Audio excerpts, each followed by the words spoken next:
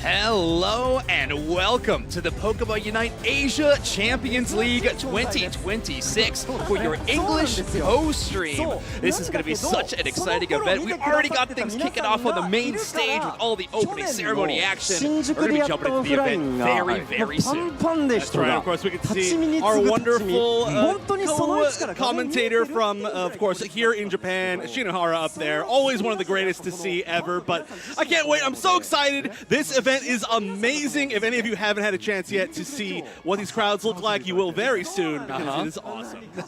Yeah, hello everybody. I am Zoinks, joined as always by Wonder Chef. And while we have these event and festivities ready to go, we're not the only ones here in the booth. We actually got all 5 of us ready to say hello. So if they want to pop up at any moment, there they are. We got a full booth today. What's going on, everybody? Pokemon UNITE is going to be so fun this weekend. Asia Champions League time. And that's right, the mustachioed bros are wearing the jackets again. I can't wait. How's it going, Spraggles? It's going amazing. I can barely hear you guys with the crowd and everything going on. I know I have headphones and I refused to put them on before the show. That's a mistake that I made. I cannot wait. This is going to be amazing. There's a chair right behind me. That's where I'm going right now. Okay, great. Deucex, how you doing? Oh, they're over there, actually. I'm assuming you pointed at me to say some words to the folks at home, and I ignorantly followed Spraggles and not wearing the headphones because he said, I'm not doing it, and I said, I'm not doing it either. They're right there. I could have put them on, but I didn't. And also, this is where the Japanese casters are hanging out, so I'm going to go hang out with them. Stay fresh, cheese bags. We'll be back in a bit. Awesome. All right, Kello, how about you? How you doing? I'm doing great. It is wonderful. It is an amazing view from up here, and I'm just so excited for today and just to see all the teams battle it out on the stage. Honestly, I just cannot contain my excitement. It's going to be so fun. And Wonder Chef, how are you doing as well? You know, I don't know if I can, if when I say bye, can I just like duck out too and then you just take yeah, all and the then first it's games? just me left, unfortunately. Yeah, all right. No. I'm doing amazing. I mean, we're back here in Japan. This is now, our 3rd time here. We got to cast ACL last year. We got to cast Worlds a few years ago, and now it's back. And honestly, their events just keep getting bigger and bigger. Yeah. The competition across the world is getting scarier and scarier, and that's going to show a lot today because the teams that we have are ridiculous. Yeah, this is an incredible tournament. Obviously, it's kind of a mainstay in the Pokemon UNITE competitive community for the last few years now. We got some exciting changes going into this tournament, though. Obviously, the inclusion of 3 international teams this time around from the Western world, qualified via LAIC. But we also have some final specific rules we're going to be talking about throughout this weekend of event. And of course, the very recent news that now this event will be awarding 2 World Championship spots this time around. A lot on the line for this tournament. That's right. And of course, we were so thankful to be, asked to come here and be doing the English broadcast. There are a few other co-streamers as well that are co-streaming right now. I mean, Chris Heroes, there's Bridget as well. Happy birthday! Happy birthday, Bridget. Bridget mentioned number 1, of course. The final member of the cast, Bridget. But always be sure to watch them as well. I know there's some Twitch drops and stuff going on, so I'm really excited for that. Badge. I know. I gotta get it. I gotta get it on my phone right now. But yeah, so there is just so much going on. And of course, the main broadcast, of course, will be the Japanese broadcast, but we get the unique opportunity to be able to watch not only the main stage matches, but we can actually go and check out some of the off-stage matches. There is going to be an A stage and a B stage playing simultaneously, and there really is no such thing as like a B stage match in this event, right? I mean, this is 16 of the best teams in the entire world easily, and every single one is bringing something particularly scary right now, I think. It's as close as we can get to the World Championships without it quite being at that event, but still the caliber of teams like you mentioned. Man, my first caliber of teams mentioned. It is going to be an amazing event watching these teams actually battle it out against each other. We get to see some of that regional clash already, not only from the Western world versus some of these teams from the East, but of course we are going to see a little bit of that action even amidst some of these Asian teams as well. Right, and I feel like historically, watching ACL, especially over the past 2 years, we've had a really good opportunity to get a sneak peek at what's going to happen at Worlds, right? True. There are some teams, for example, like when you and I were watching 2 years ago, we got to see teams like Zora Tigers Gaming, who obviously ended up coming eventually, 2nd place at Worlds. We've seen some really amazing teams that we didn't really get a chance to see as much, and some of these teams you may be more familiar with, watching from a more Western audience, and some of them maybe not as familiar with, but all of them qualified here for very good reasons. Yeah, I mean, take a look at this bracket, too. We are running a double elimination bracket, though, as you can see on the top of your screens. So these teams will be the top 16. Their first round will not be an elimination match, but staying in that upper side of the bracket is going to be so important. A lot of major matches happening, though, in this first round, Wonder Chef. The first couple of matches that are going to be on the broadcast with A and B stream will be Enter Force 36, Onyx Rise, and Team Nemesis versus Force Gaming. We'll likely be casting the majority of the latter on this broadcast, but of course there's multiples that you can tune into. A lot of people, though, with eyes on that Reject Dignitas game to be starting off the day in our second set of matches. Yes, I mean, every round one is very cool, but Reject Dignitas, of course, two of the biggest names in the world right now, one of the biggest names in Japan versus one of the biggest names in the West. So that's really what you're going to watch. It's going to be our second match of the day, most likely. But a little bit later on as well, we've got GMU and T1, which is one that I'm actually quite excited to see. Scars and Rival, two other great teams that I feel like are kind of maybe not considered up quite at the exact top, but could win. So they're it's a pretty important, I think, match for the rest of the tournament. Fennel versus Godlike, and India, who has a pretty good track record at ACL. I mean, doing really, really well 2 years ago. Last year, they put on some pretty good showings. They didn't quite make it maybe as far as they wanted to, but they are certainly a threat, without a doubt. They've shown that as a region at Worlds as well. And then Full Sense and CACM, that's going to include, of course, our third and final of the Western teams, or the teams from our region. Of course, CACM representing Latin America. Yeah, that's going to be a really exciting match. You can take a look at how these teams qualified for the event as well. So via the Asia Champions League was the primary way a lot of these teams made it into this tournament. They had league matches throughout a series of weeks and then ending up with a playoff format to qualify for this event. Of course, 4 Japanese teams qualified, as you can see on the top of your screen. SEA having a few as well, and then Reckoning only getting 1 team out of the Asia Champions League qualifier. Winter Tournament was more of an open bracket. We saw some roster restructuring from a few of these teams, and of course, GMU being this hot team out of Japan, which has a lot of question marks around that roster. And then at the bottom of your side of your screen, you can see the Western teams from LAIC, and our one invited team from China will be Dark Peach. China is a really, really interesting story. Of course, they're playing mostly a different version of the game than us. And last year, we got a chance to talk to some of the Chinese teams. We got a chance to hear kind of what they were saying, and their ethic, their want to win was really high. I really, really wanted to see them do well. They didn't, unfortunately, get a chance to really do all that well last year. So I really want to see what's going to happen this year. Of course, there's only going to be 1 team. And then, of course, unfortunately, a few of them couldn't show up to Worlds. So we just didn't get a chance to see all that much from the region. But we'll get a chance, ideally, hopefully, soon. Yeah, I'm really curious to see what that region brings to the table in this year's worth of competition. Like you mentioned, not getting to see them. But, ooh, here we go. We get a chance to talk about the final specific rule for drafts. We've kind of dubbed it the knockout draft a little bit. We'll see if that sticks or not. But essentially what it means is if a team plays with a Pokemon in Game 1, they will not be able to play with that Pokemon for the remainder of the series. There's only 1 best-of-5 in our tournament, which will be that Grand Finals. And in that event, there will be no bracket reset, and 1 team will start with a 1-game advantage. So the maximum amount of games that we can participate with this knockout draft will be 4 games. Right, a very different format from what we're used to. But again, if you watched ACL 2 years ago, you should be pretty familiar with what's actually happening. And honestly, it's a pretty cool rule as far as seeing how deep the kind of Pokemon usage that you can see out of some of these players goes. I know there's a few people that we were talking about that we feel like they're really going to end up doing well just because they do have a lot of kind of off-meta picks that they thrive with.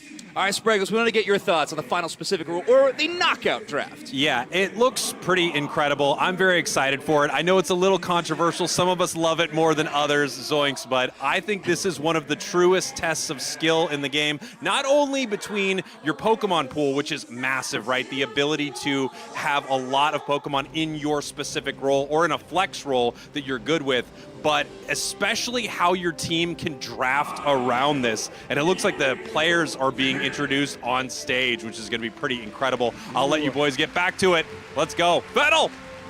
Man, I mean, what a team to beat potentially at this event. This Fennel squad is going to be so strong, but there is the number 2 in Japan, Scars. I know, a team that we get to see a little bit less, but they are number 2 for a reason. And Reject, I mean, another legendary name in the Japanese scene. Yeah, it's Pee-wee, my goat, by the way.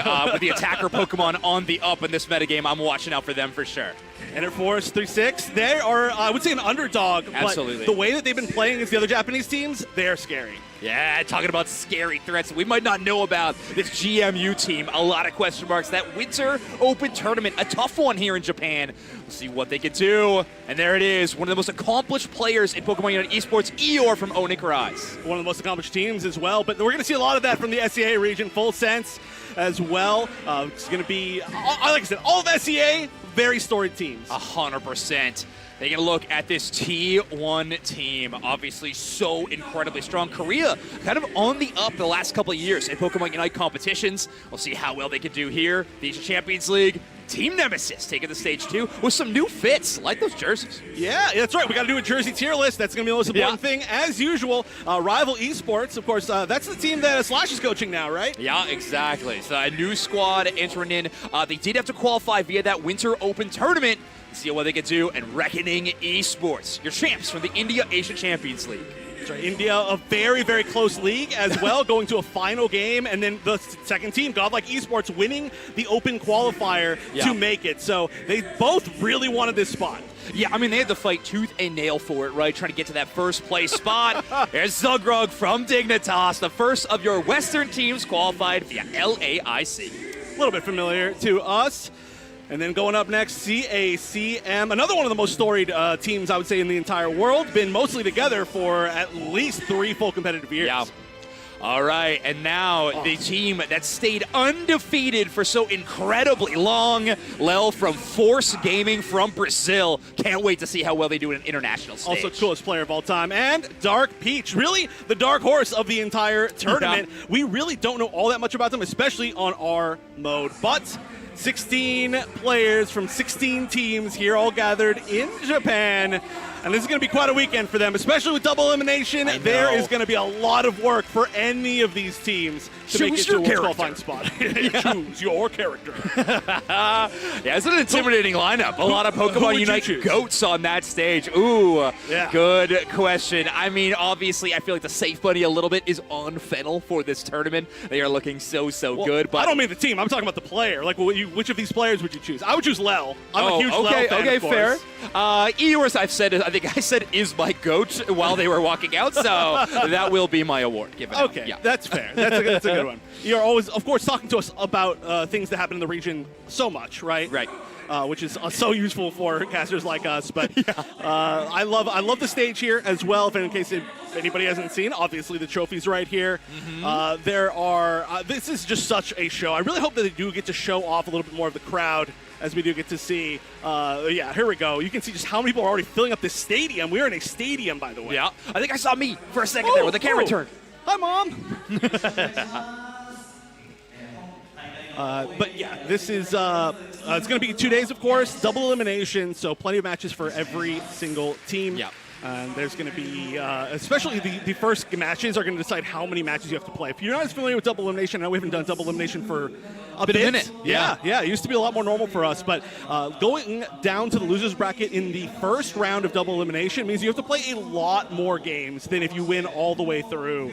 It can be taxing, to say the least, and especially with how long these days are going to be in general. Yeah, having to go into that losers bracket early, it doesn't quite double the amount of matches you have to play, but it certainly gets close.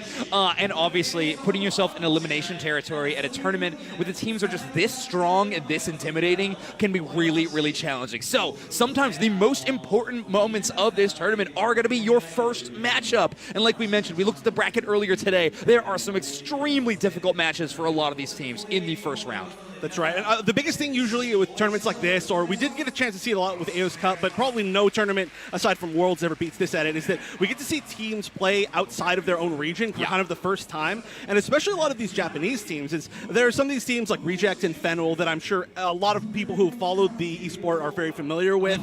But there's some of these other teams that have been doing really well. I mean, like, for example, Interforce, they're a great team. They played in a lot of like other, Japan region events, but to get the first chance to really get a chance to see them up against stuff like up against Brazil and up against, CACM technically I believe is North LATAM, and then of course against from Big, just stuff like that, or even outside like some of the SEA teams is going to be really cool. Hey, look. It's Spraggles. Hi, Spraggles. Hard to miss that one with that jacket. Yeah, I think that's going to be a great team to call out. Interforce is a smart pick. I actually think in the same vein, another team to call it is Full Sense. Having an extremely good regular season in the ACL, in SEA, performing extremely well. They did qualify. They didn't have to play out of that open tournament, so a team to be keeping your eyes on for sure. Did not win the event, but still an extremely great performance. So definitely a team to be on the lookout for. Right, and that's another interesting kind of story for kind of a lot of these regions going into this event, is that there are a lot of teams that people thought were going to be doing really, really well or like dominate a particular league, and then they didn't in the end. I think, well, obviously one big one that we can talk about there is T1 was looking really, really strong during the regular season. In the regionals, they only got third, which did get them a qualifying spot, but it was not nearly as high as people thought it was going to be, end up being. So we're really excited to see if they can bounce back, if it was one bad event for them. ROOT Dig, another one, which, not to say that they didn't do really well, but there have been some losses in the North American region from everybody near the end. Right? Everybody has kind of shown their ability for their armor to crack. So I think there was a few others, but I mean, there's just so many different regions here. And I mean, Japan as well has some really interesting results. Yeah, exactly. I think the question mark comes to in some of the North American region is, were they just focusing solely on this tournament? I mean, that's where the distraction was in their own regional leagues. That's going to be a big question mark. But of course, this is the competition. They got to be focusing on it next. They're going to have more competitions at home as soon as they leave here. But this is going to be the event right in front of you. A lot of incredible threats. I think we talked about a lot of these teams. One that I want to talk about is that team Nemesis squad. It's going to be a really strong team.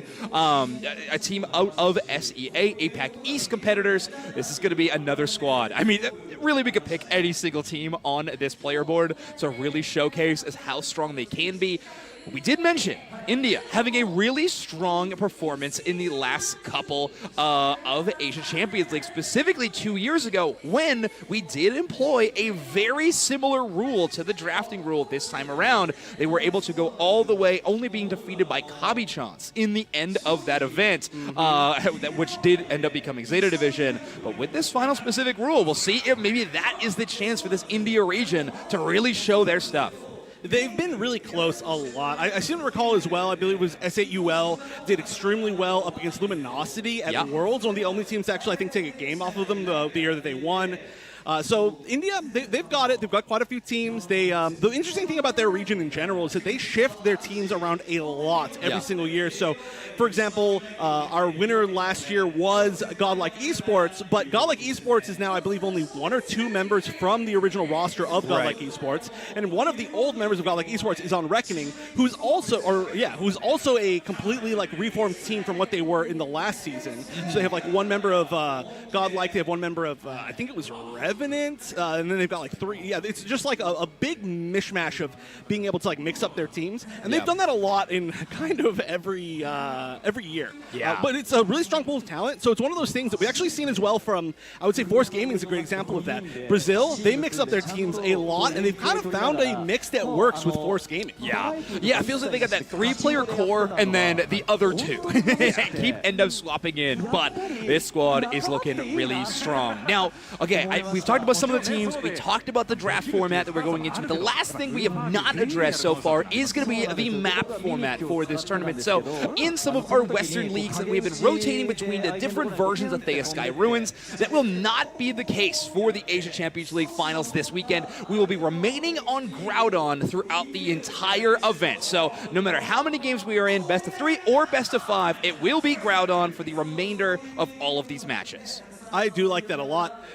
The consistency is really strong, and so far, we had a chance to see Kyogre be very strong. We had a chance to see the one Rayquaza week that we had be very strong. But altogether, I feel like Groudon does give a really solid balance for all of these teams, and with the fact that they are going to be as well playing on the the finals rule, I think it's a little bit less for them to worry about. 100%. So Groudon, I think it's the most solid, no worries choice. They can just play the strategies. I completely agree. It is a situation in which you already have so much to think about with what Pokemon we have available to us. What do we ban knowing what Pokemon your opposing team does not have available to them? Does that shift your banning strategy whatsoever? Or is there some Pokemon in this metagame that will be on that ban block the entire match? We'll have to see what goes down. Of course, having a little bit less tall grass on the battlefield will help out some of these attackers, avoid ambushes, avoid some of these really devastating pitfalls pitfalls they can fall into.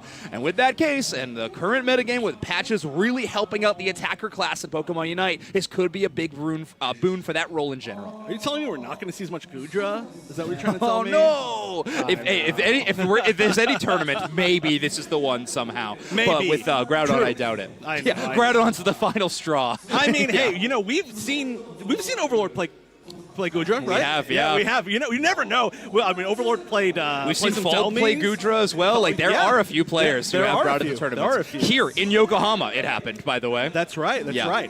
Hey, you really truly never know what people are going to play, especially in this format. But even within the normal format, of course, it's worth mentioning that our meta is pretty interesting, right? Yep. So we in the more Western scene, we did get to kind of like lock down a little bit more of a meta. But even within our 3 regions, it is slightly different. Yep. However, seeing some of the Asian teams play, a lot of those metas are very different than ours. Absolutely. Shout outs to Fuhi, of course, the other Japanese caster who may be over there right now. I actually think don't they're know in the there. booth. They are over there, yes.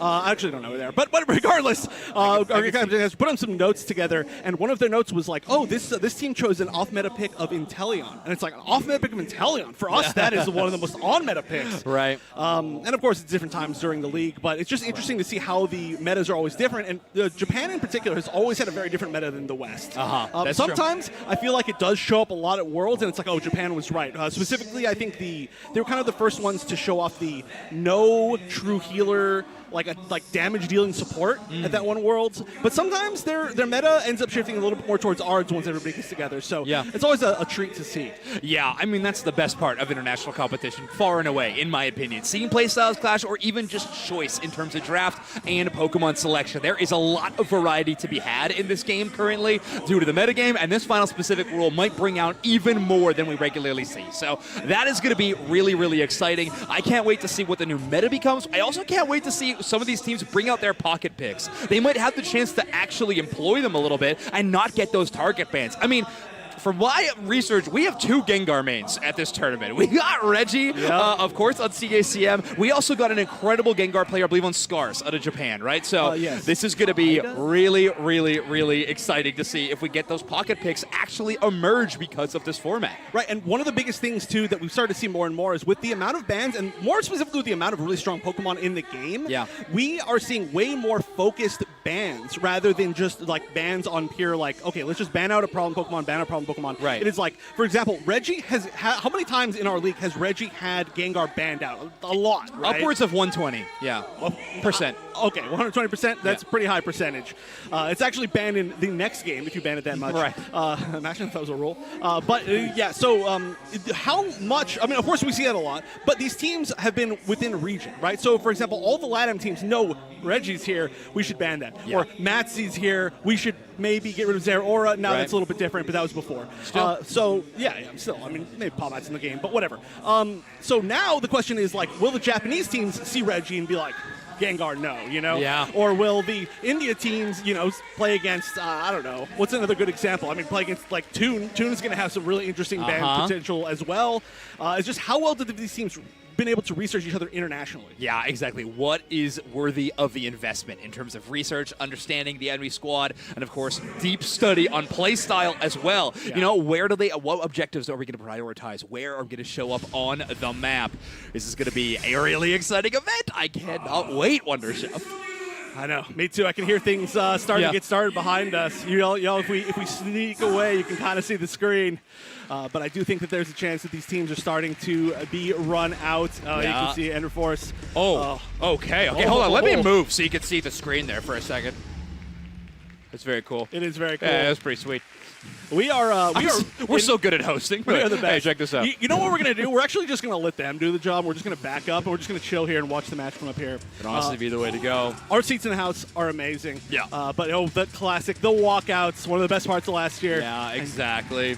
And you did get a chance to see them. I'm not sure if this is the match that we are going to end up watching. But, of course, some great teams that we're going to have to see the results early on from. So it's cool to at least see how these players are feeling as they're walking out a little bit, right? Yeah. Yeah, I'm here for production. We are going to be watching the B stage match. So, but this is the player walkout on stage for Enter Force 36 versus Onyx Rise, which I think is going to be a really interesting match. So, again, you can't pick a bad match in this tournament. So, if you were watching this one, make sure you got multiple tabs, constantly flipping between these streams, because A streams, B streams, there really is no defining better point to be watching ACL at any given moment. These matches are just simply too good. Yeah, and like we mentioned before, lots of co-streamers at the moment, some great community members, you know, Bridget, Chris Heroes, and of course the Japanese broadcast itself, where you get a chance to hear our awesome co-Japanese casters. They are the best, by the way. They are the best. I love them. Yeah, me too. Yeah, so we got Onyx Rise taking the stage as well for this first matchup on the main stage. You can tell which ones are the crowd favorites, by the way. A lot more crowd hype for Interforce 36. And of course, these the hometown buff could be pretty big for 5 Japanese teams representing for this Asia Champions League event. Yeah, when we go to EUIC, we always see the EU teams get that hometown buff. So there's a very high chance that you do end up getting that buff, and we can see here, of course. Basically, the way that they're split as far as A and B are going to be basically just like the first and the second match in their kind of little like branch 1/4 of the bracket, right? So Interforce at the top is A stage, and then Nemesis Force is B stage, right? And then I believe it's it's actually maybe the opposite. Yeah, sorry, it's just one and the other. It's not necessarily one is A, one is B, but one is A and one is B. So nothing's easy. They're being played at the same time. Every 1/4 of the bracket is being played at the same time. That's what I should be saying. Yeah, exactly. There are so many exciting ones. And of course, it's the path to the grand final that is going to be the biggest challenge. Obviously, these upper matches is the easiest route that you could go through. But just a reminder, we are entering into double elimination territory. So a loss to start the day is at the end of your event, but certainly the path is going to be so much harder post that. But taking a look at some of our brackets, I mean, Wonderchef, I got to admit, looking at the left-hand side of our bracket, that is pretty terrifying. A lot of amazing teams there. Force, Onyx Rise, Reject, and Dignitas, all on the same side of the bracket is very intimidating. But then again, I think you got to give Fennel the tournament favorite vote on that right-hand side. It's so hard to say. I mean, also kind of typically, well, I wouldn't say all ACLs, but we do end up seeing in a lot of events, especially recently over the past 2 years, the favorite to win is not actually winning the event, right? I mean, how many times have we seen that? It's been a pretty large percentage. And so, sure, you can say that it's a favorite to win, but especially in stuff like this, I mean, hey, at ACL last year, I don't believe almost anybody expected Insomnia to actually take home the main trophy. But boy, what a showing they put on. Absolutely deserved. One of my favorite tournament runs that I've ever had a chance to watch. And we'll see if it can happen again. Some other team to end up surprising us. Yeah, that was such a fun team. I absolutely adored watching that Insomnia squad. Obviously, a lot of amazing players there. They will not be in attendance for this event, though. When unable to qualify via that regional Japan League, I mean, what an intense competition between those two teams, right? I mean, you can't really think of a harder way to qualify for this tournament, despite having 4 teams in representing this event. So, not going to be able to see them. I do believe they have a merch booth, though, in the venue. So if you want to go get some Insomnia swag and you're here for the Asia Champions League, feel free.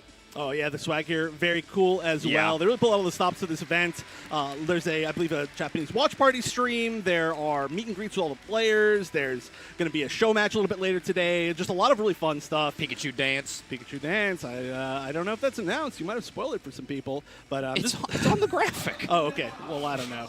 All right. Well. Yeah, I'm seeing this crowd fill out as well, too. It's going to be a very exciting day. I mean, hey, early in the morning, too.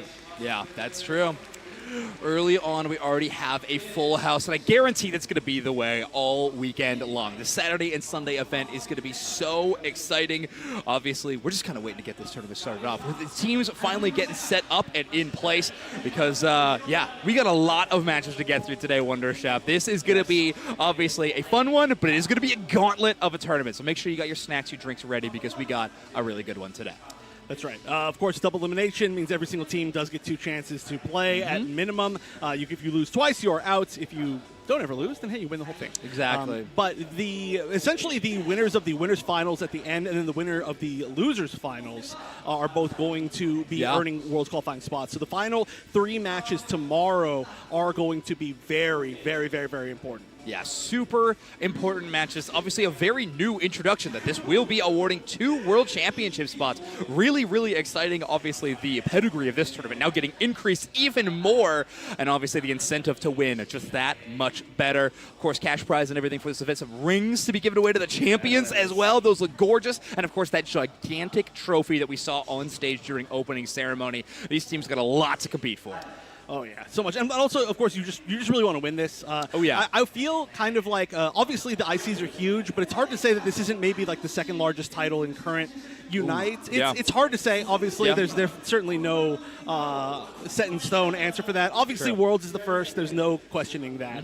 But this is in contention for the second highest title. But of course, you know, we who was it? I think it was Luminosity that they said when I think they did pretty. They were asked. That's what it was. They're asked, like, what would it feel like to win ACL last year? They didn't win, obviously. But they were asked that, and they said, it wouldn't mean anything to us because this isn't the tournament we're trying to win. Right. All right. They wanted to win Worlds. So, really, I mean, it all depends on the team, but this is obviously a big win.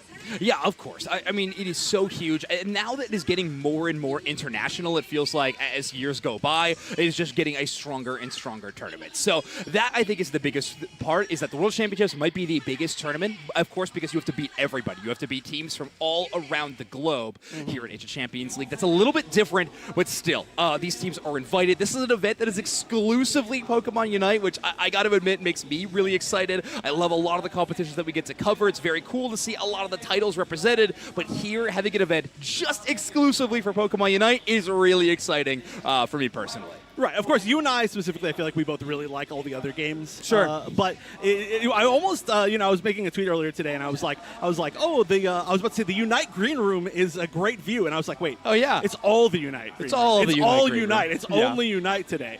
And of course, our view is actually really good. Yeah, I don't they even gave want us to the best seats in the house, by the way. know. This is incredible. Yeah.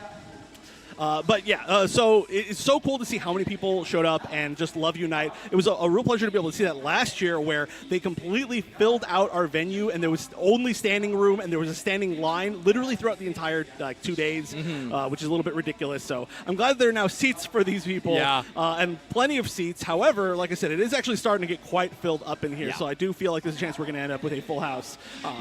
Pretty soon, because it's still pretty early in the morning. I don't have a watch. I'm going to pretend I had a watch on to figure out what time it was. Yeah, no, it is early, and because this tournament is going to be going all day long and late into the evening. So there's a lot of chances for these people to show up and check out this amazing competition that's going to be ongoing. I cannot wait. Of course, what is behind us is just going to be that main stage. In the main seating area, there is a B stage venue. Of course, it's got a lot of really exciting stuff around it. Some of the team merch booths are over there as well. It is standing room area to watch and check out those B-stage matches, which, of course, you could also do on the streams everywhere online.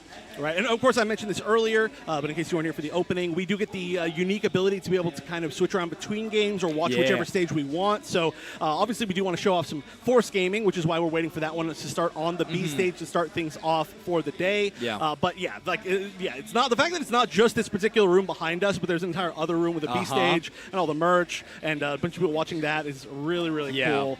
So we'll see which matches we do end up getting a chance to see. And of course, if some of them end up a little bit long, we may be able to, like either, you know, the one that we're watching is a little bit like shorter than another one is a little bit long. We might be able to watch the end of some of the matches too. There's just a whole lot that we can do, which is cool because, you know, hey, we're not technically the main broadcast. We were invited here to do the English broadcast, so it's all in our power. Yeah, exactly. They give us a lot of room to work, and we're going to use all of it, I think. It's usually how it happens. And of course, you did get to see, it is not just you and I here this weekend. We do have a full talent roster. We got, of course, Kello, Dewsnacks, and Spraggles are all here in this event. And of course, they're going to be doing a lot of really fun interview content, as well as checking out other parts of the stadium, and then, of course, getting on the commentary booth as well. So there's going to be a whole lot of content coming your way. I believe at some point we're going to be taking a look at all the merch that's available exclusively here for the Asia Champions League Finals, which is really cool. I'm hoping to get my hands on a lot of it. Yes, me too. And it's looking a little bit difficult because that line was really long. It's popular. It's good merch. Yeah. We don't get all that much Pokemon Unite merch, and there was some very fun ones. So you'll all see it a little bit later if you haven't already seen the list. But you got to get a little bit of a closer look, I would say, if you wait a little bit. So you know, I might steal it. We've decided we're gonna steal it all from Dewsnacks, right? Yeah, exactly. Dewsnacks had the chance to get all of it, which means, of course, it is now our job to try to take it away from him without him noticing. So, chat, we might need your help with that. that Ooh, later a on heist today. within the heist group. Yeah, we're going to do a heist segment. Yes. I think that sounds quite fun. I've been asking for a heist segment for so long, so I'm really happy it's finally happening. I mean, it's been a year. It's been a year for the heist segment. True. And you know what? You know what's even funnier? They did move Dupe Snacks as far away from the trophy as literally as physically possible. That is true. Yeah, we are not close to where the trophies are this time around. Yeah, for fans who were able to watch our watch party last year, we definitely had a little bit of a different setup. We had some couches going. We were just kind of hanging out, watching a lot of the matches. This time around, we're too excited. We got to get to the commentary booth. We got to put the headsets on, and we're going to be casting these matches. But of course, we might get a little bit of that watch party vibe in a bit later. We'll see what happens. Yeah. I mean, we're just here to have fun. I mean, if I had a chance, like I said, just to watch this event, I would also just be watching this event. So I know we're all really excited, and we'll see who decides to jump on the mic. Obviously, already had Spreggles a little bit earlier. Everybody's free to jump in. Maybe we'll even get a chance to get some of the like Western players, or I don't know, whoever knows. We'll see. Yeah. Who knows? Japanese players too. Really, anybody who wants to come in. Yeah. Open invite into this booth at this moment. Whoa. Okay, maybe not open invite. You have to know the password. Yeah, of course. Yeah, that's true. It's password, but don't tell anybody that.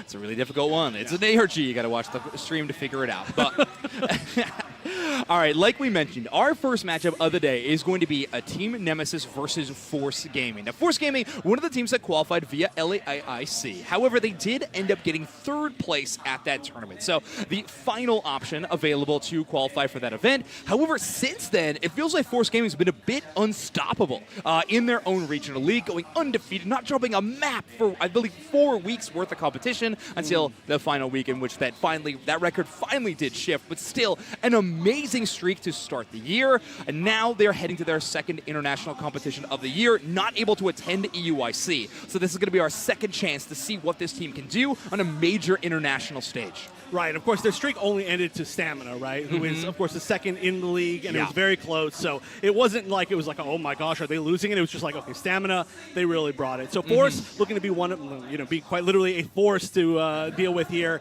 Of course, 2 Force names, which is not going to get confusing at all during the weekend. I promise you, it's going to be very confusing. I was already really confused. How many times have we been like, Force is playing first, and like Japan Force or Brazil Japan Force or Brazil Force? Yeah. This time it will be a Brazil Force, and it is fun that they're playing at the exact same time. For our also for not our confusing. Sake. Yeah, exactly. No, we should be all right though. But yeah, I think this team is going to be really interesting. But of course, they're going up against Team Nemesis, which will be that squad that qualified via that winter tournament coming in, and did not have the chance to qualify via their own playoff structure, but able to come in via an open tournament, which is saying something for itself. Having one last opportunity, and you find the clutch factor to be able to pull it off. That is really, really exciting. And of course, we're going to see this matchup happen in international level and West versus East, which is going to be really, really exciting. Spraggles, welcome in. Make sure to turn that mic on. How you doing? I'm doing great, guys. I've just been listening to you the whole time. This is so exciting. Yeah, of course.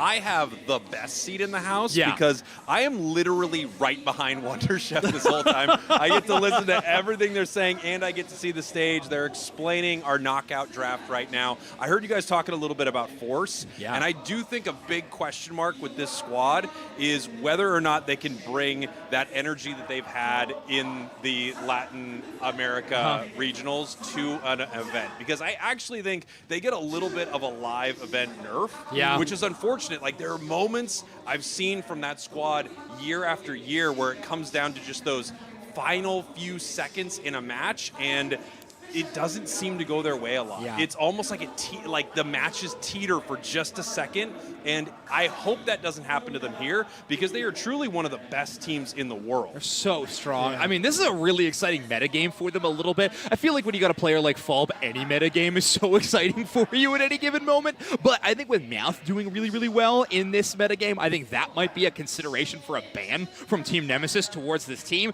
But there is just like a lot of really incredible options that this team's going to have available to them. Well, there also was, of course, a little patch recently, and I think we haven't had a chance to see as much of the meta since the patch, right? So we'll see what ends up being a little bit different. Of course, some of the changes were a little bit more significant than the others, but we've had a lot of changes recently. In the last 2 patches, the meta has changed pretty significantly. Yeah. One thing I love hearing is that all of the regions play this game differently, and we see that every time we have one of these big events. You know, you were just talking about how Worlds is kind of the #1 event, but you have ACL, which is like mini Worlds, you know? You get to see all of these metas clash. I can't wait to see what Pokemon different regions don't give any credit to. I've heard that a lot of the Eastern teams do not care about Charizard Y.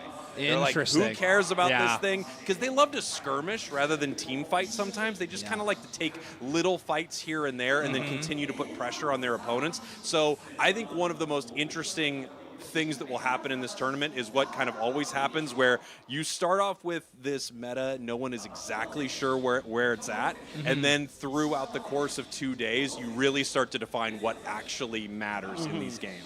Yeah, I love that pace around a big major tournament because, yeah, it does feel Wild West in day one, and then all of a sudden in day two, it's like the teams had a little meeting at the end of the day. Yeah, everyone's like, Armarouge is great, actually. We have to play it every day. The council met, and we have decided what the metagame will be, and then it feels like you do have a couple of teams who just do not adhere to that, and they have their own wildcard ability, which I think was kind of the case for Insomnia last year at this same competition, right? I mean, we had Phalanx crushing it. But we did kind of have that, like, day 2 was like a very different meta than day 1 at ACL, like pretty heavily. It's just Insomnia, they just do whatever they want all the time. That's just kind of their thing, right? But a lot of it, too, was really important. Like, I do think we got to see a little bit more like Gyarados, who wasn't really being picked as much, but they were really showing off just how good it was. And then there were a few other picks that, like, I mean, Atelion, we got a chance to see, like, very little on day 1 last year, and then a ton on day 2, because it was winning, like, 85% of its matches, and it's like, hold on. Eventually, you kind of have to realize this is a problem. So certainly, especially these 2-day tournaments, especially when they're, like, 2 big days, and it gives these teams so much time to, like, shift. And the meta's definitely, like you said, 2-day metas. Yeah, one thing that I would have loved to see, I would have loved to see Insomnia here, because they actually feel like they would go demon mode on a tournament with a draft style like this. If you have a pool of Pokemon that not everyone is jumping to pick, and all of a sudden you're bringing in Phalanx, you're bringing in off-meta at the time Gyarados, like, if you're that kind of team, I think you could do so well here, especially because unless someone is, you know, heavily invested in what your squad normally picks, it will be hard to ban out the correct things against you. Totally. Taking a look at our knockout draft right here, one Pokemon that I just have to call out, we talked a lot about, or you guys have talked a lot about the attackers in this meta, because this does feel like the long-range tactics meta is huge right now. Dragapult, that Game 3 graphic has Pult right there, and I really want to see... by the way. Honestly. I like it. Solo queue. Hey, we got, at least it's not 5 attackers, okay? You got 4 all-rounders right there. But no, I agree with you, I think Pult could be a really huge pick for a lot of these teams, especially if they're getting a lot of the more quote-unquote meta picks banned away from them. This thing feels gross, especially in a solo queue environment. And this tournament has elements of that. When you are taking away a lot of meta choices from someone, all of a sudden, like, some of those, like, solo queue carries can really rise. It does feel like a Game 3 pick, though. I think if you're bringing Dragapult out, you don't agree? I don't know. Well, I mean, of course, it always depends, right? There's going to be a big strategy as to whether or not teams go with their strongest team first, or with their strongest, you know, comps last, or just what they decide to do. And then, of course, I mean, we'll probably talk about it later, but of course, there's always the choice to kind of like shift to a completely different comp, like something like a score comp. So I don't know if it's necessarily like a Game 3 choice, but maybe not the first pick. But also, I mean, I don't know. I've seen some really, really disgusting things with it after the buffs. Yeah, no, it's an extremely strong Pokemon. We'll see. I do know it is one of those Pokemon that feels pretty easy to be able to counter, right? Especially with these top-level teams. A little bit of crowd control goes a long way onto this Pokemon, and it is a glass cannon. We'll see how it goes down. But if someone plays this Game 3 graphic comp, though, by the way, they are my favorite team for all time. I didn't even notice that the comps there are kind of insane. The first one is 3 defenders, and then the next one is full Eevee squad. 5 Eevees, and then it's the pseudo-legendaries, right? It's like the third game comp, so yeah, we'll see. Yeah, I would love to see that show up. You know, something I think that's going to get a huge buff here in this live event is Japan in general. Okay. Not only because the crowd is behind them, you guys saw the different reaction between the team from Japan and the team not from Japan, right? They're also, I noticed the crowd was doing this for the team not from Japan. So they were clapping in spirit, but they wouldn't let the hands actually clap. Oh, and I was good. like, this is bold. That's intimidating. Yeah, that's terrifying. Everyone was doing this, but then no sound was made. The crowd mind games are extremely strong. I like that. Oh, my word. The other thing that's going to happen, I think, is Japan as a region works really well together. They seem to help each other, and we're from North America. They don't, they don't help each other at all. But Japan really seems to work together, and if you have a ton of Japanese teams here in this tournament, and you can somehow get 2 of them to the end of this thing, that's 2 teams qualified for Worlds. Now there's so many more slots for Japan at Worlds. I think as a region, if they band together, they could win this whole thing in a big way. Yeah, that'd be so crazy to see. The Worlds landscape already kind of coming into focus now that we have 1 team qualified so far. In the European teams right now, we're starting to see some of those lock in there, and of course the winners of EUIC. So we're starting to get a little bit of a path forward, and our regional leagues at home starting to close up a little bit.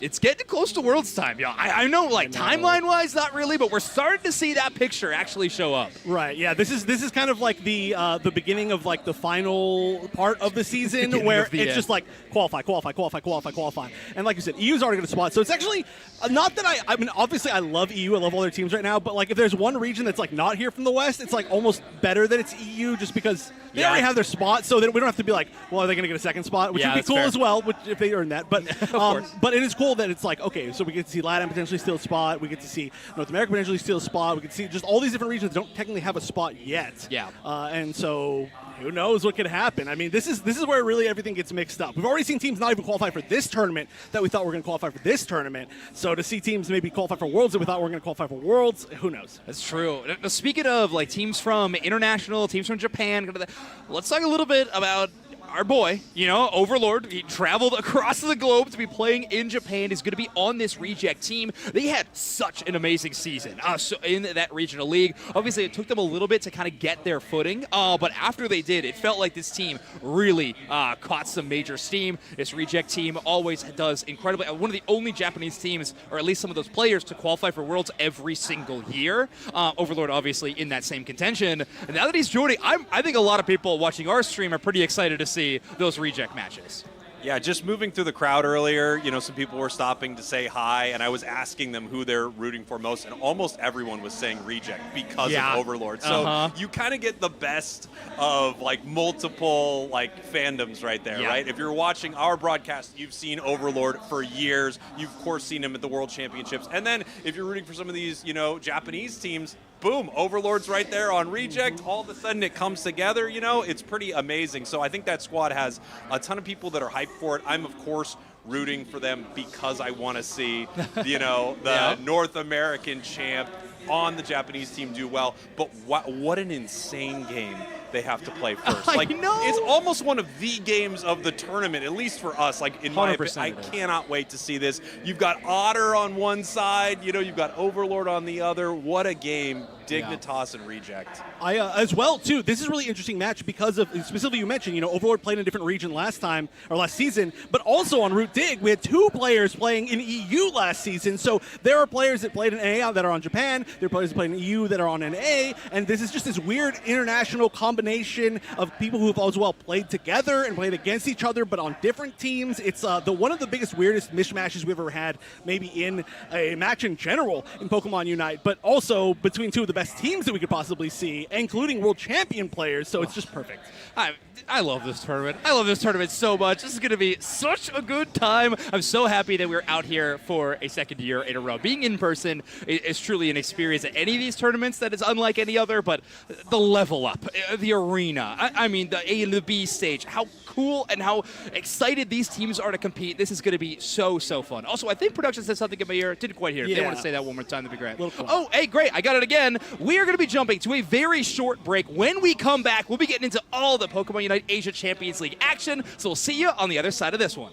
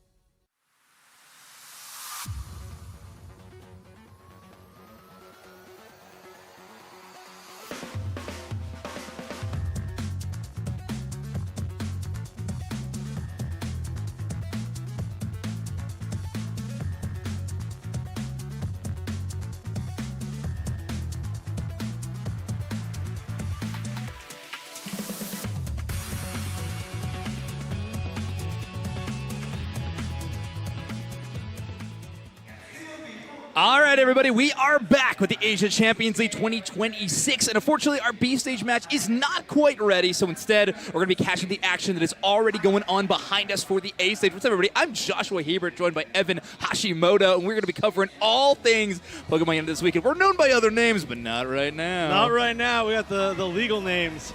Last year, Shinhara introduced me as my full name, too. So that was sick. It was sick. But, yeah, we get a chance to catch at least a good portion of this first game until the next one is ready. We'll see if we end up switching over or not. But regardless, there's action happening, and we do not want to deny anybody any of the action happening in this tournament. And it has some action I'm already liking. You were just talking about it off broadcast. We got the Cramorant. We're going to see some Cramorant at this event, and you know I love that. I've only been waiting, what, like 3.5 years for that? Yeah, I know. This is going to be so exciting. And, ooh, some interesting builds across the board for in terms of items, especially Choco actually running the choice specs on the Blastoise. So just a little bit more oomph in their special attack damage will be kind of interesting. They also got that Muscle Band. So I think very likely we're going to be looking at some rapid spin Blastoise action going on in this game. So that'll be really, really fun to see. Obviously, these Pokemon will not be available for either team going into the next games. It is Ceruledge and a Zacian as well. Both going to be gone for Onigrise.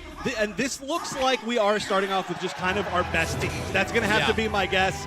This is looking like some pretty normal comms as we go here into game number 1 of the entire tournament here at the Pokemon Unite Asia Championship League Finals. And of course, on the left in the purple, Onigrise, on the right in the orange. This is a cool UI. I haven't even had a chance to see it yet. Yeah, I like these head-to-heads. We see what Pokemon are headed into path. It will be that Mega Charizard X to be clearing the central area. Ceruledge for Onigrise will be clearing. Obviously, one of the biggest Pokemon as a factor for them in their World Championships run in Honolulu previously. So a Pokemon to be watching out.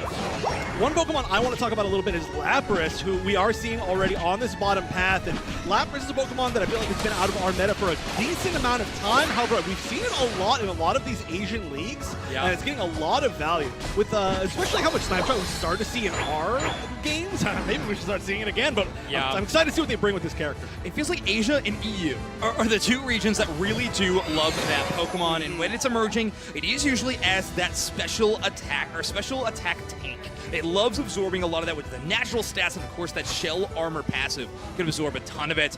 There it is. Axew is going to be going with the Air Slash build on Cramorant. Will likely be pairing that with Dive. It is such a powerful Pokemon that can get in and out of danger. With those recent buffs, has gotten even stronger in the metagame. No real challenge up top as Onigrise is going to be taking all that experience, but I do have to point out, we do get the best combo in the entire game, as far as flavor. We get to see the Cramorant potentially unite on top of the Lapras unite. Oh, there Love we go. That. Love it, but we'll see if that actually happens. That would certainly make my day in game number 1 of the entire weekend. Yeah, I'm already pulling for Onigrise in this tournament, I think, and that would, I think, have to go even further along that vein. But so far, early days, we're setting up for a Regidrago fight, which is happening in about 20 seconds. Both Onigrise and Enterforce 36 will get another full clear of their central area, as Mega Charizard X, only at level 6, still waiting upon that level 7 evolution. Obviously needs the level 9 to have the ability to Mega Evolve in the first place.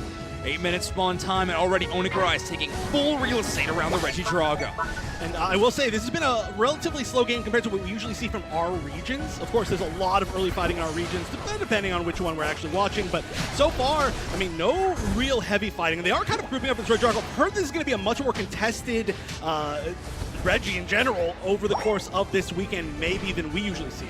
Yeah, ooh, Cramorant goes on a mission to get some stacks in. That will be a cleanup for Regidrago on Onigrise, but Interforce 36 will get that KO onto the Cramorant. So depositing 30 points in exchange for a knockout. The only danger is you are giving over more experience to that Mega Charizard X and getting closer to their major power spike. However, I doubt they'll be able to make it in time for that 7-minute mark when our first set of top and bottom Regis do spawn in.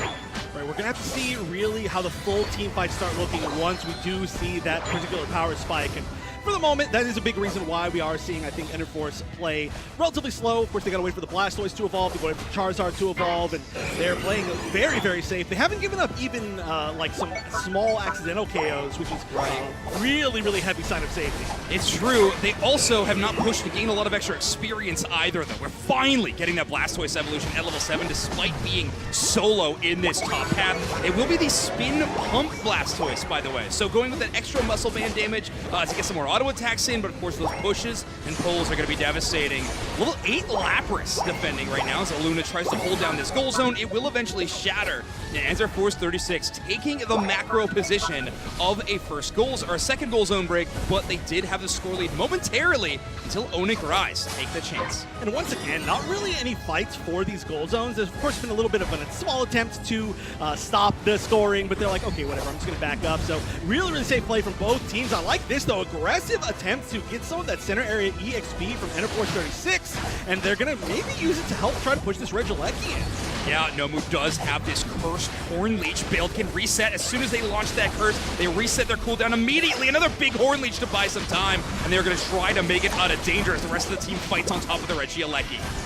They are going to be pushed back pretty heavily, though. We do get a chance to see that Charizard, but it's really not going to get all that much mileage as it's taken down, and it's going to be Celt just running through this enemy team. Could get a third if they do end up finding that Espeon. Whoa, wow, doesn't back actually challenges for another KO? That is a really risky move, and they're going to pay the price for it. I don't know if that's a misinput or what on that Espeon, but either way, that Future Sight devastated to deal with. Ender Force will get a cleanup Constellation KO, though, on the crowd, and the crowd goes wild with a Constellation Blastoise knockout. I do want to give a big shout out to Zoe on this side dug, actually, for setting up a lot of that last team fight. Good aggro positioning on this side dug, a very difficult Pokemon to KO in the first place, but plays around that headache gauge and natural tankiness to actually buy a ton of space and some big psychic setups that allow the Ceruledge to absolutely crush it. So great supportive play from Onyx Rise so far. Now, one thing that we're going to have to really watch is both of these teams are teams I feel that really want the other team to group up, right? I mean, both sides, you have a lot of extra AoE damage. You have the ability to have some really big game-changing Unite moves. But the thing is, they both kind of are playing that same idea, right? With Charizard, you really want them to be close. With Blastoise, especially with Spinstoise, you want them to be really close. You can get them all really close with the Trevenant. On the other side, you want the Cramorant stuff. You want Zacian for them to be close. You want the Unite from the Ceruledge. It just goes on and on. So this could be one of those games where it goes down to just everybody just kind of just runs into one little ball, and then just one team runs out. That's a great point, Wonderchef. I do think, though, these teams got to prepare for the long fight. I don't think either of them will be able to kind of get an immediate explosion and knock out every other team, even in that exchange where they all dive onto one another. There's just so much tanky ability on either side. You were setting up for some of these major Metal Claws that would have bounced back, but that's a big Charizard attack from the tall grass. Ooh, and they're going to even push the Regieleki up to a kind of a weird angle with that. That was a little bit funny, but the Unite coming out from the side just to give them a little bit more aggressive pushing power. They are going to split, try to get some damage from that Cramorant Unite. It does get United on return from the Charizard, who's quickly countered. It's going to have to back up. Going to do its job, though, getting the defense. It wasn't able to get a KO off of that, but pushing the entire team back is maybe just exactly what they wanted. That's a great point. It's an investment of a Unite move, but it's primarily just for a defensive play. I think Onyx Rise played around it quite well. Obviously, Cramorant gets picked up into the air, but Ceruledge with a good counterplay. Has the Bitter Blade ready for the Charizard landing immediately after, and even invest the own Revenant Rand. All of those damaging Unite moves and power plays means that Ender Force 36 does need to play back a little bit safer. It's just scary, that Bubble Beam debuff. Final bubble to pop on that Eldegoss. Could get that final stun and make it so they can't run away, but good defensive coverage by Ender Force 36. Like you mentioned a few times already, Wonderchef, it's a patient game for both teams. And what a Fire Punch steal from ISKW. That's going to be pretty huge. I mean, just trying to get this little bit of an advantage or even catch up. As we can see right now, 1 minute leg to go. I mean, 50 seconds to go until the final stretch. Finally, we're seeing the first level 13 from Enter Force. It's going to be the Blastoise, actually. Wow. But we had a level 13 on the other side with the Ceruledge for quite a while. Looks like this Regirock as well is going to go to Onyx Rise, going to give them a little bit more experience. But in the meantime, Enter Force has farmed so much. This is, I think, maybe exactly even in levels. No. Still slight advantage for Onyx Rise. Yeah, exactly. A few of their Pokemon just fighting for that level 13. I doubt Cramorant will be able to get it in time. We'll have to see if the Zacian can.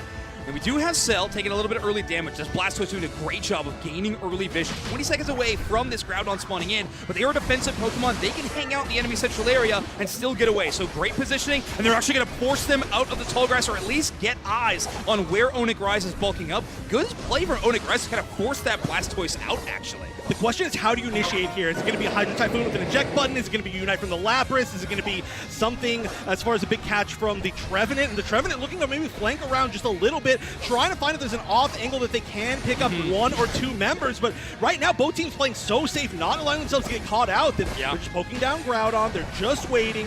Luna's getting pretty low, and it looks like the spin might be at least the first attempt to poke in. That's the Unite move from Lapras, forced out, taking too much damage. And the Psyduck as well. No one to defend. It's all in on the Lapras. They only hit the wave onto the Charizard. That's a good Eldegoss Unite move to rally back, and now Enterforce have the benefit of the HP and the Buddy Berries to work with. Oh, and they spend everything trying to take down Lapras. It's not going to work. They Unite from the Cramorant is going to do so much damage. They're going to be pushing them all the way back, but they're all so incredibly low. Blastoise has got a little bit left of the tank. Espeon with the passive damage, and that's the Lapras down. 2 KOs for this Espeon at the perfect time, making a 3 KO streak. Absolutely perfect. Onigirize, though, they do have 2 damage-dealing Pokemon with a chance to rip down this Groudon. Blastoise had to recall. Not enough HP. This will be a very close call around the Groudon. It's got to be the steal. They've got to get it, but no, it's Saraledge. Cell making it happen. All members up, all members getting buffs. They're still down by 34 points, 45 seconds left on the clock. Enterforce splitting up between top path and bottom path. There are a lot of angles that can be attacked right now by Onyx Rise. They've got to make it happen. They're, in fact, maybe a little bit split themselves as well. Yeah, look at how Enterforce actually has forming up a little bit Unite moves. They can make a Charizard, really hoping to get that one. This will be an original push by Onyx Rise, but look at this. A Trevenant and a Blastoise and an Eldegoss. Double defender setup to defend this goal zone. That's already a Trevenant down. Thanks to the Groudon damage buff, and already Onyx Rise taking the lead. Espeon on the back cap attempt, but I don't know if it'll matter. Onyx Rise, they got the firepower right now. A huge lead now. Even the back cap from that Espeon wouldn't matter if it went in. It's going to be even more. And that's going to be Onyx Rise cleaning it up just barely in the last few seconds. But what a close game for the first game of PUACL. Unbelievable finish to that matchup. You can see the final score tally here.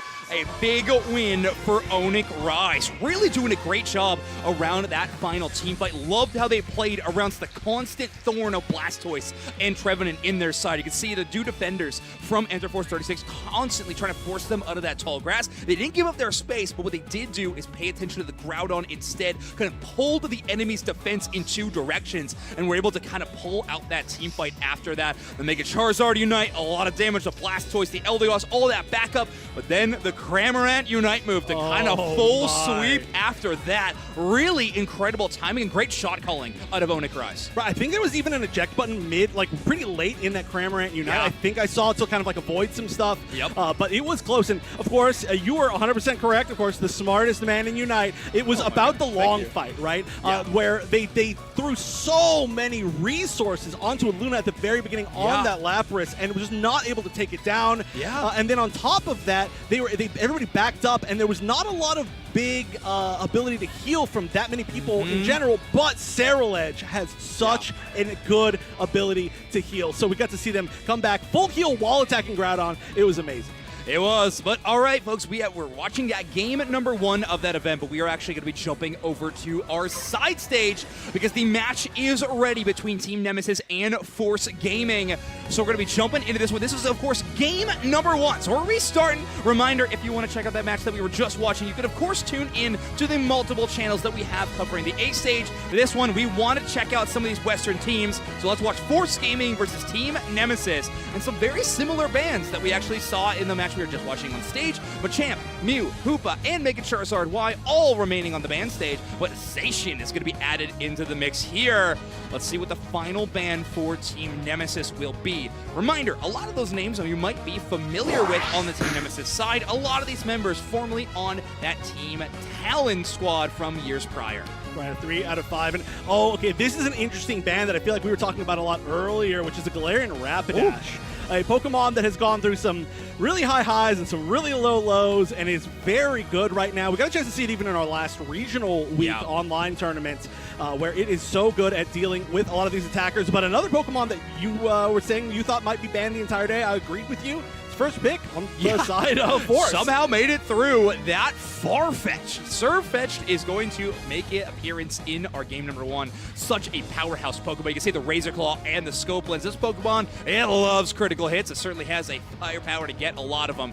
Eldegoss and Blastoise was a pretty solid combination for Interforce in the last game. We'll see how Force Gaming can employ it. As Team Nemesis might be going with that Sweet Kiss Comfey along with the Mimikyu. We do see that combination quite a bit. There are a few other really strong options for Sweet Kiss at the moment, so they could go something like Palmon. Okay. Yeah, there you go. Now they're going to switch to make it look like I don't know what I'm talking about, but that's something that we've been seeing attempted a lot recently, and it works quite well. It's very similar to what one may have seen from Sweet Kiss, Comfey, and Zera Aura a little bit in the past. I've been calling the Palmon a little bit of like a Zera Aura 2.0. With a lot of the Zera Aura players going over to that Pokemon, but it's great to see. It's a very fun Pokemon.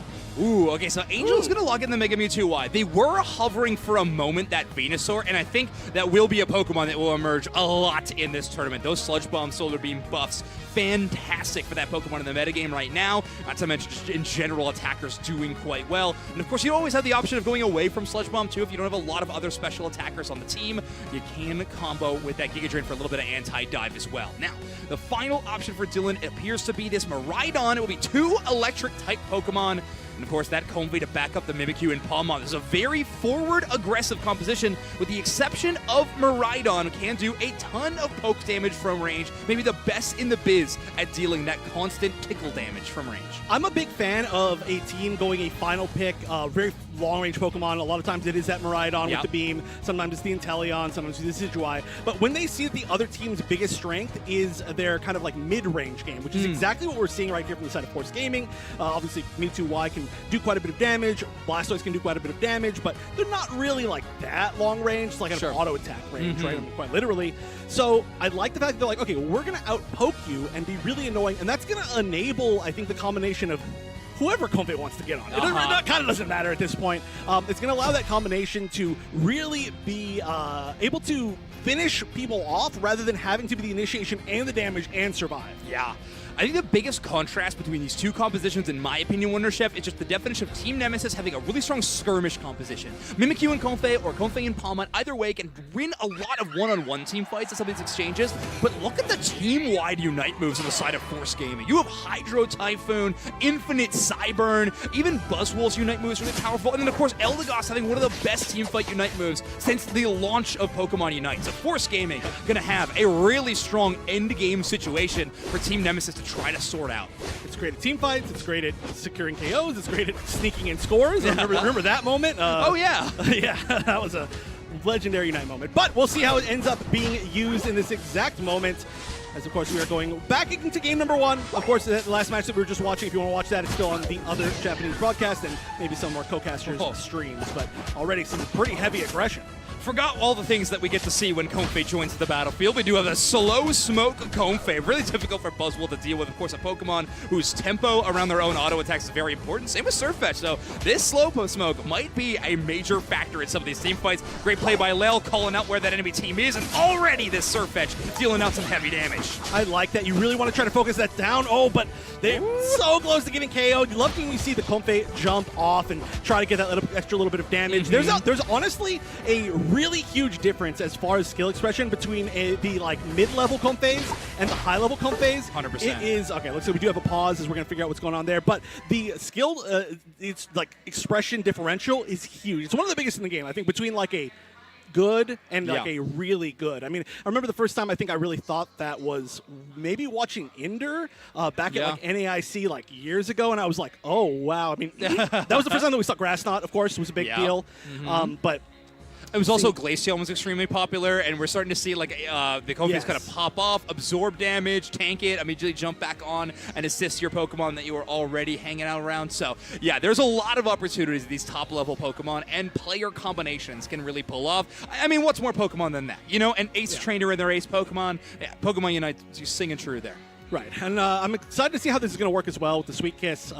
Like you said, it's actually a pretty common combination to see that either on the Mimikyu or on the Palmon now. The Palmon, we've seen a lot within the past few weeks, but Mimikyu is going to be a great target as well. And they could actually switch it up. You know, those are my favorite Comfey teams, are the teams where the target can be different. And you can actually kind of trick the other team because they're going to be like, oh, I see Palmot, right? And everybody's like, all right, deal with Palmot. And all of a sudden, Mimikyu with Comfey shows up behind you, and they're like, oh, no, that is not what we thought was going to happen. They're both very similar Pokemon in that vein. They have decent mobility. Both of their auto attack, or not auto attack, but physical attack damage are a little bit of cleave. You have like Shadow Claw and Thunder Punch are both hitting multiple targets, of course, and they love to have those targets within close range. So that's where that Sweet Kiss really starts to benefit. But they also are Pokemon that are great at restoring their own HP after dealing damage. So Shadow Claw going to be restore the HP of the Mimikyu, and then of course Palmot just with its auto attacks having some of the best lifesteal in the entire game.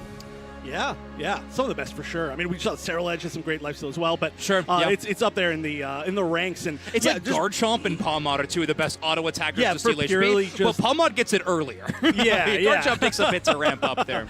And you get maybe one good fight with Garchomp and it gives that chance to do that. But the shielding. Okay, for those who are maybe not as familiar, of course there were 2 years of seeing Comfey purely played as the healing Comfey, and if you didn't, it was like, what is this? So that is not going to give you any healing with this version of Comfey, right? This is going to give you a shielding alongside the crowd control. So the shield allows them to get a little bit more time to get some of their own health back, and it really, really helps enable that. However, if you put it on a Pokemon that has no self-sustain, the shield is only sort of delaying the inevitable, and it might save you from a fight, but it's really not as effective, I would say. So that's why we do see it on Pokemon like this. Yeah, it is an interesting role, right? Obviously, the floral healing is going to be the more traditional way to do things. It gets that HP up real quick. And, that build we could still see that happen in this game. It's not a non-option. But I think seeing the synergies between the Mimikyu and Palmot, we more traditionally see that Sweet Kiss combination. So we'll have to see, once we get back into this matchup, what happens there. But of course, the other side having a lot of tools in this arsenal to try to fight up against this combination. Of course, Hydro Typhoon, a very powerful Unite move that we talk about in every tournament since the start of this game, but it is really solid to, of course, knock out that Pokemon. You're hitting 2 for 1 anytime you have that Comfey combo. Right, and of course, I'm guessing what a lot of these builds are going to be, but already in the first game of Enter Force versus Onyx Rise, we saw some builds that are very different from what we saw. In fact, I think we're going to go take a look back at that stage while we figure out what's going on with the offstage game. And hey, that's the power of our broadcast this weekend. But what I was saying is that, I didn't expect that we were going to see much Spinstoys this weekend. We already saw Spinstoys. What was it on game number 1 over here that as well was an interesting pick that I wasn't expecting? Oh, I'm blanking on it now. We just saw it. I'll think back on it. And certainly when I see the Pokemon, I will know. All right, so Mega Lucario going to be locked in. This Pokemon that did receive some pretty heavy nerfs in the most recent patch. I wasn't quite sure how much we would see of it. Alcremie, though, a Pokemon that we have been seeing a lot over in the West, and they are going to be going up against a Clefable. So the HP restoration is going to be in spades. And all right, Enter Force 36 entering into some of these very interesting compositions, going triple all-rounder, double support. Interesting. If you want to talk about kind of a brawling composition, this is going to be it. Of course, Clefable, very well known for being an enabler for a whole lot of Pokemon to just run in all at the same time and fight, right? You're all going to want to stick around it. And being able to kind of separate them or do a lot of AoE damage to them is very, very important to be able to counter that. It does seem like, of course, we have the Blaziken who's going to be able to get a potentially gnarly overheat into that. You might be able to solo somebody out with the Machamp, who's been banned in all the games that we've watched so far. So maybe potentially submission somebody away, or push half of the team away, or just unite all of them. Yeah, it's always a fun combo. Wow, honestly, looking at these drafts right now, to me, this is feeling like an Onyx 2-up over Enter Force 36. I'm not going to lie. Obviously, there's a lot of firepower on the side of Enter Force 36, but I'm not sure if it's going to line up to a very well-balanced composition from Onyx Rise. Obviously, I think this Trevenant's going to be a major force for the entire tournament. E36 were the ones that played it in Game 1. Onyx now responding with a chance to play it in Game number 2. I'm curious what we're going to see from the Urshifu. That's kind of, I feel like I got to see that before I really truly make a judgment. Of course, especially when you're against something like a Blaziken, having an additional secure on the other side to be able to challenge it is really, really important sometimes. But you kind of have to choose. Do you want to challenge it, or do you want to just completely ignore it and try to deal with the situation completely different way? Team fight even earlier if you're given the opportunity. Don't even let them get close to that thing. So could be an option. We do have the ability to Psyduck Psychic that Pokemon, but here we go. We're ready and we're going. As E36 is going to be your purple team Onyx Rise, your orange team, that Urshifu will be headed to the central area. No one on Onyx Rise except maybe the Phantom if Luna really gets creative. Well, the opportunity to invade it. As I say, it looks like Luna actually taking a pretty aggressive path, taking the jump pad over. That Phantom will be trying to steal away the EXP from the Kubfu. So there we go. I like that a lot. And Onyx Rise last time, they had a pretty weak center area with the Charcadet, and they were not invaded, which is a pretty common option to invade, but being able to invade against a Kubfu, maybe the most popular invade target, and it makes a lot of sense. We are going to see it be able to get that buff, but just the annoyance is going to be, they're staying right on top of them. That's hilarious. I mean, they do get the EXP and the evolution, so that team fight might actually be a little worth that team fight. The one-on-one between Clefable and Mew, I actually think pretty solid investment. There it is, the Water Bear. So Rapid Strike Urshifu, that last hit of Surgery Strikes having so much range, able to hit the Phantom through the wall, even though we did see Luna invest that eject button. So big play there. The being able to be the multi-strike is going to be nicer to give them an option to be able to dive into that Mew. They don't really have a lot of other great options for the Mew's range at the moment. So I do like that a lot. And also, if they're going to be a little bit grouped up, it is going to allow them to get a little bit more of that damage, just kind of resetting through them over and over. But top path, they do have a lot of evolutions that they're waiting for. That's why they're playing a little bit slower up there. Finally, though, some assistance, as it looks like we are probably going to see Alcremie go down. Yeah, and again, an eject button invested from Zoe. However, Alcremie, not a Pokemon that's going to get a ton of use of that as the game goes on. Biggest advantage for Interforce 36 on the top side will be the 4-on-1 they just forced, of course, but also the fact that they've held Eeyore just to level 4. This Machop not having access to submission makes it really difficult to move around with this crowd control. The whole reason you're picking it is for that unstoppable trigger to be keyed at basically any time. Right, it makes it so hard to KO, it makes it so hard to escape, it makes it so that if you're out of position at all, you are just in trouble. I love seeing the submission make the comeback. I mean, that was one of literally the first meta choices in the entire game as it released, so kind of cool. We're seeing some familiar things here. One of them Mega Evolves with that Lucario, though. That's true. All right, here's the overheat channel. Good timing with the Electro Ball for max usage. Good coordination from Onyx Rise. Not like anybody from Interforce was really in the proximity to steal, but either way, just good shot calling again from this team from SEA. Yeah, the secure power on the side of Onyx Rise is going to be so strong, between literally exactly what we just saw there. I mean, that is just a huge chunk of damage, so I do totally get the idea of, like, you don't even want to challenge it with a single striker Shifu. They're going to have to be, I think, a little more aggressive in some of these fights, and we can maybe see the submission opportunity to get away. Can use the eject button instead. A big Electro Ball going to go in and chunk a huge amount of Interforce, but it looks like maybe everybody gets out. No, Shifu going down. That's actually a huge KO to get in this moment. They're trying to get some returns, but a lot of eject buttons popped to get one KO, but still a very important KO. Love the way Axe-Q is moving on this map right now. Is Mew basically permanently on this coaching Electro Ball build, allows them to weave in and out of these team fights, be as aggressive or retreat as much as they want, and it sets up for these really good long-range boosted auto attacks. Mew, with that boosted auto, the longer range they are, up to a cap, will increase the damage off that attack. Big KO, though. They finally shut down this Machamp. They will not be able to take the Regieleki. Good take by Onyx. Power Punch is going to be one of their best options. They are not going to be able to do it, and it does look like we're going to get another pause. That was funny, though. We did see an attempt to KO that Clefable.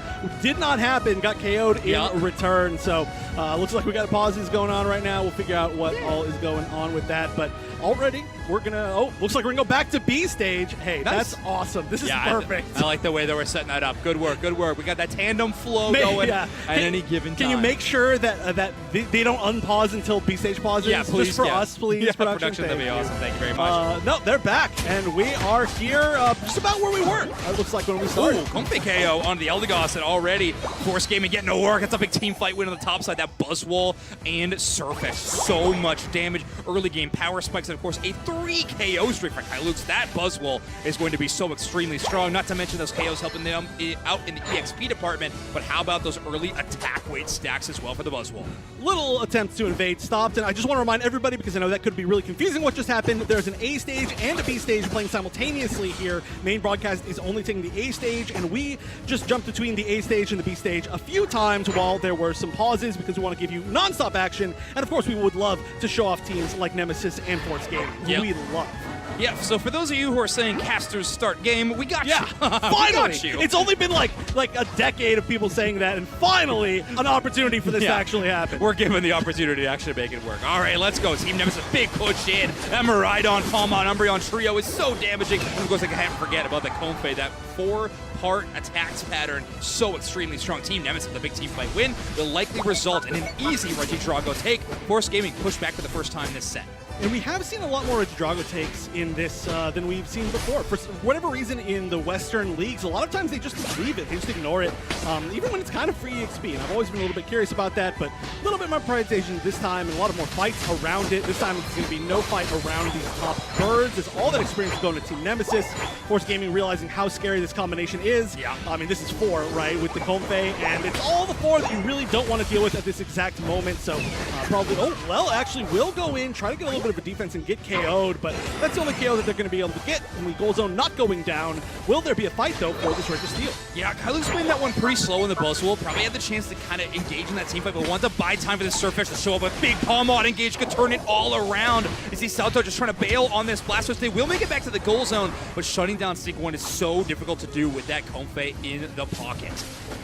They're waiting for another engage, and Valve, of course, being on this Surfetch, we didn't get a chance to, we got a chance to talk about a little bit of great way to deal with the engage, but now they're going to have to deal with it on the bottom side, not the position that they were standing in, so opposite what I was saying. Surfetch will be able to kind of get a re-engage, but when you're already down members, it's not going to matter as much. That Palmon staying perfectly healthy, a 3 KO streak, exactly like you said, a 4 KO streak. I'm sorry, they almost got the Penta. They were able to just not need any healing and just heal themselves for the entire fight. I'm really interested in how this Sweet Kiss interaction is working with the Supercell Slam. We saw it kind of being the animation triggering mid-flight from the Palma, but it almost felt like the effect was a delayed effect after they landed. So we'll have to look into that a little bit after, but either way, nice coordination by Team Nemesis. The setups of these major moments. Lel again on the business end of that Palmon fist will go down, and Team Nemesis off to a really strong points lead. This combination is looking really strong. Comfey, we've seen it a few times, but there just has not been a true answer for it yet from Force Gaming. Yeah. They don't have any of those unites that target out specific, solo no targets. slow beam, and obviously no Mimikyu, seeing it's on the other side. Obviously the natural counters of the Comfey duos. The Miraidon kind of stealing away that Regieleki in terms of positioning. And this Miraidon is doing so much work. They are diving into the back. Speaking of solo targeting out unites, that's going to be one of them. It's not going to be enough to get the KO, though. Surfetch is so hard to deal with. You can see right there, KO's returned on both sides, and this time it's going to be Mewtwo getting a whole lot of mileage. But in the end, of course, it's just so hard to take down Sync on this. Palmon will be the clean-up member. Will they attempt to push in this Regieleki? They very easily could. Sweet Kiss comes out, doesn't really get any targets. Easy 3rd KO in the streak, easy 4th KO in the streak. This is looking like a penta to me. If they can just clean up one more here, the detect is just trying to make it long enough that it's not a penta. There it is. Our first penta of the tournament officially will be obviously Sync 1 on the Palma. What a play from them, trying to buy as much time and allow their teammates to score off this debuff Regieleki goal zone. They'll increase their scoreline up to 225. This Sweet Kiss combo has been really devastating for Force Gaming to deal with. Every now and then the Surfetch getting caught in it. Of course, this Buzzwole forcing all the way to the backline to try to deal with that Miraidon, but it does not matter. Of course, this Comfey Palma duo really, really strong, and I kind of liking that in this knockout trap format. You're not really going to be able to play this combo with other sets of Pokemon, but it's an extremely great lineup. Yeah, I cannot explain, as it goes down, I cannot explain how strong Miraidon is in this comp as well, but they are going to be able to take them out very, very quickly. They are going to be able to kind of use that for their first maybe team fight win. Big initiation with the Unite as well from the Umbreon, but no, that is a full team sweep. Force taking their first big team fight win of the game. And they have a great chance to score on both the tier 1s on bottom and top goal zones. This would be a huge overdunk on the bottom. Sorry, not that massive, a 4-point overdunk, but still catching them up in the scoreline. Huge 4 points. Team Nemesis, though, with a good rotation, will shut down one of the scoring attempts. So Force Gaming not able to totally come back in the macro-wise of this game. However, they do finally get on the board in a major way. This could be a Regieleki take, but instead they are going to focus on clearing their own central area for the EXP instead. That was such a huge time for them to make that huge team fight fight win too. What a huge experience string. I just said huge a bunch of times in a row.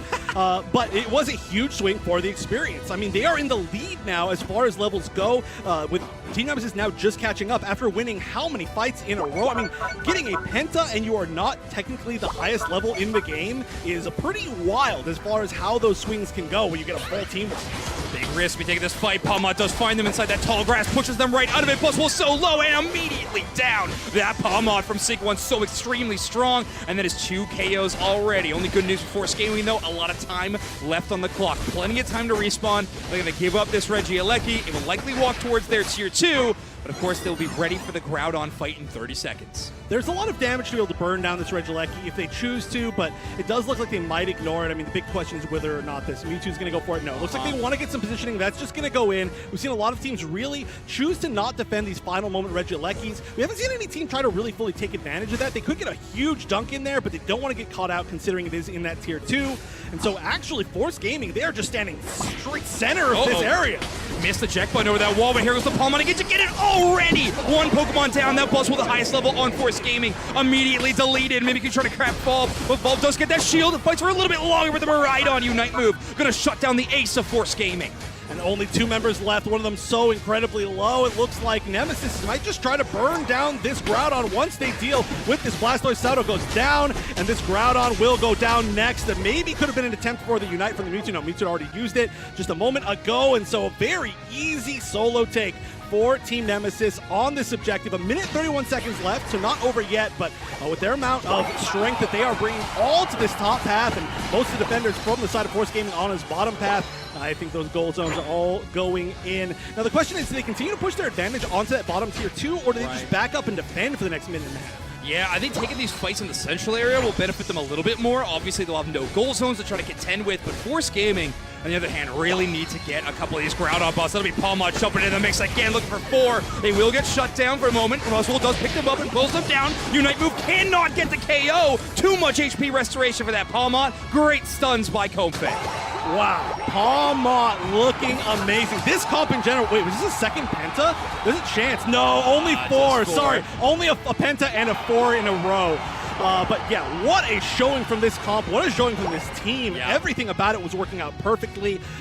Like I said, the comp itself, obviously the little combo that we see main here is so strong, this Palmot one, but the enabling that the rest of this team was able to do for it, specifically the Miraidon being able to do that poke damage, the Umbreon as well, was making sure that nobody had enough shields in those main team fights to be able to survive through that initial burst of the Palmot. All right, another chance for a penta, but as that's happening, I mean, this one is wrapped up. It's in the bag. Yeah, I think Team Nemesis playing around this final team fight extremely well. I mean, let's face it, Force Gaming with a couple of mechanical errors really put them in a tough spot. Buzzwole with an attempt of an eject button smackdown combo does not get them to the other side of the wall. They don't get that major stun to kind of start the team fight they were looking for. And from that point on, Team Nemesis is able to take full advantage of it. So Team Nemesis kind of crushing it in this whole match. The fact that Buzzwole's the first one to go down, highest level on Force Gaming, I mean, that's just spelling Team Nemesis all the way. And while this is a little bit more of a new combo as well, this Palmot combo gets 20 KOs on stage here. Oh my goodness. I say this a lot, but wait, okay, 5, 7, 9. I think it's more KOs than the rest of the entire game combined, by the way. Literally on both teams combined. 114k damage. But like I was saying, the extra 87k damage, which is a huge number from Dylan here on this Miraidon, huge for enabling this victory. What a dominant, amazing showing, and it looks like Spraggles honestly has maybe some stuff let's get to the say analyst too. Spraggles in here. Sneak in here. Well, I got to see a bunch of big moments throughout that, but what a combination between Sweet Kiss Comfey and Palmot. That was unbelievable. The Supercell Slam to initiate the fight. As soon as you're charging that, you're kind of telling your Comfey. Obviously, you're literally telling them. They should talk. Yeah. Teams need to speak, guys. More often, yeah. More often. Hey, there he is. But I've got to say, that combination of charging the Supercell Slam and at the same time your Sweet Kiss is getting ready, you jump in with a shield, then you obviously have the Comfey shield that you could have got when it attached. It pulls them in immediately upon landing. It's so clean. It's so clean, so good. What a combination by that squad. And it felt like this was something I don't know if Force has dealt with really at all. Maybe in some scrims, but... Actually, they have. So last week in the regional finals, it wasn't Force, it was the... I'm blanking around, the other Brazilian team. Tuzi? Tuzi, yeah. Tuzi used it. we saw Matzi playing Palmon a lot, and then they've had the Comfy on it. So they fought it within their own semi-region, too. Wow, it was so impactful, so difficult for them to deal with. As soon as they moved in that attract effect by Sweet Kiss, that essentially it doesn't let you do anything. You move closer to the enemy team, and it has a huge timer where you're not able to input anything for your Pokemon. They kept catching them with that over and over again to the point where that final fight was just so easy for them to clean up. And you kind of counter the weakness of it with the Palmot combo, right? Obviously, the swelling of the Sweet Kiss is sort of the natural weakness of the move. You can see it happening, you try to escape it, but you're leaping in while that animation is happening, and you land at the opportune time. Really cool combo, and it feels like a major moment of a knockout draft. I have nothing to say. Contractually, I had to be on screen within the first 2 hours of the broadcast, so I just need to check that box. I'm gone. Good luck, fellas. Yeah, no, of course, man. Thank you so much for doing that. It's really important. I'm going to let you guys get back to it, but I just wanted to pop in to talk about that really quick because that was such an exciting combo. Force down 1 game. All right, and now that tool, of course, will not be available for Team Nemesis any longer, as we are working with that knockout draft. You can see here on the left-hand or right-hand side of your screen the options that will not be available to the teams going into game number 2. However, they are allowed to pick Pokemon that were picked by the opposite side. Those bans not allowed are only for their side of the draft. Right, I do expect that we're going to see a lot of the Pokemon that are on the other side picked. Not necessarily in this game, but over the course of the tournament. So we are seeing so far pretty much all strategies that are just comps that we would normally see within the normal draft rules in game number 1. And then, I mean, honestly, kind of the same in game number 2. Just there's so many strong Pokemon right now.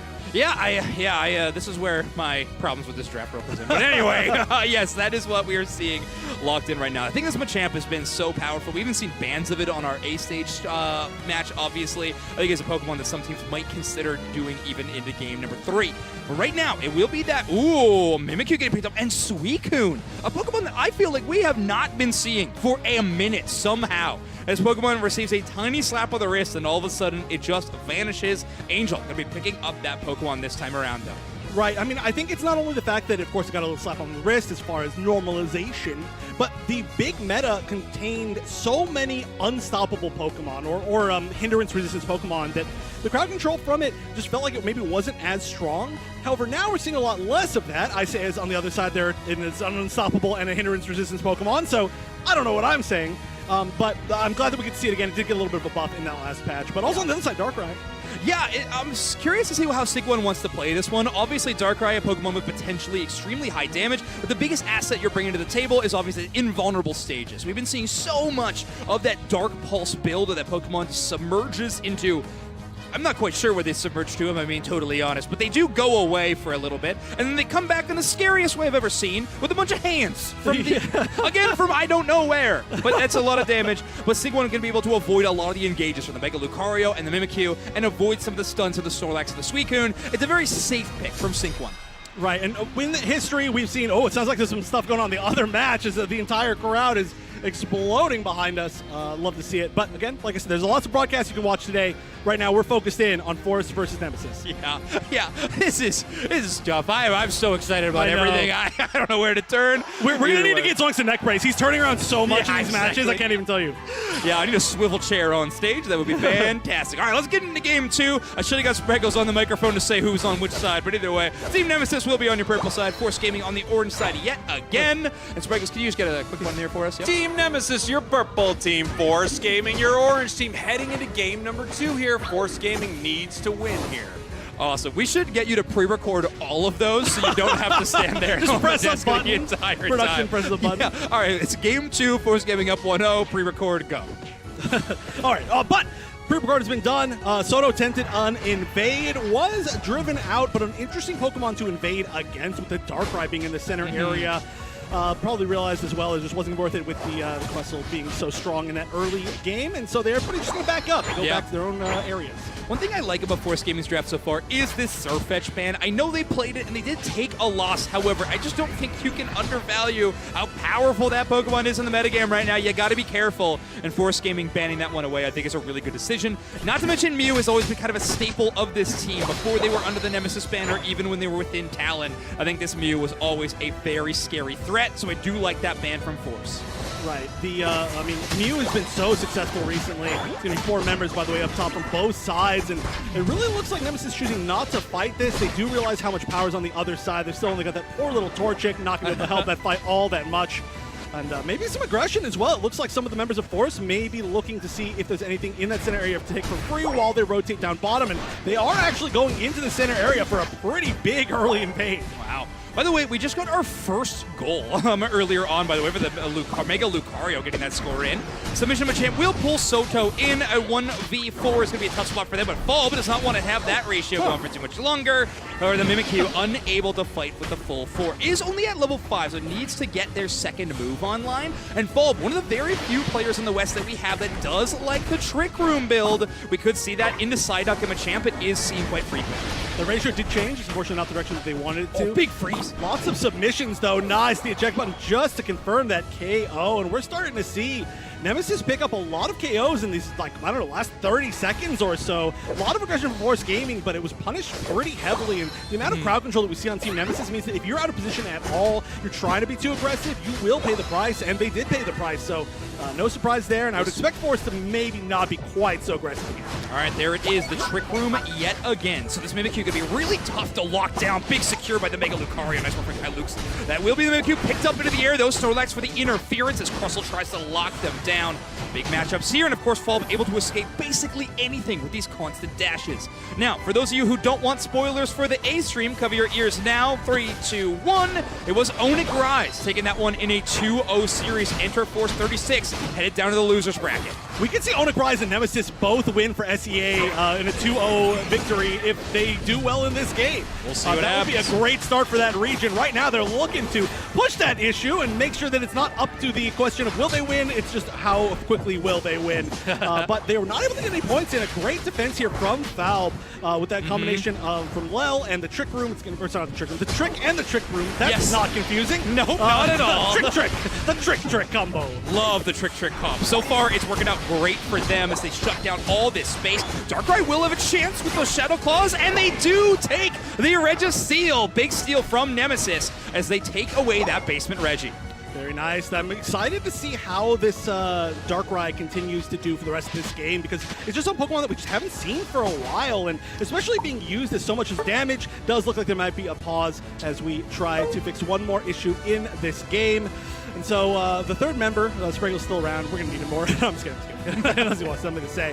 But, I mean, SEA looking so good. The fact that we now know that, you know, the spoiler thing that you just said happened on stream, I guess it's if I say that, it's not like hiding it from anybody. But, yeah, they're looking great to start things off today on the entire region. Already some great mechanics. Now, everybody, I need you to guess whose thumb that is. Two men wearing that jacket in today's venue. Yeah. It could be tough. Coin flip a little bit. What you don't know is they're actually switching their jackets every single time that we see them, and you just can't tell. Ooh. Yeah, the inner mind games between our two casters are always really exciting to watch. Yeah, their mind games against each other is what we usually do get a chance to see. Yeah. It's evolved over time as we actually see the other one over there too. But hopefully this issue gets resolved. As we did just, of course, like you said, we just saw our first game end on stage 1. Hey. Yeah, exactly. In a 2-0, and Force Gaming looking to rectify that record and try to put this one to a 1-1 fashion and see what could happen in a game number 3. I got to admit, I'm pretty excited to see this knockout draft format a little bit into game number 3. Right. But obviously, this game number 2 is really exciting so far. The big start for Team Nemesis with some major KOs and a steal of that objective. However, we are waiting on a few power spikes from Force Gaming, particularly that Blastoise. Soto waiting to get up to those higher levels on this Kanto starter. So strong in some of these late stages of the matchup. Right, especially being so, having such an early power spike, and by the early power spike I mean like level 3, you know?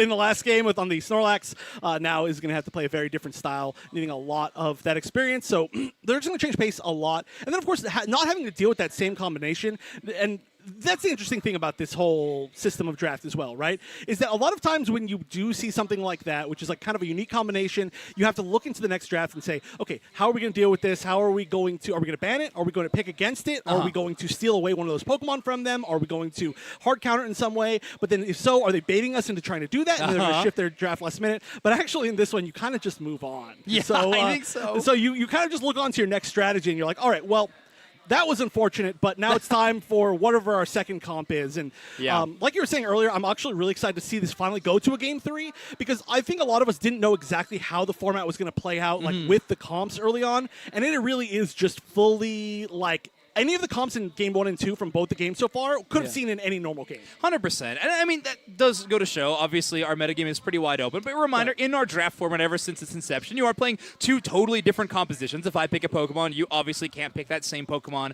on the opposite side in the same game. So we do see quite a few kind of rosters of 5s. We do have a lot of roles to fill in today's day and age, and it feels like one of the major ones is we have a Pokemon that can ignore crowd control. That feels to be so important with how many powerhouse threats are filling that role on the opposite side, and Machamp seems to be one of those marquee options. So much, though, that we're seeing a lot of bans of it these days. We are seeing it in game number 2 from Team Nemesis, and so far it's looking quite good, able to ignore those Suicune Surf combos at the moment and try to avoid that Snorlax at all times. Right, yeah, I mean, we saw the Suicune trying to run away from it, and they tried like 3 different times. They're like, please get crowd control, please get crowd control, and it was just like, no, I'm sorry, you're getting submission 3 times, and then you're getting KO'd. So, like I was saying, that's a big reason I think why we're not seeing Suicune as much is because the meta has been so strong with Pokemon that don't really care about its crowd control.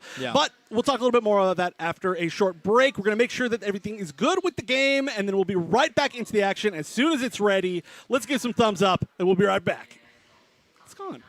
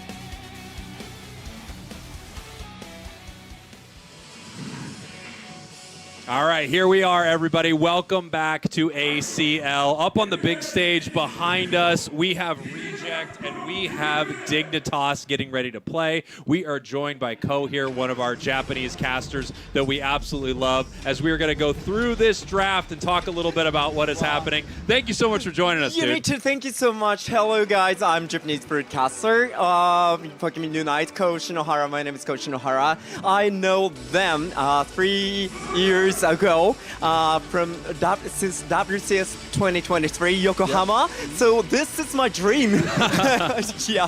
Oh, and Dignitas will come on stage. And here they come, Doob Snacks Dignitas. We got Ender walking out.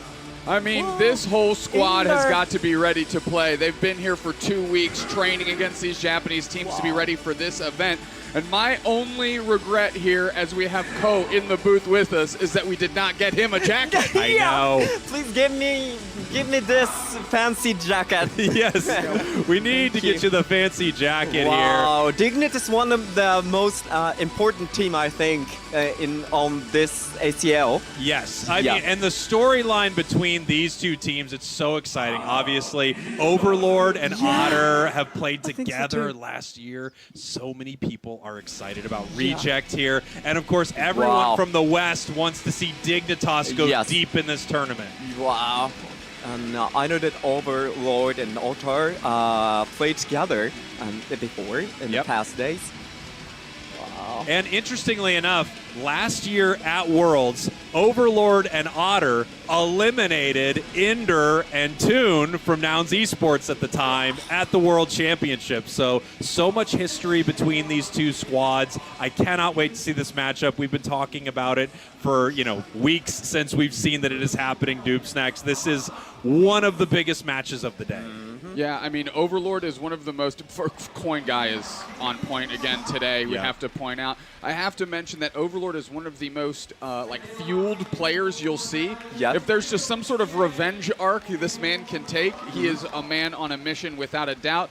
And now at home with Reject, a region he decided to come play to try and level up his own game, has an opportunity to really prove that coming to Japan was the right decision. Yes, Japanese region was started in last year, November, and first they are very struggle to communicate. It was really difficult for Overlord and for Reject. The communication wall interfered them, but in the end of the regional stage, they defeat their wall, and now they can communicate together. So that's the changed strengths of Reject. Yeah, it's interesting.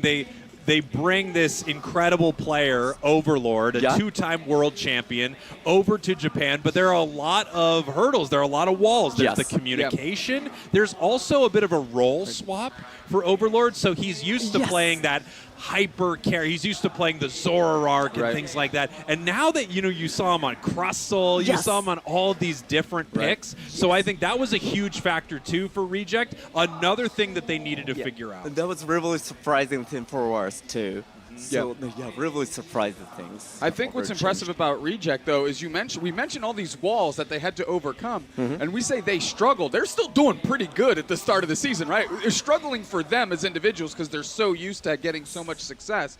But I think that speaks to their skill as players, that even with these walls, they were still finding ways to win, and despite the fact that they hadn't really hit their final form yet. So this is why ACL is so exciting, and why this matchup specifically, for me, is so incredibly important. Again, is going to validate or call into question Overlord's decision to come to Japan to compete. Yeah, it's such a great matchup. Ko, you and I were talking before the broadcast a little bit about your region and the teams and kind of where you saw them sitting. And you were saying Reject seems to be about tied for second place in their region, is the second best team maybe. Yes, I think that Fennel is the most strongest team in Japan, but Reject is gradually getting high level and more in regional stage. That's one of the reasons why Reject getting high level is communication level was getting more higher. And Overlord,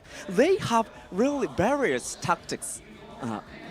Reject because Overlord changes his role. Yes. And Reject has 3 sword in their team. Heart, one is Halt, and second Satake, and 3 is Overlord. Yeah. Yeah, this 3 sword is Reject's a more important strength, I think. Yeah. Yeah, and PUE and more another Pavone. Pavone, yeah. Yes, the Pavone is a really good supporter Yeah. of Reject. They are their unison was completed on playoff last day of Japanese religion. Yeah. So today is 100% Reject.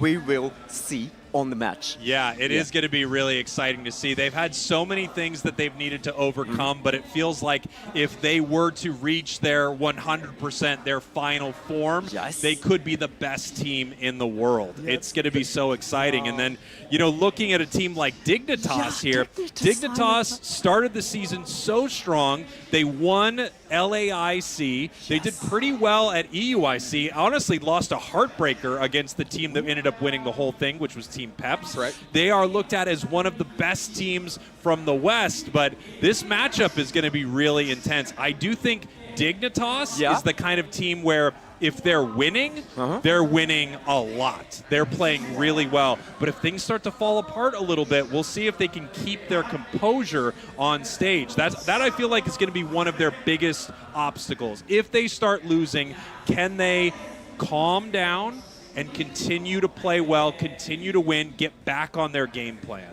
I think if the Venn diagram of Reject and Dig, right, where they meet in the middle, where they are incredibly common is a lot of players on both of these teams are essentially Swiss Army knives. Like, they can play so many different Pokemon, so many different roles. They can adjust their strategies mid-game almost with how they adjust, how they decide to approach the game.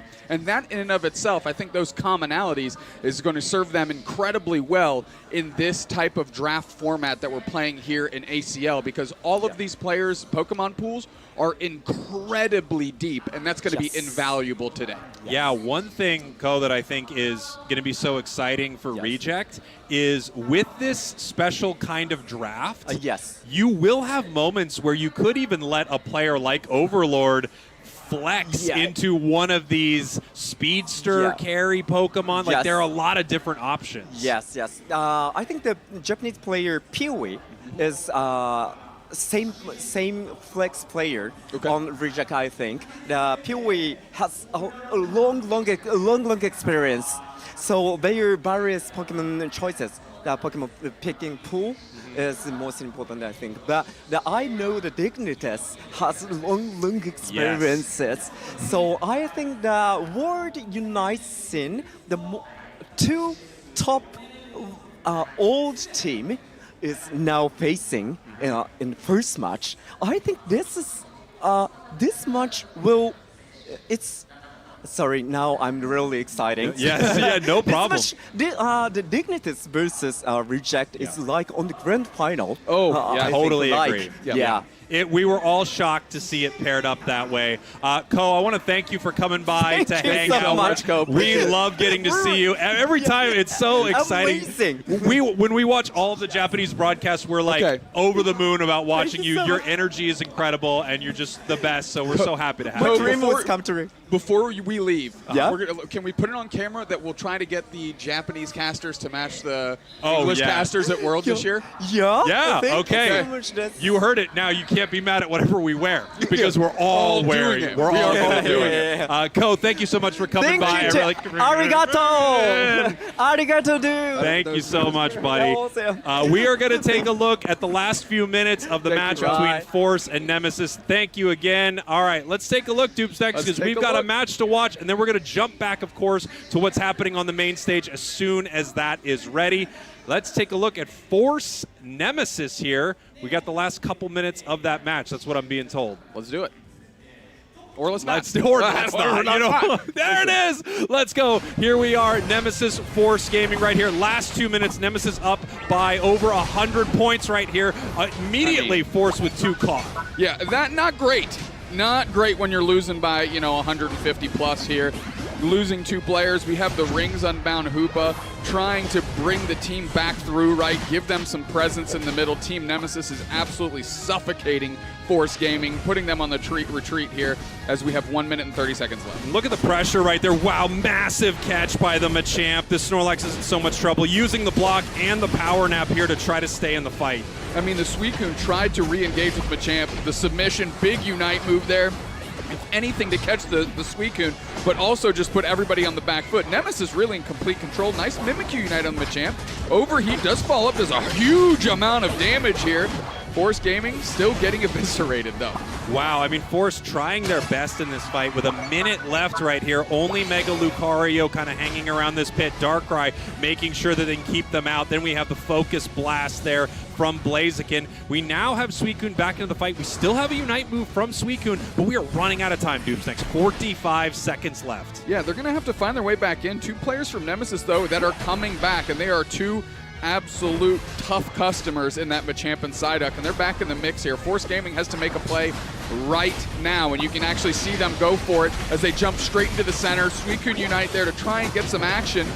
Trick Room is down, moving forward. Groudon at half, 20 seconds. They actually have to start sending people to score. You see the Crustle going right now. Let's see if we can get it secure. The Focus Blast is way far away, and it's still gotten by Force Gaming here. This is their opportunity, but the counter scores are going down. Yeah, the counter scores are happening. There's 100 from the Crustle. Blaziken in the central. It doesn't look like there's going to be enough time. They just aren't able to move through these goal zones here. Huge scores from Team Nemesis, and it looks like they are going to be taking game number 2 off of Force. A great fight there at the end, but they just could not get it together fast enough. I mean, you saw the Crustle defense as well, getting those that Hundo Burger in.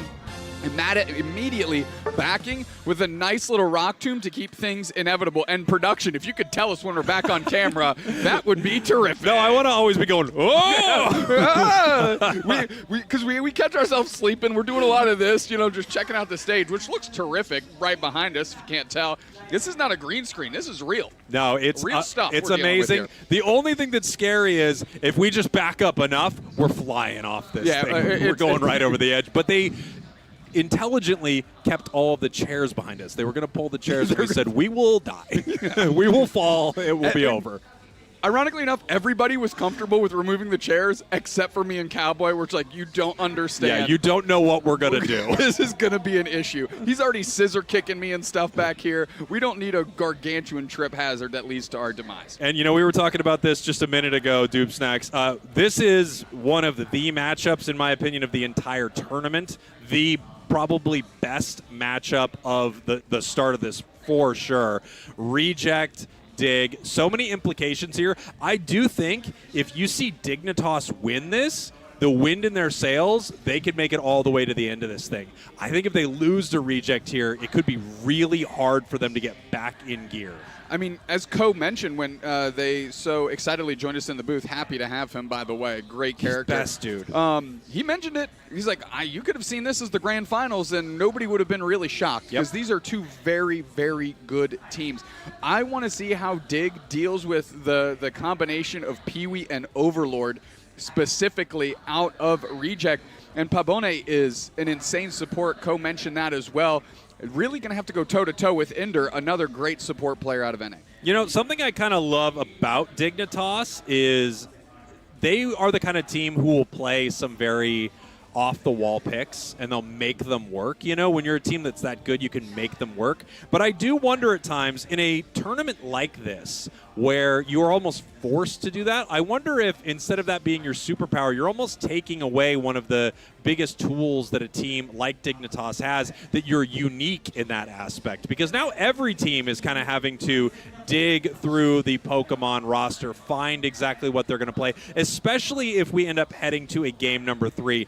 Game 1 and 2, you probably have a couple of compositions that you're ready to go, but man, if you make it to game 3 and you've already burned 10 Pokemon, plus your opponents can target ban 3 additional Pokemon against you, I think those game 3s are really going to be a test of these teams and these players, showing who actually can play their role, who actually has a deep pool, who isn't just a Garchomp one trick or something like that. I mean, game 3s are going to be epic. I mean, buckle up, bookworms, because if you want a nerd-based style of Pokemon Unite, this is it. You got to understand what Pokemon have been taken, what Pokemon the other team has left, and the conceptual compositions they can put together within that remaining pool, and then your bans can really be absolute back-breaking selections here. So this is truly a tournament that could be decided more so than a lot of our other ones in this draft screen. I think no question. I think the team that wins here at ACL will, of course, be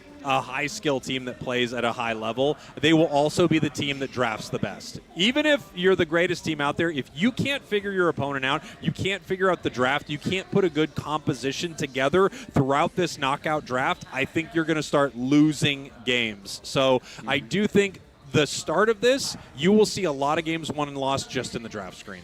Yep, more than ever. No, exactly. I agree completely. You know, a lot of times we see teams that are maybe mismatched in terms of skill or behind a game or having a rough day, and they just start throwing stuff at the wall to see what sticks. That is not going to fly this weekend. You really have to have you mind your P's and Q's and dot those I's, cross those T's. Everything's got to line up. And on top of all that, once you actually get into that game, you got to deliver. Because if you're using a high-octane pick to get something into the hands of, for example, like Zealot, and they scuff it, then you are just like, it feels double, like twice as bad. Totally It just feels agree. terrible. Yeah. You know, losing it for a future match, absolutely. Some of these players have so many picks that I'm not worried about them necessarily. Maybe, like, the fact that they have so many choices actually could be a detriment, just too many good options, and they might not have a solid strategy around it. But one player that we kind of scrolled by there for a second, there's Zug. I think he just eyed a trophy. I'm almost positive he saw the big trophy up there. One player that we need to talk about, of course, on Dignitas is Otter. You know, you talk about Overlord on the side of Reject, two-time world champion. Last year, you know, the run that they were on as Luminosity was unbelievable. And Otter, I think, has 5 IC wins in a row. 5 in a row, 6 total, I think, when we mathed it out yesterday. The kid's unstoppable. And before this draft style has come into play here at ACL, you would look at Otter and be like, if I had to walk into this situation, that's a guy I want on my team. I mean, Totally. They can carry as a support. They can flex into this bot attacker type action. They can really just pick up anything and feel like a devastating presence. And that's definitely something that Dig is going to have to leverage. Also, what they have to leverage is Toon almost always gutter picks for them, right? Gets that last counter pick. That's great for them in this style of draft where the options dwindle, the bans become more and more impactful, and you kind of have to go to the fringes for your picks. For Reject, however, if they've done their homework, if I am them, I'm testing the kid immediately. I'm banning all-rounders, I am picking them, and I'm really putting him in the deep waters to see how well he's prepared for this event, because I think if there is somebody that you can exploit on Dig in their current setup under these bright lights, I think your best chance is through Zealot. I totally agree with you. The least experienced player on the team, even though Zealot is great and has got to play on some of these big stages, there's no question. The least experienced member looks like they have the most shallow pool, at least from the games that we've seen over and over again, some of the draft, right?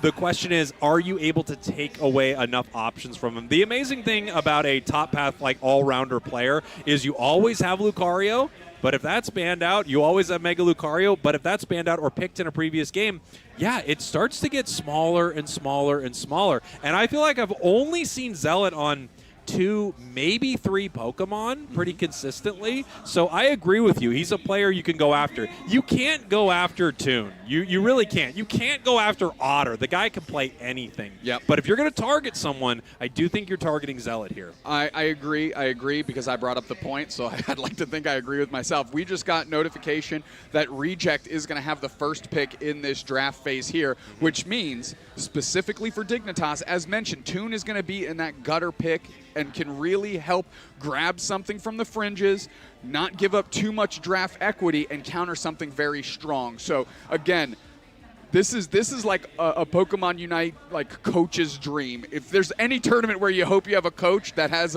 just a long resume and like deep playbook, this is the tournament to pull that out, because you're going to need everything in the kitchen sink. Yeah, 100%. I mean, every decision matters so much here, and botching a draft could mean not only this match goes poorly, but then your composition for the second or possible third game starts to get worse and worse and worse as our players are getting ready here. As you said, Reject will have first pick.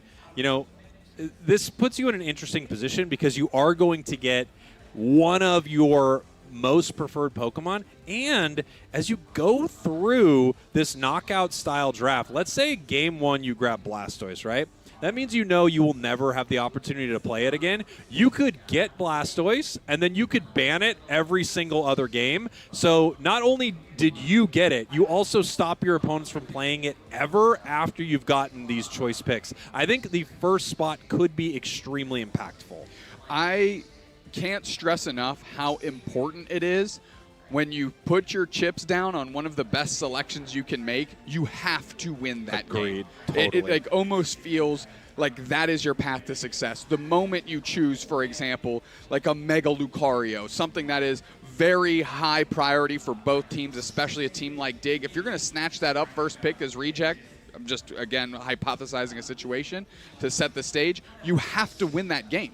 Because if you don't, then you just essentially shot a bunch of equity at the wall, didn't get anything to stick, and now you're down a game without that resource, and now the other team still has the opportunity to bring it to the table. Yeah, that is the very unfortunate thing that could happen if you prioritize one of your big picks, maybe multiple big picks in a single game, and you lose that game. That could be catastrophic. Then the other hand is, do you allow your opponents to attempt to bring in a lot of their big picks early so that you can maybe lose that first game, maybe, and then win game 2 and 3 now that they've already kind of exhausted their roster? Yeah, there's two schools of thought, which is, of course, that, right? Let the one team kind of front load, and then you've got more resources in games 2 and 3 to kind of catch up and make up the difference. There's something pretty devastating about that strategy, though, and that's the fact if you give up that first game because you're giving all of them the best tools going, well, then you don't have a lot of wiggle room, because you got to win 2 on the hop there, and you've kind of put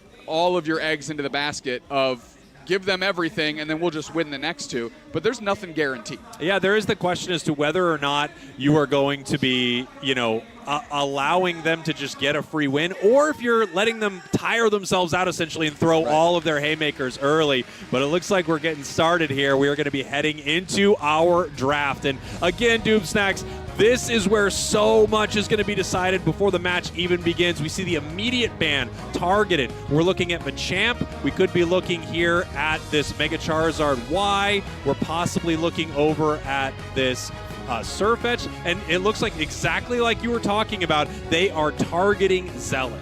Yeah, they're trying to put him in a box and see if he can scrap his way out. Surfetched first ban here on the side of Dignitas. Comfey number 2. They're not up with those shenanigans. We'll see if Reject goes Zacian. I mean, they are saying, Zealot, you are the weakest link here, and that's how we're going to break the Dignitas chain. That could really play into Dignitas' game, though. I think they know that teams could be looking at this. If you and I can identify it, certainly Dig is aware. Yeah. Certainly Dig is aware. I agree. As we're getting ready for the first pick here for Reject, we do have Charizard Y available, and they take it right away. Yep, and Dig, this is something that Dig has done, right? You leash along, you let something so powerful on the table that the other team almost has to pick it. So they might be leashing Reject right along. And we've got Blastoise Mew, which means Psyduck, which was hovered for just the briefest of moments, is still available here. Next couple of picks over to Reject. We have a powerful carry Pokemon. We also have an incredible attacker in that bot path there in Miraidon. Overlord looking to lock something in. Might not necessarily be their pick, though. Let's see what it is. And they are going to take the Vaporeon for Pavone. I love this Pokemon. So strong. Yeah, exactly. You beat me to the punch. It is incredibly powerful. It feels like something that they just kind of keep chipping away at, but it still has enough in the tank to maintain. Ender grabbing the Duck. Zealot nabs Mimikyu here. So we're starting to see that Zealot has been working hard on deepening that pool. We'll see if they actually stick on the Mimikyu, or we end up doing a late game switch here. as Reject has the opportunity to react, and we are going with the hook. I love this, kind of the tanker, as I like to call it, when it's sitting in that front line doing those big sweeps. Final pick here over to Dignitas. The question is this going to be something for Zealot or no? It looks like Toon is going to be locking in the Talonflame. I don't think that's moving around much at all. In fact, I think everyone is set up on their Pokemon. Overlord on the Delmise, very exciting to see. We have Satake now on the Urshifu. Yep. Haruto is going to be on the Charizard Y. Great fight on the side of Reject. And then we have kind of a composition that wants to poke you a bit on the side of Dignitas, right? They want to splash in with their Talonflame, hit you from long range with, Otter's Mew, and then move out of the engagement. We'll have to see what works out better for them as we're getting ready for game number 1. And again, this could be like the matchup of day 1. I really think so much of the tournament, like implications moving forward, are huge based on this matchup alone. I can't stress enough how excited I am to see a player of Overlord's caliber picking up this anchor to see what they can do. Now, that being said, there's not a lot of awesome targets on the other side. True. So we'll see what Reject saw. That's going to allow them to hopefully materialize this strategy. But if I'm Dignitas, I'm seeing that anchor, and I'm not super concerned. So we'll see how it works out. Yeah, we will. As we're heading into our game here, Reject your purple team, Dignitas your orange team. This is our first game here between these two squads at ACL. Well, we see Otter Zug hitting that bottom path into a Miraidon in that big anchor. Satake going to sit into the middle here. No invade quite yet. Reject is sussing it out, and they do decide to go crosstown shootout and see what they can do here. Yeah, we're going to see if they're able to take away this red buff. I mean, they're getting through it pretty quickly. I don't know if Toon's going to be able to get there in time and notice it. No, they are not able to stop them. Pavone with the steal. That is just a heartbreaker if you're Dignitas in the early stages. You really need Toon to get online. However, we've seen multiple teams just kind of jump in a path early and get value by just having more characters there than the other side.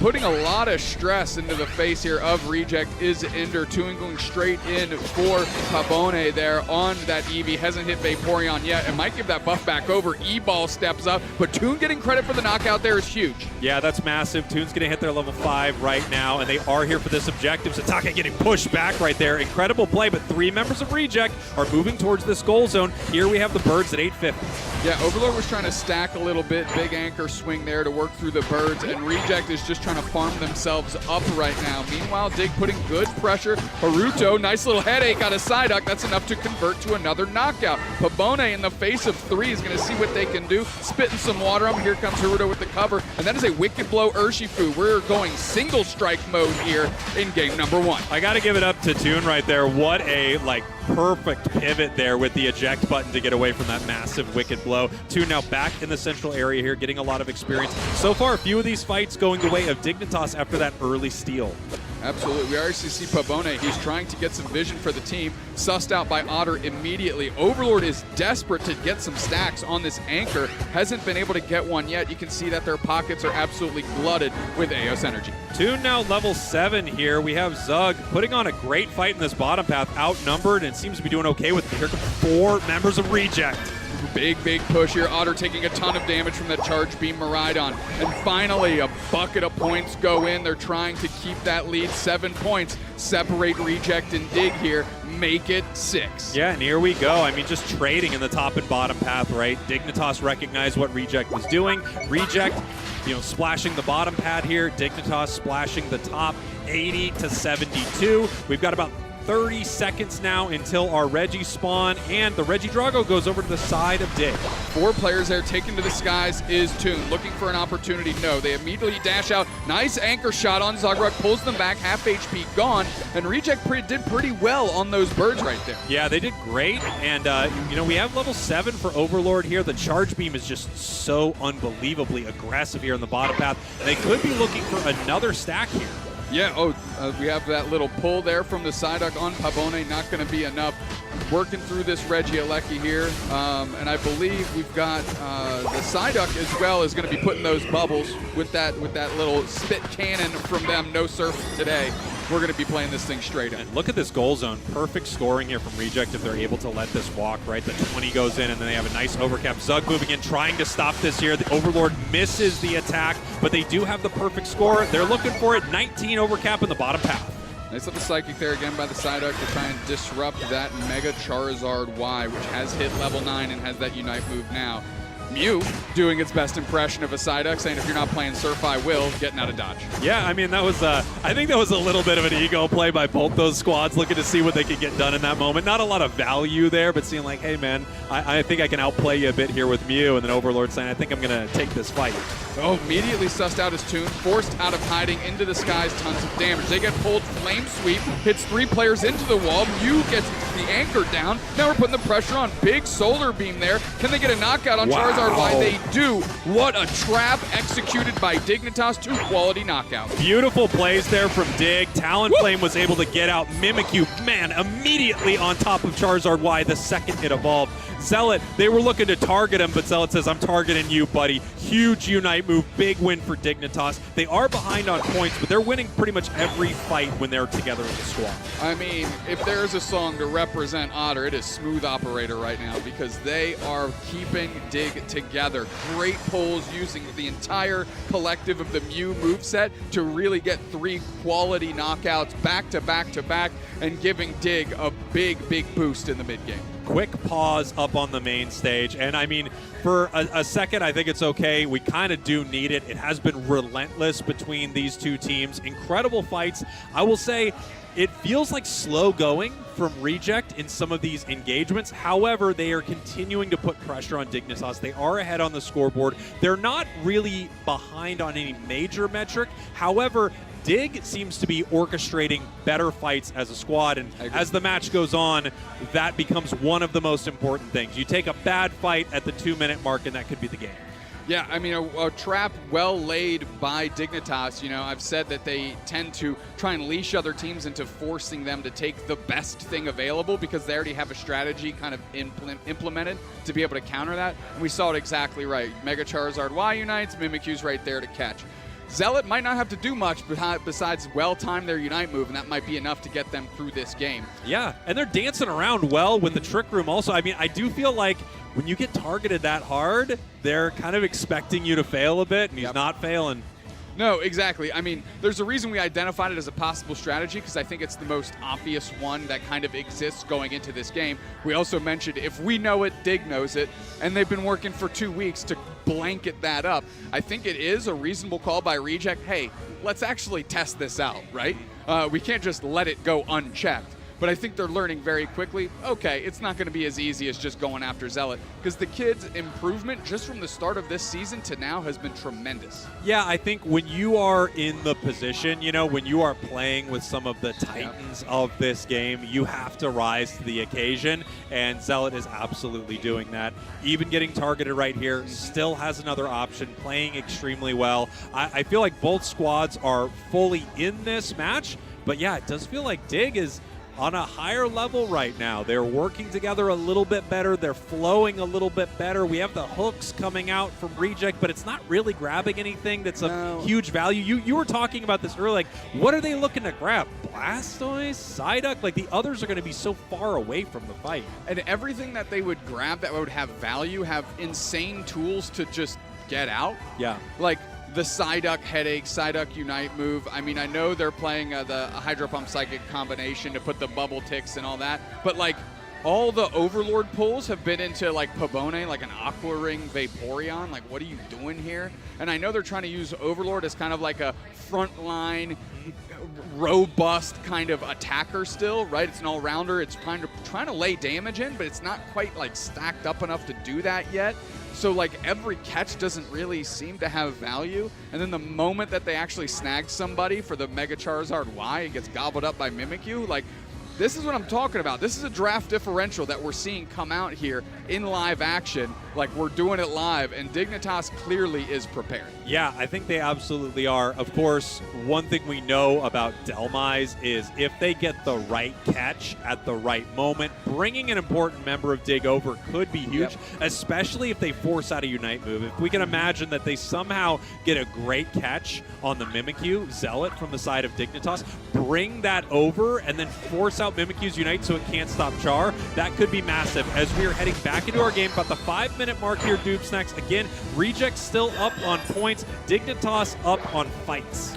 I actually think you don't lead your fights with Anchor Shot. I think it's actually like a post-fight starting move. Let Dignitas expend some of those escape tools, some of those resources that they would need if they did get caught by the hook, and then make sure that when they're trying to get out, they have to stick in the fight. I think that's a better use of Anchor Shot right now for Reject. We'll see if they agree through the rest of these games. Here we go. They are looking for Ender right here. Moving forward, we have the Unite move from Psyduck. They know Toon is in the bottom pass, so they're looking to take this fight. Zealot going straight for him right now. Anchor Shot pulls in, big Unite move. Is going to end up getting the Regirock here is Pabone. They're getting a couple targets down. So you saw the use of the Unite move out of the Anchor, closing the gap and finding a quality knockout. Big Fly is going to have a bunch of targets. Fire Blast down. We do see a Unite move. Flame Sweep poaches somebody. Let's see if they can convert that knockout, as Overlord is still scrapping here. But that's kind of what they picked up the Anchor for. It's so tanky that it was able to hang in the pocket and allowed the rest of Reject to get points in. But is it going to be enough to win some of these fights, Cowboy? That's the real question. Yeah, that is the question right here, as we have a quick pause for the cause on the main stage. Obviously, all of these players need to be locked in this moment, so we need to make sure that they are in this match and ready to go. A quick thing to talk about right there. It was a great fight for Reject, but it was a 4v5, right? Like, obviously, Toon was away. He was scoring in the bottom path. So, yes, good fight for Reject. They were able to get that objective. Probably a better situation for them, and able to put some points in that top path, still put themselves ahead. But they won a fight where they had a player advantage. Yeah, which you got to win those. Well, you got to win those. If you're not winning those, you're in a lot of trouble. You're these two guys. Yeah, you are. If you're not winning those, you're up here. You're literally up here. We can't win a thing. But I want to point out just how kind of inefficient the Anchor is right now. The Unite move was good. That, I think, is probably the most valuable thing it currently has going, is the ability to just close the gap on a retreating target, and it should have enough damage if you can, like, jump on Toon after they flame sweep away, right? You don't get caught by the flame sweep, but you can use your Unite move to drag yourself into that fight. I think there's enough in the tank there. It's going to have to be very clever play out of Overlord, because this straight up Anchor Shot something to kick off the fight and get value, it's just not going to work. Yeah, I totally agree with you. It does feel like it brawls pretty well. It has an interesting initiation possibility, but you're right. It seems like it wants to frontline a bit, almost play a bit like a defender at times, and at other times look for that damage, but it hasn't been super effective in those moments. We're going to see if they're able to change that up. Love that for us. As the hey, match production, can you let us know when we're on camera, please? That's not happening. So prime. It's not happening. You know what? If they don't care, I don't care.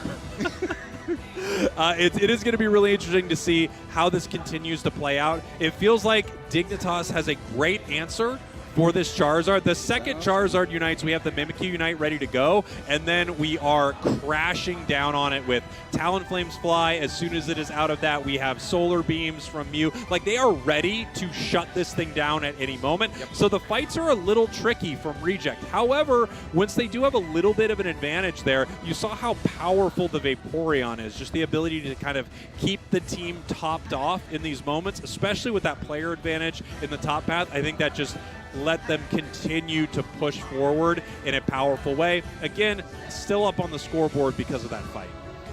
I keep running through this Reject draft, and I'm trying to figure out how they can punch a hole into what Dignitas is doing, and I'm having a very, very hard time. Dignitas has drafted an incredibly good counter-punching team and is actually just kind of okay chilling, which is probably why they're stressing the score more, because They need to put the impetus on Reject to do something, and then they can play the game that they want to. Yeah. Kind of the way they drafted is to be reactionary, and the way you force the other team to take initiative is by dominating them on the scoreboard where they're forced into action. Yeah, I guess the question here is are Dignitas going to be able to get close enough on the scoreboard to where they don't need to be the ones continually peeling away from a fight? Because if they're going to keep 4v5ing, Reject's going to keep winning. Sure. So can they get close enough to get to a point where they have to force Reject to make a play instead of the other way around? We're going to find out as we're heading back into our game right here. Vaporeon obviously was about to go down, and they do. Zealot protecting that goal zone. By that I mean just kind of standing there. Otter getting some points in downstairs again. They want to stress this scoreboard and force Reject to meet them. Good little knockout there between Haruta and Overlord as they're moving towards Reggie Alecki, and then they're understanding that they want to be on the front foot and force Dignitas to go to them because that's less than ideal for their strategy. Easy secure here, obviously, for Reject. No one from Dignitas is looking for it. They are instead looking for experience around the map, looking for possible fights. Inder sees the entirety of Reject moving forward right here. We're going to see how they want to play it. Charizard takes to the sky. Last time they're going to be able to do that before Groudon hits the map, so they're just trying to get some advantage here with their Unite move. Zugrug pretty silent this game. I'd like to see them get involved here as they're trying to shut down the score, but they're just a bit late. Nice anchor shot on Zugrug, not going to be enough. Toon takes to the skies, chips Overlord, but you saw that shield was so big from the power whip that it barely knocked off any HP, and I think that it might be the way in for Reject, is make Overlord so huge that they can't really contend with him with the volume of damage that they brought to the table. Things are really turning around here for Reject. It feels like in the past few fights, right? I mean, level-wise, they're coming back in this match, and they're still maintaining that score lead. However, with a tier 1 up, we'll see what can happen there. Zugrug right now finding multiple members in the bush, big-time Solar Beam, pushing Reject away. I really love the charging of the Wicked Blow to not get clipped by the Surf into the wall, to be able to throat chop away. So, I mean, just good heads-up play by Reject to not get caught too late here, and they're looking to spring a trap. They're going straight for Wicked Blow charged up. Zugrug is eviscerated. What a catch! Big Solar Man back 3, but Haruta's down, and now the fight is going on. We're trying to press. Anchor shot pulls Ender, and they're taking a ton of HP. They crack their Unite move. They're taken to the skies by the Charizard. Why? Tons of damage put in. Those meteors ran down and collapse on the head of Dignitas. Reject standing tall here, but Dignitas counter-punching, just like their team is designed to do. Power Whip is there. Overlord is trying to buy time. They get a knockout. Groudon is being worked on. Only Overlord stands in the way of Dignitas. Hydro Typhoon is there. Secured by Zugrug. They are knocked out so quickly that they're able to step up and do it. Here comes Dignitas looking to score here. One score is going to put them ahead of Reject. They just need to make sure that they don't give up these buffs. Minute 30 on the clock. This could be very dangerous. Be careful, Dignitas. Here we go. Trick Room is down. We're putting damage. Surf into the wall. They should know they have the lead. Fire Blast is on the pad, and they're looking to retreat. They cannot lose these shields. Wicked Blow is there. Haruta's down again, but they did get Zealot back the other way. They have one of these Groudon shields to work with, and 1 minute left. Pavone has the shield. They could make a play. Toon now scrambling towards the top path. Possible that they could score here, but instead they are looking for their Unite move. They know they're ahead right now as we have multiple members of Reject peeling towards the goal zones. We also have Charizard and Urshifu waiting on the side of Reject. If they can score here, Reject can win this game. Dignitas needs to either make a play or needs to win at this bottom goal zone. Haruta is hanging out, guarding, waiting for Toon to make their move. Enough in the tank for Reject. We've got 4 coming in. Bang, big collapse. We're going for it. Pavone uses their Unite move. We're in the mix now. Surf trying to create separation. Doesn't get enough. Taken to the skies by the Charizard. Big anchor shot off the pad. The Charizard, though, goes down. Still holding on to that shield. No, it's gone. Pavone has been dispatched. Now they're putting the pressure on Miraidon.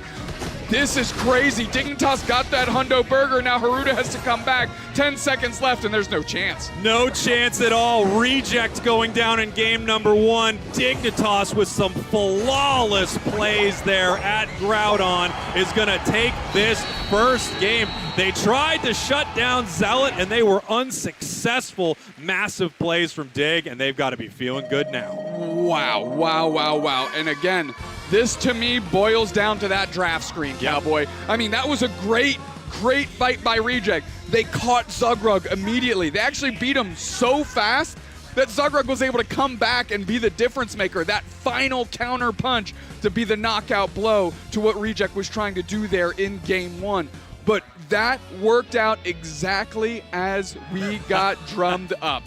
I love it. We now have in our ear that we're coming back to us, and there's a guy with a whiteboard. It's like, you're going to be back on camera. Like, you.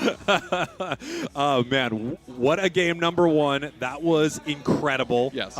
From both squads. But, you know, there was a big question mark at the start of that in the draft screen, and I feel like, unfortunately, the anchor was an anchor. I do not think it helped their team sail at all. I think it got them stuck there in a lot of moments. It wasn't a playmaker for them, and we haven't seen Delmise be much of a playmaker in a lot of UCS this season. I was excited to see it, but it really felt like Dignitas had an answer for just about everything Reject was throwing at them.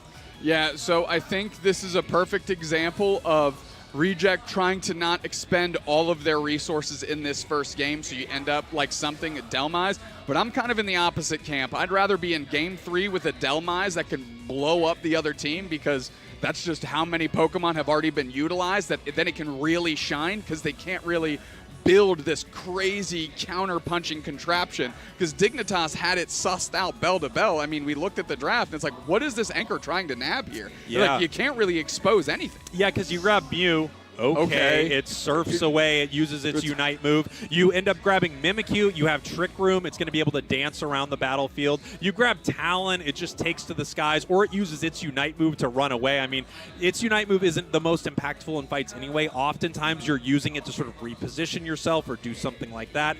So I really do feel like, yeah, even if there are some good catches, you're not making big plays because of it. And I think there's some cool synergy between it and Wicked Blow. Like, we could see an amazing anchor shot bringing him in for that massive Wicked Blow, but we just didn't really see any combination there from Reject. The best sign of an anchor shot, like reactionary to a move, was the Mega Charizard Y, like suplex, you know, the big seismic toss suplex, and then the anchor shot pulled them away. He still couldn't convert on a knockout. Like, it still didn't happen. And if that, at that point, if you drum it up that well and you're still not delivering, what's happening out here? Yeah, it just seems like an unfortunate first composition here for Reject, even though they had a lot of great fights. There's no question these two teams were very close in that match. It just did feel like every time they all got together for some of these big moments where you think that this Charizard's going to do it, you think they're going to have a big square off, you think that an anchor shot is going to set up a huge fight. It was actually Dignitas constantly reacting to every single moment. It's again, they felt like they had an answer for every question posed. Yeah, you know, I keep kind of stressing on this. If you look at the draft that they put together, it was a reactionary draft. It was an absolute reactionary draft, and I think there was a misassessment here by Reject as to what was going on, because Reject still played into the hands of Dig despite having that score lead. I was trying to say that if Dig can take the score lead, then it forces Reject to take initiative, and then they can counterpunch them down.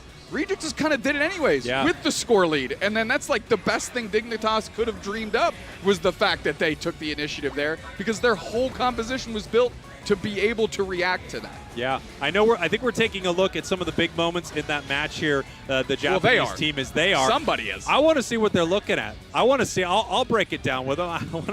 I want to put it up on screen. I want to see what they're watching over there. Spraggles just wants to break you down so badly. I just want to break you down so badly. Name that song.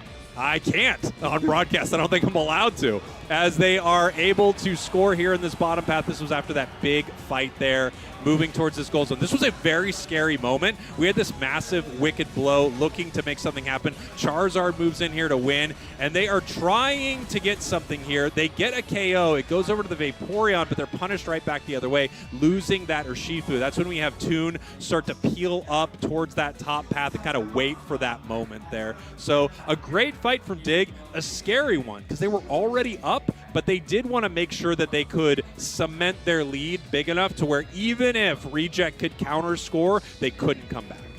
Yeah, I mean, and in that case, they still had the Talonflame. great score ability, right? Yep. I mean, it's just tremendous. That's why it finds its way in things like score comps when teams decide to dip their toes in that water.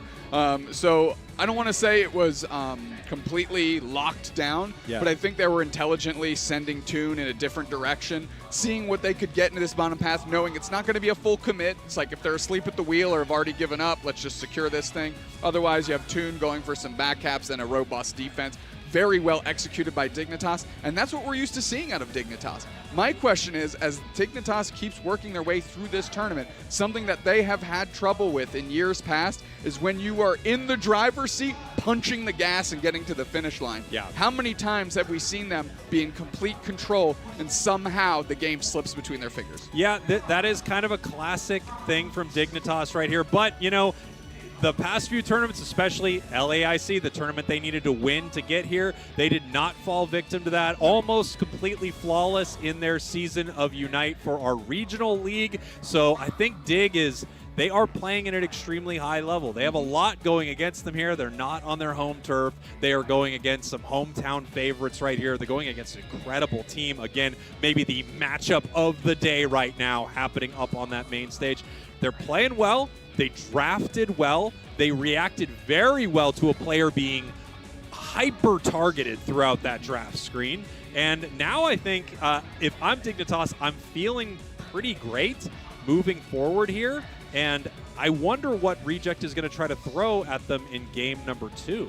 Well, the good news is, for Reject specifically, is that other strategy we were talking about, right? Where you let the other team kind of grab all the most powerful stuff, and then you try to get them on the bounce back in games 2 and 3. I do think, just like on a technicality basis, there are stronger Pokemon available for Reject to draft for these next game and potentially third game. So this is what I'm talking about. If that's your strategy, you have to win when you start picking these high-octane Pokemon.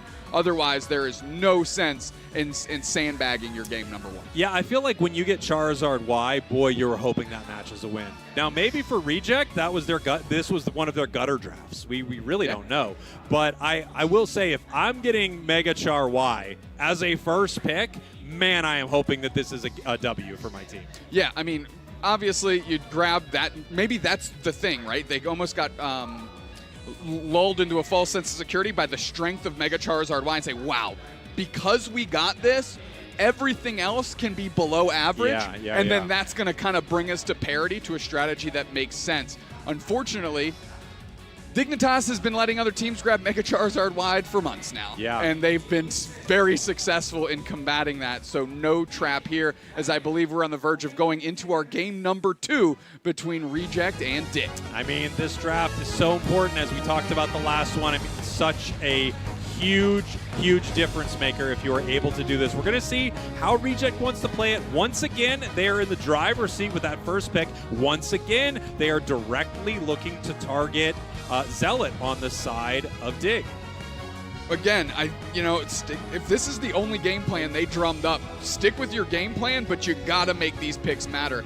I do like the focus here by Dignitas, that they're grabbing stuff off the chopping block, right? Mew and Blastoise are things they drafted last game that they just don't want Reject to have access to, and it's going to limit the options that they have. All right, we have the Zacian, so they're taking away Zacian. They are banning out Garchomp. They are banning out Machamp. They are banning out Charizard Y. A lot of possible picks for Zealot. We're going to see how they want to play it. The nice thing here is, at this point, Zealot could be the final pick because they've taken literally every tool away. We're going to have to see what else he has. Cramorant coming out from Otter right here, a recently buffed Pokemon, Noob Snacks, that I feel like every once in a while makes its way into competitive, and it's very exciting to see.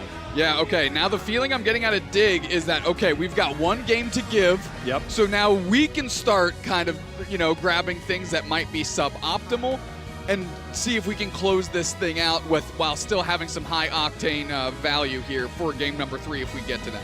And we're seeing our next couple of picks here. Ender hovering the Latias right now as a possible support option.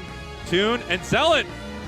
They have Mega Gyarados, a Pokemon that they've done extremely well with. However, Mega Gyarados recently receiving some decent nerfs, especially to the time it's in Mega form. Yeah, which is obviously going to be critical, right? And the Reject knows that timing differential now and is hopefully going to have a plan to expose that. Quickly into Espeon is what Pee-wee is hovering. Overlord looking at the tree. We'll see if we can get that Elvis Press Tree Hollowware on it.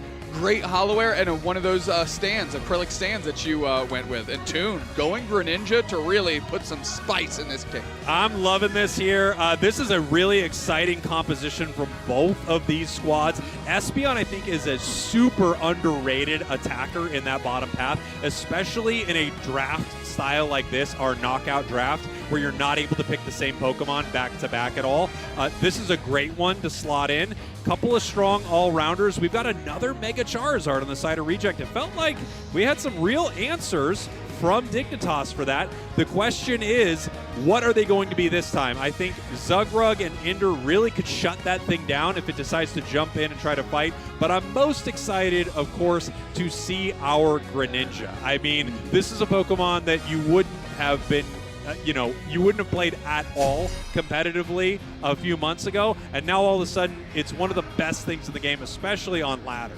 Yeah, without a doubt. And Toon has been singing the praises of Greninja for years. Even when other people have given up on it, Toon will just randomly sprinkle you with a Greninja game. So I'm excited they're doing it here on the big stage and getting the opportunity to flex their skills. And I can hear it. You can hear it in the arena. We are heading into it. Reject your purple team. Dignitas, your orange team. Dig up one game right now against Reject. Let's see what Haruto can do here. We've got 3 players going through the bottom path, but it's just because the Snorlax is on a mission. Satake working through the central area, and of course Toon is as well.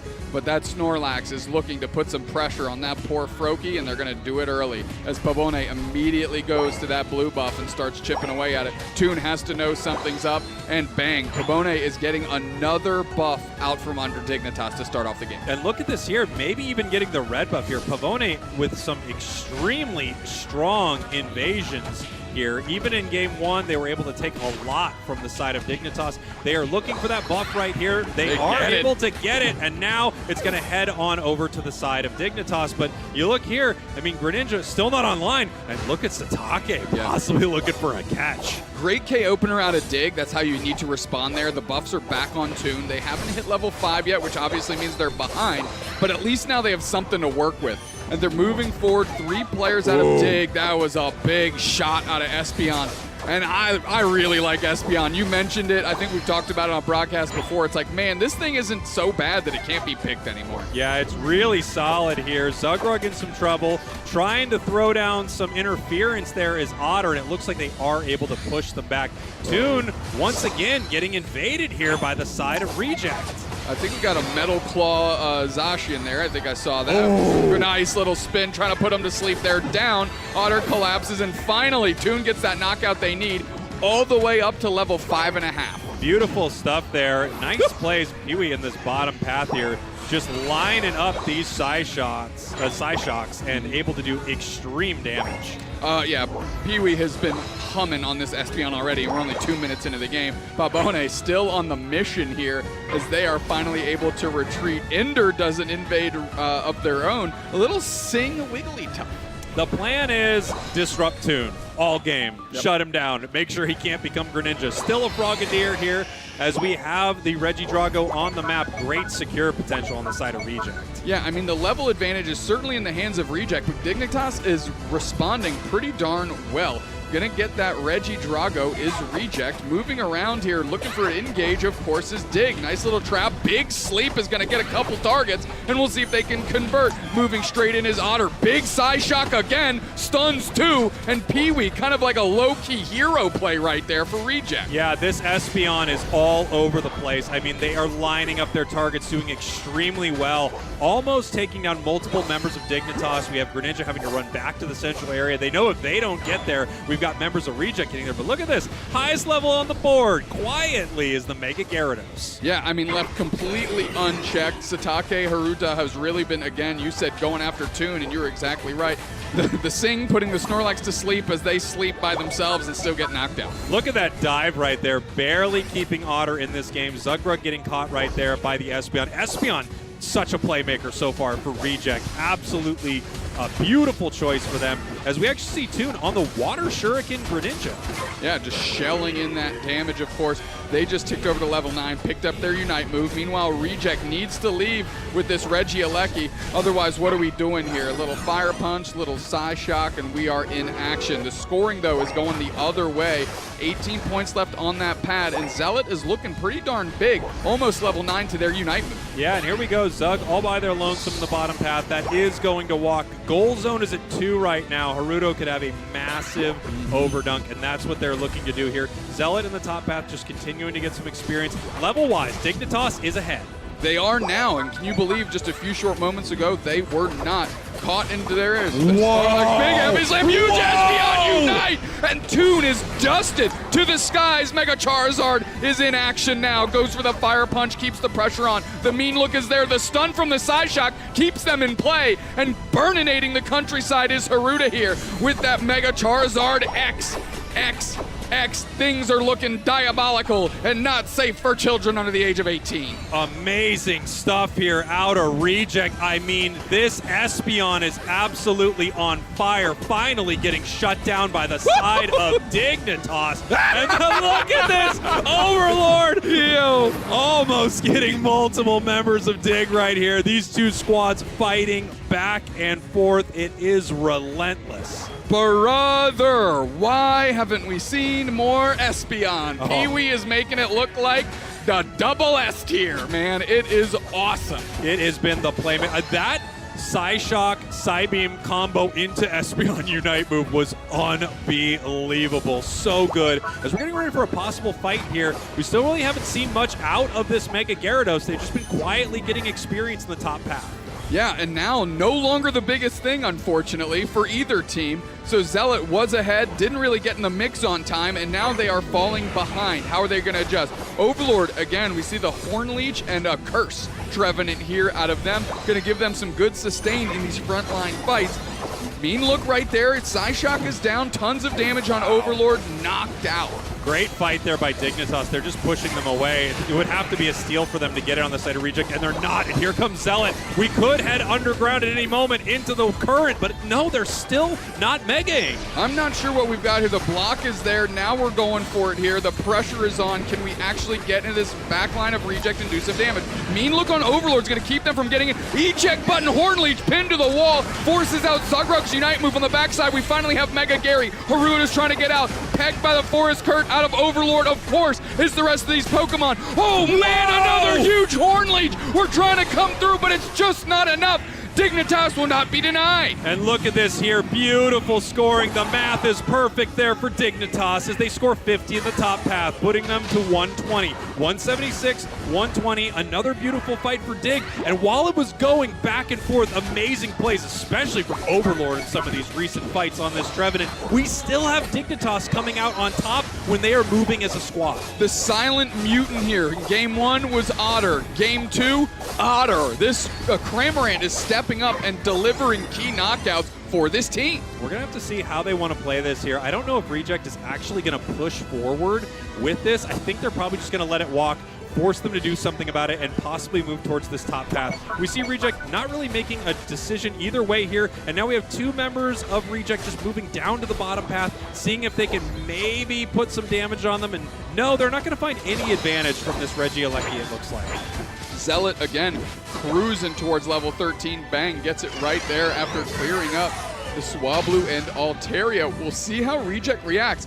Still up on the scoreboard, but now getting pretty far behind on levels. Look at this here. We have a level 14 Greninja on the side of Dignitas. Not even a 13 on the side of Reject right here. That is pretty scary for them heading into the final moments. They're going to have this top Regi for free right now. Let's see what they roll here. Once again, Regice, just like game number 1, they are going to get this, get some team-wide XP, get ready for this fight. Pavone getting some information for the squad. Will Zugruck try for a catch? He's trying to. Mean look on Overlord. They're going straight for it. First curse down. We're using all our Unite moves. Umbreon takes this, guys. We're putting the pressure on. Everything in the kitchen sink is being thrown at Reject. Dignitas wants this fight, and the Espeon is down. Pee-wee can't be the savior now. Dude. Toon is taking the complete control. And Reject is being ejected out of this second game. They are wiped, and it's Toon in absolute control. Wow, I mean, we talked about this match being a difference maker. I talked about the fact that if Dignitas could win this one, they might go all the way in this tournament.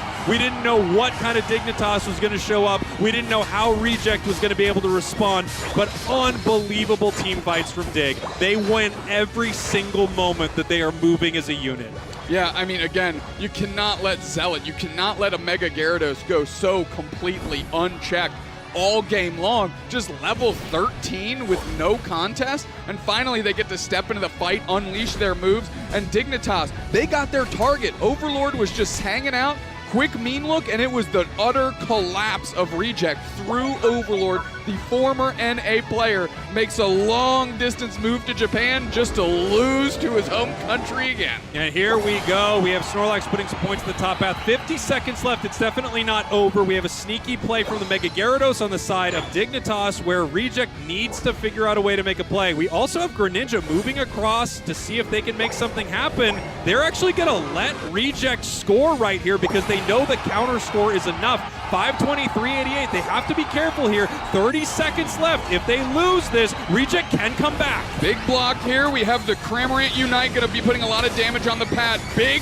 Mega Gyarados Unite puts damage down. Pabone is gone. Taking to the skies the Mega Charizard. They're hitting that X mode. Mega Gyarados responds. KO Streak a 2 for 2 and again. They are putting the screws to Reject, and like I said, they smack that eject button and they are shot into space. Reject goes down 2-0 to NA's Dignitas. Look at it, Zugrug down there. Somehow Zugrug is smiling. That is how good Dignitas is playing here today. What a start here at ACL as we're taking a look at the scoreboard. 592-388. We also have Zoinks joining us here in the booth. Zoinks, what a match between these two. Yeah, that was unreal. One of my favorite matches so far. We've only had a couple, but that was an absolute blast.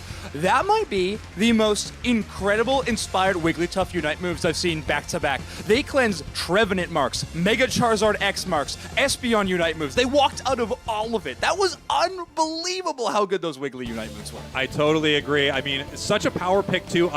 The other thing I love about it into the Mega Charizard X is one of the worst things that you can do to Char X is to hit it with any hindrance, right? Unlike Y that's flying through the sky, you actually can shut this thing down with tons of crowd control, and they had so many answers for that. I mean, the Espeon for out of Pee-wee was inspired, without a doubt. I think it was keeping the game together for Reject much longer than I think they deserved to be in it. I mean, when you're looking at the 3-minute mark and Pabone's still marching around at level 9, just now getting their Snorlax Unite, it's like, what is happening here? But, I mean, Dignitas, I have to say, they beat them in the draft screen pretty bad both games. Totally agree. Yeah. It was impressive. I mean, you draft so many anti-dive compositions, you're kind of finding yourself on the back foot defensively a lot, but that's what we might get at an interview with Dignitas, so I'm going to step away. Have fun, boys. Yeah, thanks for hopping in. I agree. Wigglytuff really felt like a power pick for them, and I do feel like Dignitas just had them diffed in the draft, but also the way they played together that entire time, it was just so impressive. The way they were able to flow through those fights. I felt like Reject had a lot of good moments, especially Overlord's tree in that game was incredible. But when it came to fighting as a unit, Dignitas was on another level. I agree completely. And maybe, to Ko's point, that could be maybe they thought they had overcome that communication barrier, but it's still maybe sitting in front of them a little bit because certainly the communication on Dignitas was on point. I think obviously Zoinks mentioned the cleanse of the Wigglytuff, but I really have to tip my cap to Zugrug, who made an amazing sight and call on Overlord. And they collapsed. They went right for it. While Overlord was making some miraculous plays in that game, just like Pee-wee was, they understood, Dignitas did, that Reject has to play through Overlord to have a chance. And the moment Overlord overstepped his bounds, it was all systems go. That's why you pick Mean Look Umbreon. You isolate your target, and every Unite move on that side of the map for Dignitas was popped immediately.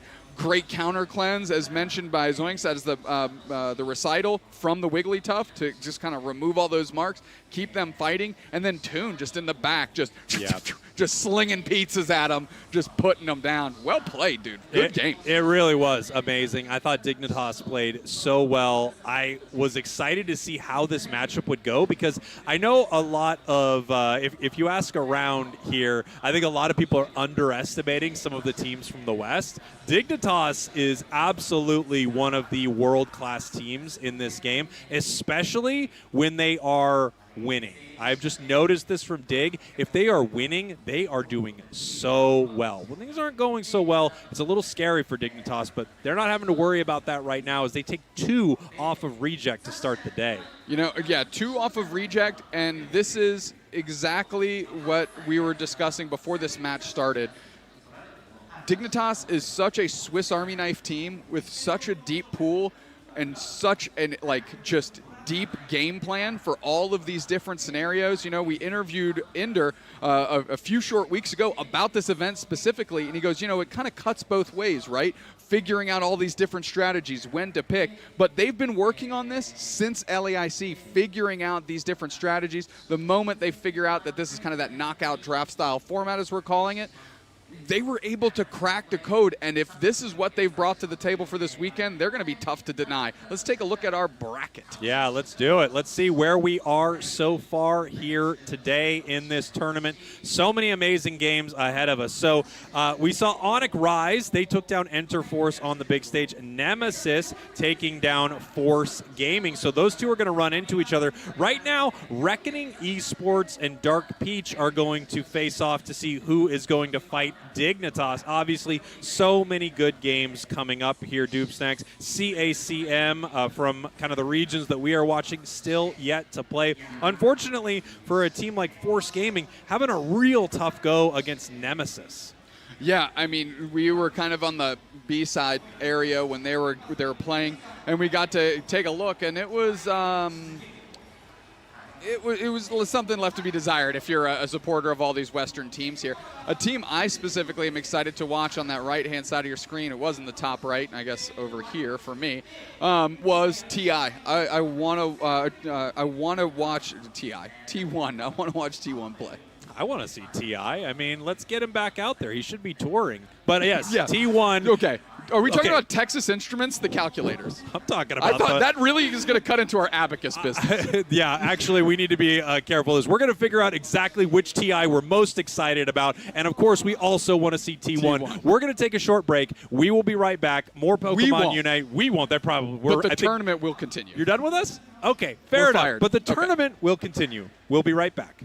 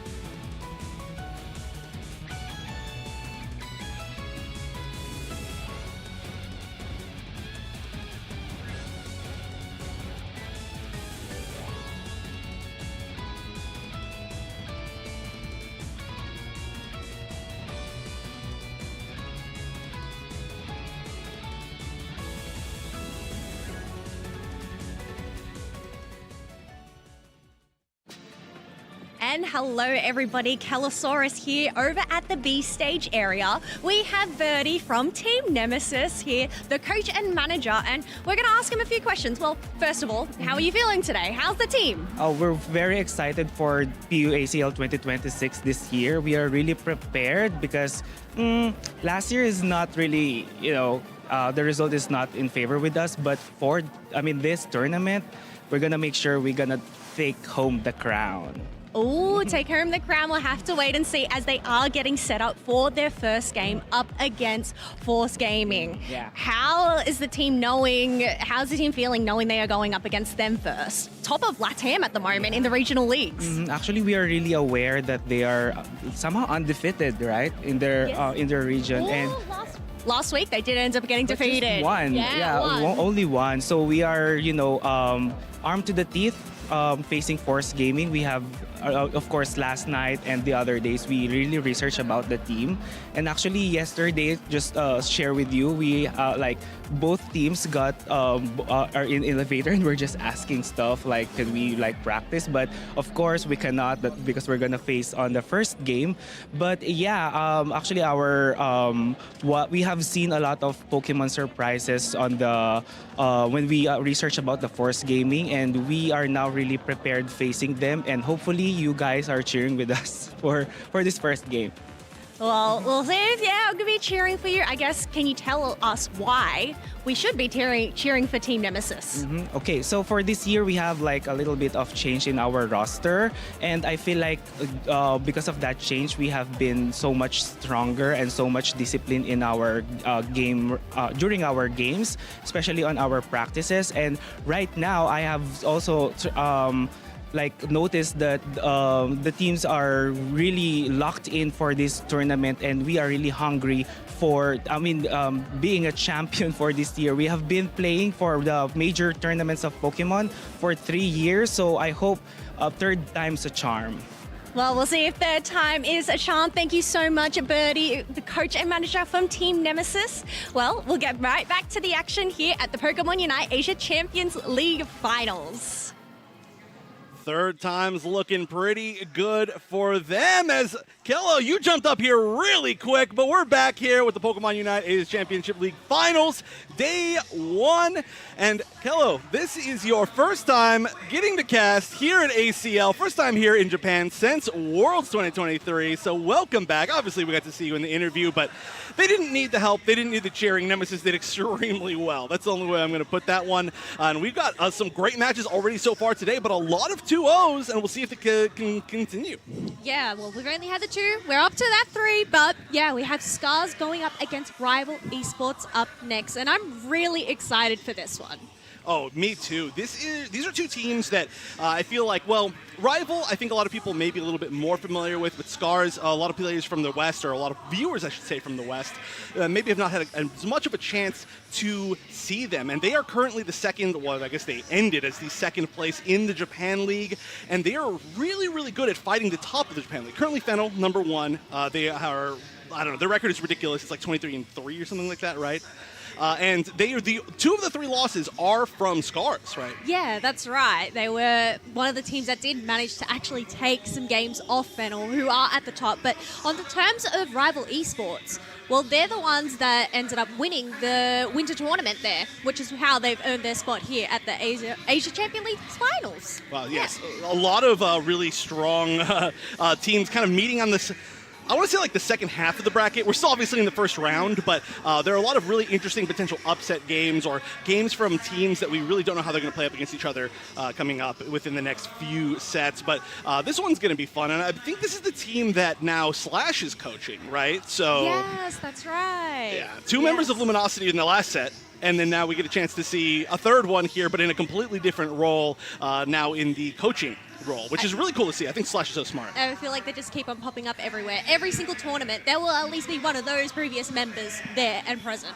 Yeah. It's well, I guess Otter's multiple of these, but it's either it's either old members of TTV or old members of Luminosity are all going to be somewhere, someplace, somehow. But we can already see how today has turned out. And Onyx Rise and Team Nemesis both representing Southeast Asia, both advancing with 2-0 victories over some pretty strong teams themselves. So you got a chance to talk to Nemesis earlier. Obviously, always good to hear from Birdie. And like I said, they didn't need the help. They didn't need people to cheer them on. That was convincing. They looked amazing in that set. Yes, but as you mentioned earlier on, 2-0s across the board. The 2-0s, yeah, Team Nemesis Force Gaming, we just had that 2-0 up with Dignitas defeating Reject, and that was an incredible set. But yes, up next, we do have this one here. Scars up against Rival Esports. Now we're heading into the second half, first half. It's on the other side of the bracket. Right. Okay? The second half of the first part. Move your eyes over to the right side there. Right. Left, right? Yes. Yes, right is correct. But, of course, Reckoning Esports and Dark Peach, they're still playing over on the B stage as they're figuring out some issues over there. So if you want to see the end of that set, there's always the stream for the B stage or many of our awesome co-streamers. And then after that, I do believe GMU versus T1 will be on the B stage, which is a match that personally I really wanted to see. So maybe this one will finish before that one can get too far into it, and I'll get a chance to watch it. Big fan of both of those teams so far from what I've seen. But this one, a lot more of a question mark to me. So, like I said, Scars, they are really kind of, I don't want to say a newer team, right? They've been playing, but they're a newer team to being able to compete in something like PUACL, and they have been just throwing such a wrench in so many plans of the Japanese league. Yes, and that's what's exciting about it. We don't really know what is to come here at the finals, but I don't know. I'm really excited to get this game started as we are going to head on in and introduce our team. Oh, these are so cool. Capio, a player who has some interesting picks, well known for playing Gengar. And in fact, Zoinks and I were talking about that earlier today. We've got two big Gengar specialists in this tournament. One of them is going to be on CACM a little bit later. Yeah, they're the last game of the day, I think. Or not the day, the first round. And then on this one, Capio from Scars. So a lot of names that I think we haven't had a chance to see in previous years, especially when Store Japan has been so strong. But the fact that we haven't seen the names on this team, and now they are, you know, easily the second best as far as the records have gone, as far as the placing in the leagues in Japan right now, that's a huge statement to make. Oh yeah, they have definitely made a statement in the Japan League there. I mean, the fact that they were able to come second, the fact that they were able to take those games off Fennel, and you know what, this is their chance to really demonstrate why they deserve to be here and why they are, I suppose, that up-and-coming team ready to just land their mark. Right, and of course, zero disrespect against Japan. Their players are amazing. I love the hospitality, of course, from everybody here. But unfortunately, in the first three sets of the day, they just haven't had all that much luck. Well, I mean, I guess they've only had two teams, but two strong teams now, unfortunately, going down. And these names should be familiar. Yang Yemu, Ice, of course, another player, Bochi, another player that we've seen all the time. Now, Rhyme, I think, a little bit newer, but a lot of the members of this team were formerly MYS or Paper Rex, of course, with the jersey that Dupsax will not stop talking about even an entire year later. It was a great jersey. It was a great jersey. But there are some cool, great jerseys this year as well. There are. We'll do our tier list later. That's the final thing. That's more important than grand finals. But so many players, like I said, that we should all be used to seeing. I mean, a lot of these players have been in almost every single world, definitely the last two worlds. The one big difference here, Ice, as we can see right here, one of my favorite people to do interviews with ever, right? Yeah. He, of course, was on Alter Ego, and now he's moved over here. So it's going to be nice to see how he can do in a different team climate. Well, that's the thing. I think in terms of just having somewhat of a core of Team MYS Paper Rex, in terms of Yamu and HG and that, but then seeing Ice come in, I'm really excited to see this new dynamic between them. Yeah, me too. That was definitely ore farming. We need some better walk-in intros. That was good. Rivals winning in my book with that one. Do you have an example then? Hey, yeah, Bochi did perfectly. We need to get you up there. Oh, I don't know if I can do it. You need to strut your stuff. I don't have that sort of aura, that sort of swag, yeah. as the children say. But you know, Bochi did for sure, absolutely. And of course, our favorite member of the entire production team, the coin guy, who will of course be deciding who gets the first pick on what side. And unfortunately for Scars, they did not get the correct selection. This is all, by the way, almost a little confusing. Colors very much the same on these two teams. I was looking at that, and yeah, they're both rocking the red and the black jerseys there. So, but yes, Hopefully we don't end up getting too confused with that. I'm pretty sure we won't be, but we will have them going up, fist bumping each other. Some good sportsmanship to just say, well, good luck for the upcoming match against each other. Yeah, you know what? I'm going to be confused either way, so it doesn't even matter. But you and me both. Yes. we'll figure it out, or we won't. This should be a really good match, though. Like I said, such an experienced team as far as being able to go to Worlds, being able to play in a lot of these big events, being able to play in previous ACLs, versus a team that's relatively new to all of it. A lot of names that we just haven't seen at all, but have already proven themselves within the Japanese league. But that's the big question is, so obviously we know that basically everybody in Rival has played against other regions a lot. Yes, and on stage as well. Right. They have that on-stage experience, which, that is a whole nother level in comparison to playing at home on your devices. So I guess it's, we have the Scars coming on in with that minimal experience. I guess it's just a matter of, not buckling under the pressure, right? This arena is huge. There's a lot happening. There are a lot of people. There's a lot of cheering. They can see the crowd. It is definitely a lot of pressure. Even if you've played on something like an IC stage before or even a world stage, this is going to be a pretty imposing situation. Obviously, we've seen some teams are very, very strong in that situation. ROOT Dig, players like that, they are so used to being in these high-pressure situations. And then other teams where, like, for example, Force, where we've seen that they maybe don't thrive under the pressure of offline quite as much, and they weren't looking as good today. So hopefully they can get it together. But Scars, this is the time to see, and I'm really excited because they've been like a really fun team when I've watched some of their matches from the Japanese league. It's just, they've got a tough region to go against, and also a region who's now 2-0 and 2-0. Yes, and that was the word that I was thinking of, thrive in this type of environment. I feel like there's some players, some teams that absolutely thrive and feed off the energy, the atmosphere, the environment that, playing on stage brings. However, I guess, other people are different and they don't exactly do well, That's a whole nother ballpark of a ball of anxiety, Yeah, I'm totally not being a ball of anxiety right now. No, not me, no. There, it's some of the stuff that affects the players can definitely affect us as well. But honestly, I'm just so excited to be here. I don't have any anxiety, not as much as usual, just because we've been invited here as guests. I'm happy, but I'm happy to see all these matches. Again, I'm really excited to see what happens as well on the B stage. So hopefully this one gets started quick. Of course, thanks you for everybody who's been watching so far. I know it was really early for some other regions. Of course, we're over here in Japan for once, and I know it's going to get really late for some regions. It's just going to be a whole tough watch, but certainly don't want to miss stuff like that last match, of course. I know everybody for months has been really excited to see who was going to win between ROOT Dig and Reject, and we did not get maybe what I think a lot of people expected out of that match. So there's still a lot. Of course, none of these teams are out from these first round matches. This is a double elimination. We're still in the first round altogether.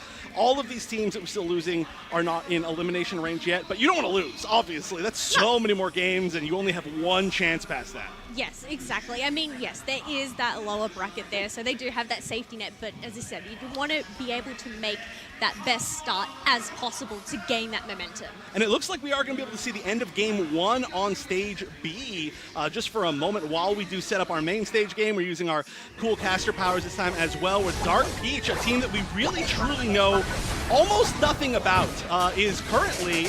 Let's see, it's looking pretty even as far as score and everything goes. So we've got some level 12s, we've got one level 13. They are slightly ahead on level, and the comps, as far as I'm seeing as well, pretty standard. Yeah, I was going to say, in terms of their composition, it seems like a pretty standard comp. I'm seeing an Alcremie, though, which I am really excited to see. Along with this Cinderace, I know this was one of those recent Pokemon that got affected by the latest patch, long-range tactics. So just to see some more attackers entering the meta is great, but yes, we do have the points 140 to 114 in favor of Reckoning Esports, who are representing India.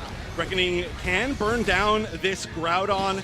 Again, we'll be Groudon the entire way through. They do have the lead, though, so they may want to wait for Dark Peach to make the first move, and they're really playing patient on the side of Dark Peach. Again, a team out of a region that we don't get to see at all, especially on our version of the game. So seeing these China players is a treat and something that 100% we just have truly no idea. So far, though, to go neck to neck with Reckoning Esports, this is looking like it's a pretty good game for them. And eventually somebody's going to have to make a move with a minute and 20 seconds left. Well, it is definitely a treat as Alcremie is plopping down those dollops to go and replenish their team, also going into their Unite move to keep that Cinderace sustained while they are just trying to handle this Garchomp who's chasing them down. Oh no, Cinderace, oh, great eject button over, gets followed, and they try to get the Secure with the Unite, but it's a little bit too early, and the Unite will, or sorry, the Secure will still go to the Alcremie of all things! Of course it's gonna be the Alcremie. 3 members up for Dark Peach. There is some counter scoring going on from the side of Reckoning Esports. It's 2 Hundo Burgers in their direction, 44 Burger, another Hundo Burger lead now going in the favor altogether of Dark Peach, and there was a 50 that just didn't get scored from that Blastoise. I'm not sure why they didn't try it. Maybe they thought they were going to get jumped on, but now they did not have a chance to actually make that happen. 30 seconds left and only an 18-point difference, but I'm not sure if these teams know who has the lead. Nobody's moving forward for Reckoning. They might think that they still have it because they've got to get somebody to the other side. Yeah, 19 seconds left and nobody from either side are moving. We have those supporters standing on those jump pads. We have players hiding in the tall grass, and I think it's just a matter of wishing and hoping that they've done their math correctly in order to see whether they've taken the game. But yeah, unfortunately, Reckoning Esports, well, they didn't end up doing their math correctly there. That is unfortunate, but I actually think that may be our first game win from a team from China in ACL, or even at one of our events in general, because I don't think they managed to pull one off in the last ACL, so that's looking quite good for them. That was a very solid final fight, a very solid final play. I mean, that kiting around with the Cinderace was really nice, the eject button over. Great stuff from them. Congratulations. I wish we get to see more of that. I mean, maybe there's a chance that we will end up getting to see a little bit more of that match, but that's only game 1 of that set. Still a great thing to see altogether.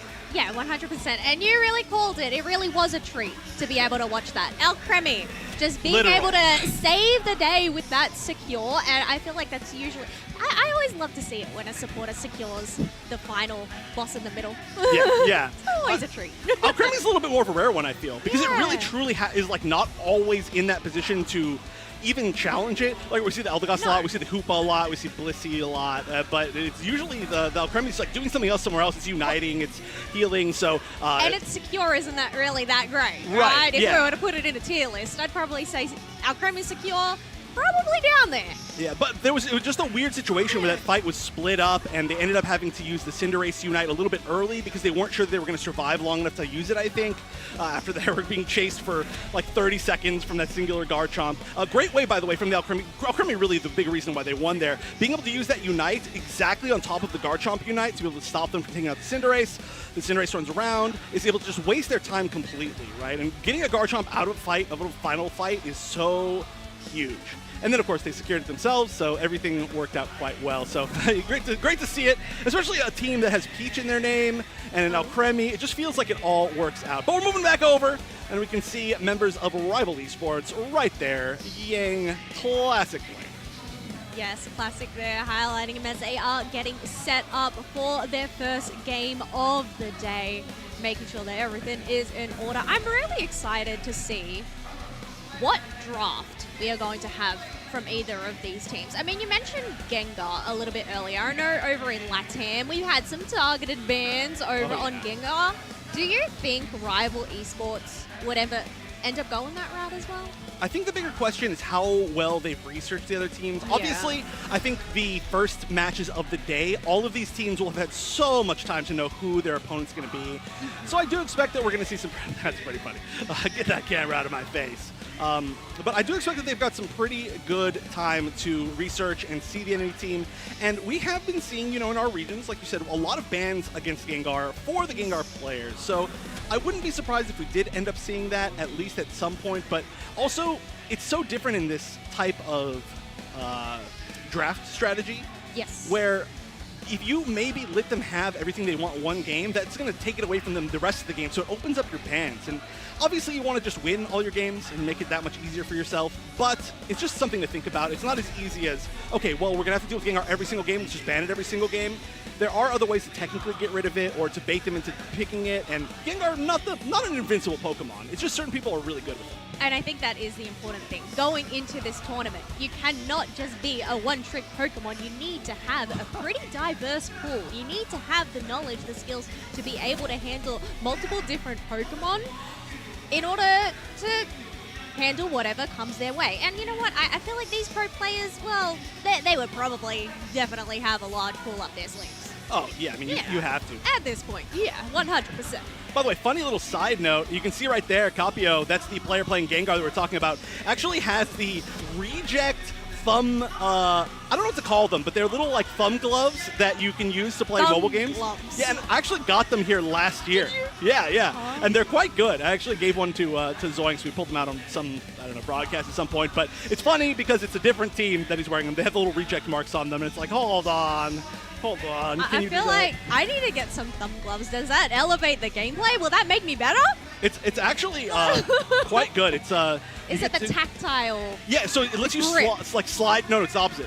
So it lets your fingers slide over, right? Because you know sometimes on a mobile when your like fingers are a little bit like sweaty maybe, or like they stick a little bit, it just lets you glide over. It's really nice actually. But here we go, game starting as we're gonna get into this draft. Rival on the right and Scars on the left, just to see immediately how these teams want to deal with each other. And hey, there's your answer. Well, yeah, we were questioning this at the beginning. Gengar was brought up, whether Rival Esports were going to ban it or not, and clearly I think they have done their homework because that is their first ban. Otherwise, we have two all-rounders on the side of Scars, Mimikyu and Buzzwole. Yeah, interesting, very, very interesting. Now, we saw in the previous game, we saw like a really big attempt to, or I should say the previous set, a really big attempt to target out one player who is Zealot, who does play a lot of like similar type Pokemon to that. So maybe there's an attempt to target out whoever is going to, well, I don't know. It's a really, they're getting some really interesting bans here. And actually, there's quite a few popular Pokemon that are going through. Sirfetch'd has been banned at a pretty good amount today, so that one's not going to be here.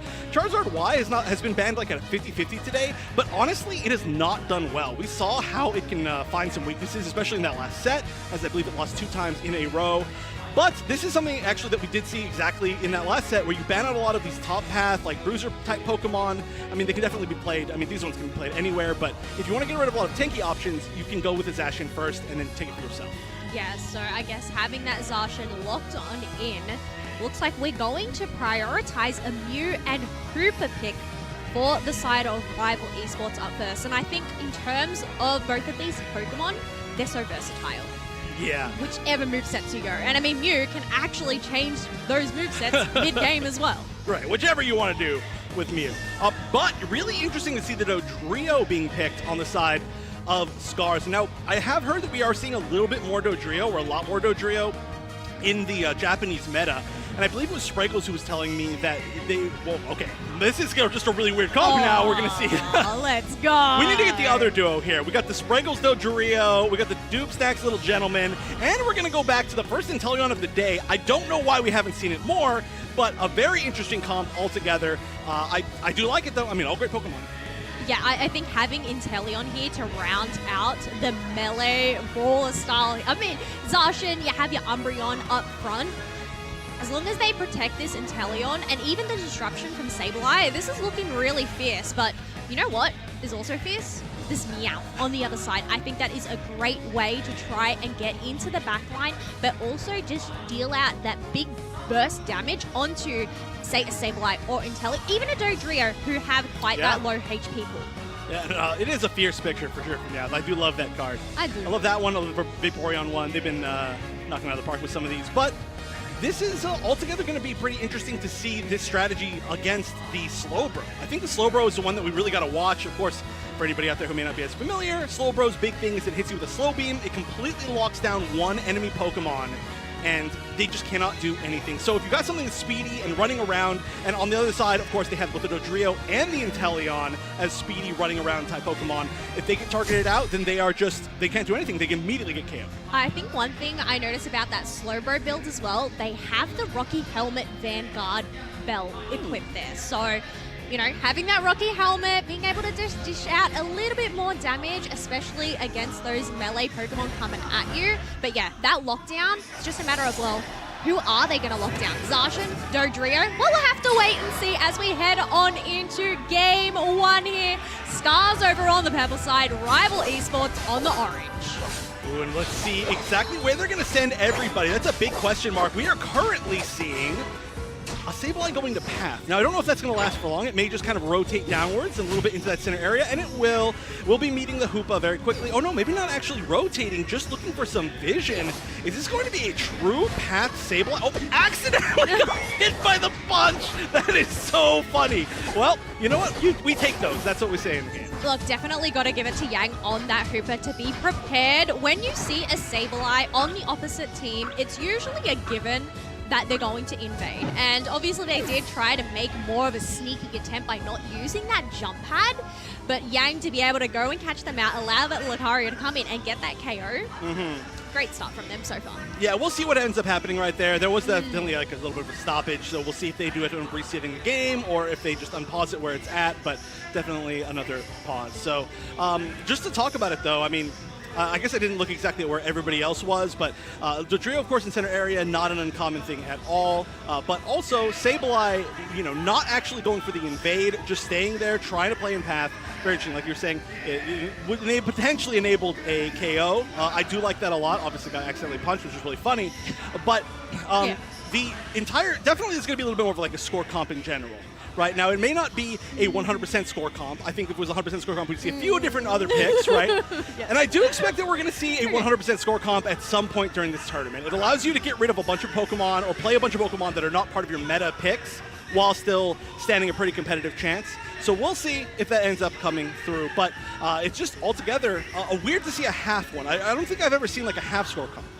I feel like we've seen a few half score comps. Really? Yeah. 100%. We've seen. Look, it's been how long that Pokemon Unite competitive has been out? Of course we have, right? Okay, they don't have goal getters or anything like that, but in terms of, yes, being able to get those quick, those sneaky dunks, I guess this is going to really rely on, well, where does Regieleki end up showing up first? Is it going to be in the top half? Is it going to be in that bottom? We obviously have that Sableye up there in that top half with that Zacian. So ideally, that's probably where they want Regieleki to spawn. But, I mean, it really depends. They're going to have to keep on top of that, rotate down to whichever side they need to prioritize. I have heard word as well that not only the Regieleki like you were talking about, but I was hearing, again, Sprague was telling me that he was hearing that I heard from somebody, that they heard from somebody, So just that down the grapevine. Yeah. So I'll just assume the information's true because I have no way to prove otherwise. But I heard I feel like it's a game of telephone. Yeah. Like, I don't know. I feel like, man, we'll see if it's true anyway. Progress. Yes. So I have heard that Regidrago is a little bit more of a valued target when we do see comps like this, specifically with a Dodrio, where they try to take an early Regidrago, they try to get in some early scores. I mean, especially with the way that Dodrio scores, it allows you to really sneak some in with that Regidrago buff. So we usually see in our regions, right, like, just Regidrago kind of ignored. It's lonely a lot of the time. Yeah, that actually seems to ring true. I will say I think the game of telephone is quite correct. You have received the right information because, yeah, a lot of the games that we've watched in the league this season, Regidrago doesn't really get taken instantly or isn't really contested a lot for. Yeah, instantly or not instantly. Yeah, I mean, I guess it makes sense. Prioritizing getting that Drio in that central area, get that level 5, being able to get that extra hit in, but then having that Regidrago buff to go and increase their scoring speed can really come in handy just for being able to take control of the map earlier on. Right. We'll see if that ends up being the strategy, but it does make sense. I mean, the early score lead can determine a lot, right? I mean, obviously, if it kind of stays in that lead, it can determine things all the way to the end of the game as to who has to attack first, who has to make the first move.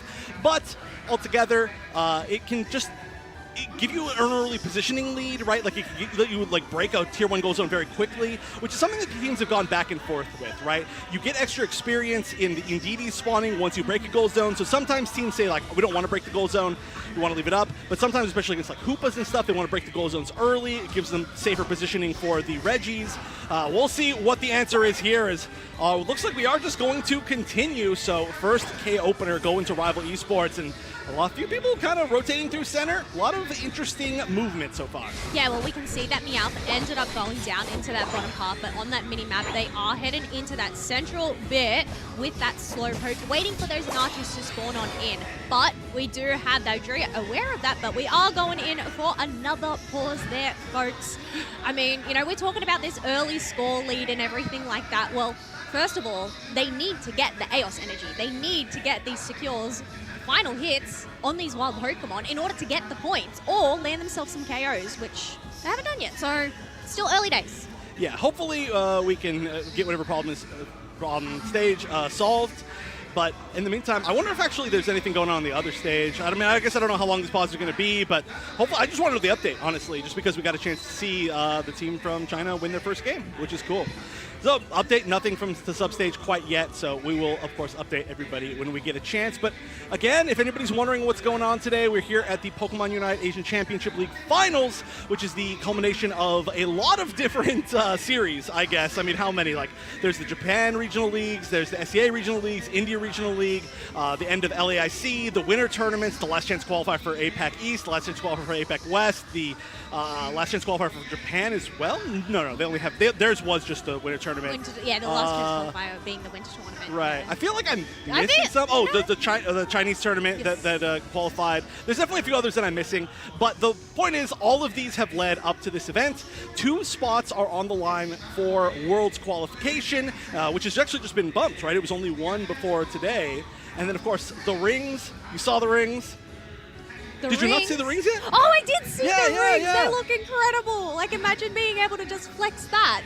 That is insane. I know. Yeah. It's actually really a bummer that Insomnia is not here, not just because I really like watching them, but imagine if they were able to get 2 sets of rings. One on either hand. Yeah, that would be... Okay. It'd be like, hey, what's up, everybody? How's it going? Just walk around like this. Hello, I'm a wheelchair. Like, they're just going to collect them all, you know? Exactly. We're like 15 years from now, and they're like, I don't have enough fingers. I can't wear all these rings.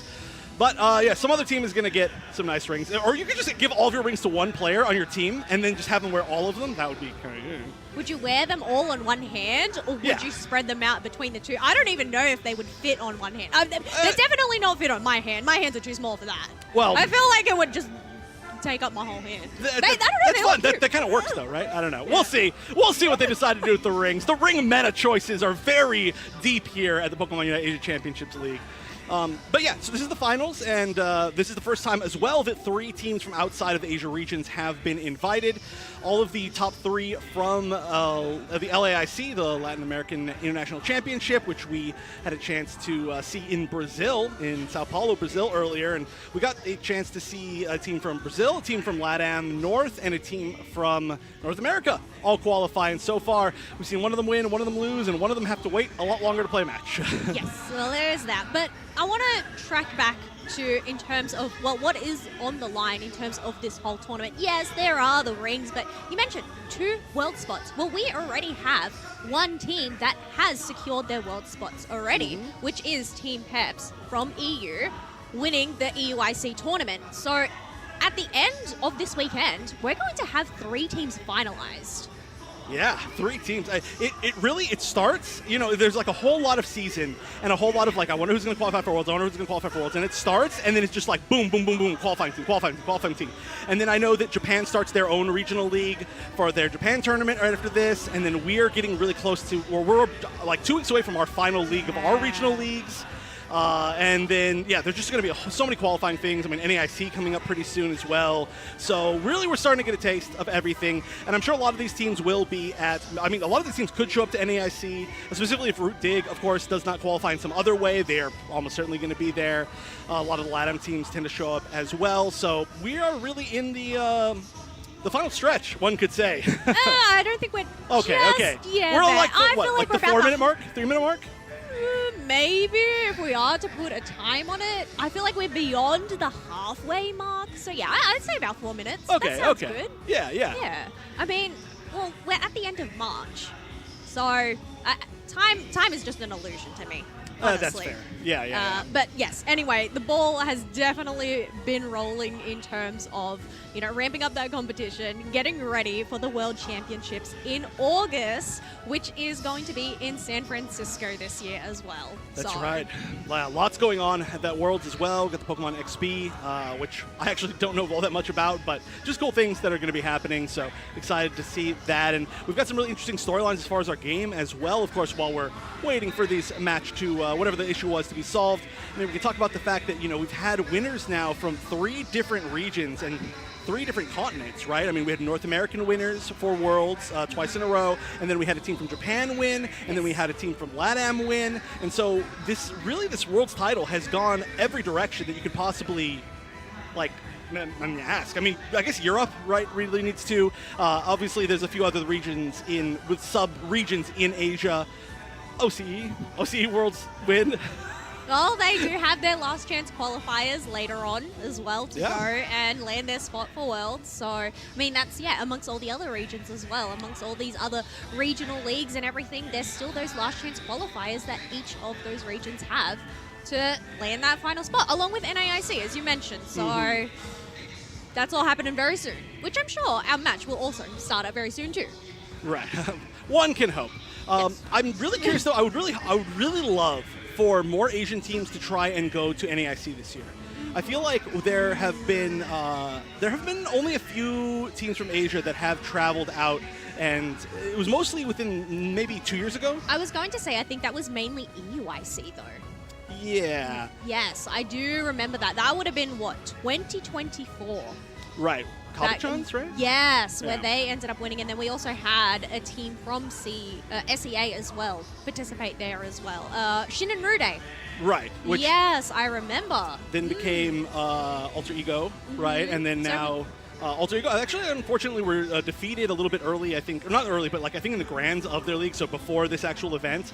And then we have the one member of Alter Ego, Ice, currently. Oh, so this team defeated them, by the way, Rival, and Ice was on that team, and then they defeated them. As far as I know, I do think there's a lot of mix-ups with like names and people switching teams, but I do believe that's the case of what happened, and so it's kind of funny to see that. But I think that's a given, though. In the grand scheme of things, in terms of this timeline that we have had a Pokemon Unite competitive scene. Yeah, they have been some teams that have stuck together, players that have stuck together. But from the top of my mind, I got to interview them a little bit earlier, Team Nemesis. They have been together for quite some time. And even then, some of the players from Rival Esports have also just been playing together for quite some time. So I think it's just really interesting to see, teams stick it out. And, well, that is the biggest question, right? Does experience together really defeat, I guess, the teams that are probably more newer coming together? Like somewhat of a catch-up that they need to do in terms of figuring out their team synergy and everything. Right. Building the foundations. I feel like these teams that have played for years, well, they already have those foundations. It's just, well, how can they sharpen those up? Yeah.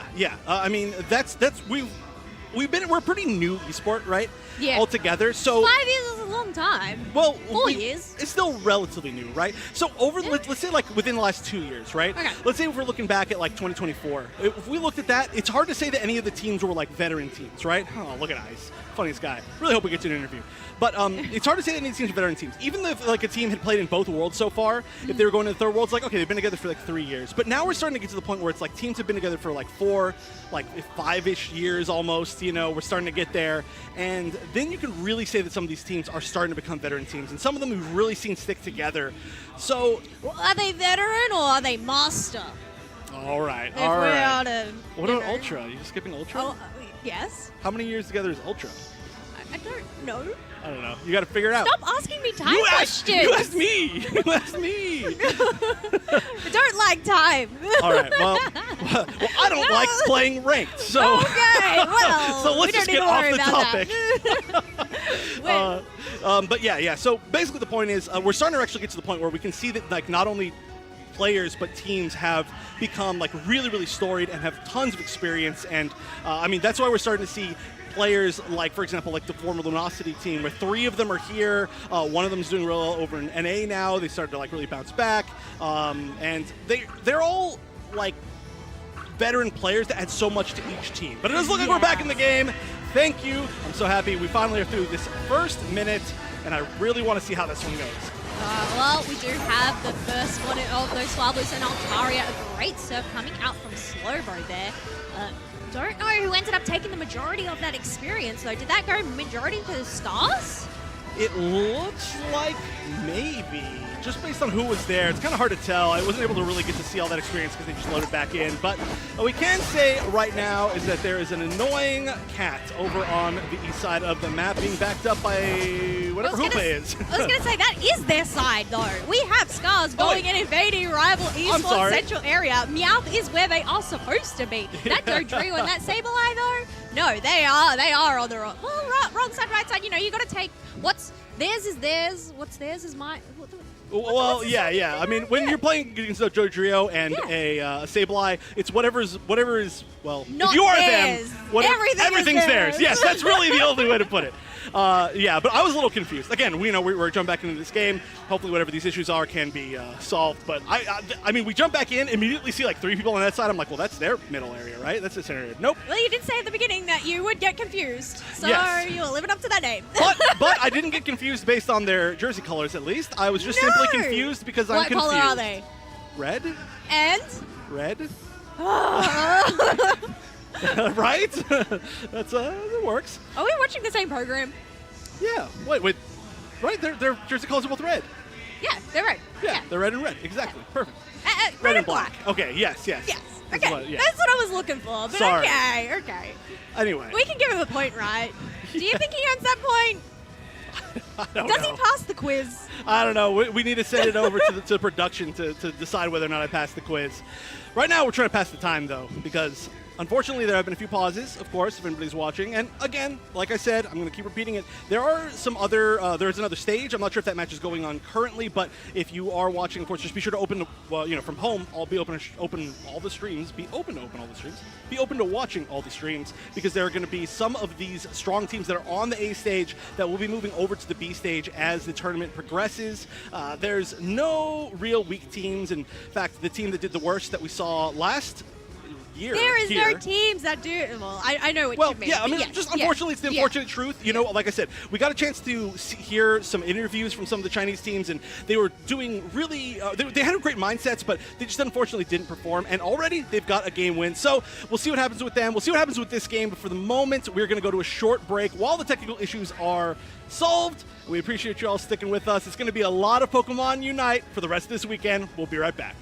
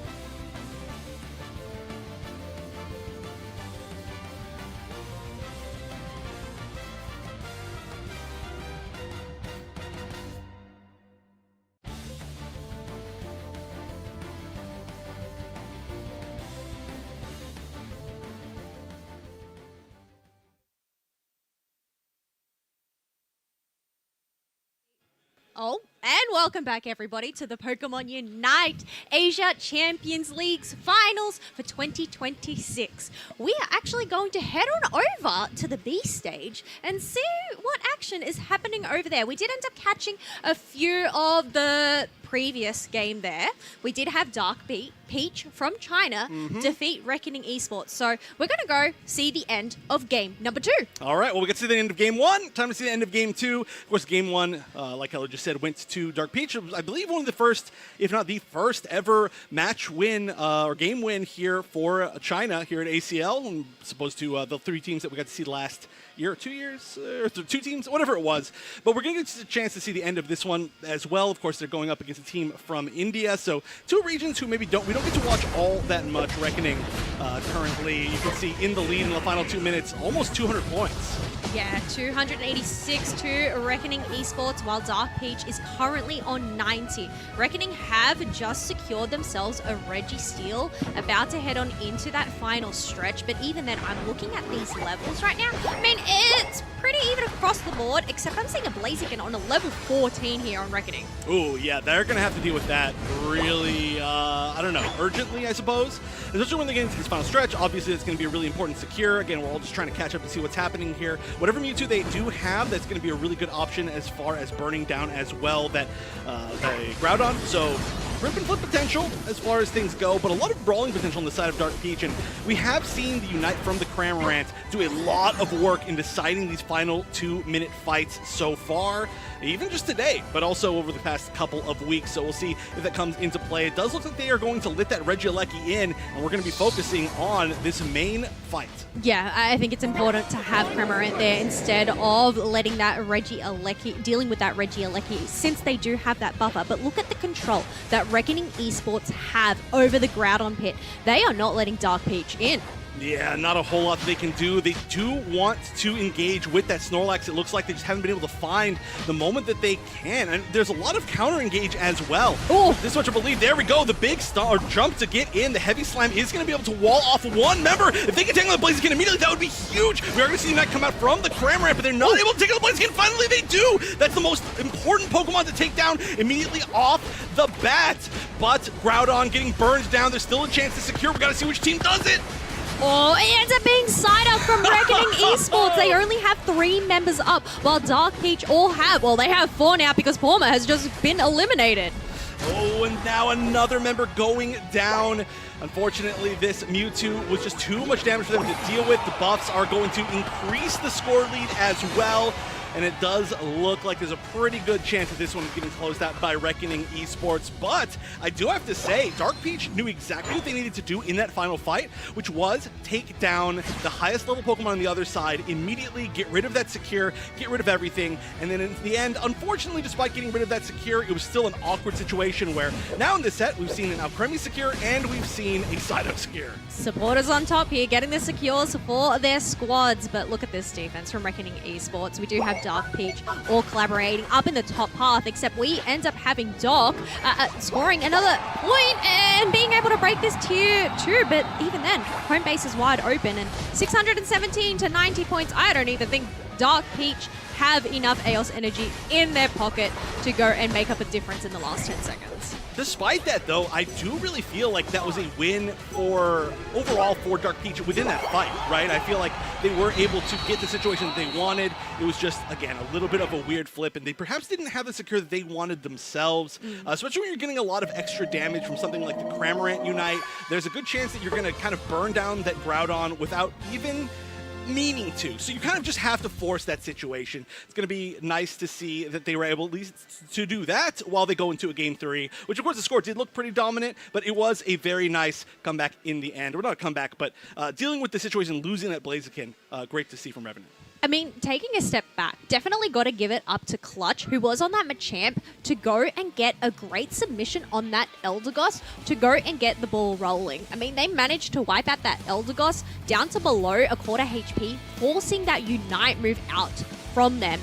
And, well, they were just able to go and take that. Yes, Dark Peach did end up taking down the Blaziken, but I think it was just that momentum and also Psyduck getting the secure that worked in Reckoning's favor. Yeah, well, yeah, Psyduck Secure, of course, but that's just how this set has gone, I guess. Okay, let's guess. Which Pokemon's going to get a Secure in game number 3? Well, okay, I'm going to say it has to be another supporter, right? We have to follow the pattern. So we've had Alcremie, we've had Psyduck. I'm going to say Sableye. Okay, Sableye? I'll say Compe. Wait, will we see a Sableye, though? That's the thing. I don't know if we're going to see have either game of those. We'll figure it out. We actually have Game 3 ready already, so we made sure that we got the game so that we can show it to you. Thank you again, by the way, everybody, for waiting. We really appreciate it. Of course, we all want to see these matches as bad as you do. Maybe more.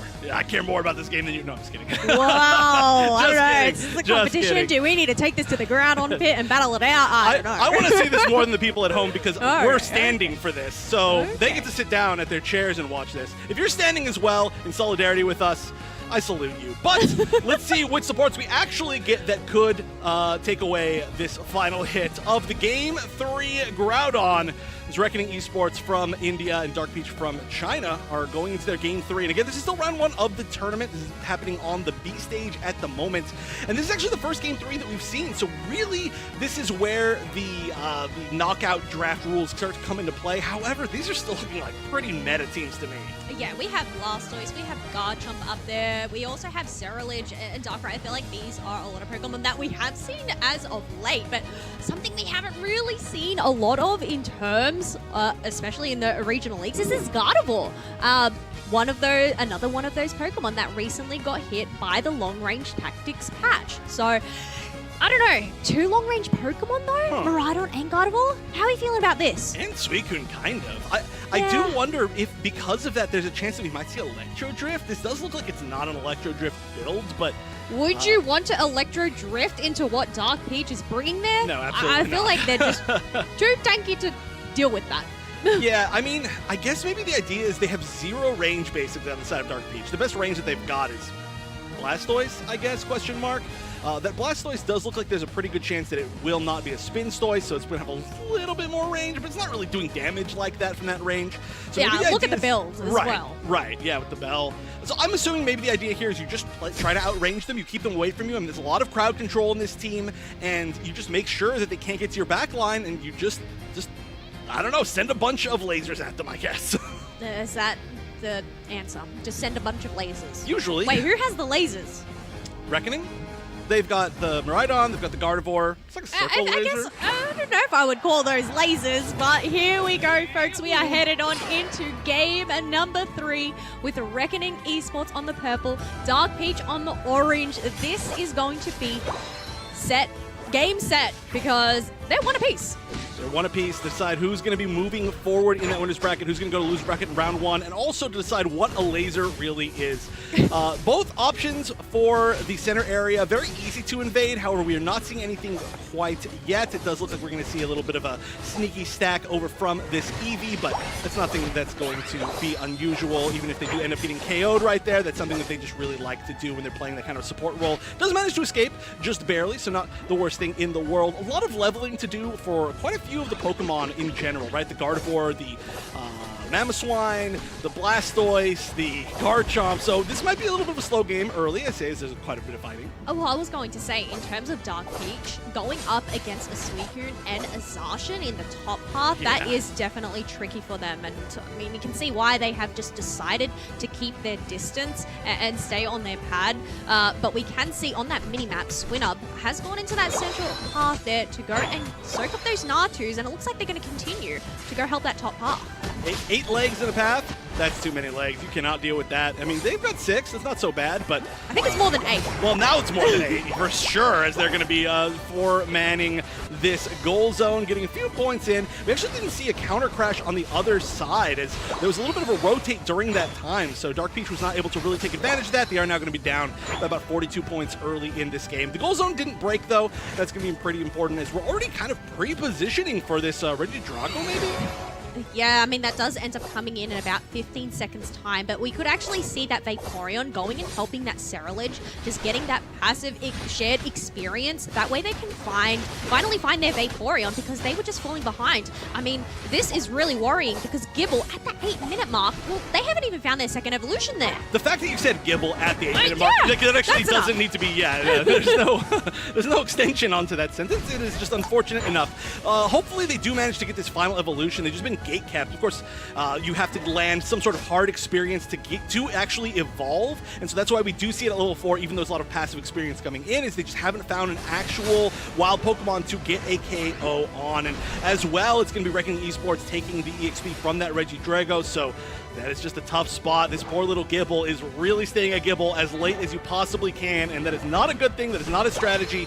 That is just an unfortunate spot to be in. The rest of the team, though, I gotta say, they're keeping up to par level at least. No, I definitely do not recommend staying at Gible up at that 7-minute mark, but they have finally found that evolution on that Gabite. But 4 members up against 2 on the side of Dark Peach. Reckoning Esports, they definitely have the numbers advantage down there, and trusting Zacian to go and handle this Gabite and Cerulege on their own. Well, it's not that hard of a task when the Gabite was 2 levels below you, unfortunately. It is starting to level up. There is some experience going its way. So really, I think a big decider in this game is how Dark Peach is going to feed experience to their hard carry, to that Gabite who wants to become a Garchomp. In the meantime, though, it is just objective after objective being taken for Reckoning Esports. That experience could have been so useful for Dark Peach fighting their way back into this, but they might not even be able to defend this goal zone. They're going to have to back up. I mean, Vaporeon's trying their best with that muddy water, but look at this. All 5 members crashing this goal zone. That for sure is Bouncer. Yeah, leaving that on 9 points. Do they have enough Eos energy to go and break it? Otherwise, Dark Peach, on the other hand, had a pretty successful push up in the top half, securing that Regieleki, breaking that top tier 1 path, and allowing this Gabite to reach that 8.5 mark. Thing is, it looks like they're going to get punished as they get cornered out by Zacian and Suicune there. That's actually a really interesting strategy, right? They completely inted to get as much experience as they possibly could, because they don't even have to worry about the rubber band experience. They are not the highest on their team. They're below the carries on the other side. So if they are able to steal away a few Indeedis and then get KO'd for it, the overall net EXP gain possibly could be better for Dark Peach. I really have no idea, but it's definitely something that was an attempt, and it seemed very intentional. It wasn't just like, why were they out there? So when you're this far behind, when you're in an awkward situation like that, it might pay off. And look, we can actually see the Garchomp at level 9 now, which is comparable to a lot of the carries on the other side. Yeah, definitely a calculated risk there, going and getting that experience, allowing them to finally get that Garchomp stake, and before the half-minute mark, so at least we are there. But for the moment, map is quite clear of wild Pokemon, as we do have Mamoswine getting put to sleep by Darkrai, and yeah, once again, just backing on off, focusing. But this is the brilliance of Gardevoir, having that long range to go and steal that experience after Darkrai tried to whittle that down. Yeah, that's going to be so tough. I mean, that's as well why we see the experience just be tough specifically for the Garchomp, right? The Cerulege has a little bit more mobility ability, that kind of rhymes, to go in and sneak away some experience, but unfortunately Garchomp just really has to kind of rush in, try to take the experience itself. And so we're getting now down to about 4.5 minutes left. Regieleki being the, I don't know, what is that, like the 4th or 5th objective taken in a row by Reckoning Esports. And really, Dark Peach eventually has to try for something. Fortunately, they're still just trying to play catch-up, and again, the levels aren't the worst thing in the world, but they are starting to lose a lot of points here. That's going to be a goal zone broken as well. Both tier 1s gone. Yeah, but I think that wasn't really much of a massive overdunk. They only ended up overdunking that by 10 points, because Zacian only had 18 points on hand, but we can see on that minimap there is a bit of a scramble down here, as we have Darkrai caught amongst the mix of it, trying to take down both the freeze Pokemon.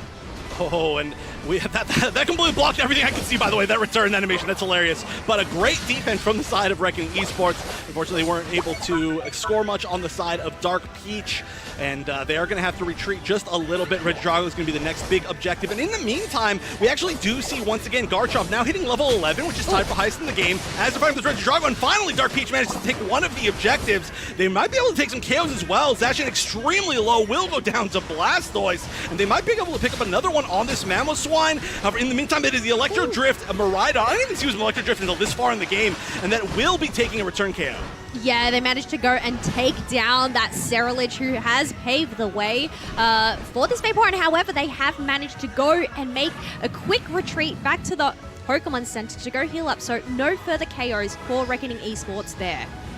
Dark Peach is now ahead in levels. I am so impressed. Again, this is a team that we didn't get a chance to watch at all, specifically watch at all on our version of the game, right? I mean, they generally play a different version of the game, in their region.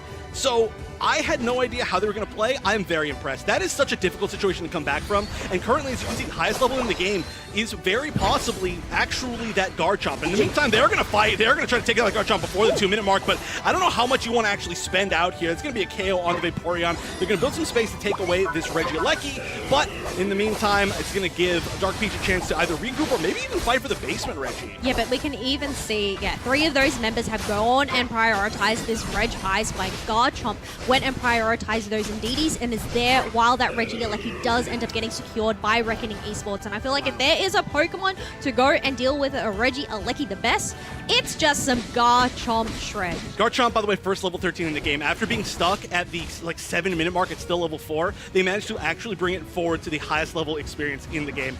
I'm very, very impressed. However, the question of whether that will mean anything in these final moments or not is a completely different question, as we are about to get the Groudon spawn with a pretty forward positioning from Reckoning Esports, and they were going to poke Groudon at least a little bit. Yeah, it's 186 points to 129 in favor of Reckoning Esports' favor. We do have that Suicune having a big chunk of HP taken out by that Darkrai, but Dark Peach, they're the ones that have to try and make a move. Darkrai has gone and forced out Miraidon's Unite move there. And I'm not sure if they're going to get all that much out of it. They're going to back up. The Suicune uses Unite as well. A big attempt, but the Darkrai going a little bit too far will be the first one taken down. Health advantage is still pretty strong for Dark Peach. A lot of the other members on very, very low HP. An attempt for the Mammoth to go in. We are going to see the Revenant Ren. However, it's not going to be able to catch any major targets. We are going to see the damage still available in that top right corner. That Gardevoir is getting hunted down. It is going to get the return KO using a defensive Unite against that Ceruledge. Groudon getting down to about 15%. What support's going to last hit at this time? Dark Peach, it ends up being the Garchomp to get the secure for Dark Peach there. The thing is, they still have to go and get these dunks. Suicune has gone and used that jump pad, but it's just not enough time to go and stop that Hundo Burger from Christie on that Blastoise, and now Dark Peach have the lead. But they really want to get a few more points to solidify this lead. They do have a few members defending, trying to get some vision on both the top and bottom pads. They do have the chance to score here. The only person, though, that has the points is standing here on this Darkrai, and they just are not really getting the opportunity to actually score as everybody's jumping back over to them. A dunk in top Hundo Burger. That might be enough to secure this lead. 27 seconds left. Reckoning Esports has to make one final push. They're down by 203 points exactly. Yeah, but look at the countdown timers on Dark Peach. 3 of their members are wiped out for 15 seconds. It's up to the Ceruledge, who does have their Unite move on hand. But there they go. They're going to let the members one dunk in the 18. I still don't think that's going to be enough. Can they? Oh, Hundo Burger in top. Hundo Burger in top. Oh. Okay, I'm not sure how many you've got in the bottom. I don't think that's enough, right? They would have broken that one and for sure. And another 14. We had another 14 from Miraidon. Was that enough points for Reckoning Esports? I don't think so, but we're going to have to watch. It's close. Not enough. Dark Peach making it happen. A win for China. First set win ever for China here at ACL, playing internationally. And what an amazing comeback they made from having a 7-minute level 4 Gibble to it becoming the highest level Pokemon in the game, winning the final fight and securing Groudon into the win. That shows so much ability to come back in a game. Yeah, 100%. Just so much perseverance, but also just the ability to have that awareness, going, sending that Gabite up in that top part, taking that Regieleki, continuing to break that T1 and take those Indeedis. Even though they end up getting KO'd, still got them that one step closer to getting that evolution, and I feel like that really worked out in their favor in the long run. Yeah, there were actually some interesting choices from the other side that I think maybe didn't benefit them, where they did decide to break both the top and bottom goal zone without huge overdumps, right? And that allowed those Indeedis to spawn, and those Indeedis were so much of what we saw Dark Peach actually farm to make that comeback experience. But also, I gotta point out, I loved that play that they had where they literally just sent you were mentioning it, the Gabite, just all the way to the other side of the map and just choosing to give that int just to get some experience and steal it away. Overall, I think that was expertly played, and that's a situation, honestly, that you do see a lot in solo queue in ranked. And so if any of my teammates could please watch that and see how to make a comeback like that, I would appreciate it. Hopefully, we do get to learn more about Dark Peach in the future, because that was a very strong showing for me. I was going to say, easier said than done, right? When you put pen to paper, yeah, this is how you do it, but sometimes it doesn't really work out in your favor. But in terms of Dark Peach, it did end up working out in their favor there. So, well, congratulations to them for being able to win that Game 3 and take a set win. So they're going to continue through in that top side bracket, whereas Reckoning Esports, they're heading on downtown. That's right. That's right. I mean, that's going to be a tough path for everybody who's lost so far. And again, we are still in the first round of the tournament. We are waiting for the main stage match to continue once again. Not sure how far along we are with that, but I am glad that we managed to catch some of the action happening off stream, which, again, for anybody who didn't watch ACL, last year, Chino showed up. We got a chance to talk to them. The Chinese players seemed very excited to be there. They really were working hard to do well. And unfortunately, just due to maybe a little bit less experience on our version of the game, they just weren't able to really get the results that they wanted to. And then unfortunately, a lot of them weren't able to make it to Worlds as well. So this was a great time to finally see the region show up and have a really strong start. You know, whatever happens for the rest of the tournament, already we can say that it's like looking up altogether. And I hope we get to see more teams and more players from the region. Yeah, well, yeah, they're obviously they beat their original record from last year, right? Yeah. So just being able to go and take a set win, that is one step further than they did. So I think, you know, in terms of the year gap, like between the ACLs, it's definitely can see how much they've elevated and just progressed. But well, the action doesn't stop here over at the Pokemon Unite Asia Champion League final, as we are going to head on into our other game here. Scars going up against Rival Esports. Okay, and it does look like this was a completely fresh restart from what we saw a little bit earlier. Of course, there was a pause, there's some technical issues, so hopefully it's all solved. But it does look like these drafts, are the same. I don't know. I feel like I said that weird, but I've been casting for 4 hours now straight. They are the same. They are exactly the same, yes. All right, there we go. We do have that Mew down in that bottom half, using that light screen to go push back that wild Pokemon. That way they can get the secure with the Electro Ball.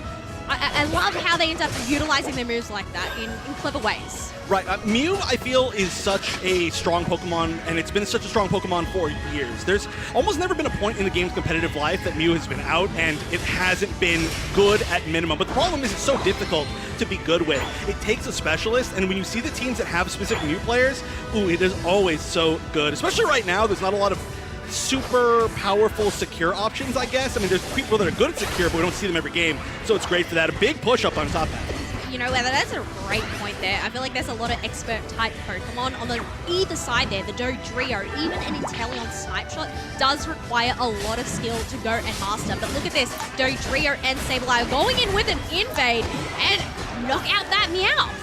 Ooh, okay.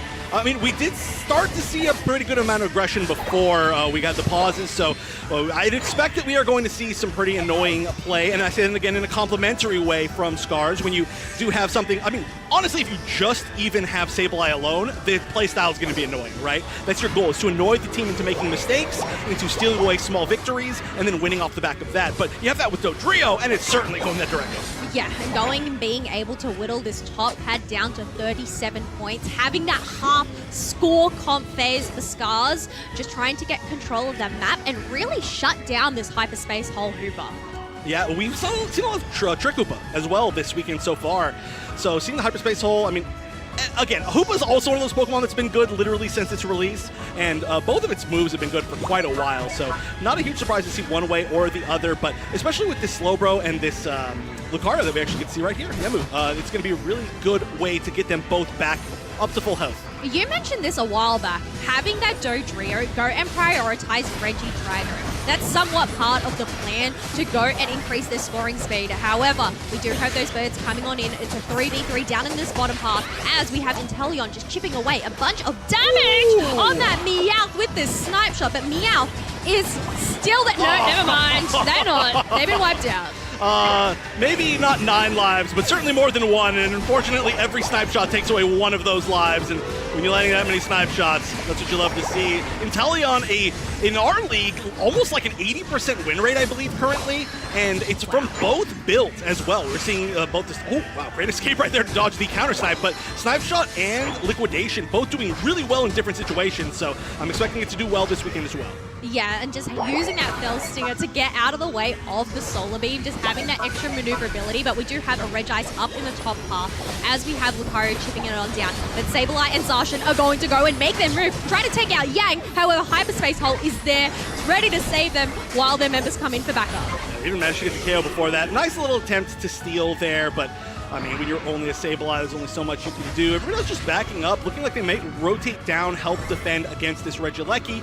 And that is going to be one of the biggest advantages of this Hyperspace Hole. Hoopa is the mobility. However, with one Tier 1 goal zone gone already, that's going to be quite good for Scars. And that's going to be one thing, too, that's really tough using Hyperspace Hole against a somewhat scoring comp or a full scoring comp, is that you're losing goal zones and you're losing mobility, and then it just kind of all, I don't know, runs away from you. I think one thing I want to mention from Rival Esports, such a great play there to not send all members down in that bottom half to defend that Regieleki. They kept that Hoopa and Lucario up in the top half, knowing that there is that Sableye and Dodrio that can try and make some quick attempts at some moves. Otherwise, we have some quick attempts at some moves going in with a Umbreon Unite move.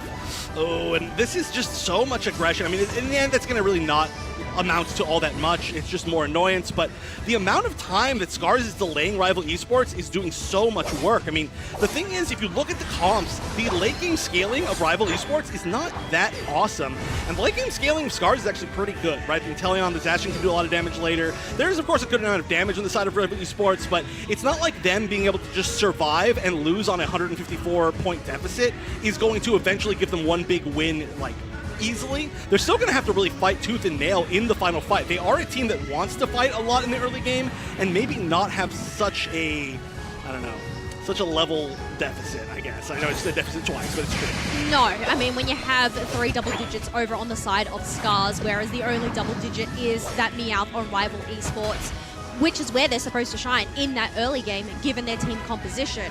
Like, Scars, at the moment, they're looking very scary to handle. So, looks like they're just playing on back, looking to just gather whatever wild Pokemon is available on their side to try and make up the level difference that they have. That's really all you can do. I mean, hey, we just saw Dark Peach do it. You know, anybody can do it. Although it's going to be even more difficult because Scars, they're just showing their presence everywhere on the map all the time. And they're doing such an amazing job of it. We talked about this, I feel like, a long time ago when Scars and Rival Esports started their match, but Scars is a team that is a lot newer, I would say, altogether. They've got some really fun strategies that are a little bit more uncommon, like less meta strategies, and this is one of them, certainly. And there's a reason why they're the current second team in the Japanese league, and that's what we're seeing right now. I do love this attempt to fight, but no! Even the one objective that Rivals Esports took everything to try and take. Unfortunately, they weren't able to take it. Nice steal away with Scars. Yeah, using that Hyperspace Hole to bring the team in just wasn't enough for Rival Esports to overtake Scars. Being able to secure that objective is going to really leave Rival Esports once again scrambling about, trying to get their levels, trying to get their AOS energy, trying to find an opening because, well, we're at the 3-minute 15 mark and they haven't got a single dunk in. They're at a big fat 0. That is an unfortunate goose egg. But, you know, 154 is not the, well, that is just maybe overly positive thing. I was going to say 154 is not the biggest lead I've ever seen. But again, this isn't like a full score comp, right? I mean, they've got like Zacian and they've got Inteleon that are going to be so good at fighting later. And a lot of times you will see a working score comp be up by like 300 points at this point in the game. 154 is still huge, but 154, I always like to say that 200 is kind of my limit for where I see an end game fight could potentially not even matter. So they're still in the game, Rival Esports. They just need to get one really good team fight win, but they are so far behind in levels. There's only 30 seconds left, no experience on the map. Look, like one yellow dot and it is up like north, and then this Regidrago who just disappeared. So what do you even do here? You just gotta scramble wherever you can, find the wild Pokemon. There were some Najis, but they were gone in a flash. One thing I am noticing is at least we have all double digits across the board for Rival Esports now, but the highest level is going to be that Mew on level 12. We already have 2 Pokemon on Stars side of Scars reaching their benchmarks, being Inteleon and Zacian. Yeah, Inteleon way beyond it even. The fact that even their supports are level 11 is not looking super great. So, I don't know. This is going to have to be some huge pick, basically, from Rival Esports. They could just try to rip and flip, maybe, and just try to deal with the fact that they have slightly more damage overall if they want to discount the Sableye. They're doing a little bit of damage to the Groudon, but in the meantime, these snipe shots are doing such a good job of spacing out this other team. That could have been a lot. I love that. Throwing the little fake outs onto the portal and just getting that little extra bit when they come back. Oh, but look at this. Even with these snipe shots chipping away this damage, Dojiria's hanging about. The Groudon is getting shredded on down. Mega Lucario is going on in, but it ends up being Mew that gets the secure for Rival Esports. This is their chance to go and make a comeback. It's only the Zacian down, however, on the side of Scars. Oh, and there's some strong defense from the side of Scars.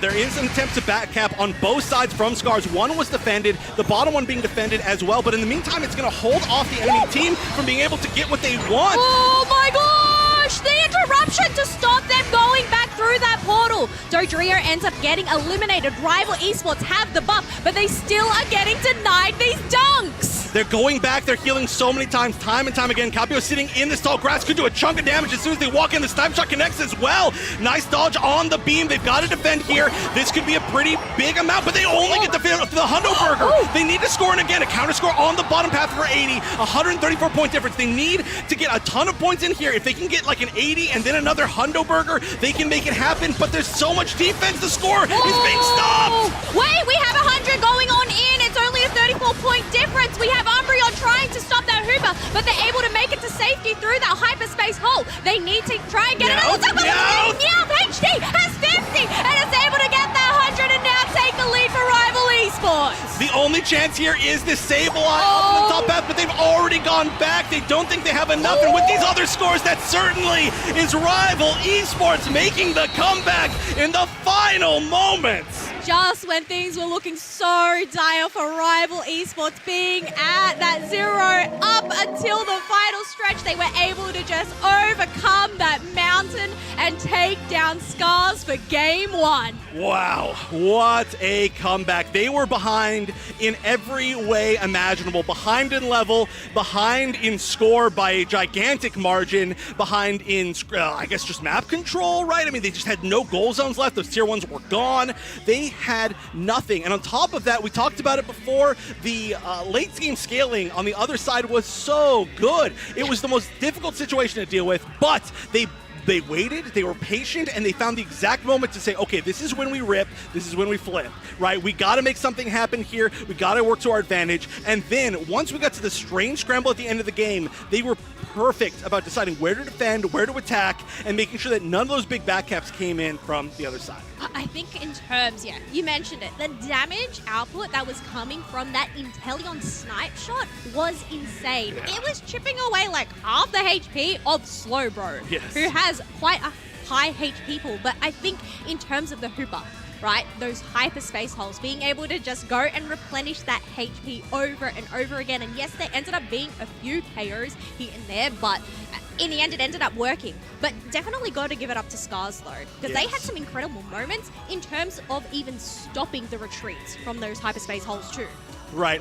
I love the strategy that they used. It worked from the first moment of the game until the, I don't know, 9th minute of the game, right? Everything was looking perfect for them. They were able to kind of play this sort of score comp that really what it does is just enables the rest of your team to power up. So it's a score comp with late game scalers as well, and it just worked. There's no other way to put it. It was a great strategy, but I do wonder if maybe some better decisions could have been made once they got to that final moment where they decided to fight, and they could have maybe just gone for some more back caps, and that's the difficulty of decision making, which obviously they're much better than me. I'm just saying, you know, maybe hindsight's 20/20, but when you only have about a 150 point lead like that, it is very easy for you to like lose one big fight and not be able to get enough back caps for it to matter. If you do have a slightly higher lead than that, you can just say, you guys take this, we're just gonna go back cap and we're gonna win anyway.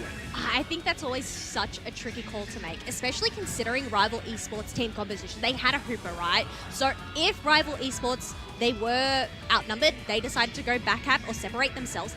They have the rings unbound to bring them back into that Groudon pit to go and win that team fight. And I think that was just too much of a risk for Scars to make. Instead, it seemed like they were trying to go in for a pizza maneuver. Having that Dodrio circling around up in that top side tall grass, ready to make their move, but I guess, yeah, Rival Esports diving straight on into the ground, and they're like, you know what, Pool of God, it's time to go. We got to rip this down, especially with the Lucario over on their side. Right. Yeah, they did it perfectly. They realized exactly where they could get as close as they possibly could to it, too. If you have to engage from the side in that center objective pit, and you have to try to burn something down, burn the objective down with whatever it is, Groudon, Rayquaza, or Kyogre, if you have to go from the side, it's very difficult. It's very difficult to attack over that wall or get through that wall. But if you're coming in from the top, it's very, very easy to almost not even care about there being a wall there, right? I mean, you have a lot of range damage. You can just kind of swing through. A lot of Pokemon have mobility that can easily get through a very thin, kind of like 1 pixel wall, basically. And so that's what they did. It's bigger than that. It's a little bit bigger than 1 pixel. Yeah, but the point is they can get through it, and they knew that exactly. They knew that they could approach from that angle. They did a great job of it. And if they had to approach from a different way, I don't think that same thing could have happened. So the fact that they pre-positioned towards the top, very smart. Yes, positioning through the top worked out in their favor, and it really just goes to show that anything is possible when it comes down to a game of Pokemon Unite. You can be behind for the majority of the match, but if you are able to go and play that final stretch and get that in your favor, it can really just snowball from there. Yeah, that's, exactly what happened. And, Snowball's appropriate for a team that has somebody named Ice and somebody named Rhyme. So we'll see if they can snowball with that victory, with that momentum, and continue on. Always, though, like I said, always great to see Ice, and what a cool addition to the team overall. Of course, all these players are very familiar. Well, all of them except for Rhyme are very familiar from us, to us. Sorry. We're fighting through today. A lot of Pokemon Unite, but they're very familiar to us from previous years, including here previously at ACL. So we'll see if this is the year they can do it. Of course, Alter Ego getting second place last year, so Ice, maybe more than anybody else, has a reason to fight, being, I guess, probably the highest placing player here from last ACL, right? Because Insomnia's not here, and I don't know if any of the players are. Ooh, that is a great question there. We'll probably have to get the... I don't know, Zoinks. I feel like he'd probably have the brains for that one. He probably would. Yeah. Zoinks, that's your homework. I don't even know what Zoinks is. He's doing his homework. Do you not know? No. Yeah, I've locked him away so he can do his homework. You made him do his homework? Yes. He's got to do his homework. It's important. Do your homework. Okay? You have the homework book, though. I do. It's the greatest. You're not going to show it off? Am I? No, I was asking. Look at my book. How great is that? That is the greatest thing I've ever seen. It's beautiful. It really looks like you do homework in it, though, right? I do. It's my scribbling pad. I like to take notes. You actually do a lot of homework. I am a serial note taker. Yeah, and a homework doer, I love notes. for sure. Oh, when you lift it up again. Yeah. Look at that. It's two-sided, too. It is. So we have Sylveon over on that side. That matches your color. And then we also have Umbreon and Espeon over on that side. I know. So a great three. Picked that one up on my trip to one of the Pokemon centers there, and I couldn't resist. So, gotta be on theme. We gotta match the colors, right? Yeah. White and pink. Right, yeah. and then the other side is blue, so it kind of works for me a little bit more. It does. Yeah. See? And it has the pink, right? It has the blue and pink. Yeah. And then, I guess, I don't know, brown colors for my hair, maybe. But unintentional coordination. Yeah, no. Totally just not natural. planned. We don't have to worry. No. But, of course, that was only game one. Now that we got a chance to see how some of the homework is done around here, hopefully these teams have done their homework with what worked and what didn't in that last game. And the tough thing is that sort of strategy is only going to be able to be played once in this current draft rule, right? So in a normal draft rule, I would say, maybe we see Scars try that again, because it worked so well until the final moment. So I was like, maybe that is what I would suggest, or what I expect we might see. But now we don't even have to worry about it, right? Because they have to move on. They're forced to move on. But some of those Pokemon aren't going to be going into that many other comps, right? So we're not going to see Sableye in most other comps. We're not going to see Dodrio in most other comps. Inteleon is gone, but we haven't seen it all that much today in general. What else did we see? Zacian is a pretty meta pick that we have seen quite a bit. But it basically leaves a lot of their options open for game number 2. Well, you know what? I think there's over 80 Pokemon to select from. So, yes, while these 10 Pokemon, or 5 Pokemon on either side, may not be available to play, yes, there are some big picks there. There are still so many other big picks available. Yeah, I mean, we've seen even going into a Game 3, like when we saw the Dark Peach match, there were a lot of really strong meta picks available, even in a very close Game 3 where the comps were pretty standard meta. So we are really seeing meta picks all the way down. The game has such a wide meta right now, and that is actually a really strong point of the current competitive version of the game. I mean, it is... We can see so many different comps, and I mean, this goes to prove it. The fact that Game 3 comps look like they could be Game 1 comps in this current ruling, very impressive. But I think it's not only just landing those meta picks, I think it's just landing those picks that players have become comfortable with. Right? I feel like in terms of Sableye, yes, you see it here and there. Same with the Dodrio. I wouldn't say they're very high up in the meta currently. So, you know, what other comfortable picks can you land yourself onto? We've had the newest patch there, so a lot of these long-range attackers coming on in and changing things up. You know, I'm actually really intrigued to see what our next draft is going to look like here. Me as well. I mean, I also just really haven't had a chance to see a lot of how Rival Esports wants to draft now that they've changed up some of their roster. I didn't get a chance to see their actual events quite as much, so we'll see what they end up choosing. And, I mean, great players. They're pretty flexible. We do know from all those players that we see on that team, they are a pretty flexible team. Scars, on the other hand, I've just only seen their flexibility from what they've done this year, and now to see what they're going to have to flex you for to a completely different strategy is a big question mark. I do have to, once again, point out, and again, this is not me hating at all on the Japanese players, but so far their record has just been not, I mean, unfortunately, they haven't had a game win, I believe. None of the Japanese teams. So this looked like it was about to be there first, and this looked like Scars might kind of be the ones to jump ahead, but unfortunately they weren't able to clutch it out, and really I think that just is going to make them want to fight harder, because all these Japanese teams really want to represent their region. Well, there we go. We have our confirmation on what teams have taken a set win so far. So Onyx Rise were able to go and take down Enter Force. 36 earlier on the day with the 2-0. Nemesis being able to take down Force Gaming 2-0, which was over on that B-side stage. Ooh, yeah, Dark Peach Dignitas. I'm actually really excited to watch that one. I was really impressed. Oh, yeah. Oh, no, we're getting the Force Match. It's actually happening. Force. All right, let's make sure we don't cast that one, because I'm certainly getting confused on that one. All right, we request that. Do not put us on that. But actually, that's going to be an amazing match, I think. Reckoning versus Reject as well, the RE names. So we're going to get... We're just finding all these patterns. Yeah. This is actually... This tournament's seeded based on how your names, are comparable, but only if you go down to the lower bracket in round 1. So very complicated seeding strategy. You know, took a little risk doing that. I mean, that's not real for the record, in case somebody starts complaining. I was going to say, if we're looking at patterns here, it's also in alphabetical order. True. Even the RE names. Wow, you figured that one out really quickly. I had to look. I'm like, R-E-C. All right. Well, those teams, of course, are going to be playing a little bit later, and those are actually elimination matches, so we're going to have to see what happens there. But for now, we still have to deal with who's going to move forward on the right side of the bracket, as we're going to go into draft for game number 2 with an immediate, once again, Gengar ban. So much respect for Capio on the other side, who we haven't even had a chance to see play Gengar just because his reputation is so strong. Yeah, not letting it out on the field. And I feel like that was a common strat during the leagues of Japan as well, to just go and ban away the Gengar. But it looks like Rival Esports, knowing that they have already used that Hooper, isn't available for their pool, they do not want to risk giving that over to Scars this time around, so banning away that Hooper themselves. It certainly seems like there's been a good amount of research done from both sides, from really all teams against their first picks. And we are... Ooh! Wait, what? What? Oh, no, sorry. I'm a little confused because we got the first pick on the right side, but that is going to be Rivals with the first pick, it looks like. So they did pick the Surfetched first, and then the second pick, it looks like, is going to be going to the side of Scars.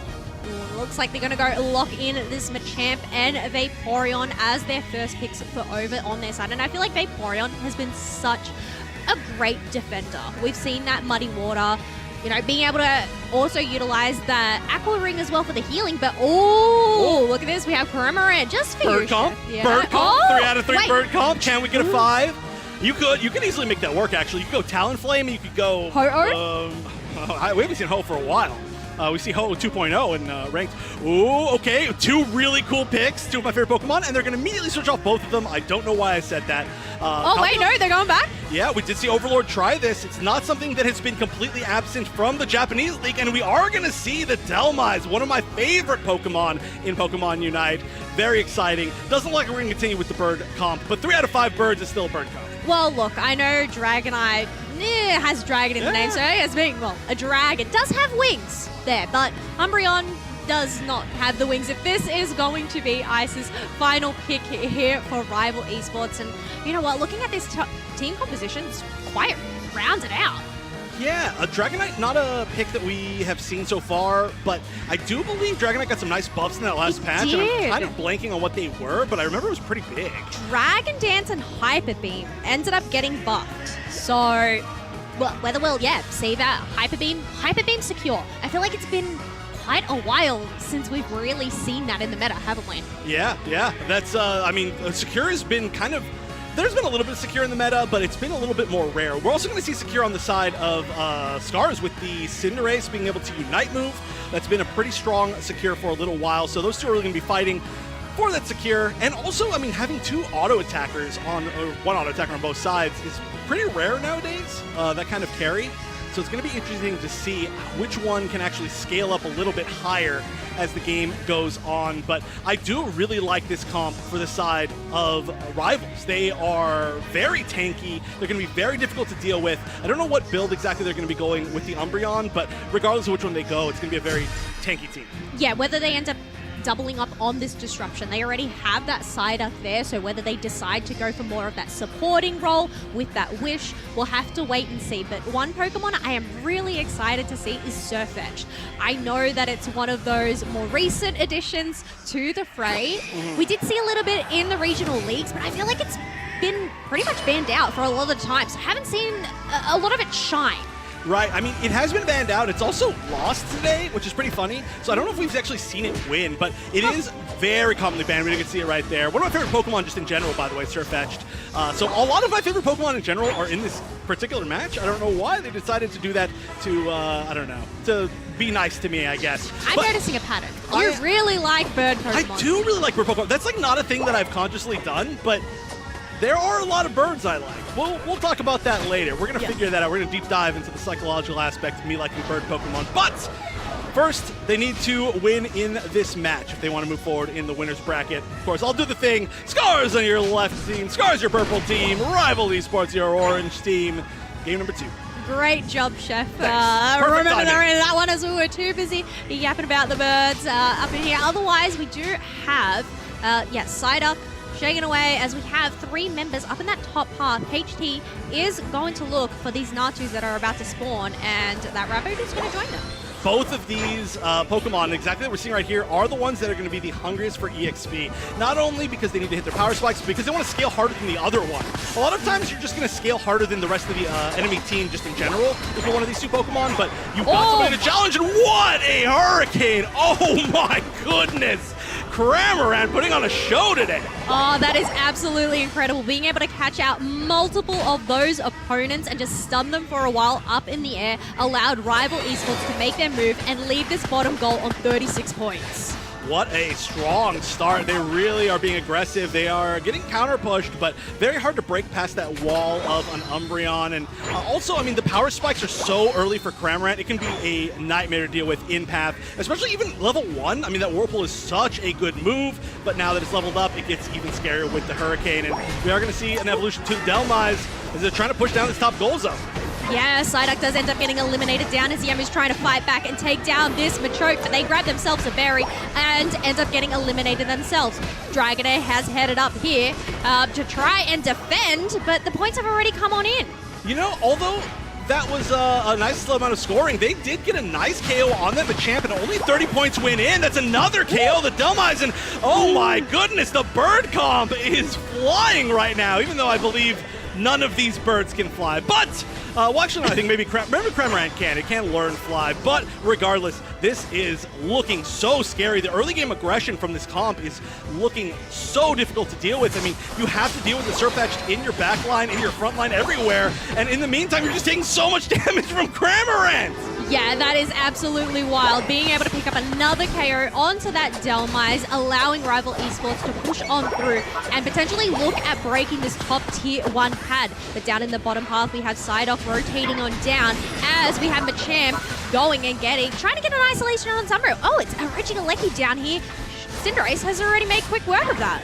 The amount of damage for burning down objectives in this game is going to be ridiculous. So, I mean, honestly, we might even miss some of them at some point. Thank you. Perfect timing as with your Retro Rockets taken down. But this goal zone almost certainly will be going down unless they choose to maybe not give them the Indeedis. But there's 4 points left. They could overdunk pretty solidly as a lot of Unites are actually coming out. They're going to be fighting for another nice KO for the Cramorant. It's going to Unite, maybe pick up one more KO, but they are going to lose that goal zone eventually. That was an ability. It's pulled in by the Delmise. Oh, pushing him back. Vaporeon is trying to make an escape, but Rhyme on the Cramorant is able to go and finish off that job. Yes, they ended up losing that bottom tier 1 pad, but Rival Esports still have the lead of 20 points at 166 to 146. Right, even after all that, I mean, one of the biggest things about their defense was that they forced them to break it kind of last moment with not that many points, so the overdunks are really strong on the side of Rival Esports versus Scars were just okay, and there's an objective in the middle. We are not seeing the Rich Drago get focused on this time like Scars did in game number 1, but right now they've just got to deal with just the fact that they've been losing fights. Their Cinderace is really high level. They're doing okay on levels, but Rival Esports, they're ahead with most of the rest of their team is the problem. Well, yeah, Cinderace may be that level 10. Well, now level 11, but they are the only one up there considering we already have 3 level 10s on the side of Rival Esports. They're going to shred down this Regidrago, lock in for that Hyper Beam, but it ends up being Sirfetch'd to go and get that Regidrago buff. The Scars are not happy with this as they're diving on in. What a target to hit with the hook. The Psyduck doesn't even go down, and they're going to be able to counter-engage. Oh, the Hyper Beam's not going to be able to hit as they actually get the nice little pull in the meantime, and here we go. This level 11 is starting to pop up. Level 12 now on this Cinderace. 2 levels higher than anybody else in the game. They're going to use that advantage to push forward, try to get some more points in, and this is nearly even in score at the 5-minute mark. That was a beautiful combination. The barrage blow to go and whittle down Rival Esports, and Cinderace coming on in to clean up and finish off the job. Allow them to clear that space. Go and take that buff away from Rival Esports and also secure themselves a Regieleki, which is heading towards Tier 2. And of course, again, both objectives just burned down instantly, not even getting time to really watch that happen. And that's just going to happen. There's a good chance we're going to see that as the final 2-minute mark fight as well. They could just double rip and flip with the amount of secure and the burn that they have, or either team could start it, or you could just be scared that either team is going to start it. But in the meantime, we are going to see Scars try to push forward into the center area of Rival Esports, try to take away some of their experience, try to push this level lead even further, but it's not huge. It's not like insurmountable at the moment.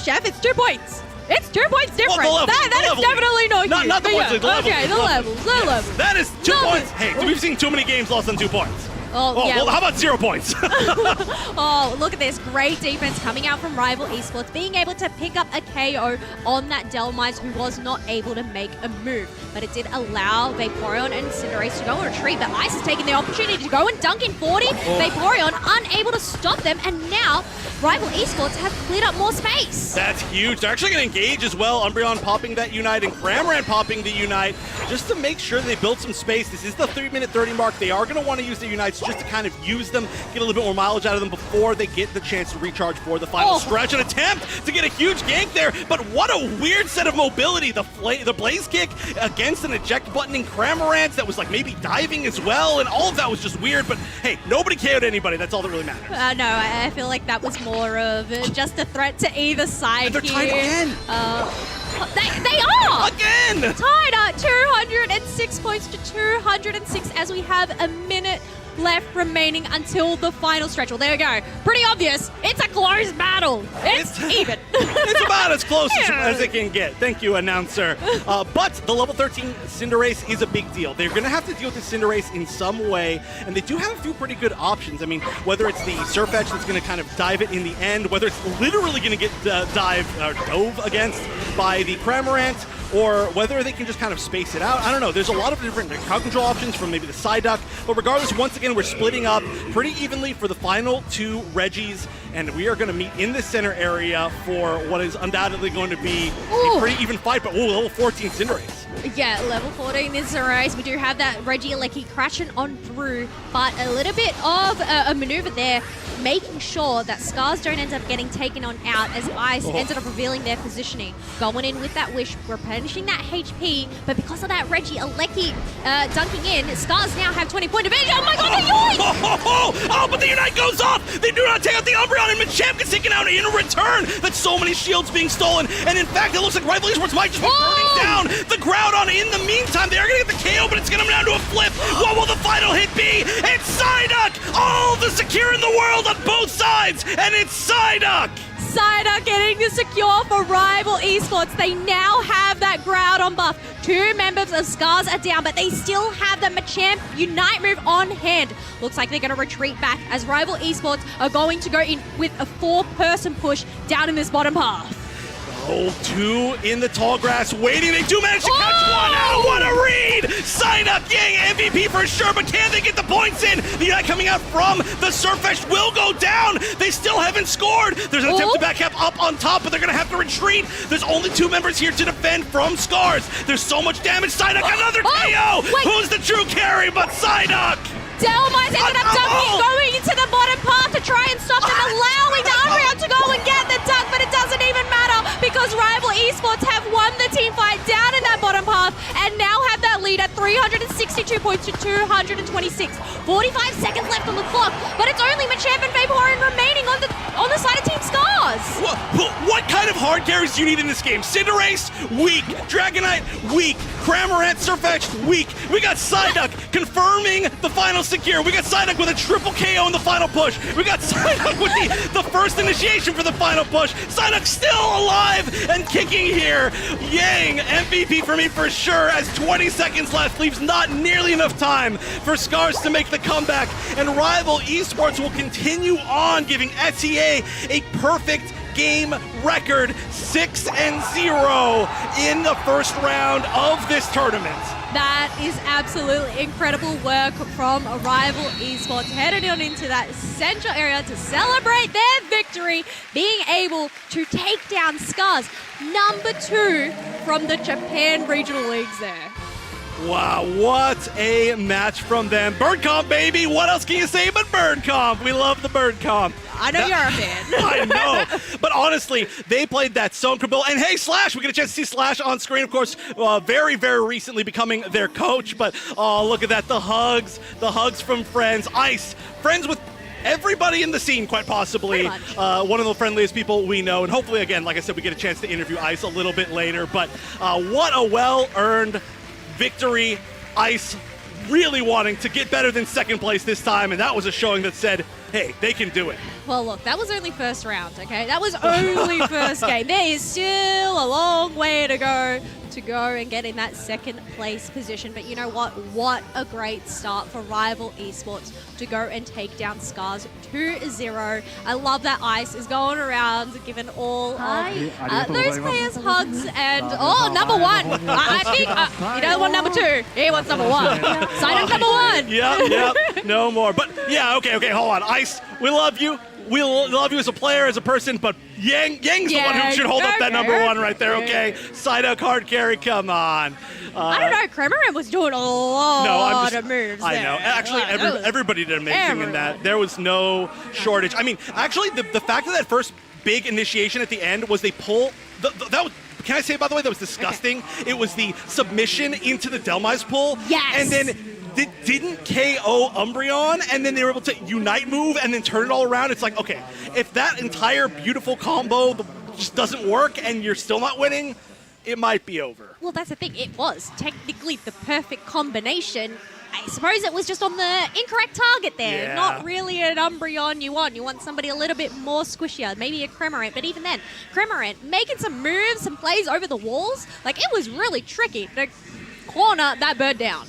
Yeah, this is looking like really a team to beat. Of all the teams that we've watched so far, really amazing chunk from everybody, but Rival has been one of the ones that has impressed me by far the most. That play was just so good, especially in that second game. So Oh my goodness, the lower bracket in this tournament, by the way, is starting to look ridiculous. Scars now, second place in the Japan League, moving down there as well as Force, who's first place in their league, as well as, just all the other teams that are down there. I mean, we already went over it earlier. I'm not going to name a bunch of teams, but wow. I mean, hey, we had to wait quite a while for that set, but that was worth it.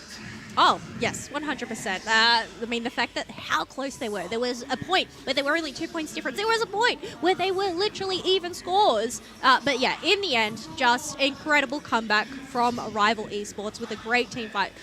Great secure, Psyduck secure once again. That is the second Psyduck secure I think we've seen today. Yeah, you and I in particular have seen more support secures than non-support secures. And that really is so funny because we were like, okay, they've got the Cinderace, yeah. Dragonite, hello. But really, who needs more than the Psyduck at this point? Psyduck is MVP right now. It's been a great Pokemon, by the way, through it for months, right? So not a surprise to see that. But we got through this match. I'm so happy that we finally managed to do it, and we are going to go to a short break while we do set up the next match. So once again, thank you everybody for waiting along with any of the technical difficulties. We really appreciate you all, and hopefully that was worth it for you as well. But we'll be back right after this break. There is much more Pokemon Unite to come right after this.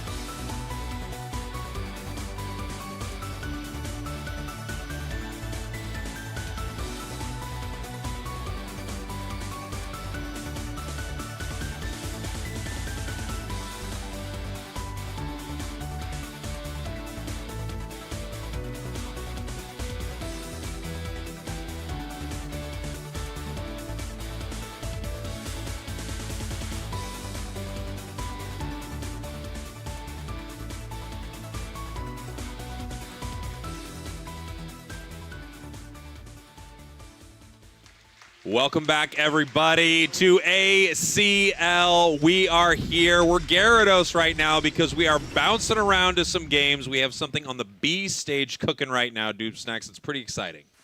Yeah, we've got GMU versus almost said TI again, T1. And GMU up a game as we are going straight into game 2 here. Of course, about 5 minutes remain. Let's digest what we've got on our screen real quick. Yeah, 109-103. T1 down a game. Both of us kind of shocked when we found that out, and they are extremely close here in game number 2. T1, an absolutely dominant team throughout this season. However, qualifying, I believe, in 3rd from their region, running into GMU, the team that qualified through the winter qualifier. Yeah, we see another Trick Room Mimikyu. Been seeing quite a bit of that today. Doing pretty darn well. On the side of GMU, we've got a Zarina, something you and I haven't really gotten to cast in a long time. Yeah, it feels like this Pokemon does get a lot of love in these eastern regions, but not at this tournament yet. Talonflame up in the sky looking for some targets right here, and it looks like everyone is kind of like moving in, moving out, but not getting a lot of value. Talon goes down. Garchomp looking for a Dragon Claw right there. Getting frozen, but the Regice does go over to the side of T1. I must ask GMU, what is the Talonflame doing? Who are they trying to get there? I mean, they crash landed, immediately caught the Mimikyu Unite, got pinned against the wall, and summarily knocked out. On the side of T1, though, they're able to grab themselves an objective. Now they're looking to peel back a little bit. Here's a Flame Sweep in. Not going to get caught this time. Good Bliss Assistance on the Garchomp, who's kind of just stuck. Can't really find a target. More of a saving Bliss Assistance than an aggressive one. Yeah, and here we go. GMU now, they actually did peel off towards the Tier 2. They sent Zarina there to score, and now they are sending their Gyarados to the top path here. They're going to be up 228 to 103. Score-wise, looking good for GMU. Once again, I mean, GMU again, taking game 1 off T1. I don't think a lot of people would have expected that. Again, I certainly did not, but the way GMU is moving around this map and the way they've got this score lead, you know, you can kind of see what they're materializing. Now, I don't want them to get too excited. There's a lot of work left here, and I don't want to see this Talonflame do that first engage that we saw as soon as we jumped into the match. Yeah, it does look like Talon is creating a lot of chaos, diving in against their opponents, but T1 looking to take this Reggie Alecki, and hopefully they are going to score before it starts walking here, and that is their plan right now. Garchomp putting the points in, Reggie Alecki moving towards the Tier 2. We're going to see how GMU wants to defend this, as 4 members of GMU are kind of near the central area and watching the Tier 1 in the bottom path. Reggie Alecki is going to walk. Trucking on in. Okay. Yeah, I mean, no shame in the game here. I don't know if it's because they had vision or they just don't care. But T1, I don't think expected that to just go in so freely, and now they have nobody in position to take advantage of it here as they are getting through their central area, trying to farm up and get ready for the boss monster. Yeah, it looks like GMU was just very aware that they would need to peel back and farm, so they didn't really care about that at all. They are still ahead, 228-163. We're looking for multiple members of GMU right now, seeing if you can catch anyone in a rock tomb, seeing if the Thunder can slow them down a little bit, but no fight has started yet, as we have Talon watching in the tall grass right here, landing immediately to get that cooldown back. Mimikyu in the area knows where Yama is now. They have to retreat. We're going to see how this fight kicks off. Nice little rock tomb straight at them. Is this Zarina? Nana not really waiting for the pause button here. Nobody on their team's ready to go. Nana goes in. Double stomp there. The Miraidon. You kind of see that circle of trust that they've built around them. Nice little Suicune. Bliss Assist on the Garchomp right in the middle of their Unite move, but somehow this fight isn't starting. We've got the Miraidon Unite move. It can't hit a soul. What are we doing here, Cowboy? Yeah, they're peeling back. Zarina trying to make a play. They're going after the Blissey right now, sending up the... Oh, who goes into the air? But the Miraidon. Huge Suicune Unite catches multiple members. Talon moving in to sweep them off the board. Great Suicune Unite. That Zarina isolating Unite to get a knockout was exactly what they're looking for. And now all you have is Epee looking to work their way in. They have to make a miracle play on this Groudon to keep T1 in it. The rip continues, but somehow looks incredibly slow. Groudon is there. The double stomp secured. GMU, every member of the team standing with those Groudon buffs, ready to get those points in. Yeah, they're going to look to score right here. Multiple members of T1 are coming back right now, so they don't want to make a mistake in this moment. However, already up right here, so it really is on T1 to figure out how they want to play this. We are hiding here in the tall grass, looking for a catch. Mule moves by, and there they go, just sneaking a play. Easy KO on the Miraidon. Now Blissey has to try and defend in the face of 3. Here comes the Moonlight Clefable to top everybody's HP off, and I don't even think it matters at this stage. Trick Room is down. Great Whirlpool freeze there out of the Suicune as they are pushing forward to get more of those juicy Hundo burgers in. And T1 goes down 0-2. I mean, this tournament has been wild. It really has. A lot of what you expect is not exactly what is playing out here today. No question about it. Japan is having a rough start to the day, but all of a sudden, GMU is here to take down T1. We've seen Japan lose just about every game today, I believe 0-2. And now GMU is here having a phenomenal game and phenomenal series into T1. A team that a lot of people expected to be one of the best here in this tournament, off to a rocky start. Other teams from Japan off to really rocky starts on our main stage. Yeah, and I mean, GMU, I really thought it was going to be T1's game, but GMU stepping up, and, you know, we only got to see the last 5 minutes of that game number 2.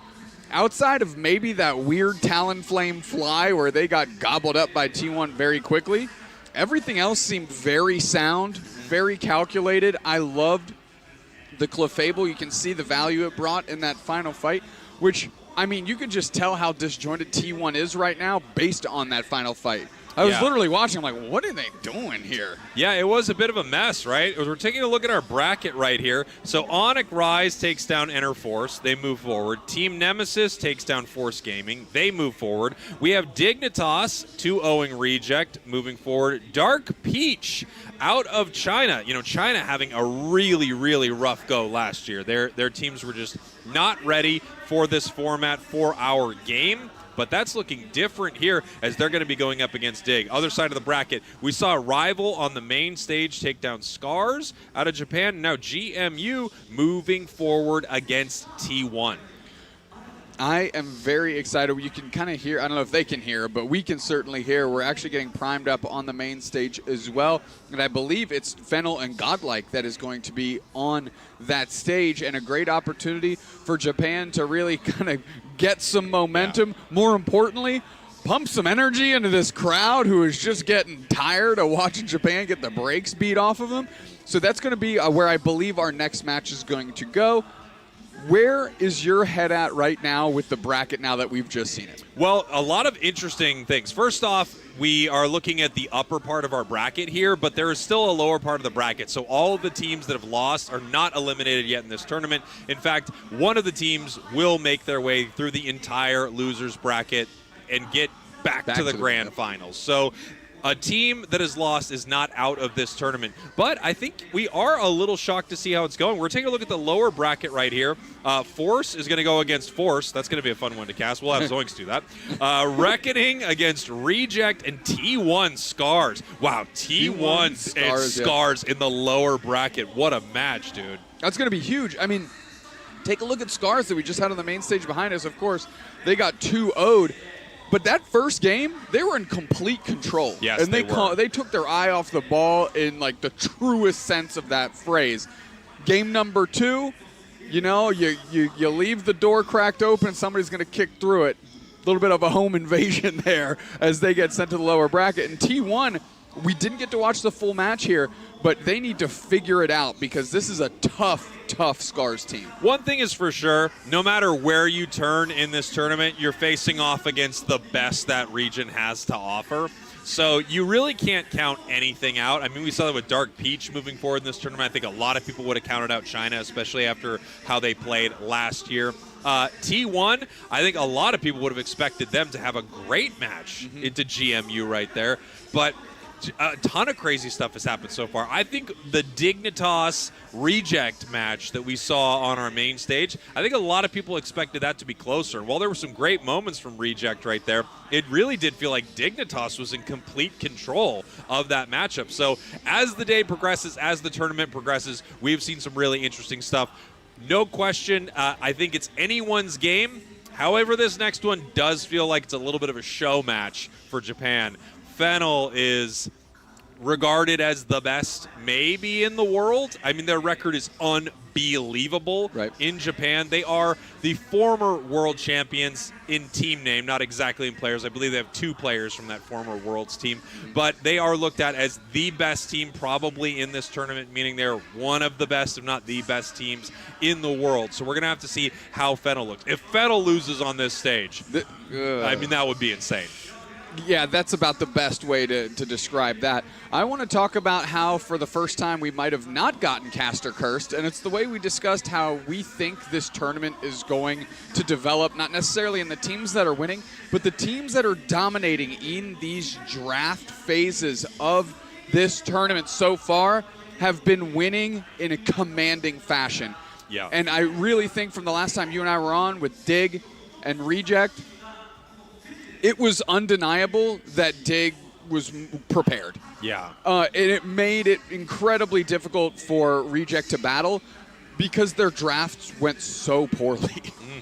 I mean, when you give... they got dog-walked. I don't know how else to say it. And that's kind of what we're seeing materialize, is just teams are getting out-drafted.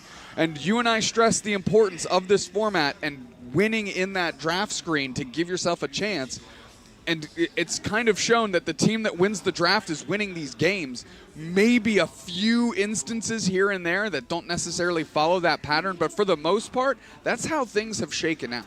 Yeah, for sure. I think Fennel is going to be a tough one for anyone to beat. You ask any player here, Fennel is the squad that everyone is afraid of. So this is going to be really tough for Godlike out of India here to take down the best from Japan. It's going to be an exciting match for sure. If they are able to take them down, that will be insanely impressive. But I think it is going to be up to this draft in a huge way. We have seen teams get draft diffed throughout the day, as you were mentioning before. Something you, me, and Zoinks were all talking about right before hopping on broadcast here were these targeted bans that we've been noticing, and how it actually doesn't seem to be working here in this knockout draft format. We saw it when the teams were banning, when Reject was banning against Dignitas, and they were hyper-targeting Zealot, the top lane all-rounder player. We saw them continue to target ban this player. It didn't work twice in a row. We've seen this happen again and again. I feel like you could maybe take away one Pokemon from someone, like you're banning Gengar against Reggie or something like that. Maybe the perfect example of a targeted ban. But outside of that, it might be time to just start banning away a lot of these meta picks, because the truth is there are so many good Pokemon in the roster right now. I agree. So I think a reasonable strategy is start there. Like, start by trying to ban a person. Just start there, because you have to get the ball rolling somewhere.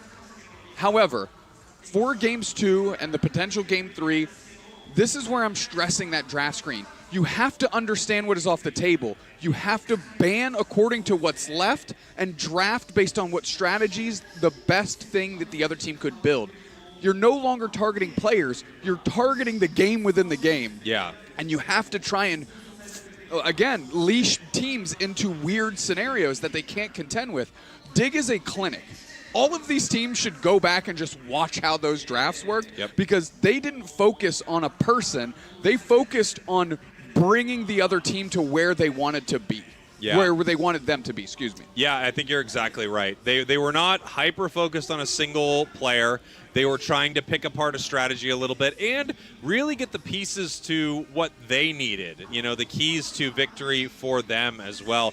We've seen some teams, and I do like this strategy generally, where they will ban against a player and then also pick against the player. So they go, we're banning your Mega Lucario, and we're picking away your Zacian. Like, I've seen teams play this.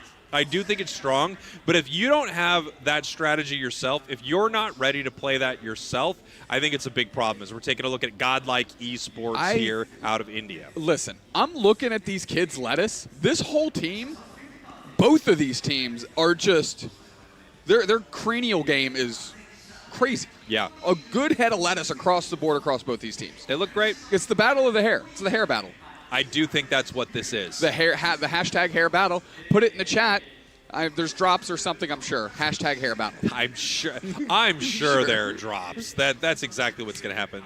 There are going to be drops for this, of course. Hashtag hair battle in the chat, everyone at home. show us that you're paying attention and that you are supporting what specifically just you and I are doing here. The only thing we care about is seeing that you do what we say in the chat. Hashtag hair battle. That being said, we have not been really looking at the chat. At all, actually. There we go. For our game here, Doob Snacks. Let's take a look at it. Fennel is going to be on our purple side. We have got Godlike on our orange side. First ban coming out right here. And it looks like Hoopa is going to be shut down by Fennel. Gotta turn the mic on if you want to talk, big dog. Oh, yeah, you do. Zacian is also hitting the chopping block. Mimikyu is there as well. Looks like Surfetch might catch one. Yes, that's true. We'll see where this thing rounds out. Nice little draft back and forth so far. Vaporeon is queued up. Vaporeon is banned. Yeah, final ban over here to Godlike, and then we're going to see our first pick here for Fennel. The team that I think everyone is afraid to run into. Zacian banned out, Umbreon as our final ban right here. And now we are moving towards our first pick for Fennel. How do they want to start this off? We're grabbing Mew. Just like some of the teams we've already seen today, a big premium on Mew, and that's something that's been rising in stocks week in and week out since you and I have been covering, for example, the Western Leagues. Mew just continues to rise. And we have players like Mashio, we have players like Otter. It's no doubt that this thing is seeing a lot of play. We got ourselves a Psyduck and a Blastoise, a couple of tanky water Pokemon on the side of Godlike. And here we go. Is it really? Okay, I was going to say I would love to have seen a green. Mame now locking in the Latias. We have Machamp as well for Fennel. Strong picks. The Machamp obviously running, if it is going to be running submission, it will be able to move through all of the crowd control on the side of Godlike, as Buzzwole and possibly Espeon getting locked in. Espeon having a great game in the hands of Pee-wee earlier. Not enough for them to overcome what Root Dig was putting together. However, a pretty strong draft here out of the Indian squad. As on the other side for Fennel, we've got a Mega Gyarados queued up. No, promptly switched to Mega Lucario. I love Mr. Slime getting locked in as well. One of my favorite characters to watch. This is a really interesting draft here from Fennel. I mean, we've got the tanky Mime. We have Latias as the support for them. On the side of Godlike, they're possibly locking in another attacker here in Greninja. Yeah. Interesting. I mean, you have to think it's going to be able to, if we're, serving up the pizzas, we're going the Shuriken build. It has an opportunity to play at decent range given Redux and Tensai, Obito are all going to be scrapping up front. It doesn't look like there's a lot of the capacity to dive past them. I mean, I understand Machamp can, but there's a lot of roadblocks in the way, especially with maybe an Espeon Unite catch. Fighting through that hindrance resistance is tough, but when you have 4 Pokemon that can kind of work through all those instances, it might give Illusion just enough time to get that critical knockout. Interesting build there from Illusion. You've got the attack weight, obviously. You've got the muscle band, but we have a Razor Claw on Greninja. I feel like I don't see that too often given that Greninja's ranged. I mean, you are going to get some extra damage, of course, with that item, but that is an interesting setup for Greninja. I feel like that's pretty rare. More often, I think you'd see a Scope Lens or maybe even a Rapid Fire Scarf there, but I'm interested to see Gren. I think Greninja is extremely exciting. We're going to see if there's anything this team can do into Fennel. If they can take games off Fennel, I think you would shock this arena. Yeah, I mean, listen, Indian teams, you know what? Say the thing and I'll say my point after. Fennel, your purple team. Godlike Esports, your orange team. This is game number 1, still in our upper bracket right here. Fennel Duke Snacks is the premier team out of Japan. Godlike from India is looking to have an upset here today. Exactly right. Now, Godlike Esports on stages and situations like this have had crazy moments where they're peeling off games against, I don't know, your world champs. Taking a game, being the only team to serve them a loss on that run there in year 2. So, listen, Godlike Esports, actually year 2 in Yokohama as well, so maybe they can rekindle some of that magic. Yeah, it could be pretty exciting if they do, no question about it. Watching the Lucario here in the top path, nice secures there for the side of Fennel, just being able to push all of that away. Couldn't contest on the other side. Here comes Greninja early. That red buff slowing them down right there. Mame able to make it out, and a beautiful light screen from the Mime. Already in the middle there is the Machoke, ready to just pounce on the birds that are going to populate in the middle. Looking to contend a little bit is Illusion, but they actually get out pretty quickly with the smoke screen. Here we have Mame moving forward right here. The submission. They're trucking towards the top path. Eject. Big eject Yo. button. Wow. Woo! That was like scalpel-esque precision eject button submission. Bang, put up another target. Another Pokemon on the plate here, and it gets served up, and that's another KO. The K-opener and the follower both belong to Fennel.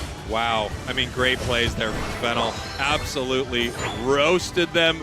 As you just mentioned, beautiful eject button right there. I'm not sure what Godlike was able to get done in the bottom path. They are going to leave here back to their own central area. Hopefully they're able to do something because that was a 4-player commitment by Fennel up top to get those 47 points in. We've got 5 seconds until our Regidrago, and that is a Squirtle that goes down after a big boosted auto E-ball, and of course the confusion clap out of Mr. Slime. Yeah, and here we have Illusion now getting their levels. They are level 7 here, which puts them tied for the highest level in the map. However, Fennel just seems to be winning all these fights. Here comes Machamp. Massive catch right here. Greninja makes it out with a surf. Surfing through, grabbing both berries, topped off. They have to recognize this is a 4v4 scenario, getting the information from Orbido up top on that Buzzwole. Obito on top on that Buzzwole. We'll see how we'll see how Obito decide to scrap, as we are getting some objectives on the map, but we're not really focused on them at all. Greninja right now could make a perfect surf play, especially into this Lucario if they can get there in time. No, really late, really late. Yeah, you got to have a stronger timing. I would have liked to see Obito expose themselves and get that fight going a little early to give your opportunity for the Greninja to collapse. Unfortunately, now we're just trading scores here. P gonna hold down that pad, keep it intact at least for now. We're gonna get a Greninja Unite move online right now. They are level 9, the first level 9 on the board here. They could move in towards this Lucario. Instead, trying to peel back here, look for this Registeel. It is easy to secure. They get it. Buzzwole with the secure right there. Bottom path, we have points going in from Fennel. Their Machamp is now online with their Unite move, and they're going to solo rip the objective. Regieleki going down to Fennel. No one from Godlike there to fight. I want to point out that Redux had a great bubble beam cover to make sure that the Tensai, the Blastoise, could get out of dodge in that top, because if they would have given up P a knockout, despite having 4 players up there, that would have felt like a gargantuan loss. Beautiful surf right there, getting away from Machamp, going for the grab. We do have a Unite move from Machamp, Mew as well, Mime coming down. This could turn into a real fight if Fennel wants to push. Okay, we're moving forward. Surf creates space, boosted auto on Tensai. Tensai taking a ton of damage in these exchanges, but able to make it out. Redux getting vision as the side note. And here we go. We have Lucario, P online, level 9, ready for their Mega, ready to fight here. Unite moves on every single member of Fennel currently. We're going to see if they go for a fight, given that they're way ahead. And now they are just raining points into this bottom goal zone. Yeah, that Psyshock didn't hit anybody. Wow. Espeon Unite over the wall. Suplex is there. Now we have the Latias Unite as well. Tons of damage is good enough for a knockout on Espeon. Tensai goes down. Mew pulls up. Submission on Obito. They are gone. Machamp pushing forward. We've got a dunk. Close that thing out. 244 to 72. Yikes. Wow, I mean, we talked about the entirety of Fennel having a Unite move, looking for a possible fight, and they absolutely went for it, Doob Snacks. Now they are up 244 points. Incredible start for Fennel right here. It does feel like Godlike has some moments here, but Fennel just in control. Yeah, suddenly, I mean, that poor Greninja is level 10, but so is everyone on the side of Fennel, really keeping things at parity across the board. Poor Latias struggling just at level 9, where everybody else is leading the pace. And look at this, we still don't have a Unite move on Blastoise, so we're at the 5-minute mark. They've not been able to Unite yet. Greninja eats some of that damage here, but this is going to be an easy secure for the side of Godlike. They did get the top objective before. They had the Registeel. Now they have the Reg Ice on the side of Godlike. They are behind, but it's not an insurmountable lead, but, you know, over 100 points is always a tricky spot to be in. It really is. Nice little Psychic on Latias. Can't convert on anything. And, I mean, these Psyshocks have not hit a soul, brother. You got to start dialing those in. We're going to need that to hit. And here we go. We have Fennel looking for this bottom objective. If they rip it fast enough, we have a Regieleki before Groudon that would spawn again, but we're just too close to the 4-minute mark. It is not going to be a relevant third Regieleki. In fact, One will not be spawning at all at this point. It does take 2 minutes for that Pokemon to spawn. Huge catch right there. I don't think this is actually that big of a deal, though, unless Fennel makes a heroic push onto that main goal zone. Yeah, we're going to see how it shakes out. We got to get value somewhere, does Godlike Esports. They have a lot of strong characters on their side, right? You got to start leveraging them. But giving up knockouts like this is not the way to do it. I believe we just saw the Latias Unite to confirm that KO. There's another one. Psyduck pinned to the wall, and we are running off to the races. There's Tensai immediately sussed out and blown up by Mr. Slime. Has to surf back to Pad. We go to Espeon Unite on the backside, trying to catch the Mew, but they enter the mist. They're going to be able to get out if they want. Tensai still trying to bully Fennel off of this Pad. Fennel finally saying, okay, we want to play here anymore. Yeah, here comes Greninja looking for a play. They move in with a big-time Unite move. If they're able to pick up some KOs, they can make something happen, but no, they just peel right back away from the fight after that. They grab Mr. Mime back into their central area. They want to make sure they've charged their Unite move up for the next fight. They are behind here, but again, this is not an impossible situation for Godlike. The tough part is going to be the levels on their side. Blastoise really under-leveled, only level 10 here. However, the carry Pokemon are doing pretty well. Yeah, I mean, every catch, well, holy smokes. I mean, now this poor Psyduck Redux just has to hold it down. They're going to catch everything. Bubble Beam doesn't matter. Surf by Tensai comes in. Close combat gets some HP, but they're summarily knocked out. Illusion. Whoa! Whoa! That Solar Beam was clutch, baby. And is that out of Mashio? Yes, that's exactly as you'd expect from a player of that caliber.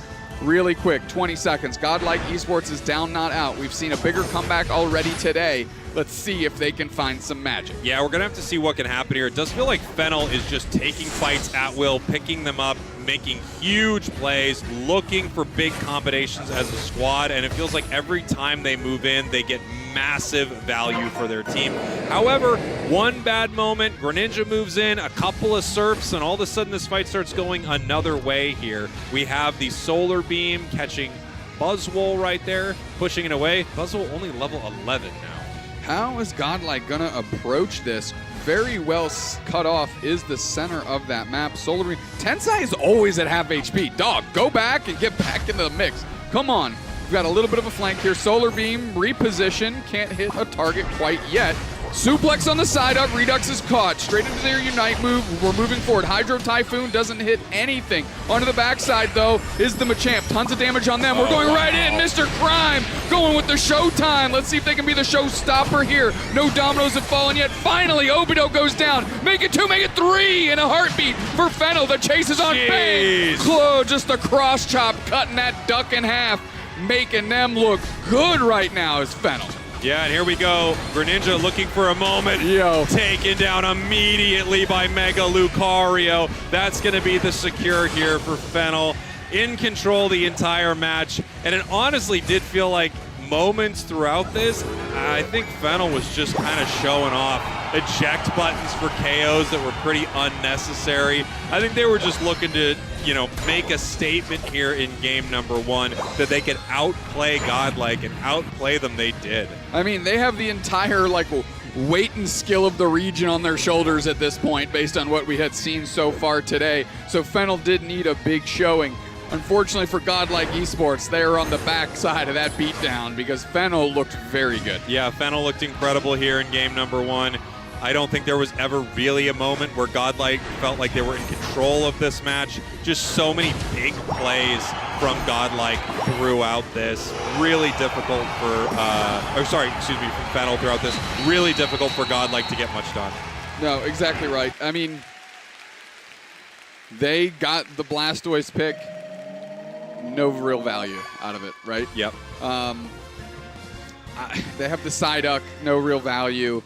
You had a moment where Illusion stepped up as the Greninja, got the KO streak of 2, and by the most tiniest pixel distance, that Solar Beam gets a knockout on Illusion. And I think if they don't get knocked out, we don't look like that, I don't think. No, that's not us. No. You never know sometimes, but I have a feeling, I feel like we were wearing flowers. I'm almost sure of it. Hey, there we are.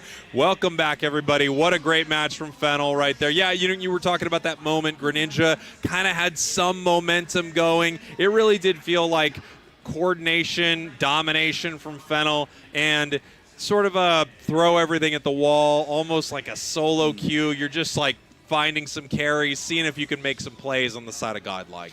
Yeah. I'm really concerned with Tensai.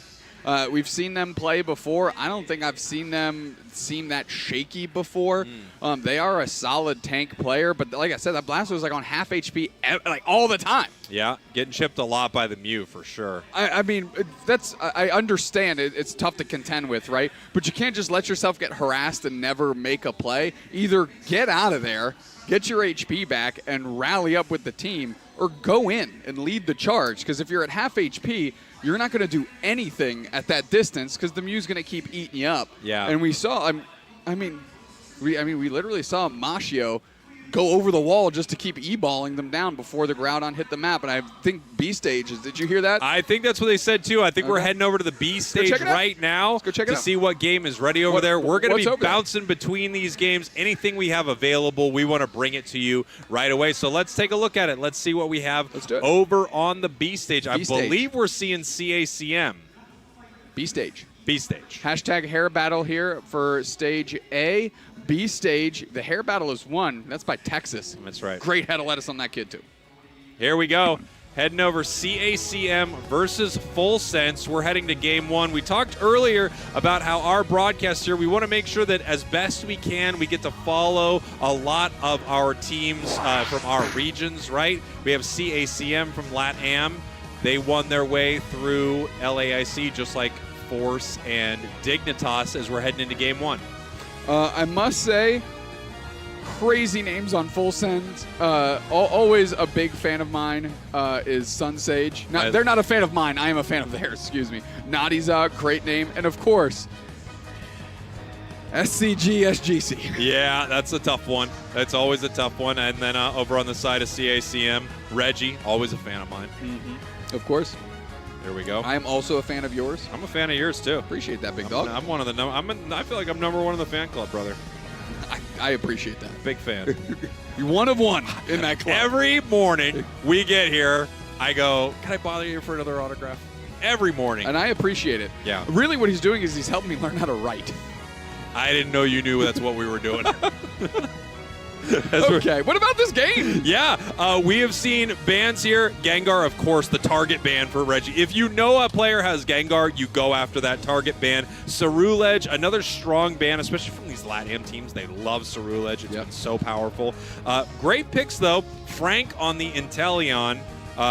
Or Inteleon locked in, I should say, for CACM. They can move their Pokemon around, of course, but that has been a power pick in a lot of our regions. Couple other picks here. Espeon, by the way, I feel like we saw one game with it earlier, and everyone in the tournament went, oh, actually, maybe this is like the real deal. Maybe this is acceptable. Yeah. Especially, again, in this format where, you know, you have to figure out what your options are. Another Greninja, like, what planet are we on? I love it here. This is terrific. And then Reggie closing it out with a Talonflame. Also a menace on that Pokemon. Reggie's just kind of a menace on everything. I can't wait to get into this game. CACM Esports is a team that we really enjoy casting because they just kind of fight all the time. They love it. Yeah, they love to fight. And the other thing I love about CACM, they actually, you know, we've talked about a few teams, they get like an in-person buff, an in-person nerf. I think CACM plays great in person at these tournaments. They seem to like lock in, and they're not afraid to like seize victory. I think some teams feel a little worried, especially with all the pressure on in these big tournaments. CACM is the kind of team that moves in, they fight, they go for objectives, they try to win games. And if you have that initiative, if you're the team that's pushing, you're the team that's looking for a rip, looking for a flip, it becomes a much better than just a 50-50 in that moment. You're dictating the pace. You know where the secures are coming from. You're catching your opponents off guard. All of a sudden, you're taking these weighted flips in a lot of these objective fights, and I love that CACM goes for it. Full Sense, your purple team. CACM, your orange team, as we're getting ready for game one. Let's get into it here. The CACM gameplay style also, the longer the day goes, the more, like, exhausting it is. The fact that they're just, like, always going after you. It's like, man, need a break here. Can everyone chill, please? Settle down. Settle down. Texas may be one of the best ducks in the world. Quote, Zoinks said that to me earlier today. And I have a tendency to agree. The guy's duck is solid. Yeah, and they're getting it here in game number 1, so we'll see how they play with it. Nice little confusion stun right there. We have Mimikyu looking for a bit of a fight, seeing what we can secure right here. Ton of that one over to the side of Full Sense, though. Yeah, absolutely. Ranma not able to get too much as the Greninja rotates down and tries to collapse on top. And I believe that is the K opener to Reggie of CACM. Well, we got a stored power Espeon, which I find very interesting here. We've not seen that yet today. So just a different look for this Espeon as well, as we have SCG in the top path. 4 members of Full Sense ready to fight. They got to know what's going on here. Going straight back through, backing up. That's the right call. I wouldn't even give up yourself here. I think you just got to sacrifice the points. Yeah, I think the points are probably going to go in, but we're going to see how much of it they can stop. Yeah, nice big KO. Moving forward right here. Went 2 on 4 and actually picked up a bit of a W there for CACM. Nice start for the crew. Egregious misstep there by Full Sense. You cannot lose your Mimikyu like that. Not in that position, not 4v2. That is unacceptable. Full Sense, get it together. Greninja now almost online, 6.5 for experience. They're about to hit their level 7 right here. Texas with the Bubble Beam combos nicely with this Zacian that just wants to rip through their opponents, right?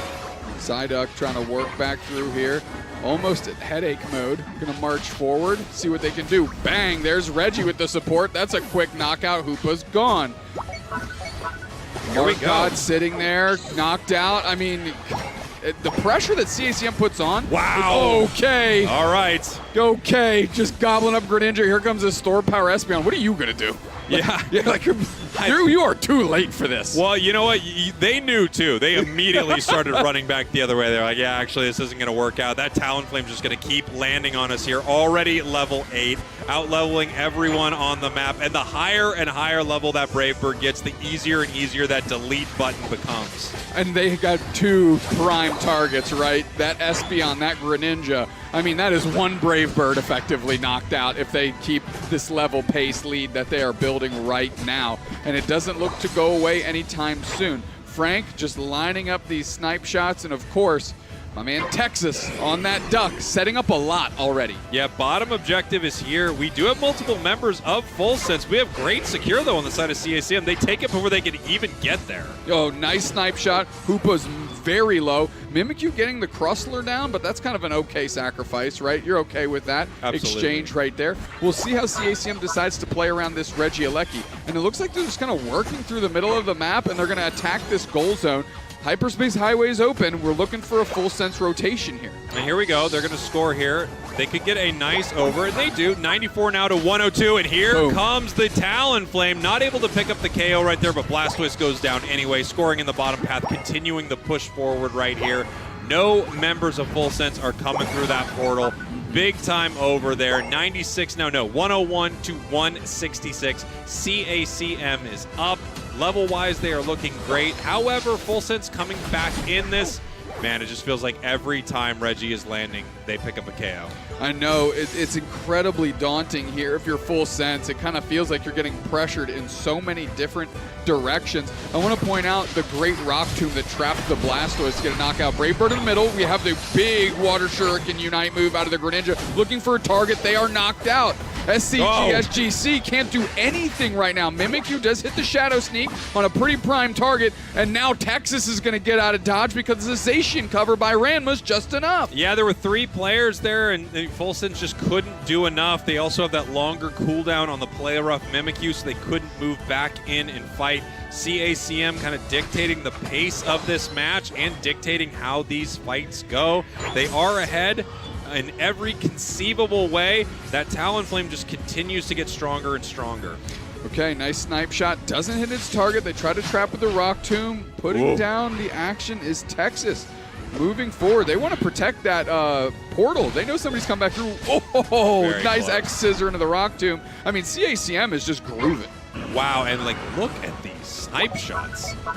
so on point for the squad right here. Talon crash lands immediately. Reggie Rock already going down right here. Talonflame almost level 13. Dupes next. It gets a massive buff to Brave Bird at level 13. It's one of those game-changing buffs on this move, where the more players it hits, the more damage reduction Talonflame takes, up to 75% damage reduction, which is a ludicrous amount of damage that you do not take with Talon once it crashes into this fight. Once it's 13, it's going to be very difficult for full sense. Reggie eyeing up a target, and they might just go for a sneaky Brave Bird play. They are sussed out very quickly. Brave Bird in the action, Rings Unbound. Flame Swept poaches the Rings Unbound Hoopa. Snipe Shot goes through. Somehow doesn't deal damage, kind of clipped through. KO Streak 2. Naughty's steps 40, check Hydro Typhoon. Good enough for a knockout on Texas, but that's all they're really leaving with. Yeah, Reggie now level 13 at the 4-minute mark, by the way, which means it's possible this thing is level 15 for our Groudon fight. Mimikyu trying to peel away from this. Catching with the Shadow Sneak, moving forward. Ranma in some trouble right there. The X-Scissor doesn't make it happen, but they still pick up the KO. Rubble Rouser Unite move. Blastoise going to surf him on through, but they don't make it back. Beautiful Rock Tomb. Blastoise is going to go down. Well, eventually, I guess. Burnil right now with these Rock Tombs has trapped, I think it's Nadiza that's on the Blastoise. They have trapped them 3 times this game, mid-surf, to keep them from being able to get out of dodge and confirming those knockouts. Well done, and that's exactly what you want to see out of your Crustler. Another Brave Bird. Texas gets credit. Who really cares at this point? Reggie's Gargantuan. If they go down here, that is just critical. They go for the score to iframe themselves out. Flame Sweep poaches, gets a knockout, and Reggie's gone. Wow, I mean, unbelievable stuff there. They make it out of that fight. They score the 50 in the middle of that chaos, thanks to the Reggie Alecki walking in. Talonflame now level 14. We have Reggie Drago going down, and Talon's going to be looking for their Unite move here, but they are so unbelievably strong getting ready for Groudon. CACM, once again, I've said it a few times, but up in every metric in this match. Reggie is gargantuan. Burnil's right there. Frank lining up the snipe shots, seeing what they can find. I think they're going to get bullied out of this a little bit. Still got a chance with the snipe shot, though, because nobody's really looking for a body block. Naughty's out taking a ton of damage. Snipe shot's a little early. Okay, the confirm goes to full sense, but CACM, in my mind, still in control. I agree. However, this is a really nice buff for them. The extra damage could help mitigate the level difference a bit, but that is a level 15 Talon. That Brave Bird lands. If it finds its target, the Espeon, the Greninja, they are gone. The nice thing about the Mimikyu is Disguise can take a little bit of damage right here as Psyduck moves forward, possibly getting caught. Greninja pulls forward, but no, they pull back. Massive Psyduck Unite move. Here comes Talon. There's Reggie. Flame Sweep through the middle. Poaches 3. Hydro Typhoon doesn't hit anybody. I think we just saw the Zacian Unite come out from Ranma. Rubble Rouse into the corner. We're going to need an X-Scissor knockout. They pull through the portal to save the Mimikyu, but it's still 2 players down. KO Streak 2 for Ranma. 3 down the other way. The Crustler's still up. Full Sense just has their Greninja, but there's a lot of damage on these 2 players. Moving back in is SCG, SGC. If there's a moment to make yourself known right there, it is now. Yeah, we're going to see what this Greninja can do. They're looking for their Unite move here. They're going to surf through all of this, quickly get this experience, quickly take these wild Pokemon, charge that Unite move. If they can get it back for this next fight, they know no one on either team has it. They can move forward with that advantage. Talonflame now coming back from the Pokemon Center. It is level 15. Groudon being chipped by CACM, but it looks like they're just trying to bait Full Sense in. Talon ready to crash. Huge hit on Mark God. They go in on Ranma. They're trying to beat them down. Metal Claw. Espeon combos enough. Espeon goes down back the other way. Now we're fighting. Huge damage. Another player down. Texas is so low. Naughty's out wants a target. The Hydro Pump doesn't get it, but it's 4 players down back on Full Sense. CACM sitting in the pocket, playing a little rope-a-dope and knocking 4 players out back the other way. It was Frank the whole time. The snipe shots, the autos just landing at will. Ooh, nice play right there by Markov, but no, still taken down. With only 26 seconds left, there just isn't enough time for Full Sense. What a brawl between these 2 squads. I thought it was almost over for CACM, but Frank on the Inteleon lining up those shots. Amazing target priority from CACM here. Despite losing a lot of members on their side, the ones remaining were the ones that were able to stand in the pocket and prevent a rip. Very well done. Yeah. Great stuff from CACM. And, you know, we talked about them being the kind of team that wants to brawl, the kind of team that's going to be in their face, making plays all game, and that's exactly what we saw. Really fun back and forth between these two teams. Great game, and this is exactly why I love watching CACM. They don't stop fighting. It is so much fun to watch them go, and especially when they have confidence, when they're humming, when they're ahead. You want to talk about not giving the other team an opportunity to take a breath. They will strangle you and then beat you down through your exhaustion. Yeah, it was really impressive. As soon as that Talonflame started getting a level advantage, knowing how aggressive Reggie is already, that was just going to be all game for them. They kept the pressure on. They kept beating them throughout those moments. Really impressive stuff. We also, of course, have a match happening up on our main stage. Right now, we have Fennel playing Godlike. We're going to see if we can bounce on over to that. Like I said, we're Gyarados right now, bouncing back and forth. Fennel up 237-124. We've got ourselves a Leafeon. Oh, yeah, and then we have the Zoroark on the other side. I was like, that's not a Leafeon, it's Zoroark. That's Zoroark with the Comfey, worth noting. We'll see how they decide to play. Cinderace's putting a lot of pressure, actually. We're just frontlining almost. Hyper Beam Dragonite, good to see you back, my friend. Just don't dominate the meta like you used to, and I think we'll be A-okay. Nice little counter score here. That's going to be a huge 42-point over for Godlike, and all of a sudden they have the points lead. Yeah, Godlike looking good right now. 237-246, possibly looking for a KO right here. The Machamp running, seeing if they can make anything happen. It looks like they liked so much what Fennel did with Machamp, they had to bring it into their game right here as Dragonite gets pushed away. Not using as much of that Dragonite Unite distance as they could, right? They needed to get out so they didn't get knocked out, but at least give themselves a chance to charge it back up in time. And here we go, 45 seconds until Groudon. We have an objective spawning in top and bottom path right now. The Mewtwo, a little underleveled on the side of Godlike. On the other side, that Cinderace already 13, so they're going to be pretty strong for this upcoming fight. 5 members of Fennel at the bottom objective. We'll see how Tensai decides to play it. Cinderace, a lot of damage on them quickly. There's Mewtwo putting damage in back. Zoroark waiting for their opportunity to pounce. Regieleki is low. They're going straight forward. Hyper Beam is too early, and it's taken there by Godlike. They're able to knock out the Cinderace. Suplex. Bliss Assistance is way late. Godlike is in complete control. 5 seconds until Groudon hits the map, and that's another player down. Mega Mewtwo Y is down and dominating now. They are under level, but they're in control. They are ripping Groudon. They're giving themselves the best chance. P moves in. Here comes the Vaporeon as well. Right there, 2-step. Zoroark takes it. Godlike Esports is on the brink of dealing an absolute blow to Fennel. This would be a massive win for Godlike. They're scoring in the bottom path. 3 members of Godlike in the top path. But here comes Machio looking to get a KO right here. Take a Groudon buff and start to change this match. The eject button back. Machio going for the KO. Umbreon having to run. But we have the Zoroark. The Unite move. No KO yet as they continue to push. Dragonite chasing. Can they get the Umbreon? They're desperately trying to get away, but here comes Machio. Can they take it? They finally do. I mean, that Snarl was clutch. It burned so much time. You've got the Machamp on the back cap action as well. We've got these 3 players to hold it down in the face. Oh, that is a huge knockout. Another buff picked up. They got to go for the points. Bang, bang. 297, 366. We're going to get a Hundo Burger back the other way. No! He cuts him off as the Leafeon. This thing is in sight. There's a real opportunity. They're peeling to the T1. Are they going to be in time? The pressure is on. Can anyone get points in? 45 seconds. Godlike Esports has fallen. Godlike Esports has fallen. It is Fennel. It is Fennel with the absolute heartbreaker for the team from India.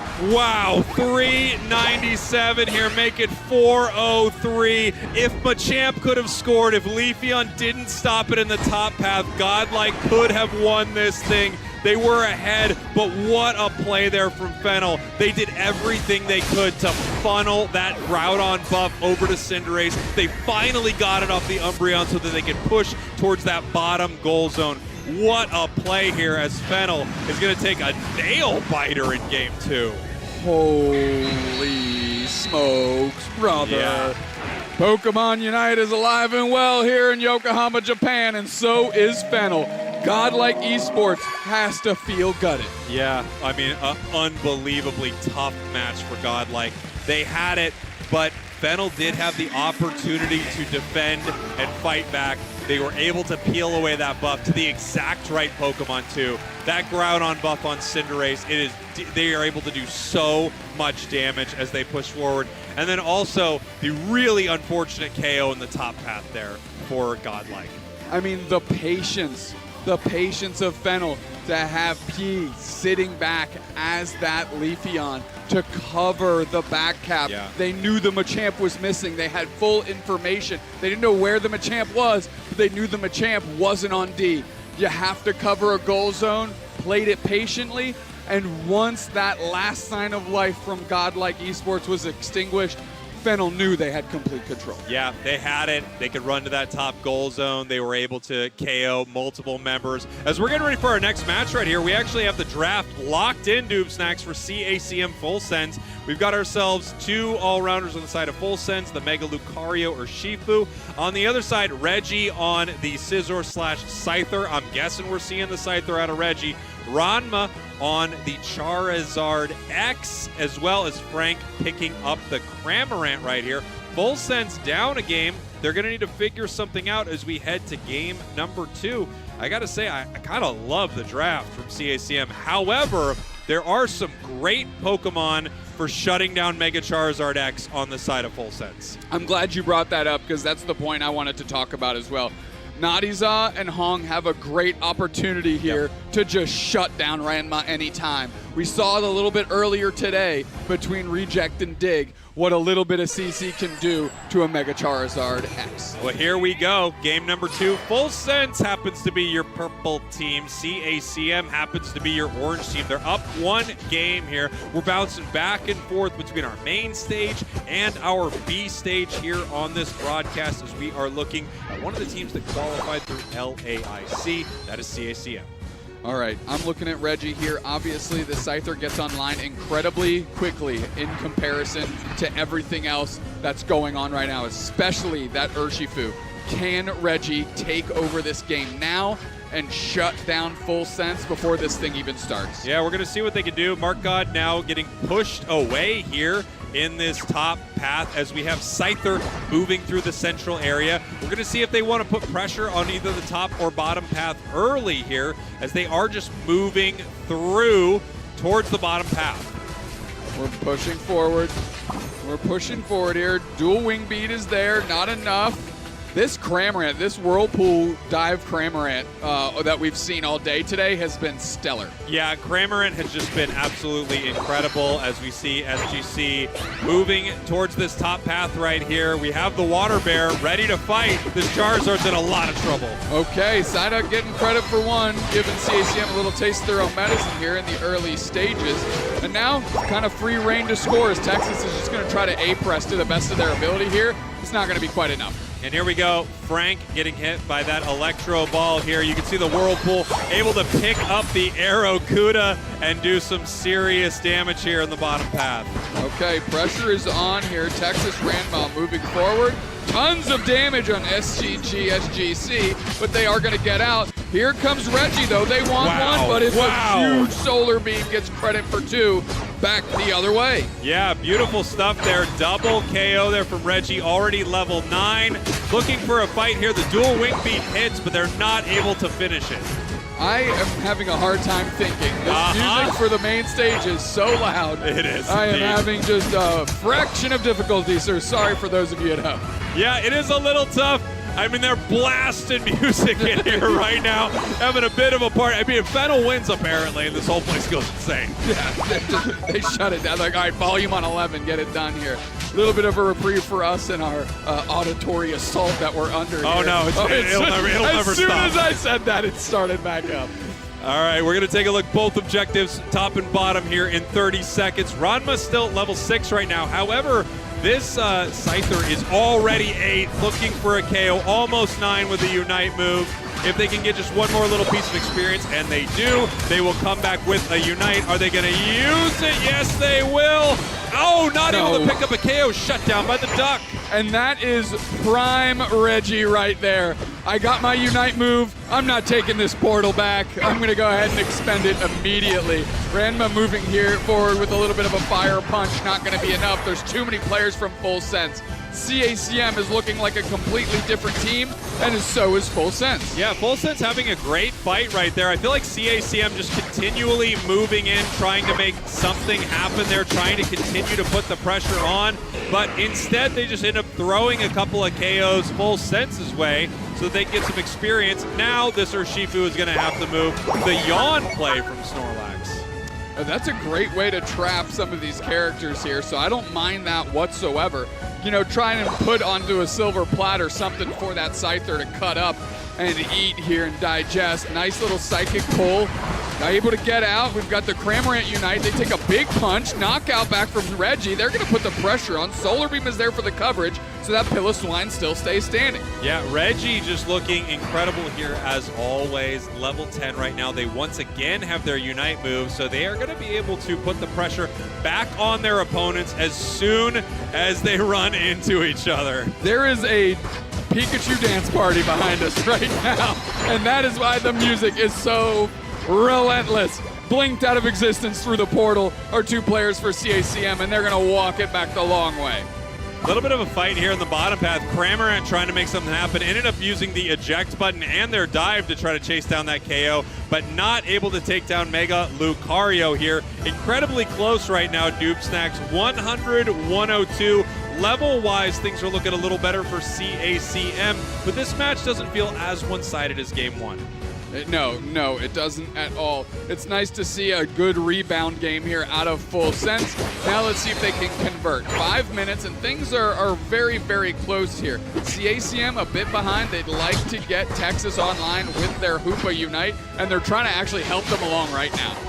We've got ourselves a Charizard Unite move that can come out at any moment here. Mega Charizard can be a huge factor in these matches, using the dual wing beat dash just to get away from this fight, as we have 4 members of CACM ready in the bottom path.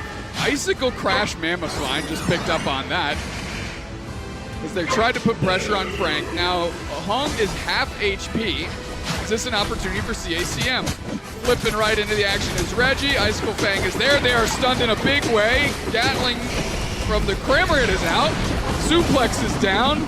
Mamoswine is down, so is Cram. Now the Charizard is getting into the mix. We've got the Urshifu getting dusted by Texas. That's another player that goes down. Secured the Regice, does the Lucario, but is that going to be enough? A heavy slam there. They're blinked out of existence. This game is wild. Yeah, this game is wild. That Charizard now level 12, by the way, the highest level on the board here. We still have a Unite move here from Reggie as they push towards this Reggie Alecki in the top path. This goal zone is open. They will be able to score on it if this goes in. Could be a nice place to put those 50 points, that is for sure. Absolutely. Texas going to go on a little scouting mission here, seeing if they can gather some of this information. Meanwhile, CACM gets what looks to be a pretty free Reggie Drago. Yeah, here we go. Reggie Drago in the center. Easy secure here for CACM. They're able to take that top path right now. We have 2 players watching the Reggie Alecki. They stop it. Minute and a half before Groudon. This match is extremely close. It very much so is. Again, you mentioned 3 minutes, 1 minute until Groudon, a lot of time on the clock. Big Solar Beam. We're trying to push through here.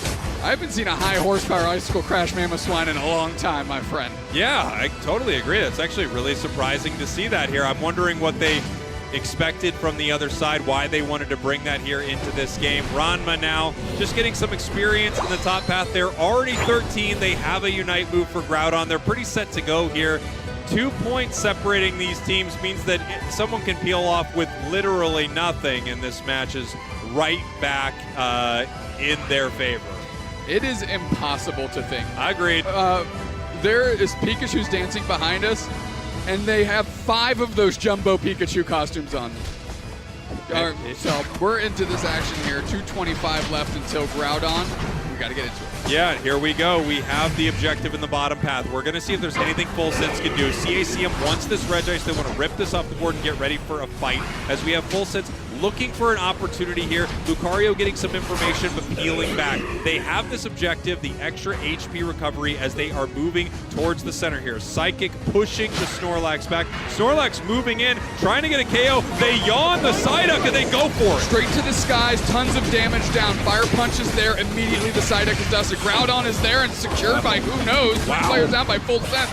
And given those little Groudon buffs, it means CACM took the fight quickly, and you said not afraid to put the pedal to the metal and take themselves some game wins, and we just saw nothing. They really are not afraid of these moments. They put the pressure on. They go for the Psyduck right away. They catch it for a moment right there. They use the Charizard Unite move, and then the objective is being hit, and they have no problem with it. You know, they're taking a fight. They've already KO'd someone on the other side. They know how low this is getting, and they are looking for the secure. 100-402. Full Sense is going to have to push towards the side of CACM, and they're going to have to take some buffs. Yeah, it's going to be a real tough sledding here. Again, one of those moments where you really need CACM to play ball, really give up some of these buffs to you in a pretty ignorant and egregious fashion if you want to make this thing happen. Don't do the bad math like that. Okay. No, yeah, looks like they got it. Good math right there. 260 right now. They could actually make something big happen right here. A couple members of CACM looking to stop them. Here comes Charizard. Bang. Big up into the air. Charizard with a Groudon buff. This is going to be over for the side of Full Sense. Now we're going rings unbound. You can already see Reggie going across. 4 players down anyways. The whole team is wiped without even their hyper carry with them. And they're putting a hundo burger into boot. 502, 260 CACM. Wow, I mean, Full Sense having some tough games here into CACM. We were wondering how our teams from LAIC, the teams from our Western regions, were going to do here at ACL. We've had mixed results, right? I mean, last year Luminosity had an incredible run for North America, but it was the only squad brought here from the West. Now CACM and Dignitas both having a 2-0 to start their day. Yeah, they have to feel good here, leading the charge in the eastern half of the globe as CACM.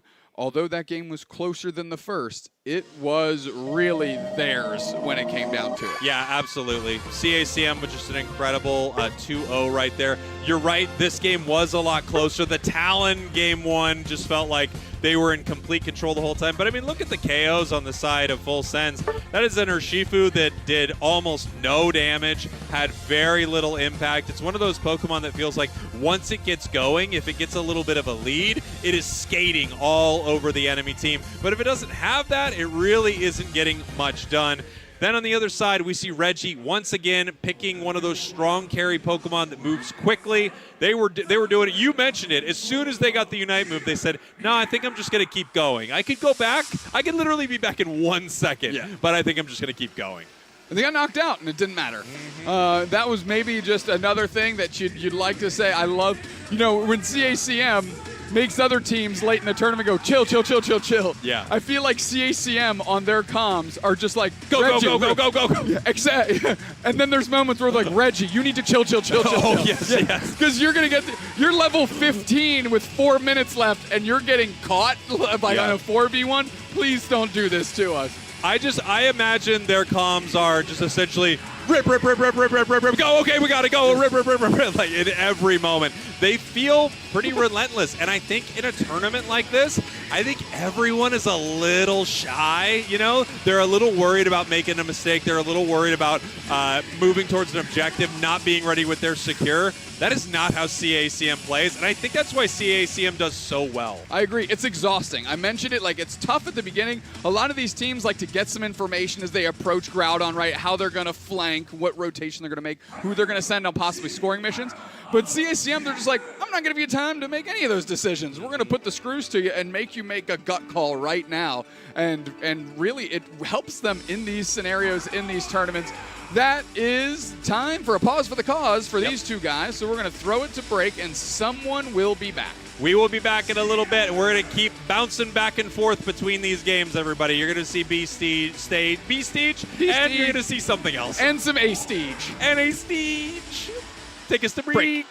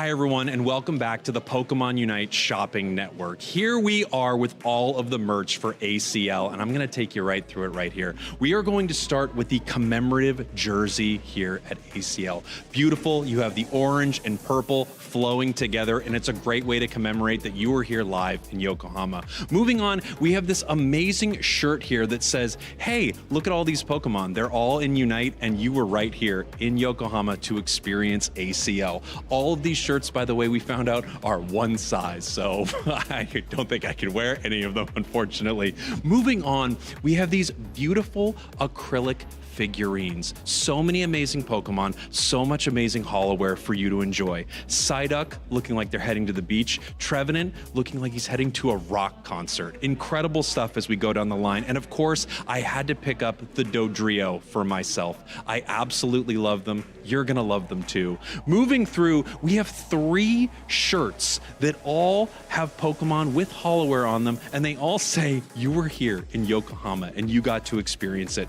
Charizard, we have Cerulege, and of course we have Mega Gardevoir, or as we call it in our game, Gardevoir.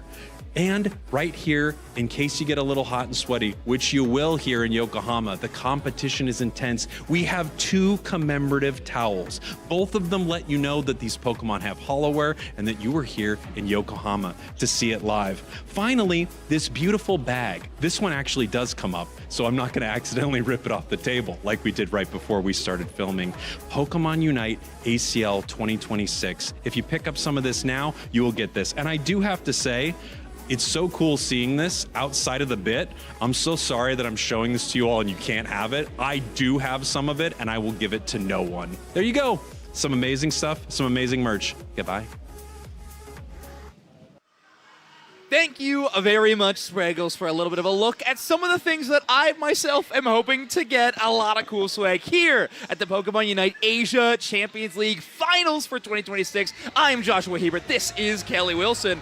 We don't see those names too often. And we are going to be commentating another upper bracket game, Kella. Yes, and I am so excited for this one because we have SEA up against SEA. Here we go. All right, a in-region rivalry match. And I know we talked a lot at the top of the show about how much fun these cross-region battles are, playstyle differences, but sometimes it's real good to get back to the origin of Pokemon and battling your rivals. Yes, exactly. And these 2 teams have gone up against each other multiple times this year. I feel like probably over the length of time we've had this competition as well.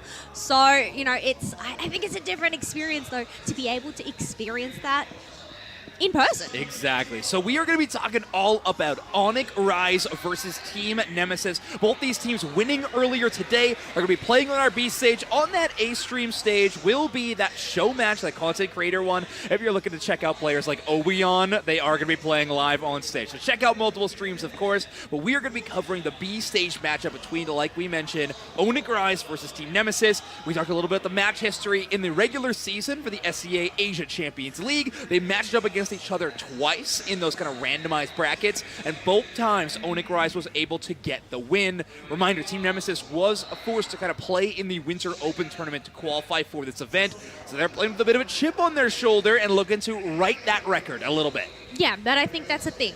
Even if they did end up losing to them first up, they did end up making it here to the finals. A lot of lessons to be learned. It's just a matter of whether they have able to learn those lessons and then apply them here today to, well, get their revenge. Yeah, exactly. Now, in terms of options, these teams have been proving a lot on this stage. Team Nemesis showcasing the power of the Comfey and the Palmont in their match earlier today against Force Gaming with a clean 2-0. But Onyx Rise starting the day and kind of quieting the hometown crowd with a 2-0 win over the Japanese team Enter Force 36, looking very clean in that one. Yeah, clean indeed. But as you mentioned, Team Nemesis were able to go and take down Force Force Gaming, who are currently top of the LATAM regional leagues. They did end up coming second at LAIC, which is why they're here, but they also ended up having that 2-0 streak there. Yeah, so far the top of our bracket, pretty solid in that 2-0 department. The only exception being that Reckoning Esports versus Dark Peach matchup, and now it's going to be Dark Peach versus Dignitas a little bit later on in the winners bracket to see who moves into the upper semifinals. Reminder, we're taking a look at this bracket. We're already starting to see things shake out. However, this was updated somewhat recently with the fact that we are giving away 2 World Championship spots in this tournament. The 2 teams that make it into the grand final will be headed to Worlds in San Francisco later this year. Yeah, and that's the thing. You want to keep up in the upper bracket. Absolutely. You don't want to fall below because it is that double elimination. Because, I mean, being able to make it to the grand finals up first, you have locked in your position to the World Championships. Yeah, and wow, for those of you who had maybe a prediction bracket early on, I'm curious to see how many of those are still intact. A few pretty big upset wins. I think no one expected Dark Peach to get a win early on in this tournament. We're able to get the first match win for a team from China so far in Pokemon Unite history. And then Team Nemesis with a 2-over Force Gaming, I think comes at a big surprise. T1 losing early on as well to Winter Open winners GMU, a big surprise as well. And maybe even CACM with a win over Full Sense. I think a lot of people with some doubt in their minds around that team.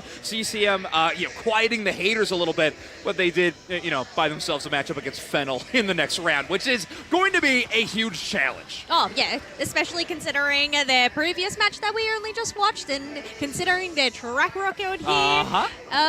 That we've had this season. Yes, but we are going to head into the lower bracket. So we have Enter Force 36 up against Force Gaming. Chef and I mentioned that earlier, just the Force teams going up against each other. And then we also have Reckoning Esports up against Reject. Wow, that is a very scary lower bracket. Of course, just the quality of these teams in top 16 are so strong. But the bottom half, we T1 versus Scars. I mean, that is going to be an intense matchup. Excited to watch that one. And then Godlike Esports versus Full Sense will be an interesting one as well. Godlike having a great game number 2 against Fennel earlier on our main stage. However, Fennel just proving to be a little too difficult to take down. So they will find themselves in that lower bracket. Full Sense, a great team in their own right, but taking that early loss to CACM has put them into a challenging spot. Their road all the way to lower finals will include a T1 team or a Scars team. That is just so difficult, and that's if they could even take down Full Sense or Godlike in respect in that first game. Yeah, and that's the scary thing about the lower bracket, right? Yeah. It's you've got to win or you're out of the competition. So you've got to try and make it as far as you can, but definitely some tough competitions to go up there, which I'm very much looking forward to seeing those results later on. I know. Yeah, we're kind of at the midway point of our tournament so far, at least for day number 1. So 25% of the way through the tournament, if that's how fractions work. And this is going to be obviously an exciting second half of our day. Now that we're headed into winners versus winners, I think that'll be really interesting. Obviously, there's so many question marks. There's scrim data to sort through. There's a lot of rumors about who's hot, who's not going into this tournament. Well, now we got the proof on paper. These are all the teams that have already had a match win under their belt competing against one another. Who's hot, who's not? I'm wondering where both of these teams have actually landed themselves. I mean, I know there's a few tier lists out there in the community that ends up going out, but I mean, one of them that ends up coming to mind, I feel like every single year, is going to be Slash's tier list. Required reading for competitive Pokemon Unite fans, I think. Yes. Right? I'm wondering how many of those teams that he had up there, he is the rival esports coach here for this weekend, earning that position. But, having that in-depth knowledge, I wonder how many of those teams he ranked up there that are now in the upper bracket, how many of those end up, wonder if the vibes were right there. I don't know. I mean, teams from Asia Pacific doing incredibly well. Obviously, the SEA League is a little more all-encompassing, and T1 being the only team to qualify via that to take a loss so far, really, kind of hurting the unblemished record so far. But these two teams were starting the day just flawless for this SEA League, representing extremely well against pretty tough competition. I think a lot of people were talking about how Enter Force 36 versus Onyx Rise could be one of the best matches of the round 1, and, well, Onyx really cleaned up.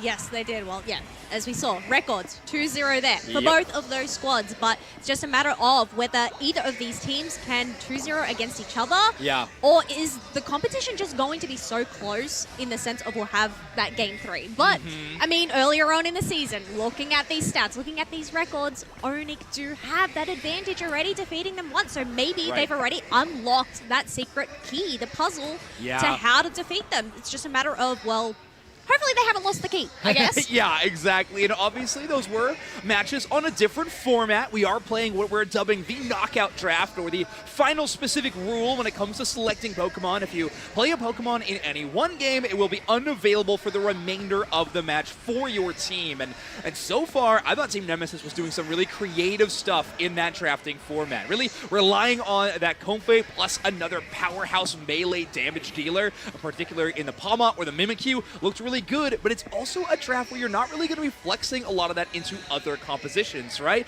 That Comfey is going to slot in exactly where it needs to, but because you only get to use it once, you're not worried about having to flex it into another situation. Personally, I like those creative takes. However, on the other side of that coin, Onyx Rise has sort of just been playing, let's just play good stuff and also ban good stuff, which I got to admit is a pretty solid strategy.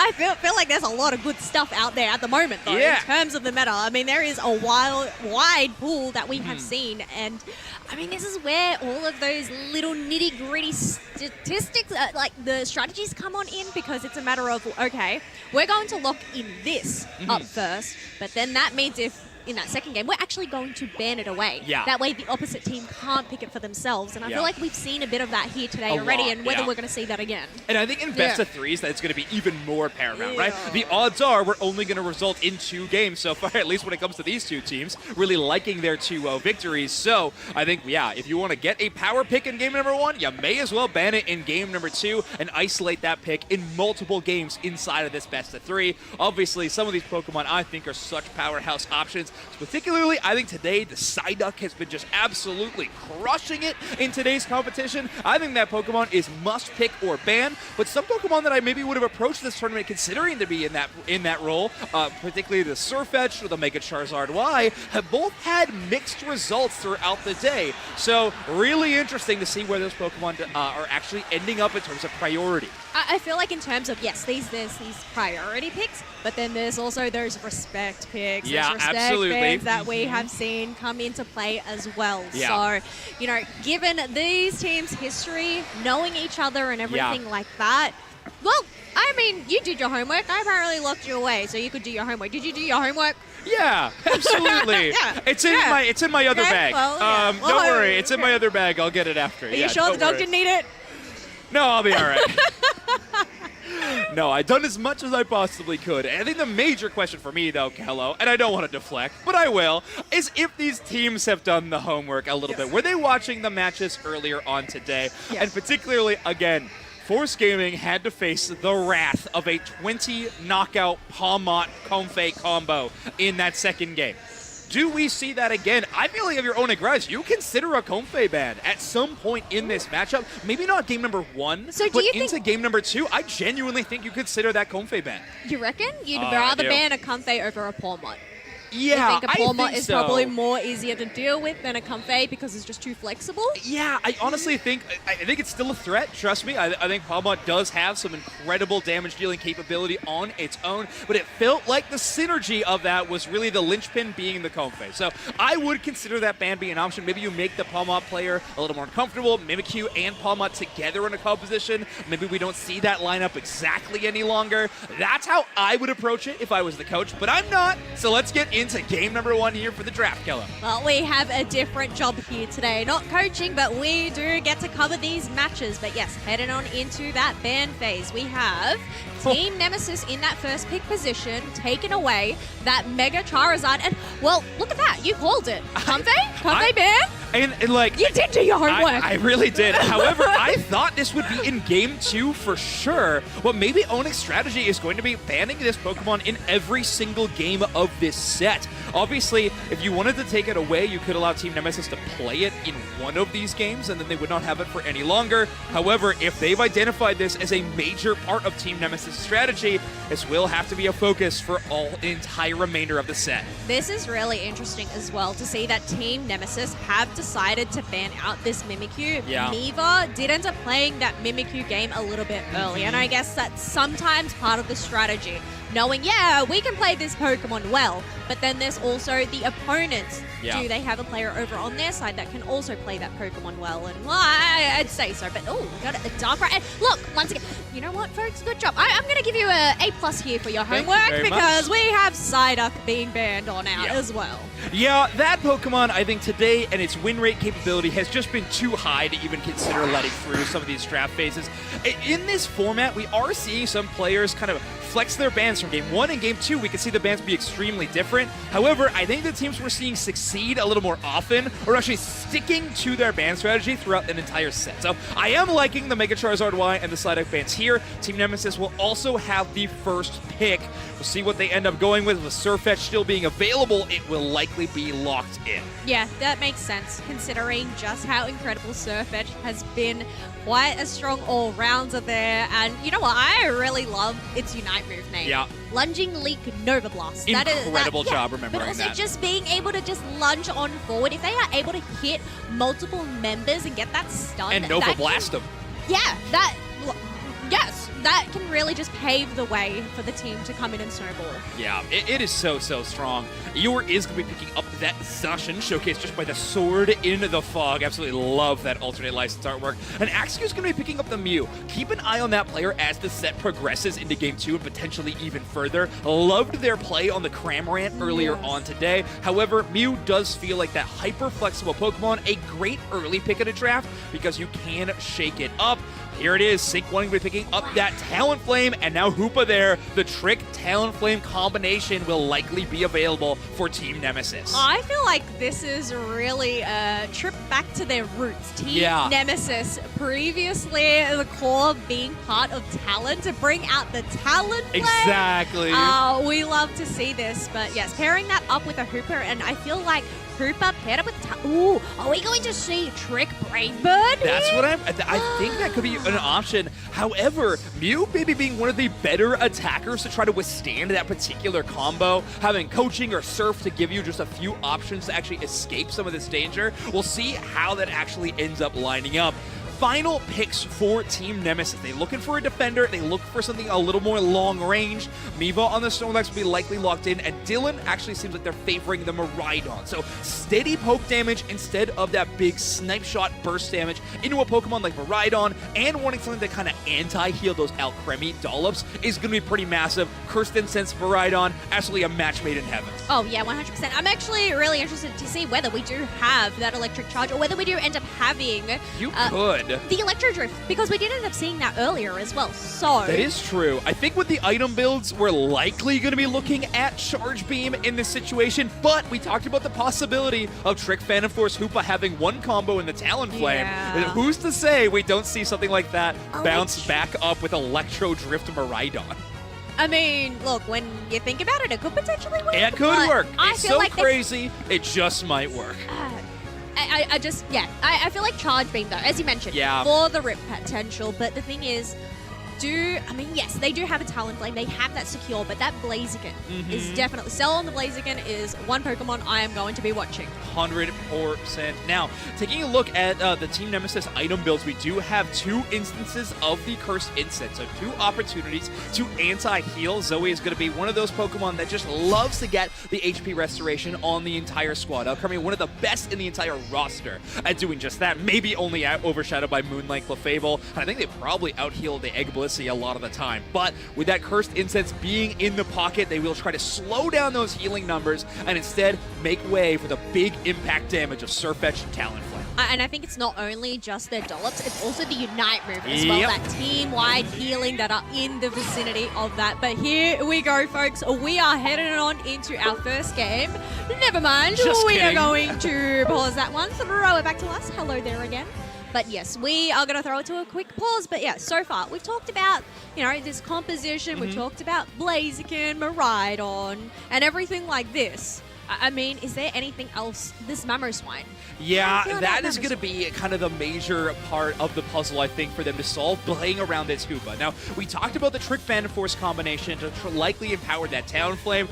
Whether you go Portal or Trick Phantom Force, either one of those combos can be tough to move around a Mamoswine. Those Ice Fangs can, one, pull you out of portals, or actually stop you from having a nice little combo play based around those Trick Portals. So we'll see how well this Mamoswine can be there, whether it's the hard counter that Onigrise is looking for or not. Either way, it is going to be a powerful source of crowd control, and it is operating with the Vanguard Bell, one of those new items, which I've actually kind of noticed a lot of these teams in the East, particularly in Japan, have opted to not play a lot of the Vanguard Bell, which has been interesting to follow. Snorlax is not going to be playing with it this time, but they are going with the Resonant Guard. So a bit more impact in the early game, especially in the pathing phase, than something like the Vanguard Bell, but we'll see how it goes later on in the game for Team Nemesis. One thing I am really curious, especially when it comes to that early phase, we've seen it a little bit. I feel like we've seen it a lot. Swinub invade. Yeah. Are we going to see them make it across the map and into enemy territory earlier on? Good question. And whether, I mean, I feel like we have that Hooper over on the other side, right? I feel like Hooper's usually there scoping out, making sure that their central laner is protected. So whether we're going to end up seeing these plays or whether we're just going to see that traditional 2 in the top, 1 in the middle, 2 in the bottom. That is interesting. Obviously, we've seen a little bit of invades so far in the tournament, but where we see a lot of those is teams that have a lot of match history against one another. They know exactly where the pathing players in Central end up going, what their tempo is like, how often they are checking the respawn timers off their own Central area Pokemon. If they can get those invades, it's usually because they have a lot of intel. They've done their homework, as Kello really wants to make sure that I have done, and I'm stressing out because I don't know if I've done it. What? You just said you did. Oh, Are you telling fibs here? Oops. Anyway, Kello, how's your homework going? What? I don't have homework. I'm the one that assigns See, it. that's where it's unfair. And I've always said this. I feel No, but like we said, the most important thing, of course, is if these teams have done it. And I think that Confate ban is proof that at least Onic has been getting their homework done. But now let's see if we've done ours. Is the invade possible? It looks like Luna just checking to make sure the opposite is not true on their path. Okay, can I do the thing now that we're in game? Oh, yeah. Yeah, I can do the thing. Onigrise on the purple side, Team Nemesis on the orange. I don't know if that hit the same. No, I thought it was great. We do need to get Spraggles over here. I know. Just hand him the microphone and do it whatever he can then. But either way, great job, Kello. I thought you absolutely crushed it. Early game, we got that Zeshin against that Surfetch. Obviously, a lot of early game damage, one in the form of crits, the other also in the form of crits when they hit level 5. So we will see how well that plays out in early moments. And right now, we have this Talonflame on the outside looking in, seeing if they can get some early burst damage with Swinub and Zacian. That's a tough path to dive into. Combustion a bit easier, but big catch by Cell. Yeah, just having that Flichinda dive on in and getting caught on out by those 2 members is really just going to give Onigrise the level up here to be able to soak up all of those Swablues and Altarias up in the top half. Yeah, that's some great EXP for Cell. They were already confident they were going to pick it up the Natsus and getting up their levels, but they did not expect or bargain for that early Talonflame. So nice play there. Snorlax going to pick up the KO though, so at least Team Nemesis picking up some EXP on other parts of the map as the bottom side is going very well in this Miraidon versus Mew duel. Yeah, but so far, we do not have any points going on either side. It's just a matter of respecting each other, trying to out-secure each other on these wild Pokemon. We do have Kai there, making sure to protect their Flichinda, just keep some eyes on where the enemies are. But yeah, we need to get this Surfetched online as long as they can get a last hit on another wild Pokemon. Ooh, and remember all that talk we had about Phantom Force? Well, it will be a Portal Hoopa. Nice eject button combo as Team Nemesis. We're going to rely on that support and tank duo to get the KO. Big scores. Talonflame on a sliver of HP will escape, but not the same for the Hoopa. Zasha picks up 1, and it looks like Team Nemesis will not have any way to make it out of this team fight. So Onigrai is going to clean that one up. A 3-for-1 trade, but Team Nemesis does get on the scoreboard. But Onigrai is going to quickly surpass that. Yeah, the opening there was for Team Nemesis, but they quickly got shut on down. They only managed to score in 15 points up in that top path, and giving away so many early KOs is really worrying for them. But we do have those Swabus and Altaria coming on in, and there we go. It is going to be that charge beam Maridon. All right, so that kick damage over time with that huge empowered charge beam, adding the cursed incense into the mix. This will be a challenge for Onigrai to play around, but primarily the challenge is going to be in the hands of Zoe. If they can keep their team topped up with HP despite all of that cursed incense damage. All right, down here in the bottom half, we have that Reggie Steel. We don't even have Cell worrying about the Snorlax, instead just diving straight on in there. They are going to have to go and retreat back through the portal. Ends up just missing that hit there, but come back only to get knocked out again. Ooh, yeah, Snorlax, they do soak up quite a bit of damage, so Onigrai will have to wait on their cooldowns, as Reggie Steel did walk the full distance and will walk back to their spawn point, topping up their HP to about half. But it does not matter. Onigrai's burn is going to be on point, and now they got a damage buff to work with via the Registeel. Damage buff to work with. We do have that Fly Talonflame coming on in, unable to hit anybody with their Flame Sweep. However, a great heavy slam to knock up 3 of those members from Onigrai. Big Unite move under the Zacian, hits multiple targets for a gigantic amount of damage. And since they had used their Unite moves very recently, Onigrai's got a lot of firepower, but not enough staying power. They're going to have to retreat back from that tier number 1 and are not able to add any more points to their tally. Team Nemesis, though, rotate around the map very quickly in Talonflame and Surfetch. The Bird Boys going to get some scores on top side. Yeah, knowing that there was an opening, just trying to get in those points of 38 and the 5, leaving the other 3 to deal with the other 2 and get these birds down here. But we do have that other objective up in the top half. Hyperspace Hole is going to be used, sending up the Hooper along with the Maridon. Yeah, it's interesting not going with that full combo play. However, the Talonflame is Fly, so a bit more passive and less leaning into the hardcore combo we've seen in matches past. A little bit more of a safe setup, but it could be an extremely strong one. Unite moves are starting to come back online for Team Nemesis. Surfetch, Talonflame, Maridon, and Snorlax all ready to go in this next fight. Yeah, the only resource they have on the side of Onigrai is going to be that Alcremie. Ends up being Mew, though, to lock that in for Onigrai. Wow, impressive stuff. Maridon Unite move will pick up the Blaziken, but they are caught out by that Ice Fang. Great push by Aluna is going to set up and take down that major damage dealer. Support's down next. Talonflame caught by an Ice Fang as well, and Mew, absolute sweeper roll, picking up multiple Pokemon. That will be a Snorlax Unite move to buy a little bit of time as Surfetch has come back off the respawn. Oh, they end up coming off this respawn, but they quickly get chunked away. A lot of damage. Regieleki is getting pushed back by that block, while Team Nemesis are looking to defend this because it's left on 23. They do not want to risk a massive overdunk considering how low it is. And, well, they're going in with the Hyperspace Hole as well. Yeah, that is going to be a Unite moving Hoopa. Now, in the meantime, Regieleki will land on that goal zone. They took a fair amount of damage, so not a huge score, but it will make that goal zone defenseless. I don't know if anybody from Onigrai, though, has the resources to push onto it, but that Mew will make their way. Big Surf and a 40-point score. Massive overdone for Onigrai. After all of that time, I cannot believe the Regieleki was still left standing, only to crash on into the tier 1 after all of that effort. But 139 to 109, we have a Regirock down here in this bottom half, as we have Cell waiting in the tall grass for the perfect moment to dive on with Surfetch, but they answer back with their own Unite move. Oh. It is enough though. Yeah, Surfetch does go down. Great chase by Axeq on that Mew. Despite all that early damage, they cannot play it off.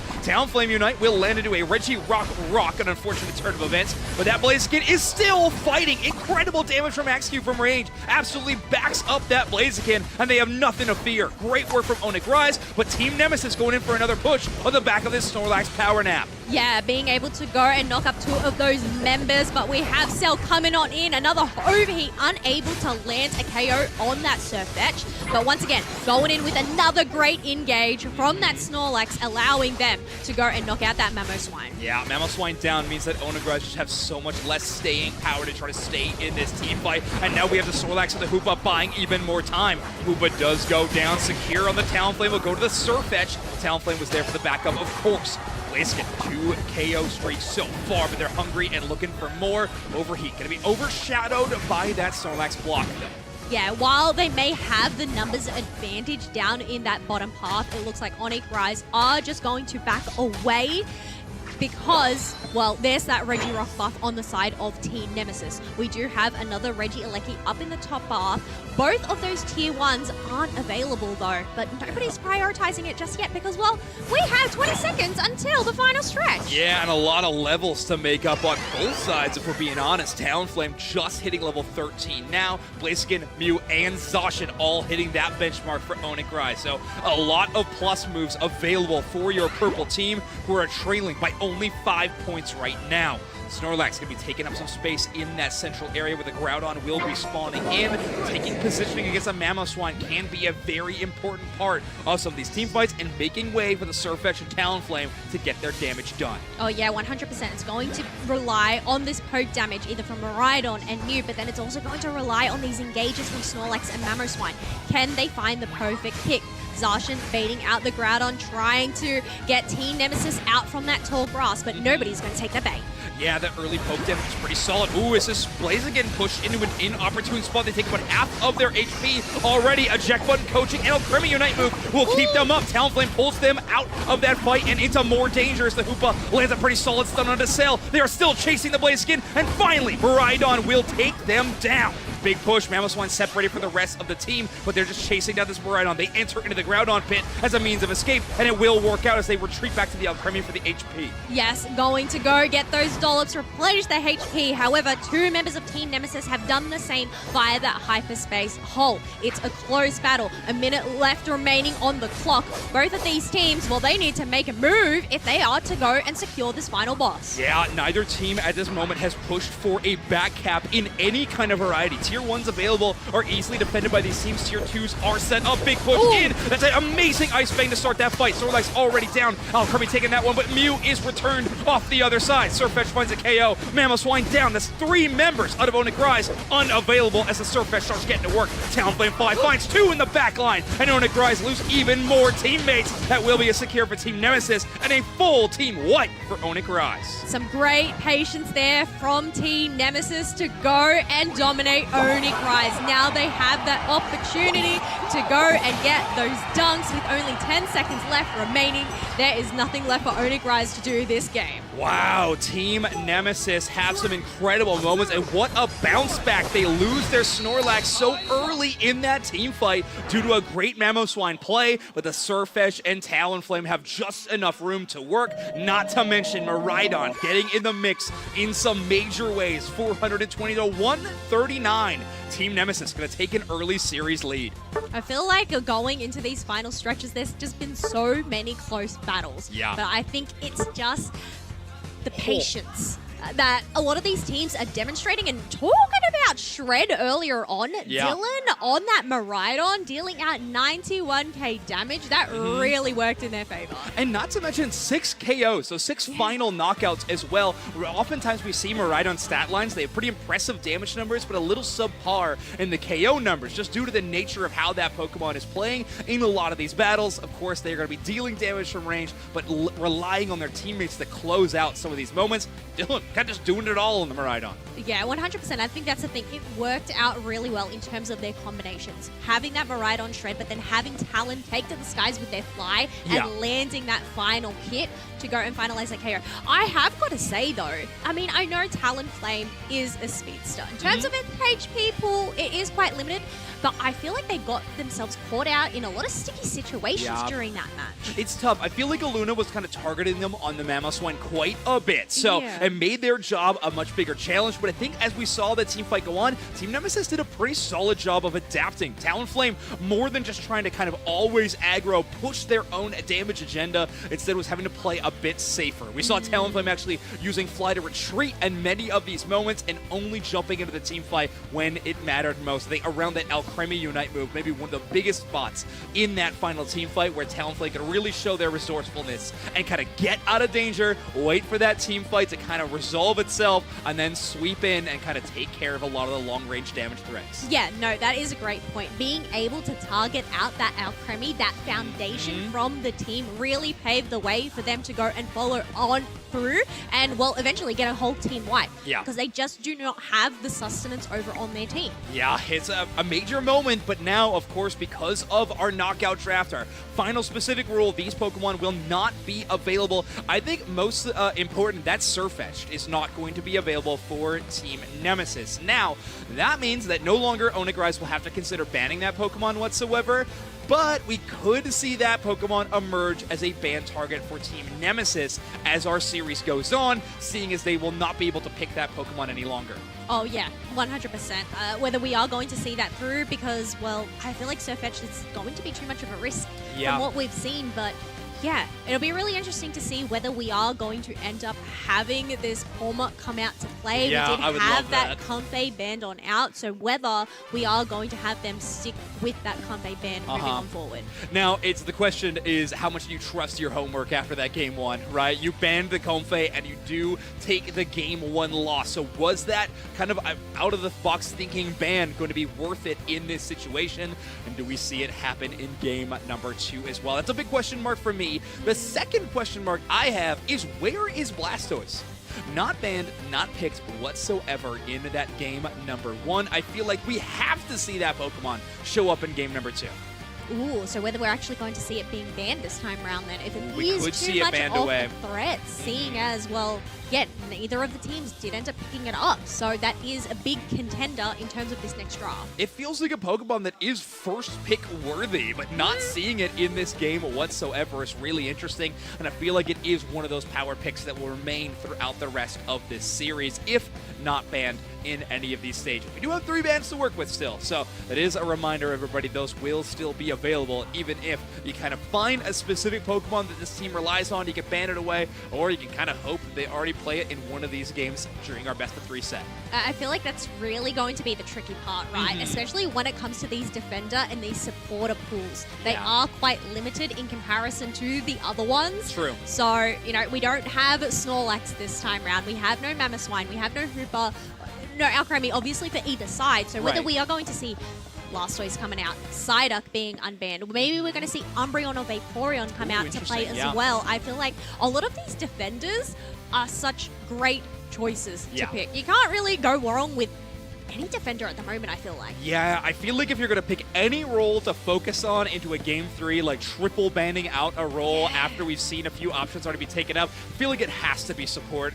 Honestly, with how many incredible defenders we have, I don't know if you've got enough resources to ban away 3 bans, first pick, you know, taking away 4 options even. Still, it is so difficult with how incredible that roster is currently. Well, you know what? I'm glad that we are not the ones that need to make those decisions. True. So we just get to break it down for you. Here. Yes. Yeah, exactly.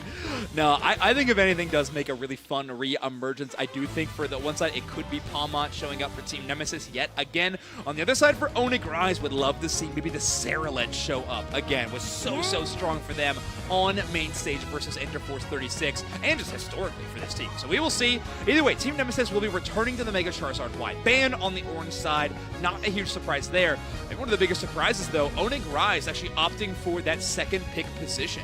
Yes, they have gone and hovered over that Mew to go and ban it on out. Now, I know we were talking in terms of picks. Well, we have Surfetch'd not available for Onyx here. Are we going to end up seeing an Axew Cramorant come on out here as well? Ooh, I would love that. Obviously, we have Axew kind of banning away the Mew, making sure that Team Nemesis won't have the option to play it, because neither will Onigrise.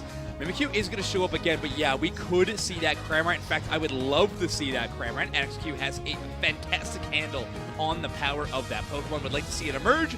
There will be a Zacian banned away again, so Onyx really taking the what we play in Game 1, we don't want you to get the chance to try it in Game number 2.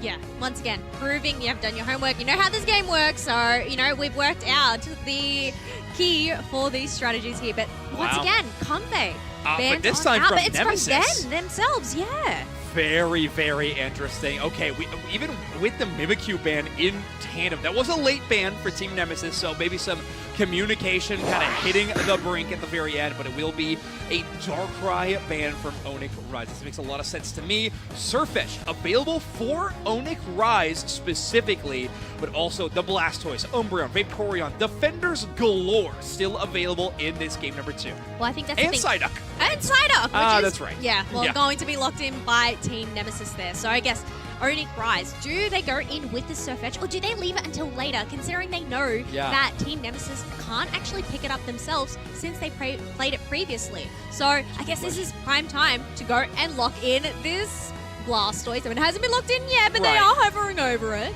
Yeah, at least the potential, but it will be the Surfetch locked in. I think Eeyore and Axew will probably be relieving themselves of these Pokemon and giving them up to another option, but we will see. That Surfetch, such a powerful pick. And now Axew will have the chance, or probably another player on Onyx Rise will have the chance to play that one in this game number 2. I'm really surprised that we are actually seeing Surfetch earlier on. Really? Knowing that it was just available. Like, they could have left it until last pick, unless they are looking for some other that's a good point. spicier picks later on, but it's just like, well, they know it's not going to be a threat on Team Nemesis, which means they do get a chance to pick up this Umbreon and Machamp for themselves. Now, I'm curious what the damage core is going to be for Team Nemesis at the remainder of this draft. Obviously, Machamp, Umbreon, and Psyduck have amazing utility, maybe lacking a little bit on the damage front so far. Does look like the Eeyore choice for this series will be locked in, as Empoleon will likely be going to that player, but Cell does have a solid pink one in their own right.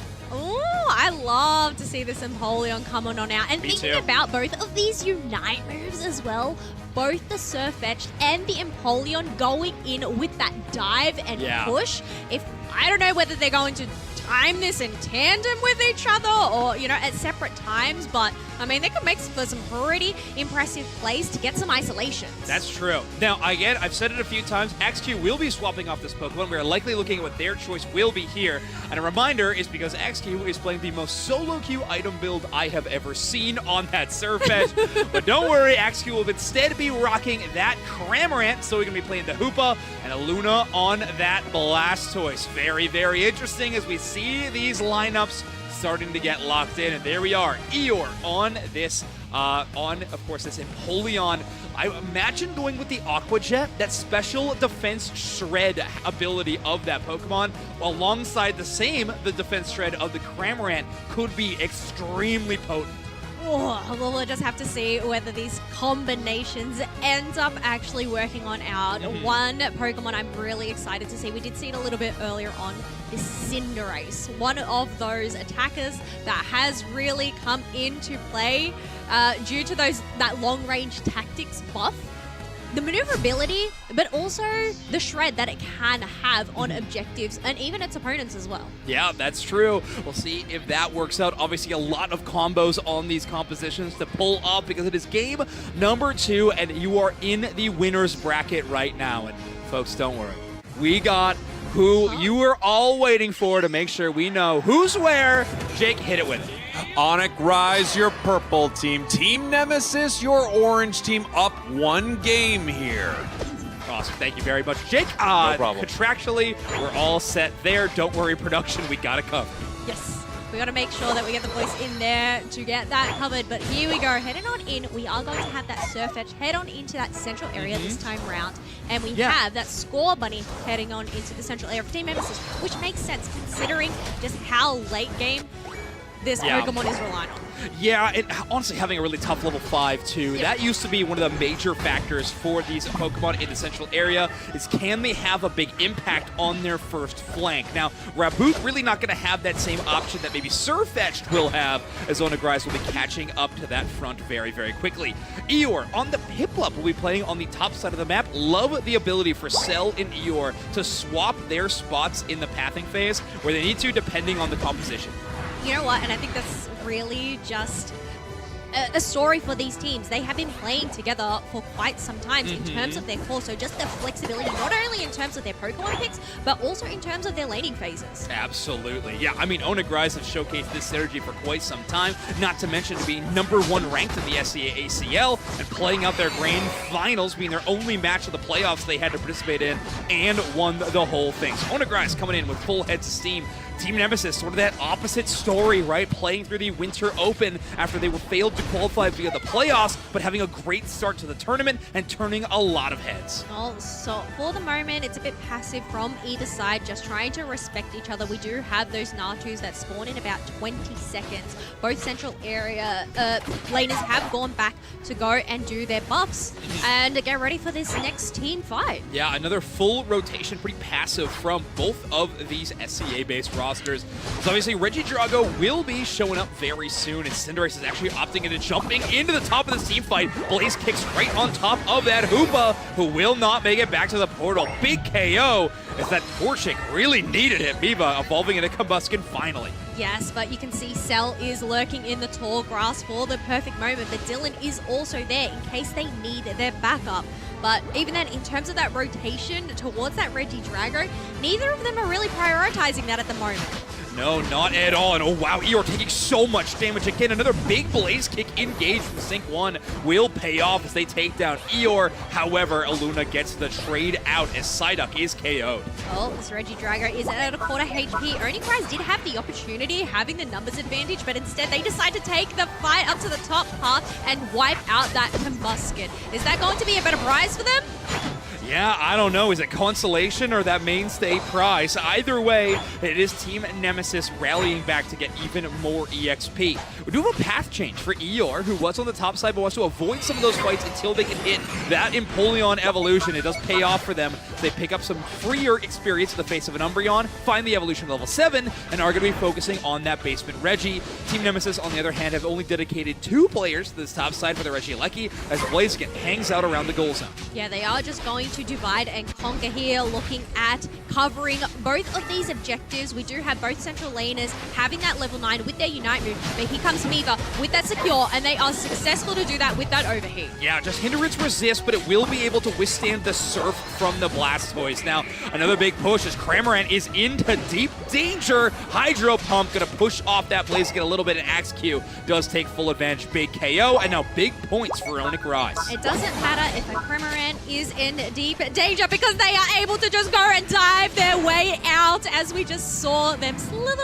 away with only 1 HP. Yeah, tempo looking a lot better for ONIC Rise here, dodging out with 1 HP. A few moments like that so far working out for this roster. However, the big boss for Team Nemesis in Sync 1, Cinderace at level 10 already. This might be the major threat. Picks up that red buff, making sure that's not going anywhere, as all these auto attacks are going to be so difficult. Cinderace, one of the best Pokemon on the entire roster at dealing out that auto attack damage that just sticks.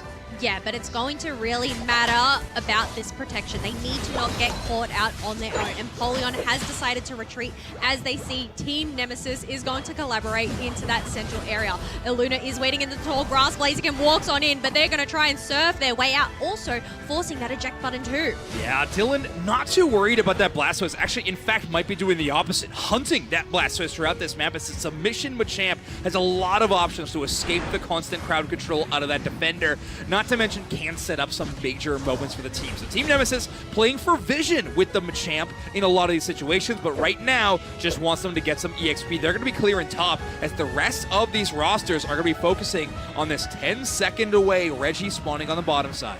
Which Reggie will we end up having down here spawn in for the second time? We do have Cram getting spotted out by Umbreon, and it is going to be a Reg Ice this time around. Wow, I know no one's going to believe me, but that was my guess. When you asked which one it would be, I did guess Reg Ice. I didn't say it out loud, so I know it doesn't count. I need that in writing.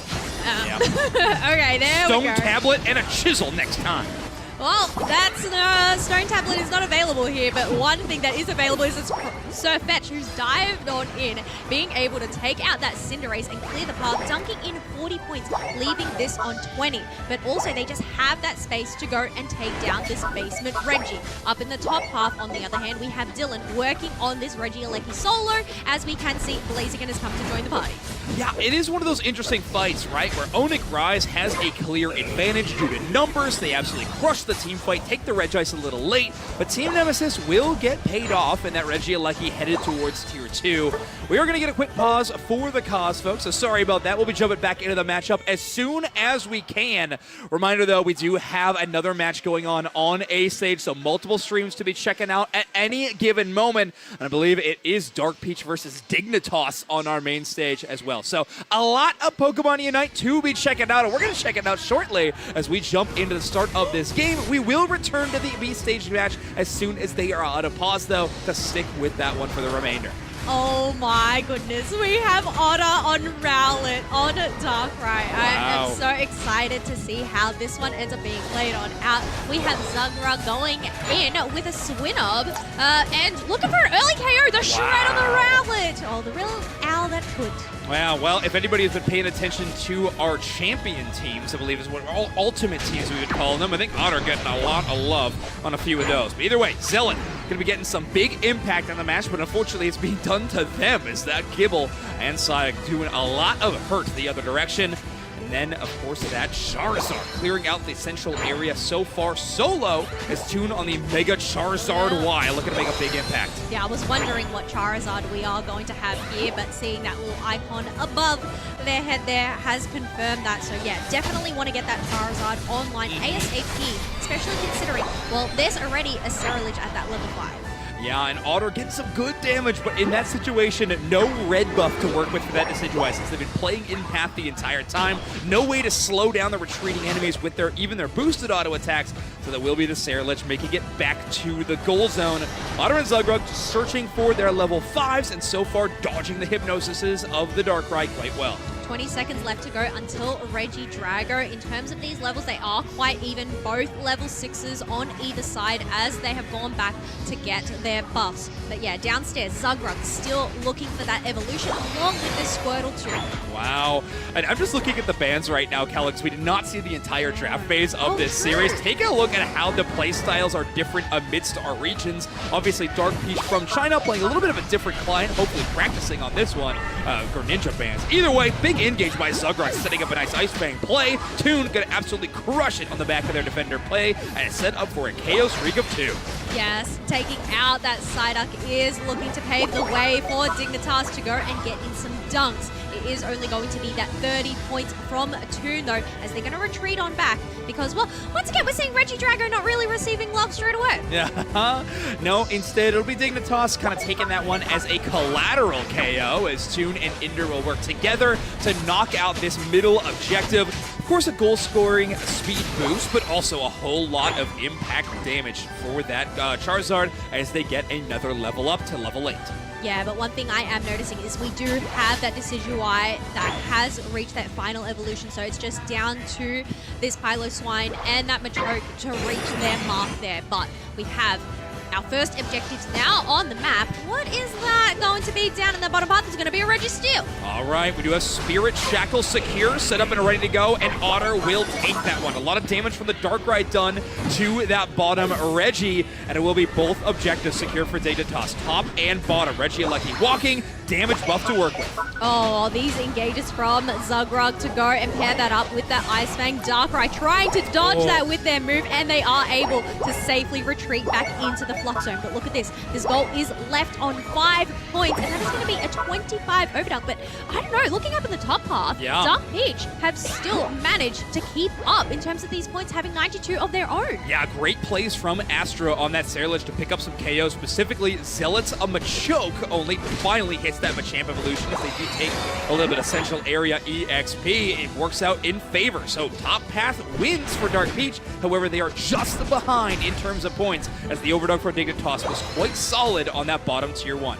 They're not too far behind in terms of levels either. each side both have that level 10. We have resources all available on either side as well, but Darkrai caught amongst 3 members. This is a dangerous position for them to be in. Absolutely. I think Toon was hoping to use that Unite move as quickly as they could. Darkrai thriving in the darkness. Charizard will set Sun instead and absolutely crushing it right now towards that tier 2. Alcremie Unite move will keep that Charizard happy and healthy, and big Spirit Shackles from Otter from range. Oh, this is huge for Dignitas here to continue to make this push onto tier 2, knowing that Dark Peach don't have those jump pads available. They are looking to stick around, but there we go. Submission to run away, considering members have decided to have spawned on him. Yeah, this is going to be a big rally back from Dark Peach as they push away Dignitas, who's been starting to catch some nice momentum in this game number 1. They don't have the gigantic score lead, but the levels are starting to get out of hand. Mega Charizard Y at level 12, absolutely outpacing a lot of members of Dark Peach. However, Astra on this Sarah ledge has hit level 11, quickly trying to catch up to Toon Slim. We have Garchomp shredding on down this Reggie. Like, no one from Dignitas is two-faced about that, as they do decide to give that one up for free. Instead, they decide to focus on getting whatever wild Pokemon is available. A great submission to go and finalize that KO onto Darkrai, but the Cavalry has arrived for that backup to protect the rest of this 2-2 pad. It is interesting seeing Dignitas out showing really zero focus towards the top side of the map, allowing this Regieleki to get close to the goal zone, will be KO'd, but actually favoring that bottom free experience, spawning in instead and focusing a lot of their offensive efforts towards the bottom side of the map, as so far Dark Peach has just been trying to focus on defense and shoring up that tier 2. Defense, but also trying to get up these levels because they really have some work to catch up on. Yes, they do have that Ceruledge at that level 12 mark, but we have a Charizard over on the other side that has both their plus moves available since they're level 13. Yeah, a level 13 Mega Charizard. Why not to mention another Unite move waiting to happen as you see Toon Slim grabbing a Surfing Blastoise and immediately takes the delete. And there goes the knock-knock as well, as they end up getting caught on out and smashed on down back to the Pokemon Center. But the Alcremie is here to go and replenish the rest of the team, allowing Dignitas to wipe out the rest of those members of Dark Peach and break this tier 1 pad. Yeah, and just like that, the score lead gulf grows a little wider as Dignitas sets up a 238-point board state, as Dark Peach is still looking to break 3 digits. That does allow a lot of experience to be available on the board, and a few Pokemon really looking in favor for it here. We have 4-3-2 on the Garchomp, really trying to catch up a bit more on that EXP. No, I think that's the thing that Dark Peach have to be on top of in terms of the Swablues and Altaria spawns that come over on their side. Dignitas, knowing their timing there, Dark Peach were able to go and secure them. But yeah, once again, it's just trying to hit these benchmarks. None of their top damage Pokemon have either of their plus moves available since there's 3 level 12s. Well, okay, there we go. Sarah has reached it. Exactly. And yet again, a Regieleki will be hitting the map, but no favor towards Dignitas towards that objective whatsoever. Instead, trying to defend this central area Groudon. Kind of wary that they are in the lead, but they don't want a flip potential or something like that to go out of favor. They don't have the Blastoise or Psyduck. This really is a powerhouse duo at some of these team fights. Toon takes a lot of damage, but Alcremie there, quick with the heals, great stop. Oh, but they do end up getting caught on out with that Darkrai Unite isolated on out, leaving Dark Peach to scramble and retreat from that Groudon pit. But there we go. Charizard takes to the skies, knocking out that Darkrai, and Ceruledge quickly has to flee. Yeah, Unite move in with the Revenant Ren, but no member gets KO'd. KO Stricken 2 for the Charizard. Zealot gets involved as Decidueye takes that last hit on the side of Blastoise on the run. Astra does quickly recall and gets their HP back, but they are not even in the same zip code as this Groudon. Big secure for Dignitas as they take the major objective and rush to the goal zone for the points lead and the buffs. That was a great engage by Dignitas there, even though we ended up having that isolation over onto them. Just having that Charizard Unite move on hand really paved the way. And even then just Zugrug playing so far forward, making sure that Dark Peach, any of the remaining members, come in for a potential steal.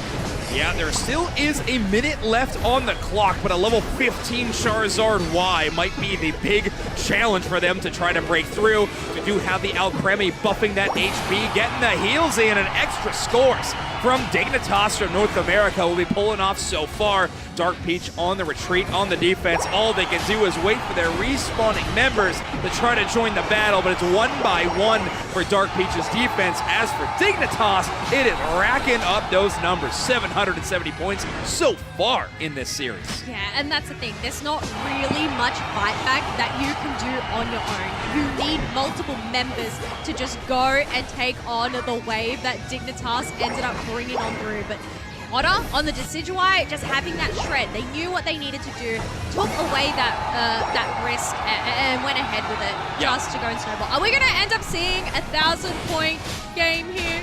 There absolutely is the possibility of it. That will be the Saraledge picking up a KO onto the Decidueye. Finally, 28 points in, I do not think is enough for a 4-digit game up until this point, but Machamp adding just a few more to the tally might get them to that point. Let's see. Does Dignitas get the first 4-digit scoreline of the tournament? Well, you know what? One thing that we do know is there was enough points to go and take that first game for the team there. Team Dignitas. Otherwise, look, the action left, right, and center here as we are jumping back on in to the game between Onyx Rise and Team Nemesis. Yeah, let's get right back in the mix. Obviously setting the stage here. 2 minutes and 30 seconds left in the series, and Onyx Rise with a solid points lead. Reminder though, the series lead is currently in the hands of Team Nemesis with that 1-0 advantage. Onyx Rise still have to play this one carefully. They got a points lead. They're doing great on level. Surfetch at 13 and Polion chasing that number. Team Nemesis, no one at that point hitting the benchmark. Cinderace, the major contender who's looking for that big power spike. Yeah, but it's just a matter of whether they can get this KO, and yes, they do. Hooper has been wiped on out, so that is really going to provide a great opening for Team Nemesis to make their move. Wow, that's 2 Pokemon down as already. Axeq and Zoe gone. Make it Eeyore as well. And Cinderace takes that major KO. Blastoise used the Unite move, but they're already shut down. It's only Surfetch does pull 2 targets away. Can they 1v5 in the situation, though? They're at half HP. There's a few targets who are extremely low, but Umbreon doing a great job of running interference. Cinderace doing what Cinderace does best and focusing in on that Groudon, and they will get the secure. Team Nemesis with essentially a team wipe will also take the Groudon. Now this is going to be Team Nemesis' chance to go and get those dunks, take the lead, and potentially take this victory to 2-0. But Onyx Rise, they're coming back with the defense, stopping those dunks and protecting their Tier 1 goal. That bouncing fish from Axeq just barely away from a knockout onto the Umbreon. They will be able to make it all the way back to their own goal zone. And Polion does pick up the KO on the Cinderace, though. Surfetch's job's going to be the defense. I wonder what the offense is going to be looking like for Onyx Rise so far. Team Nemesis have rallied back. The only member of their team they are waiting on will be that Cinderace, but this Blaziken has been called out as the major target at half HP. It looks like Onyx Rise wants to add another Groudon buff to the roster. Take down Miva, take away that buff, and give a chance for Onyx Rise, considering how close it actually is. RBX trying to get in their 100 with their 50, but Zoe doing a great defense to go and interrupt these dunks. Yeah, they're not able to stop the Psyduck, though. That wheel challenge be getting a little too difficult. 264 to 372. They need over 100 points right now. So even if that Blastoise has an opportunity to score, which they don't, great shutdown from the Machamp as Dylan actually gets to work with a quadra KO on the defense. Well, 4 members down, only Zoe remaining. We have Sync1 with 34 points, just trying to secure that lead. But there we have it, folks. Team Nemesis have gone and done it again. Another 2-0 against Onyx Rise. So being able to get their revenge. A team they have not been able to thwart this entire season in the Asia Champions League, and they will get it done on our B stage in 2-0 fashion. Incredible job shutting down an in-region rival. Team Nemesis going to be moving up yet another stage. That is a Winter Open Tournament team still up and the winner's bracket side this far. That is incredible. That is incredible. We were talking about lessons learned in terms of their matchups earlier on, already losing to them twice, but doing their homework, learning from them, and being able to defeat them 2-0. That has got to be a massive confidence boost for Team Nemesis there. And we've said it a few times already, but our losers bracket gets even scarier as Onyx Rise, the winners of the SEA Regional League, are going to fall to losers and make someone's road a little bit more difficult. But now we are into our main stage matchup yet again as Dark Peach is matching up against Dignitas. Dark Peach, I think, shocking the world a little bit, getting the first ever win for a China-based team in any kind of international competition. They take down an earlier opponent, and now they're going up against Dignitas. But so far, that has been a wall that's been too tall for them to climb, as Dignitas absolutely crushing it in that game number 1. Yeah, they've been crushing it in game number 1, but they have also just been crushing it this season. True. Earning their place here by coming first at LAIC, but also just doing super well in terms of the North America regional leagues. Really excited to see what type of shakeups they're going to bring on into this next match. We did have Otter on the Rowlet, which we love to see, a different attack. I feel like I haven't really seen Otter on a Decidueye before.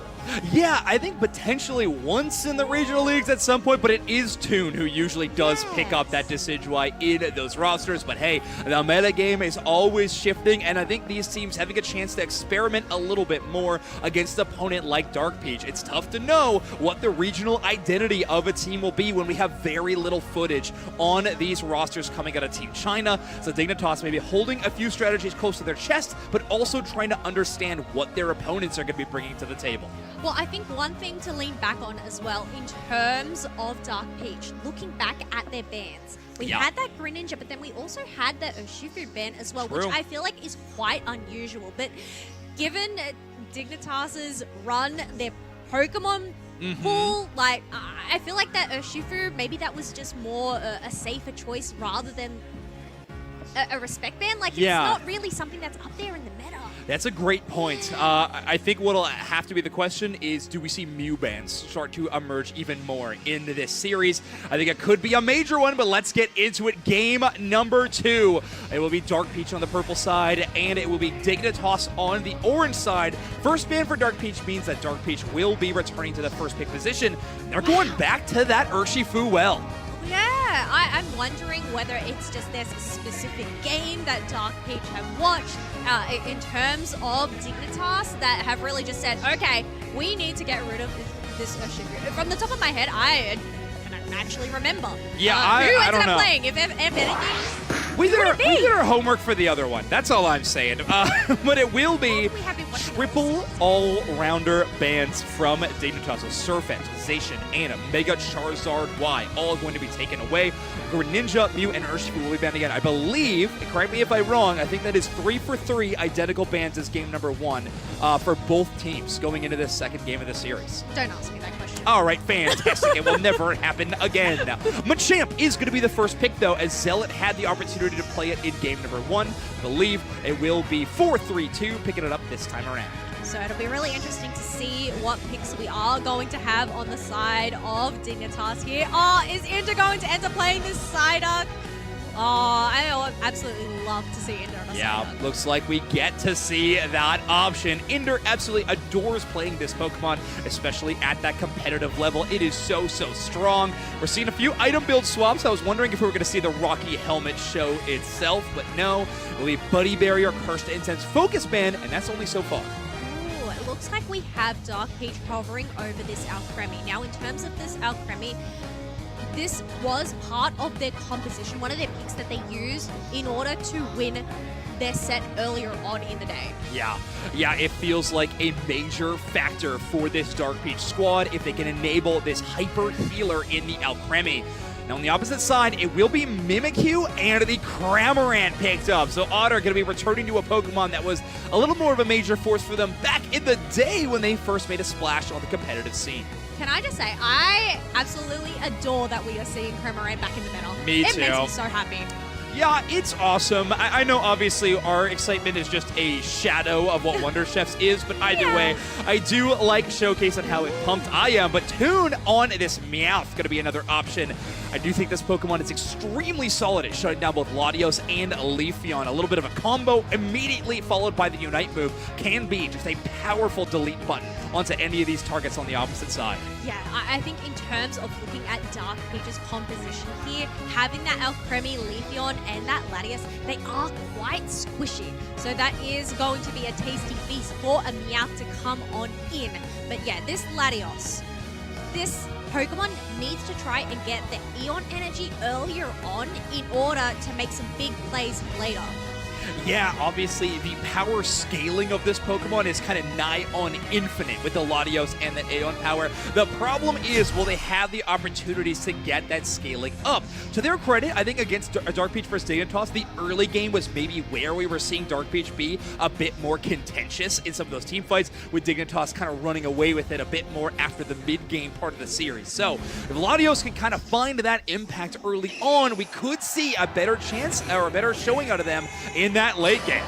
Oh, where's Spraggles? He is going to be doing Dark nothing Peach, but... your purple team. Dignitas, your orange team. Game number 2 here of our best of 3. Dark Peach needs to win, or they're heading down to our losers bracket. Oh, I just had a jump scare then. I didn't even realize he was on the mic. Hello had no idea he was there, but fantastic work from our Cowboy as always. Just sneaking on in and behind. The good old sneak attack into the central area. But you know what? No sneak attacks from either side here.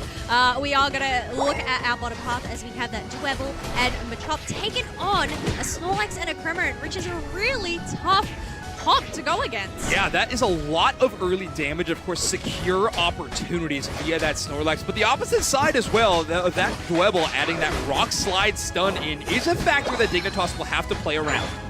Well, up here in that top half, though, we still do not have a Leafeon online, and that is really going to be pivotal for Dark Peach here, because that is going to be their early damage dealer. Yeah, you're going to be playing in the path. Now, in the past, we have seen the Leafeon play the attack role a little bit. We could see the Solar Blade, not out of the question, especially when it is Dark Peach, a team we have very little information on. We could see a little bit of a flex of the moveset, that helping hand from the Milcery trying to help out a little bit in these early moments, but it's Toon getting that early score, and this Meowth is already getting power scaled, KO one of the Leafeon. Oh, yeah, just being able to reach that level 5, shred on down, keep this Milcery and this Eevee at bay, that way they cannot find their evolutions. One thing though is we have that Latios has reached level 5, so is now able to go and build up that Eon energy. Yeah, this is going to be the part of the game where Latios just wants to get involved in as much as it can. Team fights, wild Pokemon secures, whatever it may be. The Draco Meteors, the meatballs from the sky, we want to see quite a few more of those. I don't think it's rain and meatballs just yet, but we'll have to wait. It's cloudy at least. Yes, it is. It's a bit cloudy. But look, 2 level 6s on the side of Team Dignitas here. No level 6s on Dark Peach. It's a bit more even across the board in terms of those level 5s. Yeah, Dark Peach so far trying to favor the entire roster, seeing if they can balance out that experience, whereas Dignitas has got a lot of high value on that Mimikyu and Meowth so far in this series. Will be Dark Peach the first ones to pay attention to the Regidrago, but it's actually a quick little score that is shut down almost immediately by Dignitas, and they will have the chance to pick up a very free Regidrago if they even want it. Actually, they're going to ignore it and instead just join the battle here on the bottom side of the map. Yeah. No, a team really prioritizing that Regidrago is earlier on, instead wanting to secure whatever other wild Pokemon is available.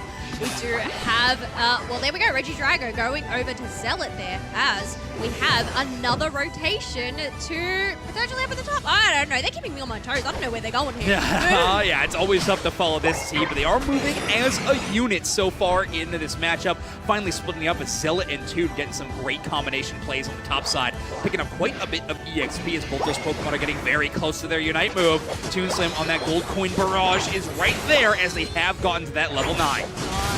Leaving this goal on 12 points. So going in with that Mimikyu Dunk, getting rid of that Flux Zone, but even with that Unite move, there was just no escape for that Leafeon. Yeah, exactly. That is that combo we were talking about a little bit earlier on in the drafting phase. That Meowth will have some powerful moments available to them. Now, Dignitas going to take a rare loss around one of these objective fights, and that Registeel will go in the favor of Dark Peach, as Machamp going to take credit for that one. They are at that level 7 on the Machoke right now. Big push by the Leafeon, and Otter is KO'd. Yeah, that is actually huge for that Leafeon to go and secure that KO, and it looks like they're not finished as they are chasing Toon down. But they are at that 2-level disadvantage, which means Toon ends up coming out on top. Yeah, that Speedster duel will always favor whoever's gotten the early game wins, and that will be the Meowth. Double digits at level 10 is just too powerful for them to take down. Well said, Kello. Zella looking for some 34-point scores, but that Crustle doing a great job of shutting down the defense with this great defender Pokemon. So far, looking great for them as Dignitas will be rallying for another team fight. And again, Toonslim showing a lot of favor towards this top side of the map. I feel like this is just Toon doing Toon things, Yep. right? This is such typical play from Toon to just go off, go get some backcaps here and there. Machamp has spotted them out, but that submission just isn't enough because Dignitas has some backup. Yeah, so far it is working out really well for them as Otter running a bit of interference with the Gulping Gatling Missile, putting it just outside of that goal zone. Allows them to do some great damage from the outside looking in. Mimikyu gonna take the KO on a Leafeon though. Great work for that Trick Room of Zealot. Is able to chase down that Speedster no matter how far they run. Exchange is there though as Inder goes down to the support player on the opposite side. In terms of value though, that is probably not going to provide a lot of value over to the side of Good Dark point. Peach. Nonetheless, it is still a KO for their side. But looking at these levels, we already have three double digits on the side of Dignitas. Leafeon is the only one that has reached that point at level 10 on the side of Dark Peach. All right, so we're seeing just a couple of Draco Meteors so far, I believe. So just a couple so far stacked up with that A on power. Laudio's going to be looking to get a few more of those, and now I think we're up to triple setup for the Draco Meteor. Obviously, as we see that move stack up even more powerful throughout the rest of the series, we'll be seeing quite a few of those Meteors rain down on Dignitas. Well, that's the thing, you want as many Meteors as possible to rain on down onto the opponents. Akremi is going to pop their Unite move, but it just isn't enough because Psyduck, Team Dignitas are going to go and secure that Red Ice for themselves. Yeah, Inder's been doing a great job of setting up with multiple of these huge bubble beams, and this one empowered by that Sai, reducing the damage done to so many of those teammates inside of that aura. Great work by this squad. Now the Alcremie is pushed out of the team fight by Zogro, but not far enough that Cramorant can't have something to say about a big 40-point score. We'll set up for a 20-point overdunk, and Toonslim has now found no longer an opportunity to score on the top side of the map, but instead has to go to the home goal zone to line up some of these points. That's a Unite move, and that is a 13 Meowth going down. That's a lot of EXP in the favor of that Machamp.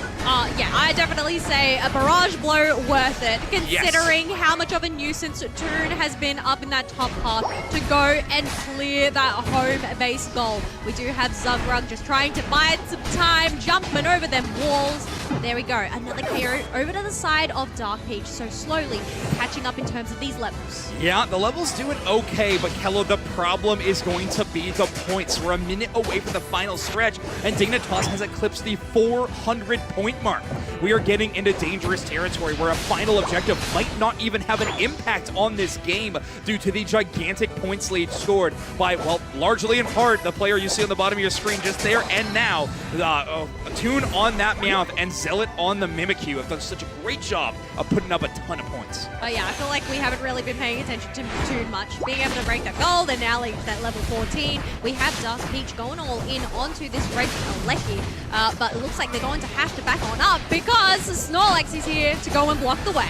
Yeah, amazing job doing what Snorlax does best and just getting in the way. Otter's Cramorant will secure that Regieleki, and that is a Regieleki headed towards that home goal zone at 2 minutes. This could be devastating for Dark Peach to deal with, as Groudon is going to show up in 10 seconds, and Dignitas is all over this map. Yeah, this is big yikes for Dark Peach here. They have to try and make the plays. They have to defend this Regieleki. You do not want those insta-dunks, but Dignitas, knowing that they have this one up, they're going to poke on out at this Groudon. Here comes the Leafeon, but they quickly get spotted out by Zealot. Yeah, they attempt to recall, but that Mimikyu knows.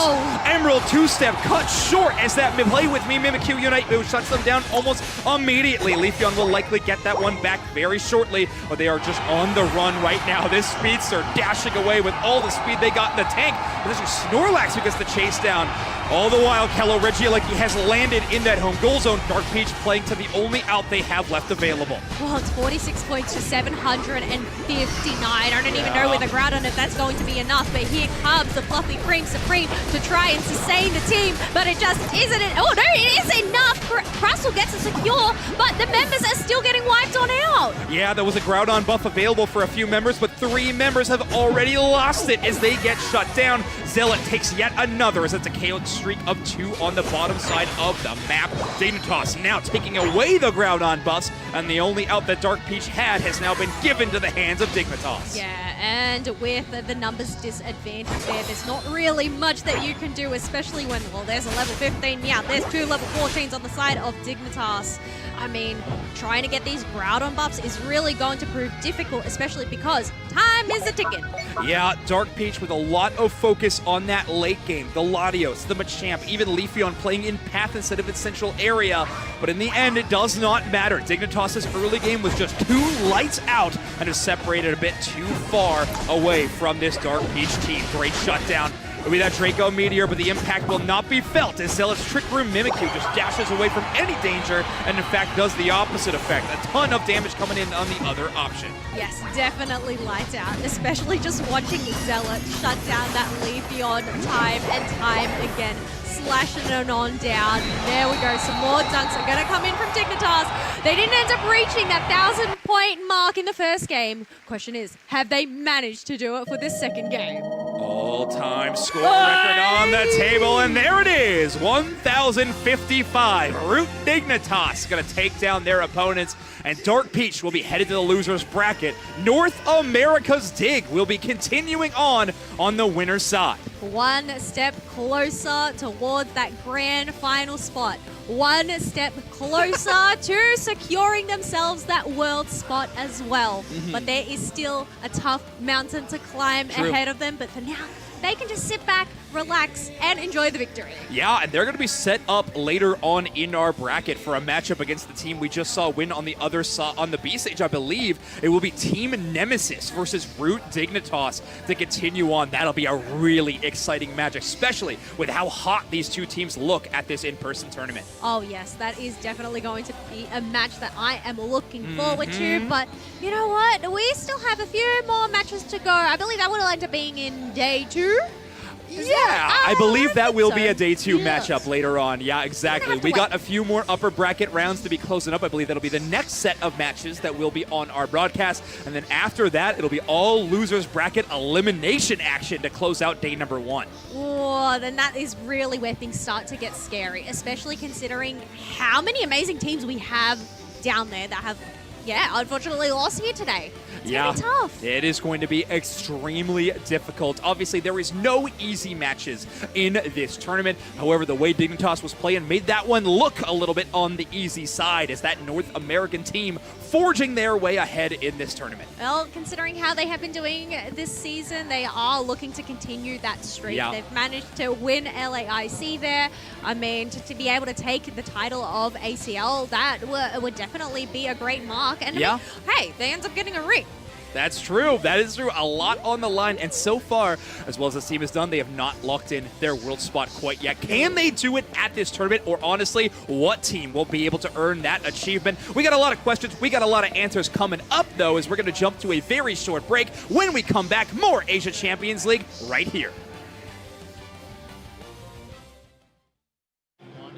It wouldn't be a tournament without an interview, so of course I have Inder here from Root Dignitas. They just won an amazing match against Reject on the big stage, 2-0, one of the games to watch for the entire day. What a way to start. I guess first, how are you guys feeling after that?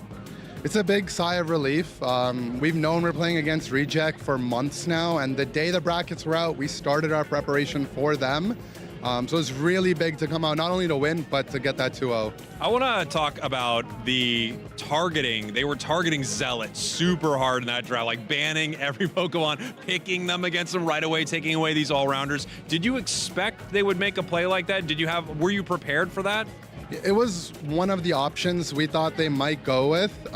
Maybe Zealot being the younger guy on the team, the top lane role is a little bit more volatile, so to target him out. But we had backup plans for it, and Zealot really showed up. I mean, he's probably got to get the MVP for the whole set. He played phenomenal in both his games. Yeah, I totally agree. They clearly went after him, and you guys had answers for it, which I think was really impressive. The Mimikyu looked amazing, and what an answer into Charizard. I mean, every time Char went into the sky, we had them call right here. Hey, it's like, get in here, Zugrug. Come here. We have almost no room here. I have Zugrug here. Did you see the trophy, by the way? I saw it. Yeah, are you excited? There's only one, and we need it. That's true.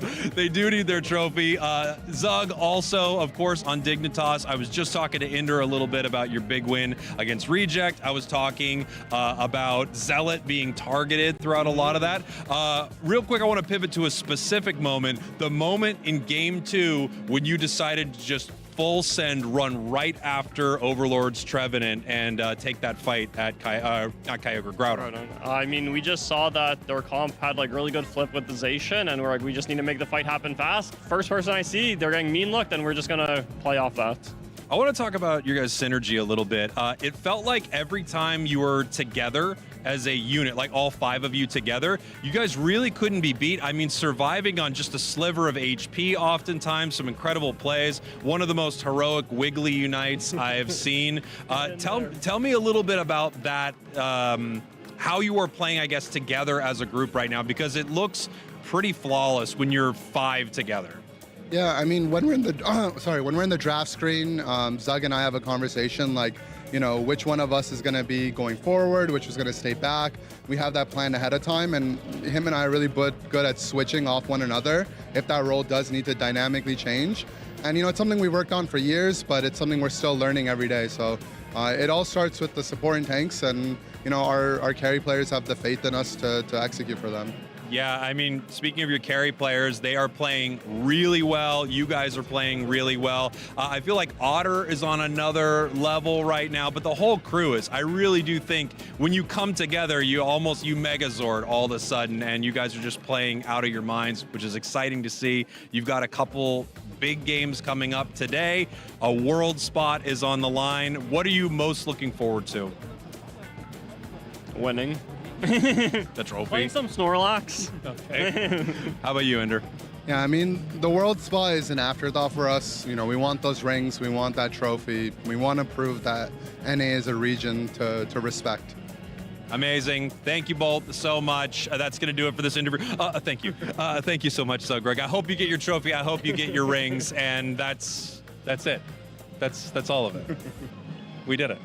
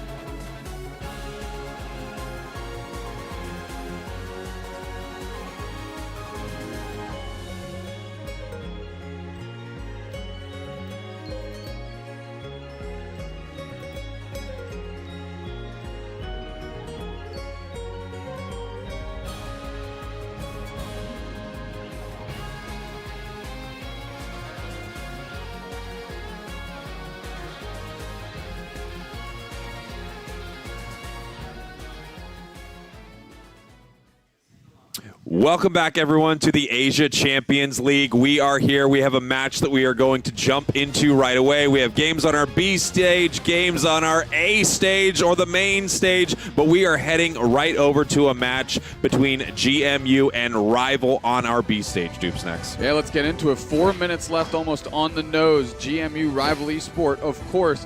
GMU with a great match against T1 when we saw them last. Another game that looks like to be operating on razor-thin margins. Rival Esports, though, does have a Greninja that's leading the lobby in experience. Yeah, now we can see it nice secure there on the Reggie Drago as we have Rival getting very aggressive towards the side of GMU, giving a lot of information towards the side of Rival, but they're going to have to peel back here. Greninja seeing if they can pick anything up, but they cannot, and that is going to be a Hydro Pump Rapid Spin Blastoise. Glad you called that out. That is a good thing to note here. Talonflame, Flame Sweeps, ignoring all walls, I believe here. Greninja trying to get out of dodge as we have an Urshifu, a blue Shifu, that Rapid Strike Urshifu using their Unite move, trying to put in damage. HT, though, going to avoid the brunt of it for now.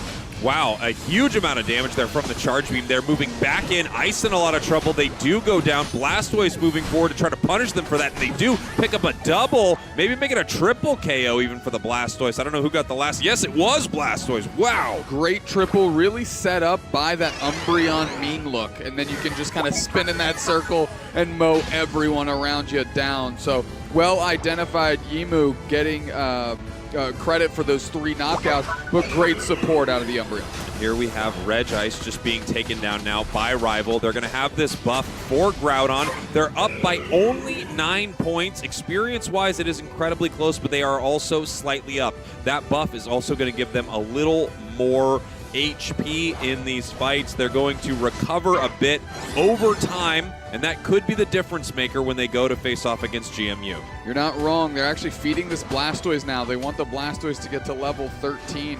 It's going to be close as we tick over to the Groudon that shows up in a mere 5 seconds. Here we go. Miraidon looking for their moment. They hit the Charge Beam. They have it powered up. They're going to use some damage right here. Blastoise moving in immediately. The mean look onto the Urshifu. Can they get the KO right away? Yes, it does go down. Huge Unite move with the Latias to close that out. The Meteors are starting to land. We're putting the pressure on, but can't quite find a target. 2 players down for GMU. Rival Esports starts to focus on Groudon. It is now Yama that is getting the pressure on. Flame Sweep does catch 2, but that's too much damage out of that damage core from Rivals. They are just boxing everyone out. This is easy work for them and kind of a lacking of spark type finish because Rival was just in complete control.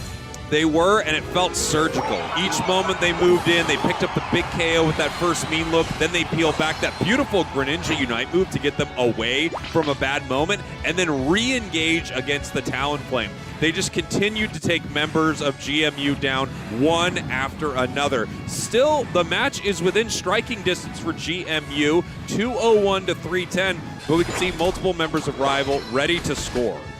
The rest of Rival, again, just kind of getting their Unite move back up as we're spinning to win on top of that Rapid Strike. Urshifu doesn't have enough in the tank to put pressure on a Blastoise and a Darkrai that are going just truck and trailer towards it. Yang going straight for the score. They've still got the Groudon buff. Mean look to get the Psyduck away. And bang, another Hundo Burger in. Yama lands, but it's not going to be enough. Meteors are landing from that Miraidon, but that's not enough either, and now this thing is pretty well cinched up. Yeah, 30 seconds left. There really is nothing GMU can do right here. It was pretty much solved at the point of Rival getting the objective, but with only 20 seconds, with enough points that have already gone in, Rival is going to take game number 1 off of GMU. And as we talked about, we have games on our main stage as well. Players are walking up there right now. You can hear it in the arena. People are pumped for this one. It's going to be a big one on the main stage. Dupes next. Huge matchup again on the main stage. We have Fennel against CACM. We just saw Rival take the first game against GMU that dispatched T1 earlier. So, I mean, we've got tons of action here. You can actually see the Fennel logo over my shoulder as we are getting these kids on stage to battle it out here at ACL. Fennel looked a little rocky in their start. CACM, on the other hand, looked incredibly strong. Yeah, the question is, how are they going to play now that they're up on the main stage? Fennel has already been up here once. We had CACM on our B stage. They felt like they were playing the exact kind of game of Unite that they wanted to play. However, Fennel, had a tough one against Godlike earlier. They almost lost game number 2. Did come back to win 2-0, however. We'll see what they want to do against CACM. It does feel like when CACM is on top of their game plan, they can beat any team in the world, especially at these tournaments, which is odd because some of their league play has been lacking. However, LATAM, an incredible region, right? But at these tournaments, CACM is an absolute monster. Yeah, and on the side of Fennel, you know, they are an incredibly strong team. I think almost everybody here would say they're the best team in Japan. They're definitely like the benchmark that the region kind of holds themselves accountable for. Like, how close are we to Fennel? How much more work do we have to do to improve? But CACM is a completely different beast compared to some of these Eastern teams. We mentioned it earlier. They look to punish you by just exhausting you, by fighting over and over and over again. They don't really give you time to relax, don't give you time to digest information. They're just throwing more stuff right into your teeth, seeing how you handle it. And here we have them: Reggie, Texas, Frank, Ranma, and then Bernie. Look at the lettuce on Texas. I know I say it all the time, but that kid's flow is crazy. Yeah, we are very jealous of Texas's hair. Looks incredible. Also, quite a squad. They have a player on this team that is target banned a lot, and that is going to be Reggie. They often get target banned for their Gengar. The question is, will we see it come out into this series? You actually see a little bit of a jersey, a highlight there from Bernie. That was the one that won the coin game at the start to decide how this is going to shake out here on our main stage in terms of draft order. Taking a look at Fennel right here. AK1 and B1. I was reading something, the 1 is there because they want to be the #1 team in the world. I like that. I like that a lot too. Also, I think it was B1 that just recently became of age to play, and they're a bit of a monster, obviously, on the best team out of Japan right now. And then, of course, players that we've known for a very long time throughout the Unite scene on Fennel as well. I mean, yeah, you can't really talk about the Japanese Unite scene without mentioning Mame. Yeah. They are all over it without a doubt. And now they are leading this team into what is, they hope to be, a big-time ACL win. Yeah, I think a lot of people would expect them to make it very deep, possibly win this entire tournament. Again, some shaky games earlier to start the day, but that doesn't necessarily mean that Fennel isn't playing at the top of their game. They could have run into one of the best teams here. Every team that is here had to go through an absolute grinder to make it here. No one made it to this tournament just waltzing in. You went through long qualifiers, leagues of play. I mean, every single team made it here for a reason. Without a doubt. Excuse me, got a little choked up. Well, I mean, when you think about the road that some of these players went on, it does get you a little emotional. Yeah, and it almost has to. Like, otherwise, do you even have a heart? Can you feel feelings? Hashtag can you feel feelings? Get it in the chat. Get it in the chat. Get it trending. Do whatever that hashtags do. Whatever that is, do that. I think they're done doing whatever they did. Whatever hashtags we're doing, I think they're done. You know what? I'm retiring them. You know what? We're going to take the hashtag. We're going to turn it back to the pound sign. Game's getting ready to go. Can't wait. Sure hope so. Yeah, please. They've got to be a draft at this point, right? As these two teams are getting ready. I do wonder, is CACM going to be able to give Fennel a run for their money? And if they do, can they look as good as they did in their first 2 games earlier? Because they looked phenomenal, especially Reggie carrying through these games. Reggie was definitely feeling it. Getting ahead on levels is critical, especially early. You see that's like central to the Reggie and the Pokemon they pick and bring to these maps. And the rest of the team plays around it really well. Like, let's get Reggie online through this Scyther. Let's get them into this path and take some quick, typically they take the K opener because they're so aggressive, right? Collapsing into a path.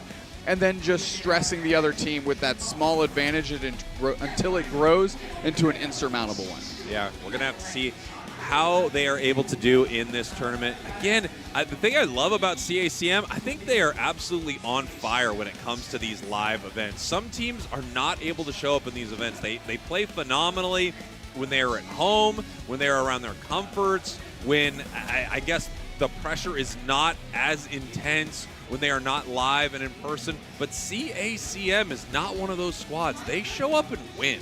Yeah, I mean, we've seen this swing both ways, right? They get the LAN buff. Other teams get the LAN nerf. Yep. BH3 out of EU, for example. It seems Catching like strays, but it's true. Yeah, the moment they step on stage, it's as if they forgot how to press all those buttons. And at one point, they were undefeated in EU. So let's take a look at this matchup here. Fennel, CACM.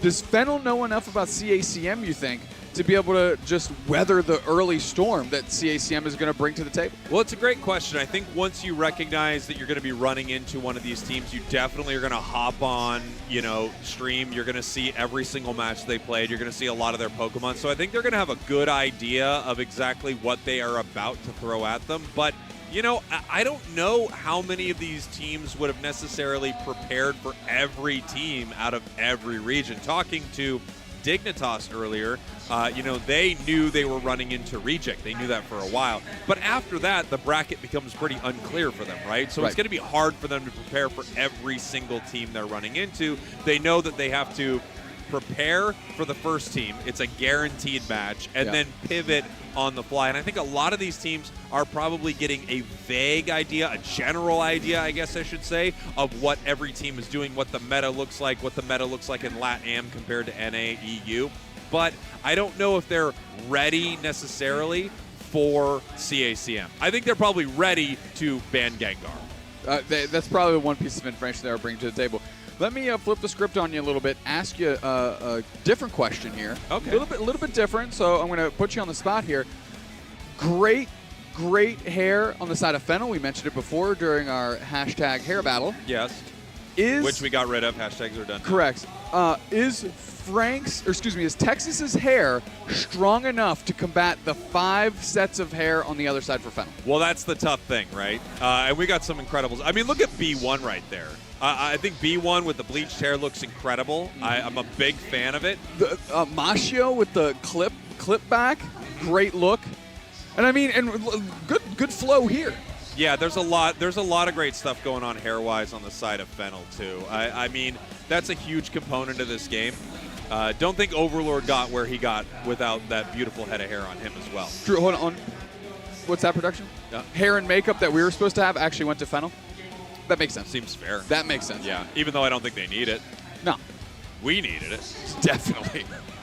Definitely. So, can Texas's hair combat the collective amazing hair from Fennel? That is the question. That is what we're about to find out. I think that's what's on the table right now. I think that's what everyone at home is thinking. I know a lot of people, if they were driving home from work, they probably pulled their cars over, to make sure that they could watch this because of how important the hair game is in this moment right now. A lot of people probably at the dinner table, they have stopped that. Everyone is huddled around the TV currently. Yeah, I mean, you have to be. This is a legendary battle. This is honestly going to be, it's kind of set up to be my favorite match of the day. It might just be. Based on how CACM played in their first match and just the pedigree of Fennel themselves. This is a great matchup that I'm glad we're going to have on the A stage and that we're going to be able to cover, you and I, bell to bell. Yeah, this is going to be a really exciting one. And, I mean, part of me wants to see it go both ways, right? A part of me would love to see Fennel absolutely dominate because that's what we are expecting out of this squad, the best from Japan. And then another part of me really wants to see CACM give them a run for their money, even beat them and send them down to the losers bracket because what a wild upset here. I think not a lot of people would expect Fennel to drop mini games at all. No, I don't even, when they were on the brink of taking a loss to Godlike there in Game 2, I mean, I saw on Twitter immediately, it was like, I think was it Mame maybe? That would immediately posted, I need to buckle this thing down. We need to get it together here because we are not up to our own standards. As we're taking a look at our bracket, I'll do the left side, do the right side, we'll work right through it. Enter Force 3-6, Onic Rise, your victor. They get 2-0'd by Team Nemesis, which is a bit of surprise based on how they were looking. Team Nemesis, of course, 2-0 Force Gaming, and then 2-0 Onic Rise. Reckoning Esports going down 2-1 to the Chinese team Dark Peach. Dark Peach going down 2-0 to Dignitas. And, of course, we saw Dignitas really kind of in maybe our most lopsided match of the day, 2-0 reject. Taking a look at the other side of our bracket, GMU took down T1. Not expected, I would say. Rival Esports 2-0'd Scars. Fennel took down Godlike 2-0, and CACM against Full Sense. And now we're seeing the conclusion of that matchup, right? CACM and Fennel facing off, and of course we just checked in on GMU and Rival. Rival up 1 game in that series so far. But now we're sitting in that upper second bracket there. Fennel, CACM, both of them 2-0ing their games. Fennel, a lot closer to a 2-1, I would say, although I do think they were the stronger team in that matchup. CACM, however, really beat Full Sense in their games. I felt like they were a pretty solid 2-0. Yeah, it truly felt dominant in that exchange for CACM. Now, you know, when you look at the team, Full Sense, you know, like Nadiza, SCG, SGC, those types of players, they have had incredible success on the world stage and in these international tournaments, but hasn't really had that big breakthrough event. Neither has CACM, if I'm being completely honest. Fennel, on the other hand, and some of these players on this team have reached the pinnacle. They have earned that World Championship trophy. Does CACM have enough in the tank to take this team to the limit? Yeah, that is a huge question mark. And another one is, what does Fennel look like outside of their region? Of course, that's what we want to know, and that's what we were finding out in this tournament. And the other question, of course, is, are they able to recapture the magic that they had a few years ago when they absolutely dominated the World Championships? I mean, you know, most years we have had a very dominant world champion throughout our tournament. It wasn't only until last year where it was maybe the most competitive grand finals at a world championship we've seen. But Fennel's year, they were unbeatable. It's just incredible. They were playing the game on a different level. Like, they had hit the next evolution of how to approach the game. And I think obviously since then it's crystal clear that the rest of the world has caught up. And now we're trying to find our next team that is kind of leading the innovation charge. But that year specifically, Fennel was just, it was so crystal clear, and everybody throughout the life cycle of that tournament could tell, oh, this team is going to be a problem, and there's not much we can do about it because they're just playing almost a different game than we are. Yeah, they absolutely were, and they looked amazing to the point where they got to the grand finals. I think that was against Zora Tigers Gaming, I think made it to grand finals there. And while it was a fun grand finals for a bit, it was a really fun grand finals for Fennel because they just started to absolutely dominate that series. Really impressive stuff. Then the year after, they start getting eliminated in tournaments. They have an extremely rough showing at ACL. They kind of break up. Players leave the team. But we're getting ready for it. You can hear it here in the arena. Here is our draft, Doob Snacks. It is draft time, and let's see if we have our notes correct for CACM, and they do. Ban Gengar right off rip. Hey, good call. There it is. Gengar's gone. No surprise. No one wants to see a player on a Pokemon like that is one of the best in the world, and that is Reggie. The bans coming out from CACM. We have the Charizard, we have the Umbreon, Zacian right back the other way from Fennel. Yeah, not a bad look here. Let's see what we can do. And you can see the teams that are having success are the ones that are operating in this draft screen by eliminating really good Pokemon, not necessarily targeting certain individuals over and over and over again. And of course, Sirfetch'd rounding out the one side, Slowbro for Fennel rounding out the other. Interesting. When you see a Slowbro ban, you have to worry a little bit that someone is going to be grabbing a Comfey. We'll see if that is going to happen. A lot of players would like to ban that out when a Comfey is, you know, a part of a combination. We'll see. Yep. Blastoise grab. We have Mew, of course, first pick on the side of CACM. Texas immediately going to queue up that Psyduck, a Pokemon that they're incredibly strong with here. On the other side, Hoopa and Blastoise is like a staple old school core. Bernie jumping up and grabbing the Crustler, though. Yeah, we got Crustle here. Reggie looking to lock in. It is Texas going to grab that. And now we're going to see if they do want to bring out some type of combination here to pair with a Comfey. It is something you could try to hide if you're Fennel. We'll see if they want to do that. Lucario being hovered here. We have Mimikyu as well. Possibly Mega Lucario. They're switching back and forth. They don't know which one they want. They want a Lucario. The question is which Lucario, and they're going to go ahead and go base Lucario. Base model Lucario there. No bells and whistles as Ranma quickly goes with that Mega Charizard X, and Reggie eyeing up Cerulege, and let's make the all-rounder round out their draft. Yeah, here we go. We have Cerulege, final pick over to the side of Fennel. We'll see how they want to finish this off. Okay. They have no ranged attacker. They do have the Blastoise, but instead they're going to have 3 all-rounders on the side of Fennel. They are looking to scrap, but what I'm eyeing up is 2 isolating Unite moves on the side of Fennel. Yep. Ranma's going to have a lot of trouble. Reggie is going to have a lot of trouble if they are caught. And unfortunately for Reggie, this Char Cadet takes longer to get online than like what they've normally been playing. For example, the Scyther we saw them play in Game 2 earlier. Yeah, they don't cook through that central area quite as fast. However, once they do evolve and hit 5, I think they are just schmoving through the map. Pretty easy to farm up. You'll often see Cerulege at a very, very high level for that reason. I'm very interested in the choice to pick base Lucario instead of Mega. We could be seeing, of course, extreme speed, but you don't necessarily have to. I would say it's likely if you're not picking the Mega.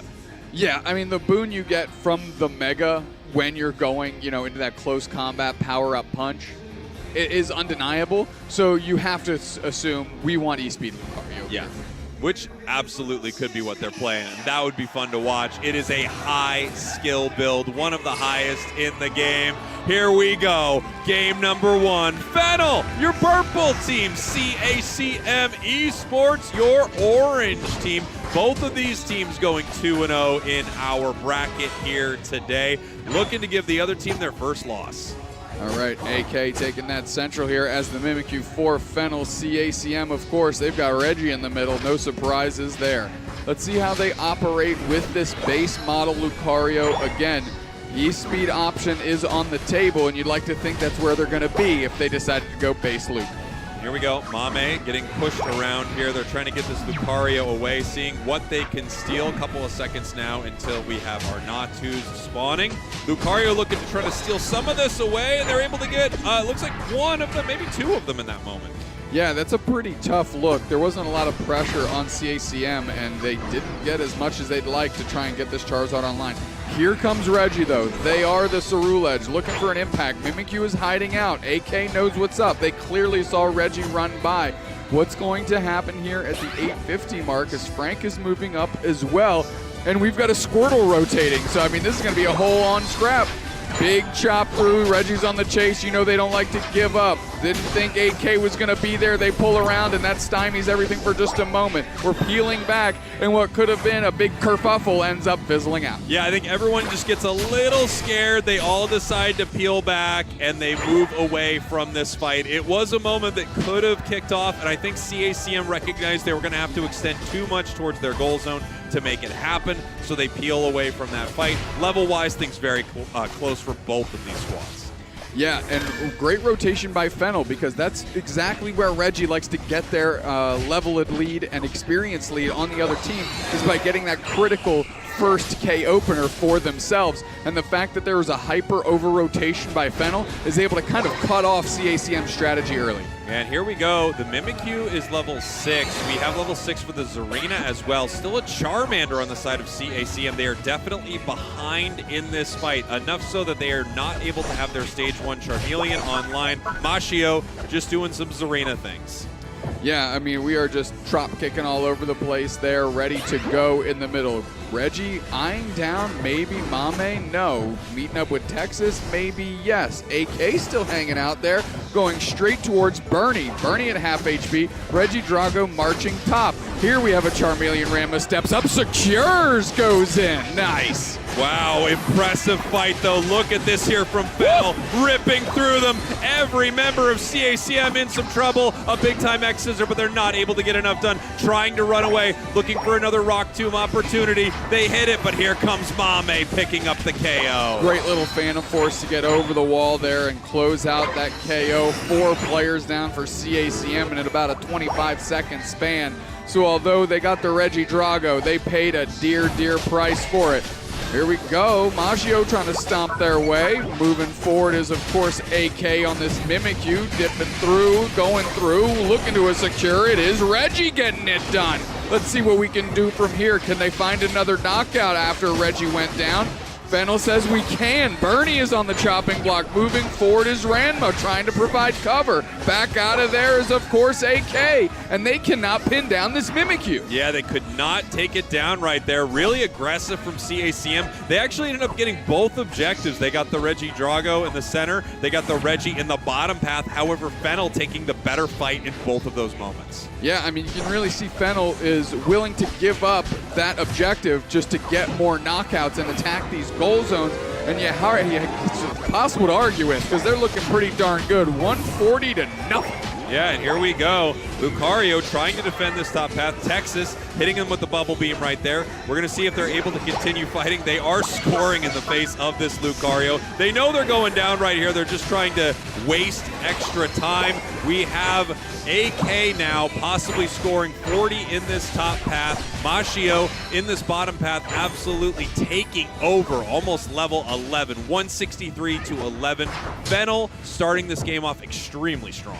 Yeah, and I have to call back when Reggie hit that top path, the huge commitment of rotation by Fennel to make sure Reggie cannot get a knockout early. I think that's critical. Now Fennel has kept them on even keel at that point in time of the game. Now Fennel is able to claw this lead for themselves, and now they're taking over. And here we're seeing multiple members of CACM hiding towards this bottom path. They're looking for an opportunity to possibly engage here as they are moving forward. The coaching on multiple members, they're looking towards this goal zone with a lot of Unite moves in their pocket. Getting some scores in is the Hoopa. Lucario's up top, and somehow it feels like there's still 5 players for Fennel down here. CACM is having issues. B1 is stepping forward. They're doing a great job with this Blastoise, who's quietly level 9 as well. And they need to find their way in. Reggie Alecki taken by Lucario. And I'm keeping talking because I thought there was going to be a fight, but not quite yet. Yeah, it looks like Fennel just expertly held that off. Then they were able to secure the top objective. They get Reggie Rock for free right here, 239 to 11. We have CACM making sure that this Reggie Alecki does not walk.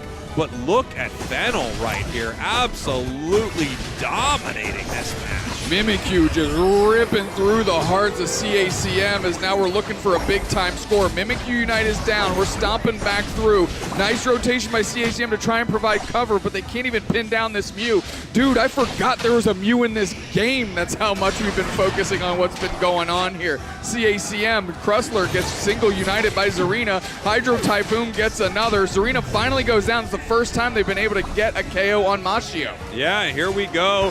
Charizard looking for their moment. I mean, they use their Unite move. They get a little bit right there. This would be a huge pickup if they could get this KO, but no. Lucario able to peel away. Level-wise, things do not look good for CACM. Levels on the side of Fennel up by 2 on most of their Pokemon. Scoreline, 279 to 11. We talked about Fennel dominating. Well, this looks like a dominant game.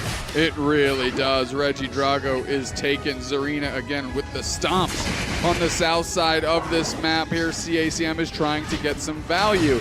The relentless rotation here. Rings Unbound Hoopa. We're going to try and get the squad through. They're trying to hang tough. The Charizard is down. The Psyduck is down. This goal zone is being eviscerated, and it goes down as well. I mean, just look at this here from Fennel. A masterclass into a team that 2-0'd earlier in pretty dramatic fashion against a good squad. But this is Fennel. This is the best team out of Japan. Some people think the best team in the world, and they're trying to prove it right now. The score line is insane. CACM doing everything they can to have this Reggie Alecki not walking towards their side at the 2-minute mark. Yeah, now fortunately it was enough for enough pressure that CACM had to overcommit to it. When Fennel kind of okay. They're just gonna back off, let them get some points. Sure, you're still down by 300. Yeah, this is a must-win at Groudon for CACM. has been for a long time right now. They're going to need a big catch. They're going to need that, Unite move from Ceruledge to really do some work. Charizard only level 11 right here. This doesn't look like a fight that they're going to be able to win easily. And look at the score in the bottom path here from Mame as Mimikyu heads towards their central goal zone. Mashio takes a ton of damage. Groudon is at half. We've got Hundo Burgers going in to make it 584 to 81. Groudon is getting ripped. Can they get the secure? It's taken by the Mimikyu. Come on, dude. AK steps through and still gets it done, and they're still scoring in their faces. Fennel in complete control, bell to bell, moment to moment. They did not let Reggie get ahead, and you can really see the weakness of CACM. If Reggie's not in charge, there is a lot of problems happening. Now here's the tricky part. Even though they have these Groudon buffs, they need to pick up a ton of KOs right here and continue to score. A minute 20 on the clock. KOing Mashio would be very nice for them here. One of the problems they have, Dupe Snacks, is even though they have these buffs, they don't have enough Eos energy to actually come back in this game. They're looking for it. Ranma now with 50. What they would be hoping for is that they can move towards their goal zones, KO multiple members of Fennel, and continue to score. But Fennel could just decide to not engage with them at all, run right past them. It looks like we might have a little bit of a fight right here. They may be able to catch a member of Fennel. They're looking for it. Solar Beam there. Phantom Force gets him out. We've got a Trick Phantom Force Hoopa, of course, as you see right there. AK's just flying back. I mean, the only way CACM is going to get enough energy is if Fennel lets themselves get knocked out all over the place. Let's see if we actually take a fight here, and it looks like we're going to get a good Charizard Unite. Can they burnate the countryside? No. Mashio immediately just runs away. They're still up by 321 points, putting 92 in as well. CACM push continues. Nice little surf displacements. Roulette Unite is out. Is it going to be enough? We're taking them to the skies. We're kicking them back down to earth. Is that going to be enough? They're trying to get more points in, but I don't think they got enough in the pocket because we went rings unbound. Yeah, really smart play there by Fennel to score in the home goal zone of CACM while that was happening. Again, there just aren't enough points in the pockets of CACM in that moment. We'll see the score line right here, but I think Fennel was able to secure it. Yes, they were. 862 to 633. Expertly done by Fennel. Even able to give up the final objective didn't matter. I mean, they got the final objective. AK took it. The Mimikyu. I don't think so. No? No, every member of CACM had the buff. They didn't get that off knockouts? What happened in that game? They couldn't have knocked out the entire team. What happened in that game? Guys, what happened? I'm pretty sure. I'm pretty sure they got it. Oh, we're watching Rival Esports. GMU, let's do it. Here we go. Rival Esports GMU. Rival up one game. 5 minutes on the clock. We're going to see how this goes. Rival having an interesting series to start our day against Stars. You know, they got really close in one game. I basically lost the game, and they came back in an amazing way at the end. And now it seems like they're once again kind of even with GMU. Yeah, GMU just picking up a good little knockout on that Snorlax. Metal Claws Ashen moving forward, working on the Registeel here. Hoopa getting some vision. And we have a Gyarados as well, looking to put some mileage on the map here. Yeah, here we go. Nice secure there, able to get that Registeel buff. And now they're going to start heading towards all of their experience on their side of the map. No, actually looking to catch Yang right here, continuing to move forward. And we have Cramorant. Beautiful play from the Cram, I have to say. That was really nice. And Lucario following it up. Great little dive there. Zacian goes down.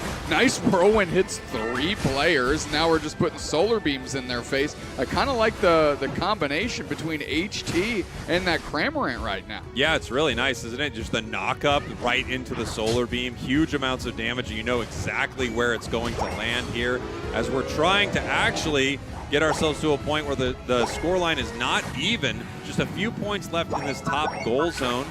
Cramorant scoring 26, 145-206. Rival ahead. Great job on the math there by Rival Esports to make sure they maximize the potential of that goal zone with their scores. Base and objective is up, but it doesn't look like GMU cares about it just yet. Vaporeon trying to eye down if anybody from Rival Esports cares themselves. Yeah, we're going to see the Leafeon is ready here. No Unite move, but always ready to scrap the highest level on the board. We have Vaporeon getting some information for the squad. We have Gyarados pushing forward, being very aggressive here, and it looks like they may just give this up to GMU. Yeah, everybody's just kind of fading away from Rival, deciding to get as much equity as they can on other parts of the map here. Still looking to babysit, though. They didn't want to take eyes off of GMU. Didn't want to let anything get too crazy here. Yemu up top, wondering if GMU is going to meet them there, and I don't think the answer is correct. Interesting choice of character to watch for a bit as we are ripping through this Regieleki. We've got 25 seconds until Groudon. Again, Rival Esports up one single game here. Rhyme takes the portal back.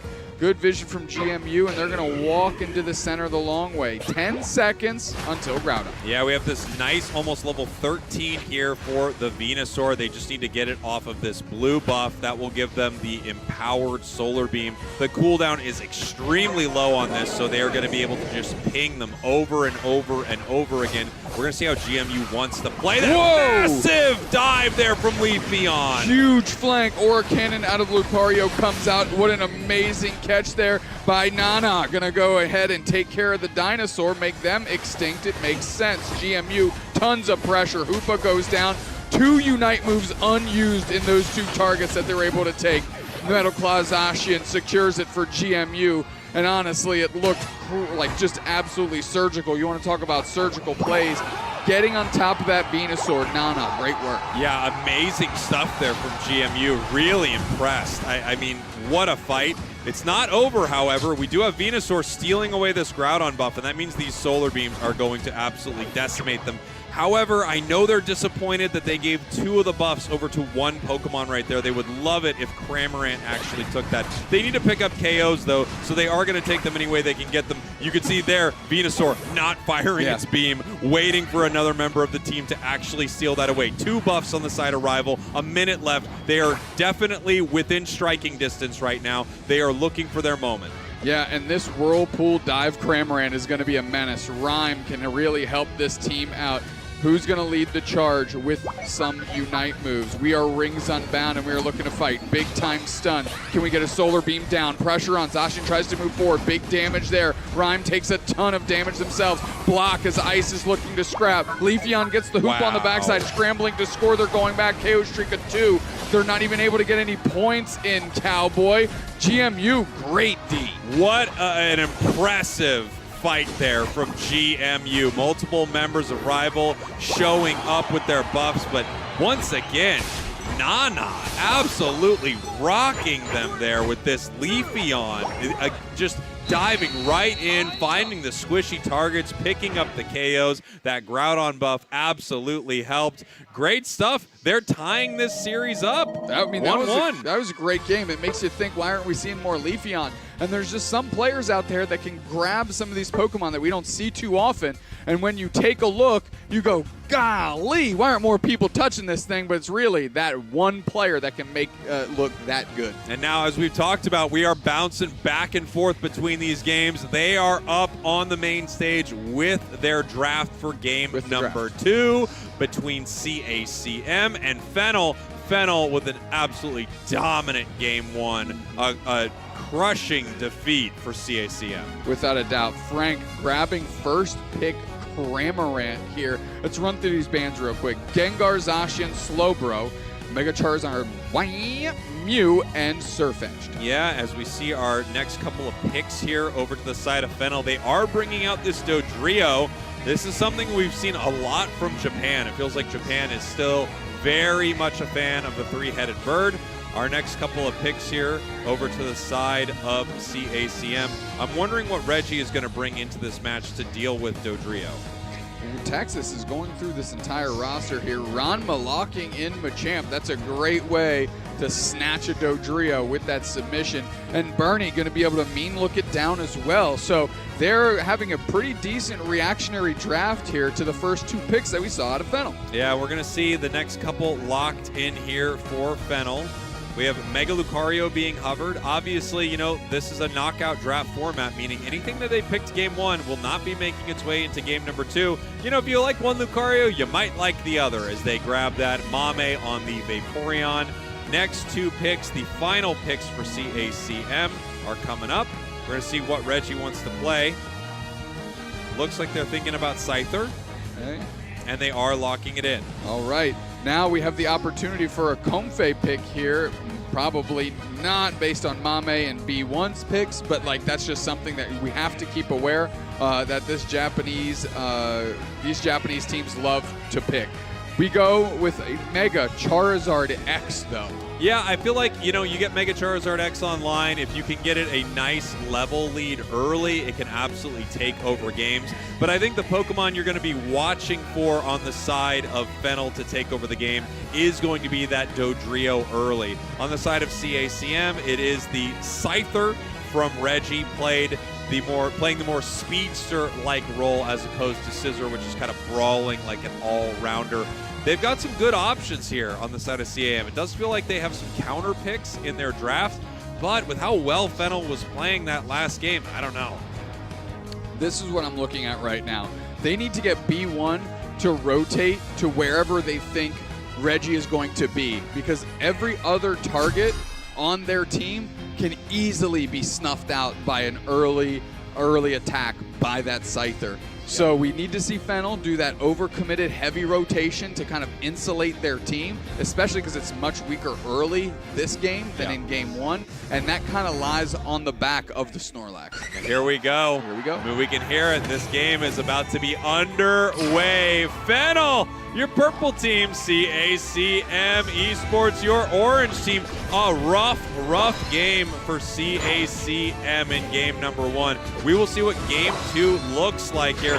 Fennel, we talked about them. The best team out of Japan, maybe the best team in the world. They had a rough start to their day, but boy, did they dominate CACM last game. Yeah, they bounced back in a big way here, and we are seeing, we've kind of got the Charmander going the long way around. Mashio not trying to overexpose them in Texas right now, trying to figure out where they're at, and they certainly know now once they saw the fire fly out of the tall grass. Mame just getting a nice little stack in there early. They're going to try to put some pressure on the side of CACM. No secure there. Yeah, K-Opener, though, goes to the side of CACM between Texas and Ranma, and that's just good experience for them. Texas actually getting credit for it, meaning they're level 4. And here we go, AK1 moving to the center, seeing if they can find someone, looking for Reggie right now. Reggie, on the other hand, is just seeing what they can secure here. The question is, will they try to fight this Dodrio? Both of them just peeling away. Snorlax watching the Scyther move up top. Dodrio coming as well. Yeah, the Snorlax is there, but there's still the player advantage up top here. All that experience really well snatched up by CACM in the top path. Mame is on the retreat, Texas on the chase, and that is a Muddy Water Vaporeon. And here we go, the Dodrio cutting off Texas in their own central area, picking up the KO before they can head home. Absolutely brutal. Bernie going to step up and at least get vision on AK for now. Now Snorlax is getting a knockout on Ranma, and it's looking difficult for CACM. Yeah, I mean, Fennel just putting pressure on all over the map. They take a little bit from CACM, and then they know, well, Upa's not there. We're going to take another big fight. Cramorant actually doing some great work in this bottom path. Cram's having a tournament. Yeah, Frank specifically is having a great tournament as well. I would have loved to see that snipe shot at Delion again. That thing rocked. Maybe not in the face of Dodrio, but just in general in this tournament, I'd love to see that. But you're right, Whirlpool Dive Cramorant is just on an absolute blow up right now. Yeah, beautiful play here in the top path. Fennel obviously going to sort of counter it in the bottom path, right? If you see the enemy team committing a lot of resources to one path, you're going to try to punish it, leaving this goal zone at 3. Whoa, huge rotation here facilitated by the Hyperspace Highway, done by the Hoopa. They're able to get a quick knockout and keep that goal zone standing for now, which, as we know, for the Hoopa is critical so they can keep popping between the top and bottom path. Look how close they are to the Unite move on that Scyther, and you know how aggressive they are with this. Can they make it back to the portal? They do. Full reset for the squad. And now they are attacking this goal zone. because they know if they can get the express lane between these two paths, they can kind of out-macro this Fennel team, which is incredibly solid with their map presence. Dodrio has a Unite move. Scyther is ticking over to it right now. We also have a fight almost breaking out over this Regice. We're going to see how Fennel wants to play this. They actually send Dodrio to the bottom path right here. Regice will be secured, but here comes Dodrio trying to break up the easy secure that CACM thought they had.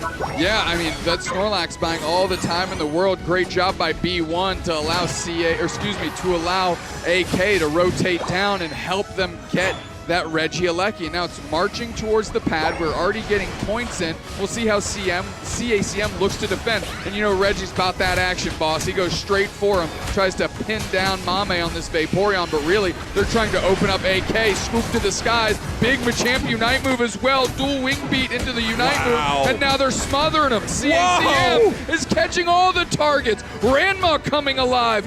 Reggie coming alive. That is 5 players down instantly. CACM right back in this thing, throwing counter punches that are haymakers, knocking out every member of Fennel. Reggie almost level 11 right here. I mean, this team is fearless, and that's one thing that I love about CACM.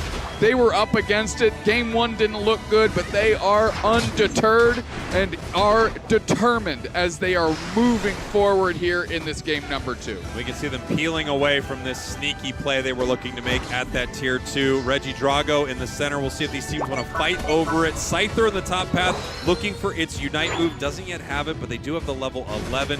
No Unite moves on any of the super impactful Pokemon right now as Lucario gets an easy secure. Woo, I'm taking a deep breath, brother, because this game is going to go to 3. I can feel it in my bones. CACM wants their tournament to keep going in the winner's bracket, and it looks good when you've got a level 11 Scyther that is contending to being the biggest thing in the map. Yeah, this Scyther looking pretty incredible right here. They know that Frank could set up a huge play if they catch with a Hurricane in any of these moments. We have Snorlax moving top. We have 3 members actually of Fennel towards the top path, and Snorlax moving through the center, giving them a ton of information. Oh, nice little mean look there. Dual wing beat, tons of damage. The block is up. Is it enough to get out? Reggie says, I'll let you off the hook this go around. Dodrio, however, making the map on the right-hand side. They're scampering around, putting the screws to CACM and making sure that nothing feels free. Boy, it really did feel like that was just excellent distraction from the side of Fennel. They got him to chase the Dodrio a little bit, and then the instant rip from the side of Fennel, taking that top objective. Charizard with a Unite move right here, trying to get Machamp to pay a little bit. Machamp recognizing they are probably going down, but this will charge their Unite. We're at the 4-minute mark. This is an opportunity where they could throw a Unite move. Yeah, I mean, get it down. You never know what kind of magic can materialize when you expend all your resources. Great counter scores here, plus 32 for Fennel as they are now stretching this score lead. Yeah, and you can see right here, they're going for this Regieleki, but Fennel expertly has decided that they're just going to score in the top path, continue to increase that score lead like they did in game number 1. Dodrio not able to make it over the wall, kind of a missed jump kick right there, accidentally bouncing back the other way. Great KO for the side of CACM. Yeah, almost caught on the reset was the Lucario here. We're trying to score. There's the Regi Unite. Immediately eyes down the Lucario. It's enough to buy time for them to break the goal zone and take the lead. Yeah, and you can see right here, you take a moment like that, you use your Unite move at the last possible second. If you get a KO there, if you can turn it into a double even, what a wonderful situation out of a move that unfortunately you couldn't have done much with anyway. Exactly right. Assaulting the goal zone attempt is Mame, but CACM has enough people there to stymie that attempt. Now they're chasing. They're trying to get this last knockout, and Reggie's not going to give up on this one as they just kind of flip their way into that knockout. Nice KO right there. I want to point out this score line, 245-244. Incredibly close, a lot closer than game number 1, as we have CACM mobilizing aggressively towards this Registeel. That is a great buff for them. A Registeel buff on a player like, Reggie that loves to, dive in with crazy burst damage. This could be a game changer for them, as we have Fennel trying to get some early, strong positioning here at Groudon. Bernie is kind of exposing themselves here. I don't know if they've got the support they need, and now everybody shows as they're trying to hide in the tall grass, but I'm not convinced that Fennel doesn't know where they are. Yeah, here we go. We have the catch right there. Do they decide to move in? Yes. We could have a Machamp Unite move at any moment right here. The Unite move from Charizard. Rings are unbound, and we're looking for a fight. Machamp Unite comes out, tons of damage, bang! Mega Charizard X is gone. We're flipping the script on him. 3 players for Fennel. CACM has the sights set on this Japanese team. 3 KO Street for this Hurricane Dive. Cramorant, Frank moving forward. Great event for them. Great event for CACM. Great game. Yeah, incredible stuff here. It is definitely not over yet. No. They're up, but by under 100 points. So a counter push here from Fennel could really make something happen. However, there are a lot of options for CACM. They could definitely send one of their players on kind of a solo mission, looking for a score on their goal zones. They could send 2 as well. With Hoopa on their side, they also have a lot of options when it comes between moving between the top and bottom. Goal pad, no buffs on the side of Fennel. They have not KO'd a single member of CACM.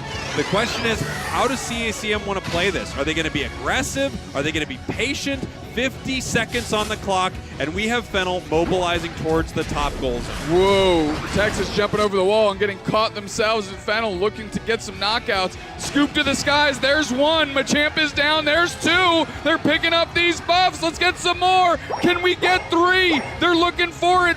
Bang! Bernie's gone. That's 3. Now they need to go to score. Reggie's back in, though, and they're turning the tides. We've got a Hundo Burger going in 321, 344. Reggie scampering to score. Dodrio's getting chased down by the Cramorant. Cramorant's chasing Reggie, or chasing towards Reggie. The Vaporeon looking to go! Goes for the knockout. Can Mame hold this down? But they got nobody scoring. Oh, Cramorant scores 50 points, and it looks like that's going to be enough. Reggie has no HP. I don't think they're going to be able to make it towards this goal zone. And no, I'm pretty positive that is enough there for CACM. What an amazing job by Fennel to keep this thing close, but CACM eking it out with that Hundo Burger right at the end. And that scoreline was 344, 321. So close. I don't think either team really knew what that next score meant. Amazing stuff. You felt it in your bones, and your bones are never wrong, Doob Snacks, because we are heading to a Game 3. CACM looking completely different than they did in Game number 1. It was a really tough Game 1 for them. This is a lot more like the CACM that we saw earlier today. Fennel actually on the back foot a little bit, finally losing a game.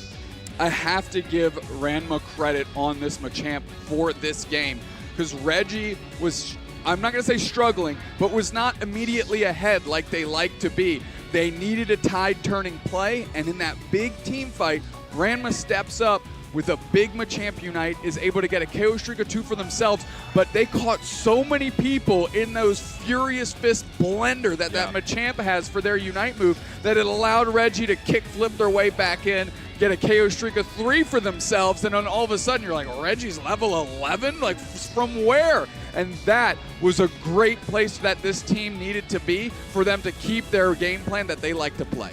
Both of these teams are playing some incredible Unite right now. Obviously, Game 1 looked a lot better for Fennel, but we're bouncing around, Doob Stacks. Take a look at this, the 3-minute mark on Game 3 here between GMU and Rival. We're going to see who can move forward here. 169 for GMU, 137 for Rival. Level-wise, extremely close, almost identical on both sides, but we have a couple levels higher for the Dragonite and Vaporeon from Rival.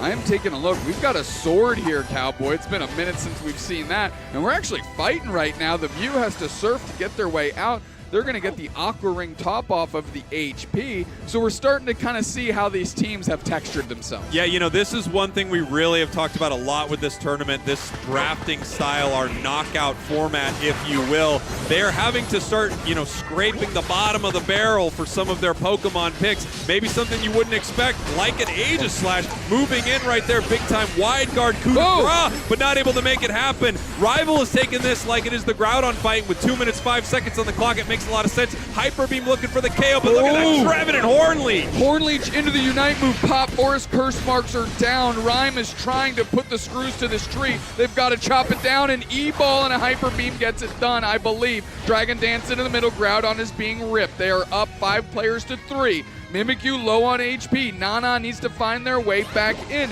You getting a KO streak of 2, taken by Dragonite, or Dragonair. I mean, Dragonite! Yeah, the Dragonite took it right there. They're running towards this bottom goal zone, seeing what they can score. 50 points for the Crustle, another 100 points there for the Mew. They're putting the Hundo Burgers on the grill, 387, 169, and it looks like GMU is not going to be able to pull back from this. Rival deciding whether or not they want to continue with this fight.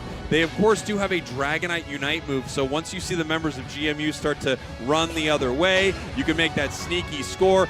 Garchomp already heading to the top path. Yeah, and Dragonite's Unite move allows them to express lane to whichever base they want to put some points into. So really, Rival Esports kind of covering all their bases here. I loved their approach of ripping as soon as they had the player advantage, because you have the Dragonite Hyper Beam on your side, and you know the best secure tool on the other side was that coup de grace from that Aegislash, and you knew that move was already expended. Yeah, I mean, this is one of the moments where you really start to see what these teams are made of. These game 3s where they have picked a ton of their power picks already. What else do they have in the tank? What other strategies do they have? A recently buffed Pokemon like Dragonite coming out here in this game 3 for Rival. It looks like they're going to take it. Not over yet, though. 20 seconds left. Scoring 419 to 569. Let's see what they can do. I mean, everybody needs to get these points in, and they need to find a couple more, maybe through a knockout. The big Mewtwo Unite there, the Infinite Cyburn. Oh, wait. Oh, okay. Oh, wait. They need more points, though. They need, like, everybody to score more points. Wait. Let's see. Wait. They were down by over 100. It was 40, 36.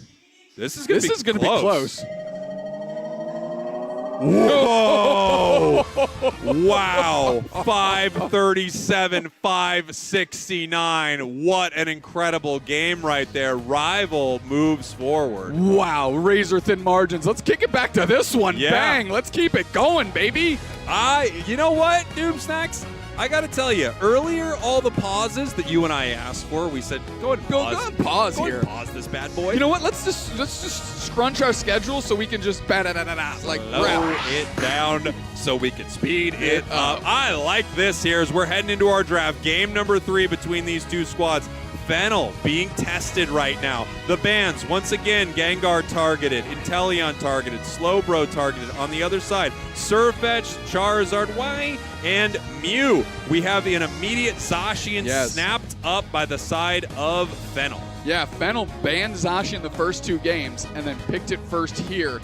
That is the type of strategy we're talking about in these drafts, right? Block, block, block, pick, so that the other team never even gets the opportunity to see. Suicune being brought into this game here. We still have not seen a Comfey play from the side of Fennel. It's something that's possible, but I don't know what Pokemon they would want to bring out for it as we are looking for their next couple picks here. They're considering Cinderace. They're considering Leafeon. They grab Umbreon. Let's see what it's going to be. They are locking in Leafeon. Okay, let's get to work here. We've already got our support core on the side of CACM. We'll see where they go. Frank eyeing up this Decidueye. We've had some really good Decidueye play in the last couple months. Yeah, Decidueye could be an interesting pick here. Obviously, really susceptible to being dove on, but you have some great answers when it comes to the Snorlax, when it comes to the Suicune here. Yeah. Ranma is going to lock in, and we have Frank on the Glaceon. You know what? I'm a fan of Glaceon just like I'm a fan of Espeon. When these Pokemon are finding their way into games in a non-oppressive way, that means we're in a pretty decent spot in the metagame. I love to see it. How is Fennel going to react, though? They still need to maybe find another piece of their support. Umbreon might have to do a lot of the heavy lifting here. Wow. And we've got ourselves a game. Yes, we do. You know, a Pokemon that does feel like it doubles almost as a support at times is this Galarian Rapidash with the amount of displacement it's able to provide. A shutdown Unite move. Reggie brings in the Mimikyu. Mega Gyarados, Glaceon, Mimikyu, Suicune, Snorlax on the side of CACM. Over on Fennel, we've got ourselves the Zacian, 2 speedsters between Galarian Rapidash and the Leafeon.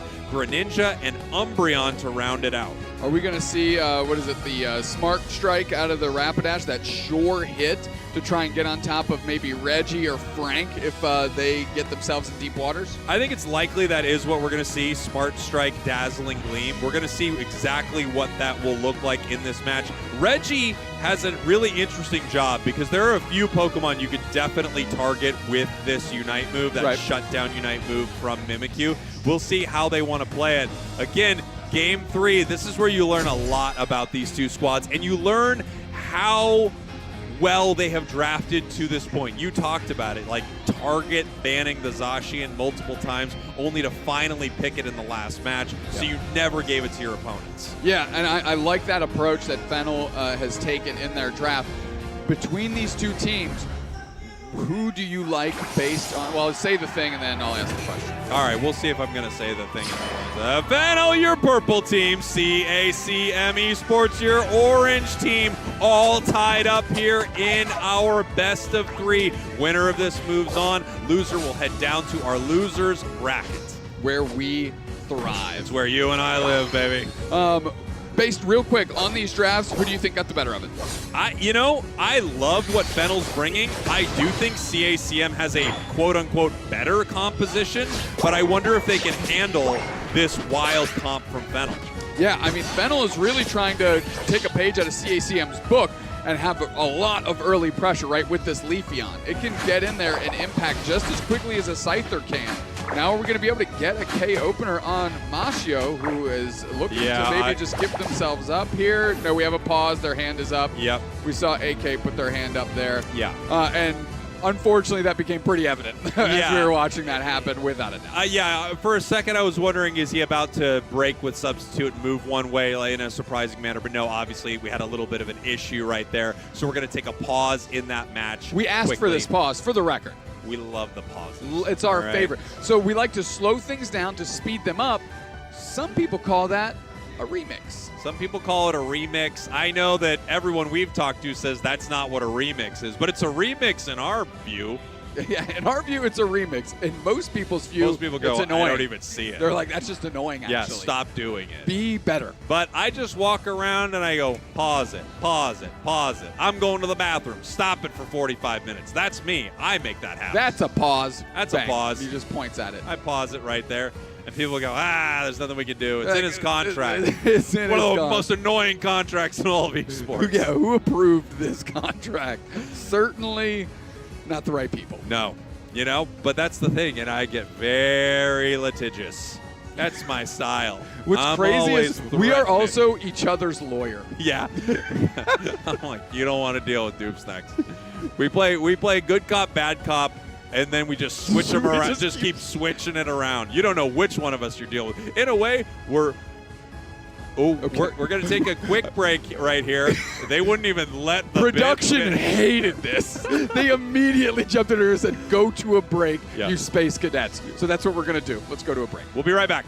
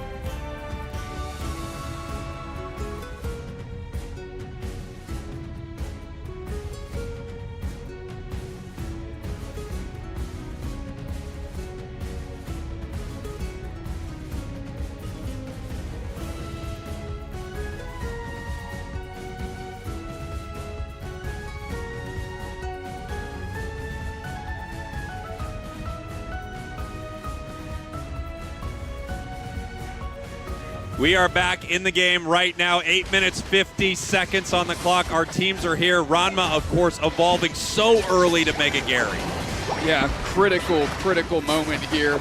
And Fennel has to kind of be gutted how that's going to sort itself out here in the early stages. That is a very fast Gyarados, and you're seeing it's paying dividends already. KO Shrika 2, and if I'm Fennel, focus up, take a deep breath. Things went sideways, but there's still a lot of game left, and this is a great place to start. AK can be a difference maker, and they are getting a nice knockout. Yeah, huge play right there already onto that Mimikyu. Seeing what they can steal, they take the buff as well. Huge. Yeah, I mean, AK staying focused, that's exactly what you need in a moment like this. Frank steps up a little too much, P coming through, and so is this Galarian Rapidash that's online. So Fennel, despite the kind of shaky start based on that pause, they have bounced back incredibly well. Yeah, they're doing great here. We do have the Mega Gyarados in the top path, but you know, it's still going to take a little while before that's a huge factor in the rest of the match. It's going to do great here in the top path for a bit, but you can see the Leafeon just causing chaos everywhere. Already level 8, already with the Unite move. Yeah, I mean, we have Texas that's going to try and eye them down with this Suicune here. Going to try and freeze them. Gyarados popping around. Ranma's next big thing. Nice catch, though. Going straight in does Reggie. No fear. Expecting the coverage, but it's the Galarian Rapidash stepping up and getting a crucial knockout. Texas peeling back right here. Big time Unite move. They do get caught with the freeze right there, but it does not matter. Able to score. Gyarados trying to chase. Low on HP, but they can't keep it up. The waterfall already down. We're going to see how much of this experience they can get back on Leafeon and how quickly they can get this Unite move back. One of the faster charging ones in the entire game. Already level 9. Ripping at Regice all on their lonesome. Greninja here to help. Yeah, here to help, and unfortunately Ranma does not have that Unite move yet. They would have loved to have it in that moment to really try and get a crucial knockout on Leafeon. However, Regieleki marches for CACM as they find value on the south side of the map. Yeah, and it looks like they're going to be moving towards this Regidrago, actually. Oh, wow! Hey. They catch him with a Shadow Sneak, but once again, Whoa. We have a beautiful play there from Mame, the support horse. I mean, Mame is coming unglued here. They took that pause personally. We are sorry. On behalf of Spraggles and Snacks, we won't call for a pause on you again. No, we're just not going to do it now that we see what you're capable of. This Galarian Rapidash, we talked about the level of support it can bring to a match, and you're seeing it here. Already level 10 on the Zacian. Level-wise, even though they had that nice KO early, CACM way behind. Yeah, Reggie trying to do a good job keeping pace here. They need to get a good knockout. Shadow Sneak doesn't hit. Ranma needs to take over right now. They need to support Reggie, and they need to take over. They need to find some knockouts quickly. Yeah, we can see right here, Regidrago getting low. The question is, do they want to actually go in on this Umbreon? They could move in for this. Leafeon moving in again. Greninja coming in with the Unite move, and they're cleaning up CACM. Huge series of Unite moves. I mean, it was an Emerald two-step into that giant Greninja Water Shuriken Unite move, and that amount of damage was insurmountable. And you have to talk about the horse, brother. It is looking great. Yeah, here we go. Finally getting some experience onto the side of this Glaceon here. We're going to see if anything can happen with it. It really needs to get level 10 before it gets a great amount of shred, and they just keep punishing it on the side of Fennel. Points going into the tier 2. They're up now to 11 to 41. Staying in the pocket here, we have got at least a couple points going in on the side of CACM. They're trying to shrink this lead to under 100. Is that going to be enough? Shadow Sneak on the Umbreon, not really the target you'd hope for, but it's the one that you got. They're ripping through Regieleki. Yeah, they're going to see if they can secure this before Fennel comes down. Fennel actually just taking Regice, deciding not to engage with this, taking some experience from the central area. He's going to walk. Only 3 in this goal zone right here. There's a possibility they could score before it walks. We're going to see if they can. Here comes the Leafeon. Once again, massive Unite move. Mimikyu goes down. Yeah, I mean, the support of this horse is just making this Leafeon hum. I mean, sharp stuff coming out the top of their head because it's a unicorn, baby. Fennel cracking the code in this game 3. Here we go. Leafeon already level 13, Greninja 12. Not a lot going on for CACM. We're going to see if they can get anything out of this fight. Glacial stages there. Greninja Unite on the backside just to try and get out. The horse is down, but I mean, it's not really disturbing Fennel at all. Now, Texas stepping up, Mimikyu getting one, now the ball is rolling. Fennel needs to find their footing because they're giving up too much value. Yeah, here we go. Texas in some trouble right here. They do go down. Mega Gyarados is no longer Mega, peeling away from this fight. 230, 148. Level-wise, things look amazing for Fennel. A 13 on Leafeon, 12 on Greninja, 13 on Zacian. On the other side, however, they're finally coming back in this game. Glaceon's about to hit level 12, and we're close to 13 on a few of our Pokemon. Nice little heavy slam there. We'll see what they decide to do. They decide to get knocked out. The rest of CACM just has to sit on pad. Shadow Sneak is there, but that's not going to mean much. Reggie goes for a rotate. They're going to grab this berry, and they're going to sprint to the top of the map.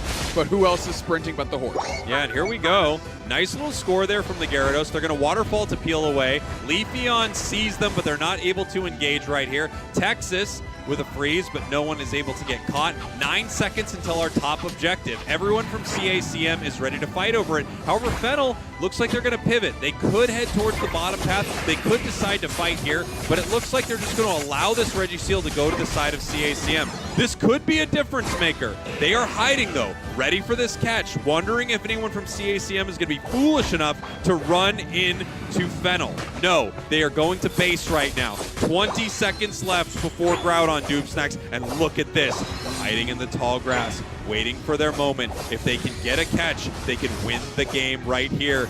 Texas in trouble, down immediately. Walks right into an absolute buzzsaw. Heavy slam is there. It's going to be a 4v3. Glacial stage is set. Ton of damage on Umbreon. Mimikyu pops. Greninja Unite is there as well. We're Moonlight prancing on top, and we're putting in the Bermuda Triangle. That's 3 players down for CACM. Fennel looking for the next opportunity. It's going to be Bernie. It's going to be Ranma. Who's going to eat the pivot here? AK steps in, Groudon in half. We get a knockout on the backside by Ramna. Groudon goes on, they go for the secure, and it's Leafeon the whole way. Wait! Oh, Texas! Texas! 3 players down. KO Shrika 2 with that amazing Ice Age back the other way. This game is well and alive. Wow, it is not over at all. 230, 190. A buff right there on Texas. We have multiple buffs on the side of Fennel. They know they are slightly up right now as members of CACM are moving towards this bottom goal zone. We have the buff on the Zacian.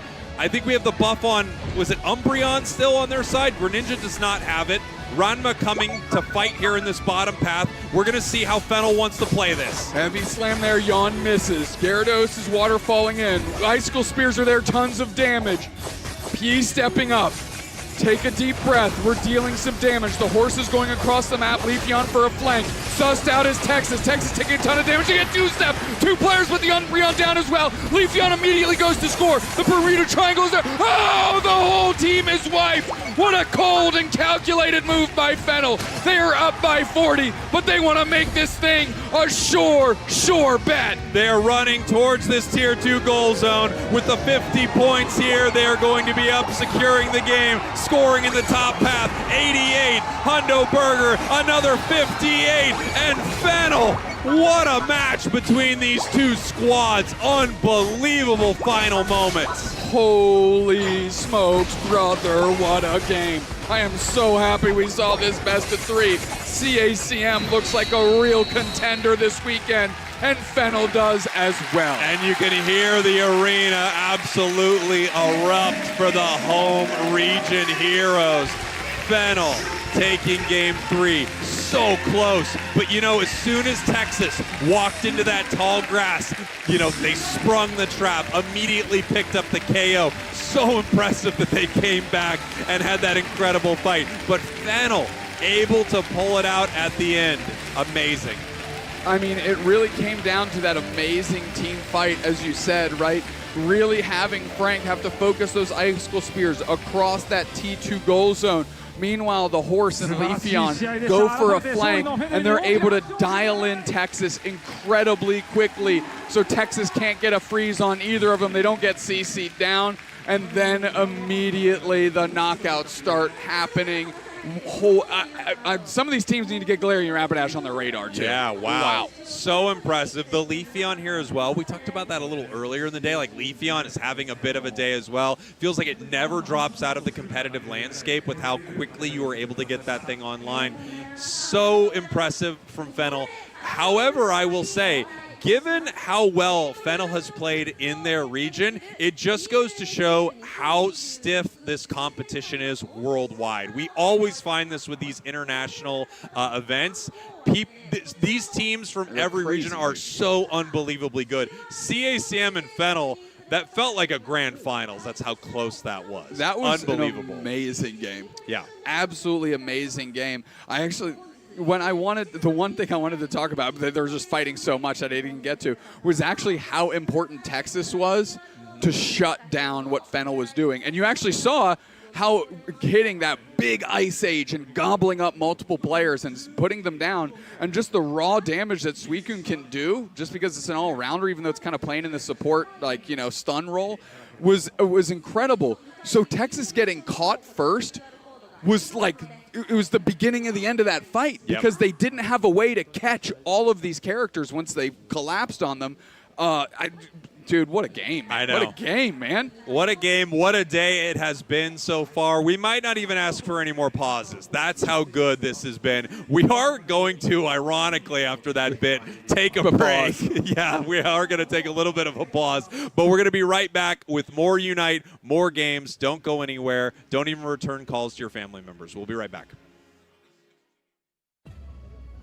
Hello everybody and welcome to the Pokemon Unite Asia Champions League's final for 2026. We are here with one of our English casters, Zoinks, doing the coverage there, and we are about to ask him who would he have on his ultimate team if he could choose 5 players from any of the players here this weekend. So Zoinks, here's the hard question. Who is your first player?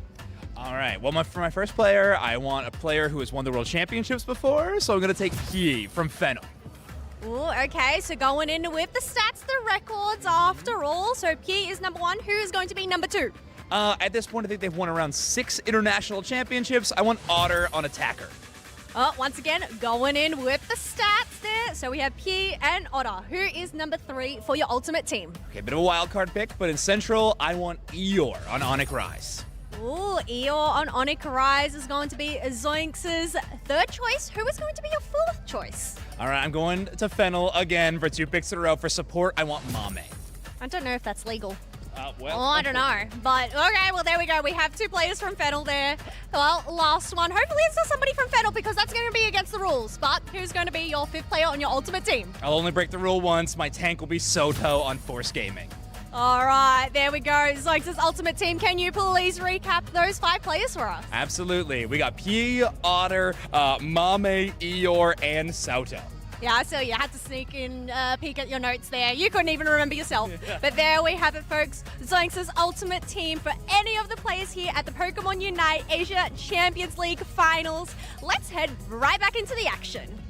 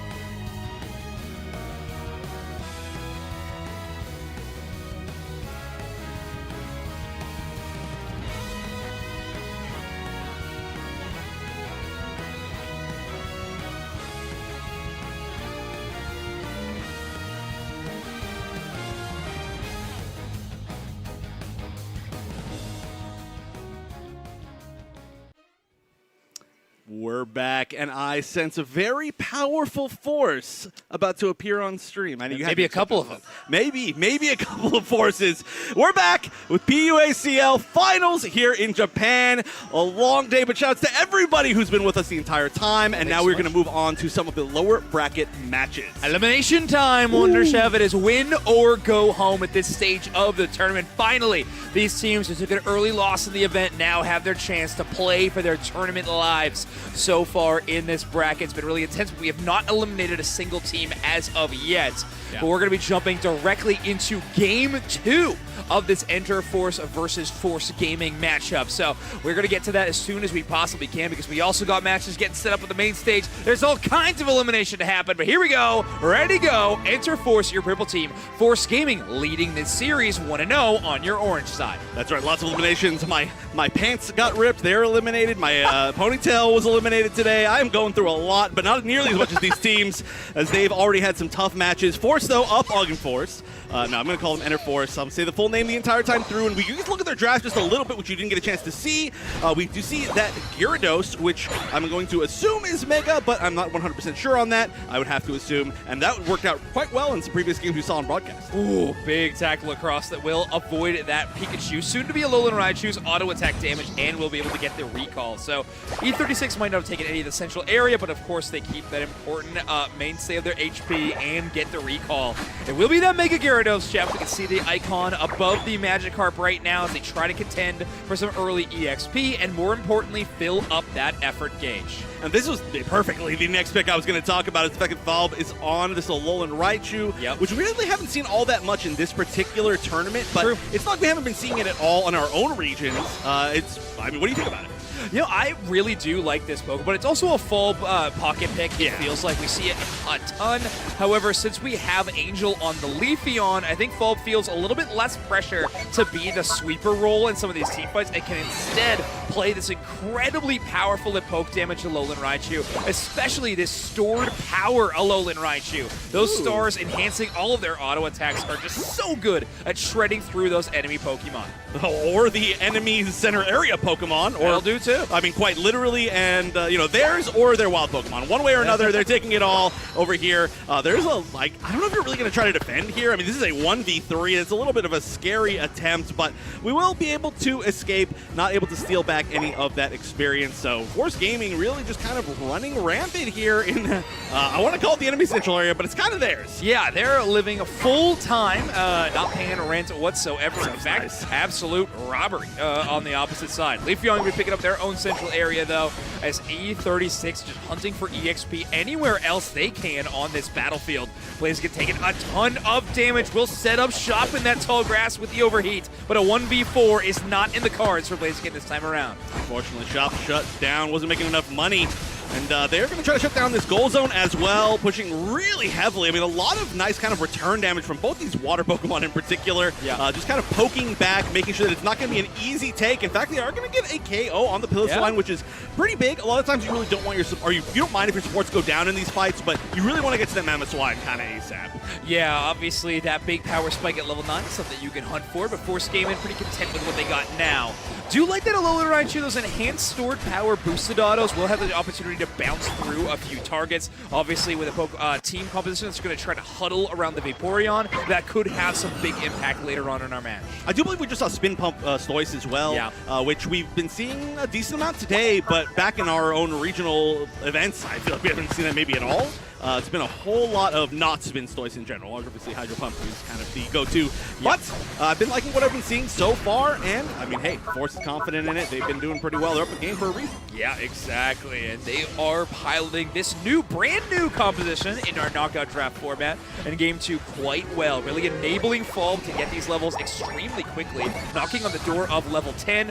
However, the points race might change up a little bit as E36 was able to get that Regieleki towards the Tier 1 goal zone. And Blaziken finally going to be filling up those attack weight stacks at this stage of the game. At least getting it, I mean, at this point, is not the worst thing in the world. When you get completely shut down, that can start being really, really painful, especially when you're kind of relying on that Blaziken, I think, a lot for being able to finish off some of these targets, especially the ones, thank you for showing me once again, the ones that are getting hit by these snipe shots. You really want somebody to be able to do exactly that, although I guess before I did get that finish. Yeah, nice Ice Fang play, however, just immediately shut down by some of the movement abilities of E36 as full heals to walk out of danger in that situation. These snipe shots were one of the major factors in E36's games in the earlier moments of our tournament, so we'll have to see how well it can play out in this game number 2, as Force Gaming mounts a pretty solid offense to defend their own central area yet again.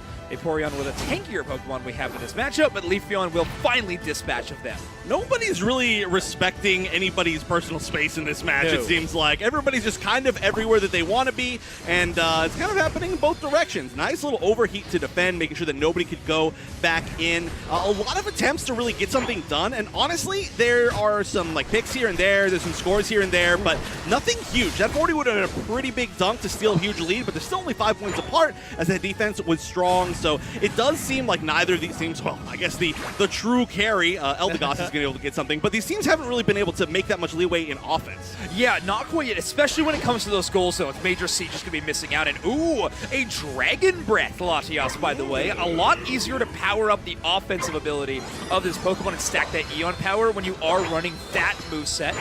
Normally we see the Dragon Pulse for a little bit of extra HP restoration, but instead opting in a bit more for the damage and still enabling that amazing support move in the Dragon Cheer to back up a lot of their teammates. All right, alongside the Vaporeon, I suppose you just kind of take a little bit of everything with both of these, kind of the back line, the support defense line, and you know, they can kind of just do whatever they want, which is really what you want out of your sort of supports and defenders. True. So it's a comp that I do quite like. Latios we haven't seen quite as much. We're starting to see a little bit more today, but I think that it's kind of on the up as far as usage rate. We'll see if they can steal away this Reggie Ice, and there's a 3-member squad trying to take him, but no, not able to take away from the Gyarados, who will be uniting pretty quickly. Yeah, they're going to force this fight a little bit earlier. Now, Mega Gyarados, even with that Mega Evolution enabled and a Regirock buff to work with, looks like they are not confident enough to 1v3. On the other hand, though, Leafeon trying to force this fight in a bit of a 2v3 situation. That Latias Unite move will chase down the Leafeon. Leo with good intentions with the Eldegoss Unite move, but with Leafeon pacing that far away, no way to get the HP restoration up. Bit of a miscommunication potentially, but I'm not sure if it would have even worked out if they did retract back towards the Eldegoss. Right, I'm not sure if it matters all that much. Exactly. I mean, we are going into that kind of 3-minute 30 moment, which is always usually a little bit of a reset. It's like, okay, everybody used all their stuff. Now let's kind of back up and try to get back some of our Unite moves and try to get whatever experience is left. So you're not really going to be doing that much heavy aggression in this final now minute of the game. And they are so close. I mean, the levels are close. Points are only 5 points apart. It's a close battle. Thank you, announcer. Yeah, thank you, Pokémon Unite, for reminding us of that state of the game. And a reminder, Force Gaming's composition is built extremely bulky, and they have the Eldegoss to work with. So Blastoise, Mamoswine, and Eldegoss, their front line is honestly exceptional. The biggest part of Interforce's game plan to shut this down is going to be it's twofold. It's either taking down that backline early if they can find a way in, potentially off of the back of some Inteleon snipe shots, or trying to outlast, which might be a bigger challenge than they're expecting. Force Gaming building just such an incredible front line. That is going to be a tough wall to break. There's also the possibility of a rip and flip. I feel like I'm always pointing that in games, but with the secure of both a snipe shot and a Blaziken, I feel like it's entirely possible right now. We saw an attempt to engage from Soto, wasn't able to find it, did I think waste an eject button. They're going to want that for later. Eldegoss takes a huge hit with that snipe shot, trying to heal everybody up. It's only at level 10, knocking on the door of 11. Oh, big engage, Mega Gyarados forced underwater. Oh, and they're already so low on the side of Force Gaming. Who are they going to pop up on? Nobody really all that important. Gyarados goes down immediately. They're still relatively low. They are starting to heal up, but they're just going to be chasing down the team of Enter Force, now down to only 4 members. They're trying to use their range. A nice eject button in with that overheat. It's going to catch 3, but I don't know if it's enough, as Blaziken is the next one to go down. Snipe Shot connects on somebody in there. They're all so low, but so is Groudon. Yeah, all right. This Snipe Shot is held up by that Ice Fang. Incredible work by Sauto to target out that main secure threat on the Mamoswine and set themselves up for a KO streak of 2. Force Gaming are holding the Groudon buffs and are so far taken down the enemy defenses of E36. Great Hydro Pump by Kylux to open up even more space. I'm not going to say this is over quite yet, but if they do manage to score these couple Hundo Burgers in the center area or even in that top tier 2, I might start to say that this one is donezo. And Interforce 36 certainly needs to make a play pretty much right now. Obviously, they're waiting 4 seconds for the Blazing to come back up. They're down by 22 points, so not impossible as long as they can get one full big push. They've got to do it now. Big snipe shot on the Alolan Raichu, but of course the HP backup is right there. You can see Kylu's trying to run interference, body block some of these snipe shots for their Alolan Raichu player. But Fob wants to get to work. They got another Unite move ready to go. Big Thunderbolt into the Vaporeon, and just the stored power there for the chase down. These two Pokemon from E36 stuck up against the wall, and that is an incredible offense from Force Gaming, relying on the power of the Groudon buffs, and Leafeon 1v1s a Mega Gyarados. Force Gaming from Brazil are going to win that very battle. Force v Force, and Force Gaming take the win. Interforce exiting, unfortunately.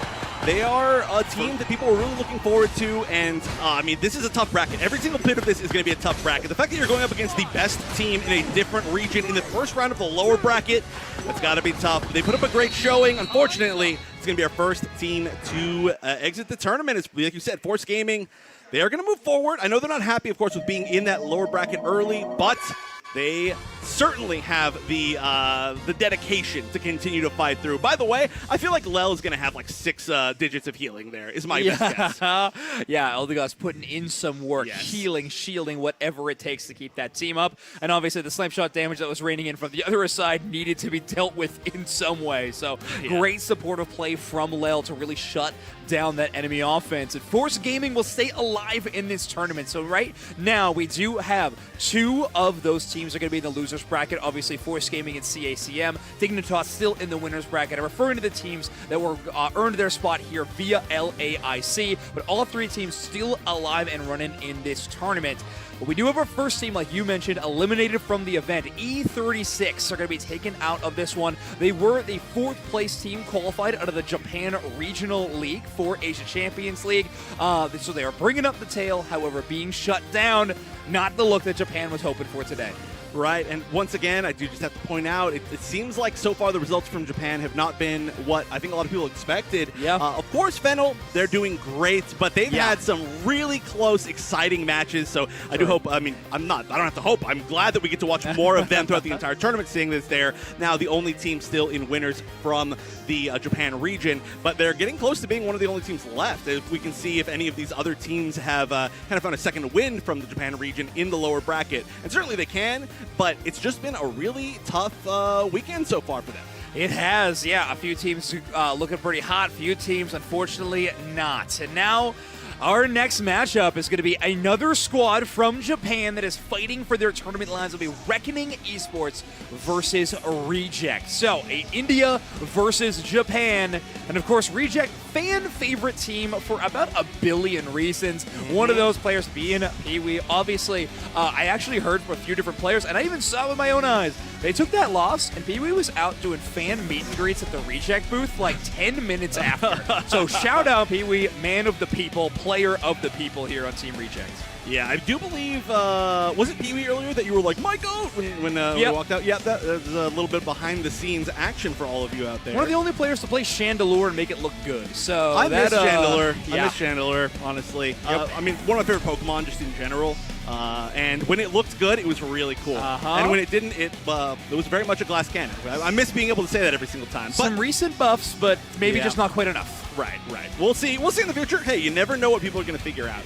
That's true. Reckoning Esports, though, on the other side, India, they have had a pretty good track record in ACL in general, and so far it's been an interesting region to watch, right? They've had some really big ups and some really big downs, but they've shown that they are particularly good against, like, kind of like the better a team is. Yeah. That region does better against them for some reason. Again, I want to point out that, like, they did really well against Luminosity. XAUL from the region did really well against Luminosity at Worlds, the time that Luminosity won.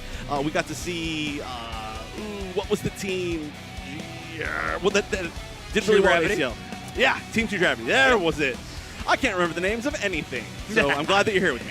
Yeah, a lot of G names, though. Obviously, we have Godlike in this tournament as well, a team that has done pretty incredibly in the Asia Champions League prior. But this Reckoning Esports roster are trying to change the narrative of their tournament already because they have ended up in that lower bracket, and Yeah, I don't know if you can pick too worse of an opponent to be going up against in your first round of elimination. Team Reject, so phenomenal. But here we go. We got the roster for Reckoning Esports. Swifty, Klushka, Duck, Fura, and Asado are going to be the full 5. And then they got, of course, Raj in reserve, just in case. Just in case. I mean, hey, if, of course, not a great memory to bring up, but having a reserve, a sub available is very important, as we saw in the last ACL. It can come into play, especially when you're traveling across the world. We've seen that really come into play so many times at so many different events. Yeah. And, hey, if you have a sub that you trust and can really bring a lot to the team, we've seen that even come into play even in online events where teams have subbed out for just kind of a different play style. I think NA, we've had a little chance to see that. So subs are important, coaches are very important, and I actually love that they get to bring them all out onto stage here. For this format, it's huge, too. Yeah. So with this knockout draft idea, it's nice to have a 6th member of the team who's trying to keep track of who picked what are we going to be picking next in situations like that. I know some teams do rely on either their reserve player or their coach role to be doing just that, and all they have to do is focusing on how to click their buttons good. Oh, there's so much to keep track of. True. For sure. So, hey, if you can, all you have to think about is clicking buttons good. That's a whole lot less to think about in this particular format. Well, we'll see, though, how they end up doing. Of course, it is a team that's a little bit more newly formed altogether. Yeah, we do see, I have mentioned this before, but India does tend to kind of mix and match their top players amongst different teams kind of every single season. And so those players that we do sometimes see like multiple years in a row. This team in particular, I don't know as many of the players from past events. So it's exciting to see them. And I do believe they were the winners of their league.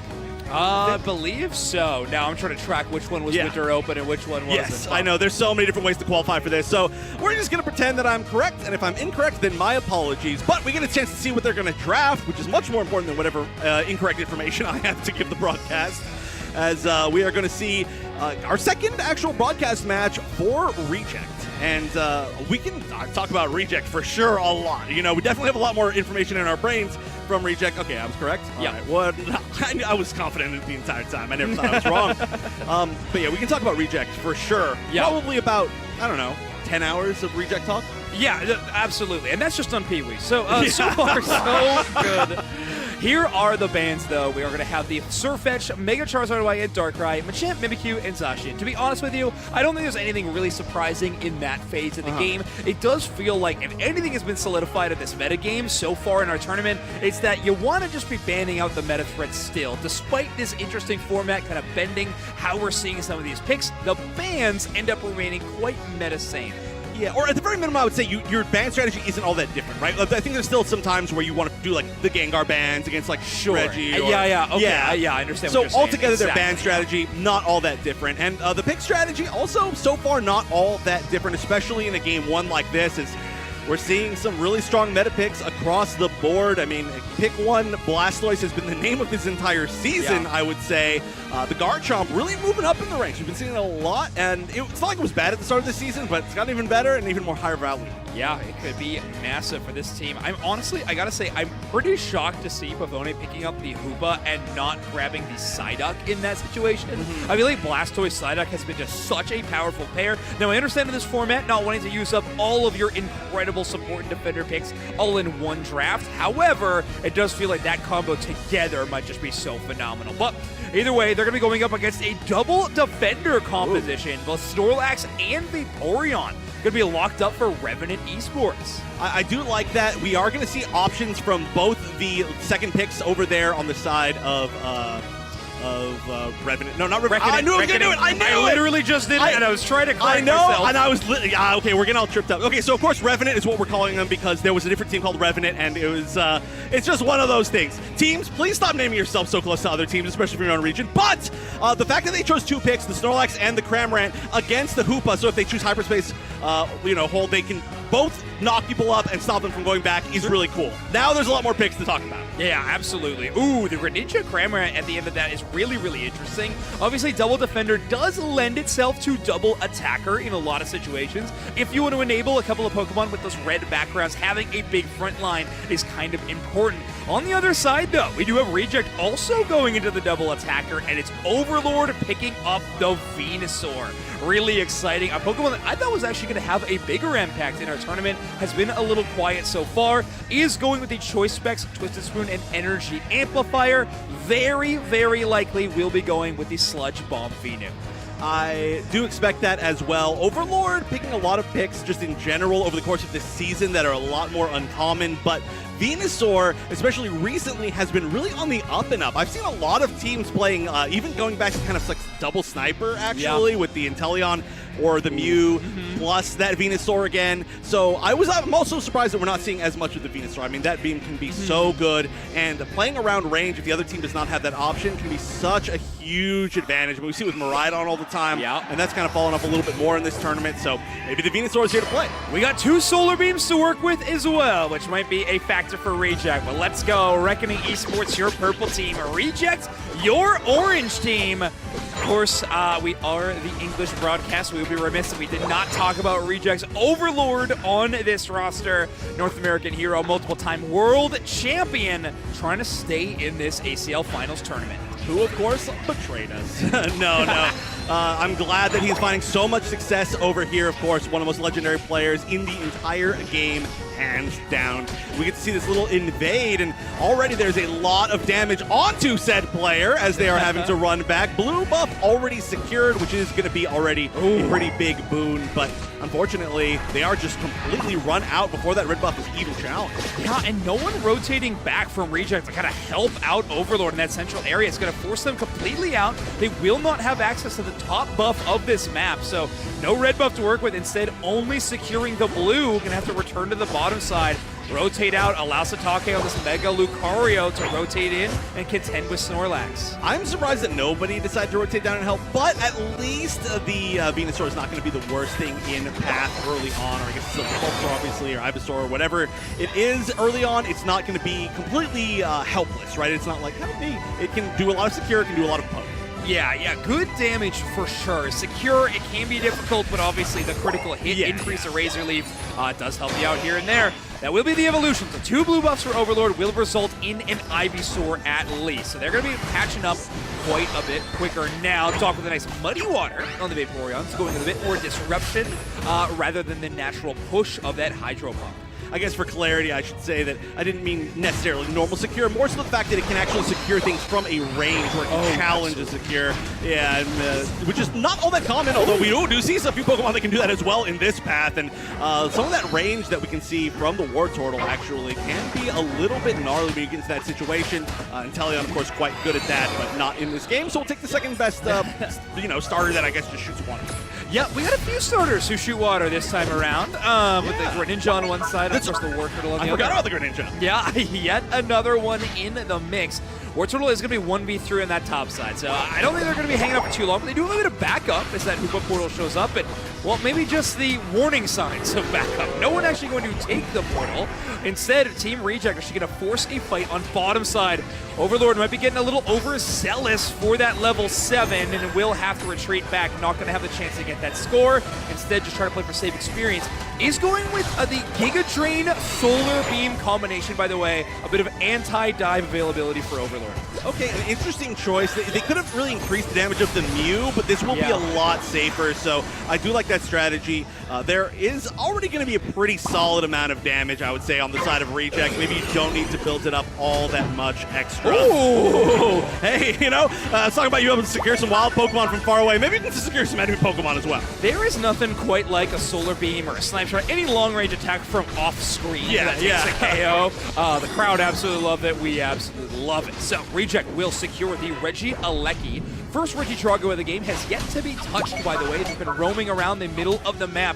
No one feeling confident enough in their offensive prowess to take it down. Big Hurricane stun. Boney going to walk away from that team fight, though, with around half of their HP left. Basement Reggie also untouched for the moment, which is pretty surprising, especially given the fact that we have a Hoopa, so the ability to rotate over from anywhere to there is not going to be all that long, but instead they're going to be pushing forward, and that Cramorant got absolutely melted. Not quite enough to break that goal zone. Leaving it at 1 is great. Oh, big push onto this top side, though. That is a huge moment for Reckoning Esports. Not only have they shattered that Tier 1 goal zone and are going to be slowing down Reject's rotations, they dump a ton of points into that Tier 2 goal zone as well. This could be a moment for Reckoning Esports to pave the way all the way to the home goal zone via the top side of the map. I do also think that Reject has to be very careful. I feel like the team of Reckoning Esports is going to be so strong late. Yeah, a Greninja and a Garchomp, that is more damage than one team needs. Your damage is going to carry over into the next game with a comp like that. It's just unnecessary. On top of that, the fact they have the Cramorant as well. So you just got to be careful if you're the side of Reject. It's a great point. I mean, is there a Pokemon that we see at level 15 more frequently in endgame fights than Greninja? Their farming ability is just so extremely strong. Nice Snorlax last hit secure with the heavy slam. Garchomp gets to the backline. That will be a livid outrage into the midst of 3 enemy Pokemon, but Unite moves from Reject to respond. Greninja Unite moving to the backline, but it's a Venusaur from long range trying to support the squad, but the Hoops Unbound only slowing down the enemy team.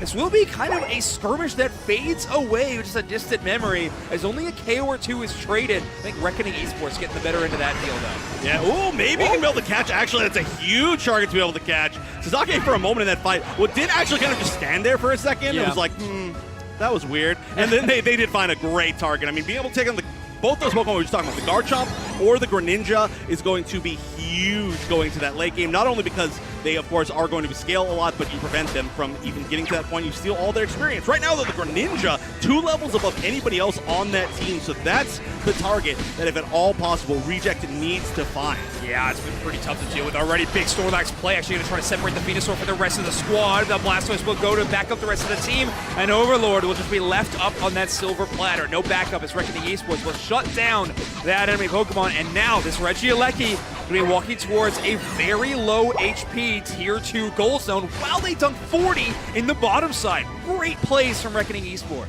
And they're continuing their offense. I'm not sure they're actually going to attempt to push this in. They might push their entire team back, right? You might get a Dragon Rush combo, a wall. They've got so much movement on their team. They are for sure trying to push that in. Although it actually looks like they're going to back up. They do realize that there's 4 members. They're not committing yet, though, and they are going to be able to find the Mew, make it pop the Unite move. Same thing with the Garchomp Unite move. Everything just going all over the place, but Hoopa's already gone. Not going to completely shut down any of that. Feeling everybody on the side of Reject is starting to get pretty low, but a nice return from Satake, and they might actually have to back up here. Yep, a nice 2 KO. Actually, both from Overlord right there getting those final hits. Yeah, Overlord actually playing that team fight really well, landing some key Giga Drains that allowed them to actually stay in the team fight and being one of the hardier defenders on that goal zone who's actually able to hang out and make sure that no one can get those quick scores in. So great play there. But Pee-wee and Satake actually lining up together for some great moments. This Mega Lucario has been so impactful so far. I know I talk about how great Pee-wee is a lot on this roster, but Satake definitely one of those huge names here in the Japanese region. And also, I mean, this is a Pokemon that's been nerfed recently, and we've seen a lot of teams just completely pass it up. Honestly, even kind of before the nerf, we've started to see it a little bit more, but especially post-nerf, we have seen a lot of teams just completely devalue this Mega Lucario, and it's nice to see exactly why it's so strong, as it secures the kind of final Regi of this game. I guess somebody could try to burn down the Regieleki, but that's going to be only 9 seconds left, so probably going to get into positioning here, and we can see already Reject pretty far down. Yeah, and a Regiseal buff to work with, though. They're going to have a little bit more firepower to work with in this final team fight. That Caraman's caught out. Ooh, so I'm thinking they're actually going to double back. That's a lot of close combat damage that lands, and it's a Hoopa portal to take him out 20 seconds away from the final stretch. Cramorant will spawn in, but this positioning battle will easily go over to Reject. If they were able to find one more person, that would have been it. But yeah, they took out that Cramorant just a little bit too early. Not like they had any choice, but wow, what a huge beam! That is almost, I mean, 3/4 of the HP of that Greninja. They're going to have to back up. They're going to have to reset maybe, as this is going to give Reject a huge positioning advantage. Oh, great intuition by Overlord to set that up, and great execution to take down the Cramorant. Now, the Groudon will be the attention of Reject as they try to force out Reckoning Esports and honestly bait them in a little bit. A lot of that Mew damage from Lex can only stop so much as Satake has Mega Evolved. That's the commitment, and we're going to reverse engage. We're going to see Vaporeon get so incredibly low, but able to escape. And somebody's going to have to deal with this. Greninja is currently sitting at level 14. First initiation, though, is going to be from the guard shop. Using that Unite move, going to go onto the backline. Everybody getting back into that Hua portal is huge. They weren't able to stop it. Now we'll see who comes back all the way through. They are going to come back through the Unite, a little bit of a safer way. We actually didn't get a chance to see it. It's down to that southeast position. Man, anytime they try to huddle around this Vaporeon, Overlord just hitting them with these beams. Same with Pee-wee. That will be the Greninja. They get so much damage. They're able to walk away, though. They might be forced to recall. Verdant Anger takes down the Cramorant. The Solar Beam chases the Vaporeon. Overlord, Pee-wee, these Solar Beams will not quit. That self-sustain is huge, but they've got to come back. No, they're not going to come back and try to steal this Groudon. They're going to score on the top path, get a few more points. This Groudon for sure guaranteed going to the side of Reject. 43 seconds left. They're all up. They've all got a buff. The spawns are happening in 2 seconds. They're for sure going to be able to take down these tier 2 goal zones without the defense being able to stop it. The back scoring from this Greninja not going to be enough to stop this lead. 30 seconds left. If they want to try to make a push, they're going to have to do something ridiculous on the side of Reckoning Esports. Yeah, they need to make their way all the way to the opposite side and honestly take down a few Reject members along the way, but that just path gets more and more difficult with Satake setting up more Mega Lucario KOs. Absolutely fantastic as Reject will be increasing that scoreline. And with 10 seconds remaining, this match, this game number 1 will be done and dusted. Reject going to lead our series 1-0. A close game, a very scary game. We just saw a very scary set, and Japan is certainly bringing some scary matches all together. That was looking to be very tough, but I love the way that they played. I mean, that was one of the most extended 2-minute fights that I think we've seen all tournaments. Yeah. That lasted so long, so many resets, and when it starts to become that type of fight, it becomes a fight where it's really easy for one sloppy action to ruin your entire game. Yeah, and how about Overlord on that Venusaur catching out any of those mistakes on the opposite side? Solar Beam checking out that Greninja at the start of the team fight, calling out what tall grass they were hanging out in, and then of course anytime they got real close, hitting them with that Greninja repellent with the Giga Drain. Really, really clean stuff on that Venusaur, not to mention a pretty flashy KO streak of 4 there at the end of the game. Yeah, almost unnecessary. But yeah, the fact that they took up so much time from that Greninja, right? The Greninja got beamed early on, had to go back and then heal on some wild Pokemon with their self-steal. And then they went back into the fight, got hit again, and they had to go back out and heal again. And they were just not in a position where they could even try to challenge the steal, which would have been a really, really nice opportunity for them. Obviously, I do think that Reject would have been ready. They know that the only person left up was that Greninja, but they weren't even there, so it was just a cut and dry kind of cleanup game for Reject. Yep. A really, really nice way to show the power of Poke. I mean, Double Beam, oh my so word. good. Yeah, Double Beam was flawless in that composition. I absolutely love how they executed that. It kind of avoided the dive on the opposite side so well again and again. Now, it's not to say that Reckoning didn't have a great game in their own right. I think actually really crushing it at the midway point of that game, forcing Reject into a tougher spot in that late game. However, that early pickoff to just kind of forego all that positioning as soon as they took out that Cramorant, and then Reject controlling that final hit, that was the big challenge. But all right, we are going to jump over to our B stage just for a moment to check out this elimination match that's going on between Godlike Esports and Full Sense from SEA. We have not had a game win yet in this set, but reminder, this is a best of 3 in the losers bracket. You can see in the bans just immediately a very interesting ban, the Alolan Ninetales. I am not 100% sure why that's the case. Not a Pokemon that I've seen picked or banned for a year, maybe? Yeah, it's been a minute, but obviously Godlike Esports got to have some pocket Pokemon in the tank that maybe we are not aware of, but Full Sense, clearly, they got the read in some variety. This will be the Dragonite versus Zacian. Quite a matchup between the two, but it will be Dragonite Unite moving back to their own goal zone. Kind of a mid-range Unite move, so we'll likely have quite a bit of charge left before the final stretch begins. Right, and just looking at kind of where levels are, there's not a huge difference, but it is slightly in the favor of Godlike Esports. Points-wise as well, they were up by 115, and now it's going to be a lot closer as we see some scores going in. So, of course, we're just trying to catch up into this game as we're joining at the 3-minute mark. Being able to take Treasure Steal will be nice as far as evening up that EXP, and we are going to now see 2 level 13s on both teams. All right, it will be a Reggie and Lecky to assist Godlike Esports in their endeavors as we are 30 seconds away from the final stretch. But Full Sense will actually take that opportunity to ignore it and instead set up for some of these final moments. Absolutely controlling this corridor, but they will be giving up their own bottom L-bush on the right side.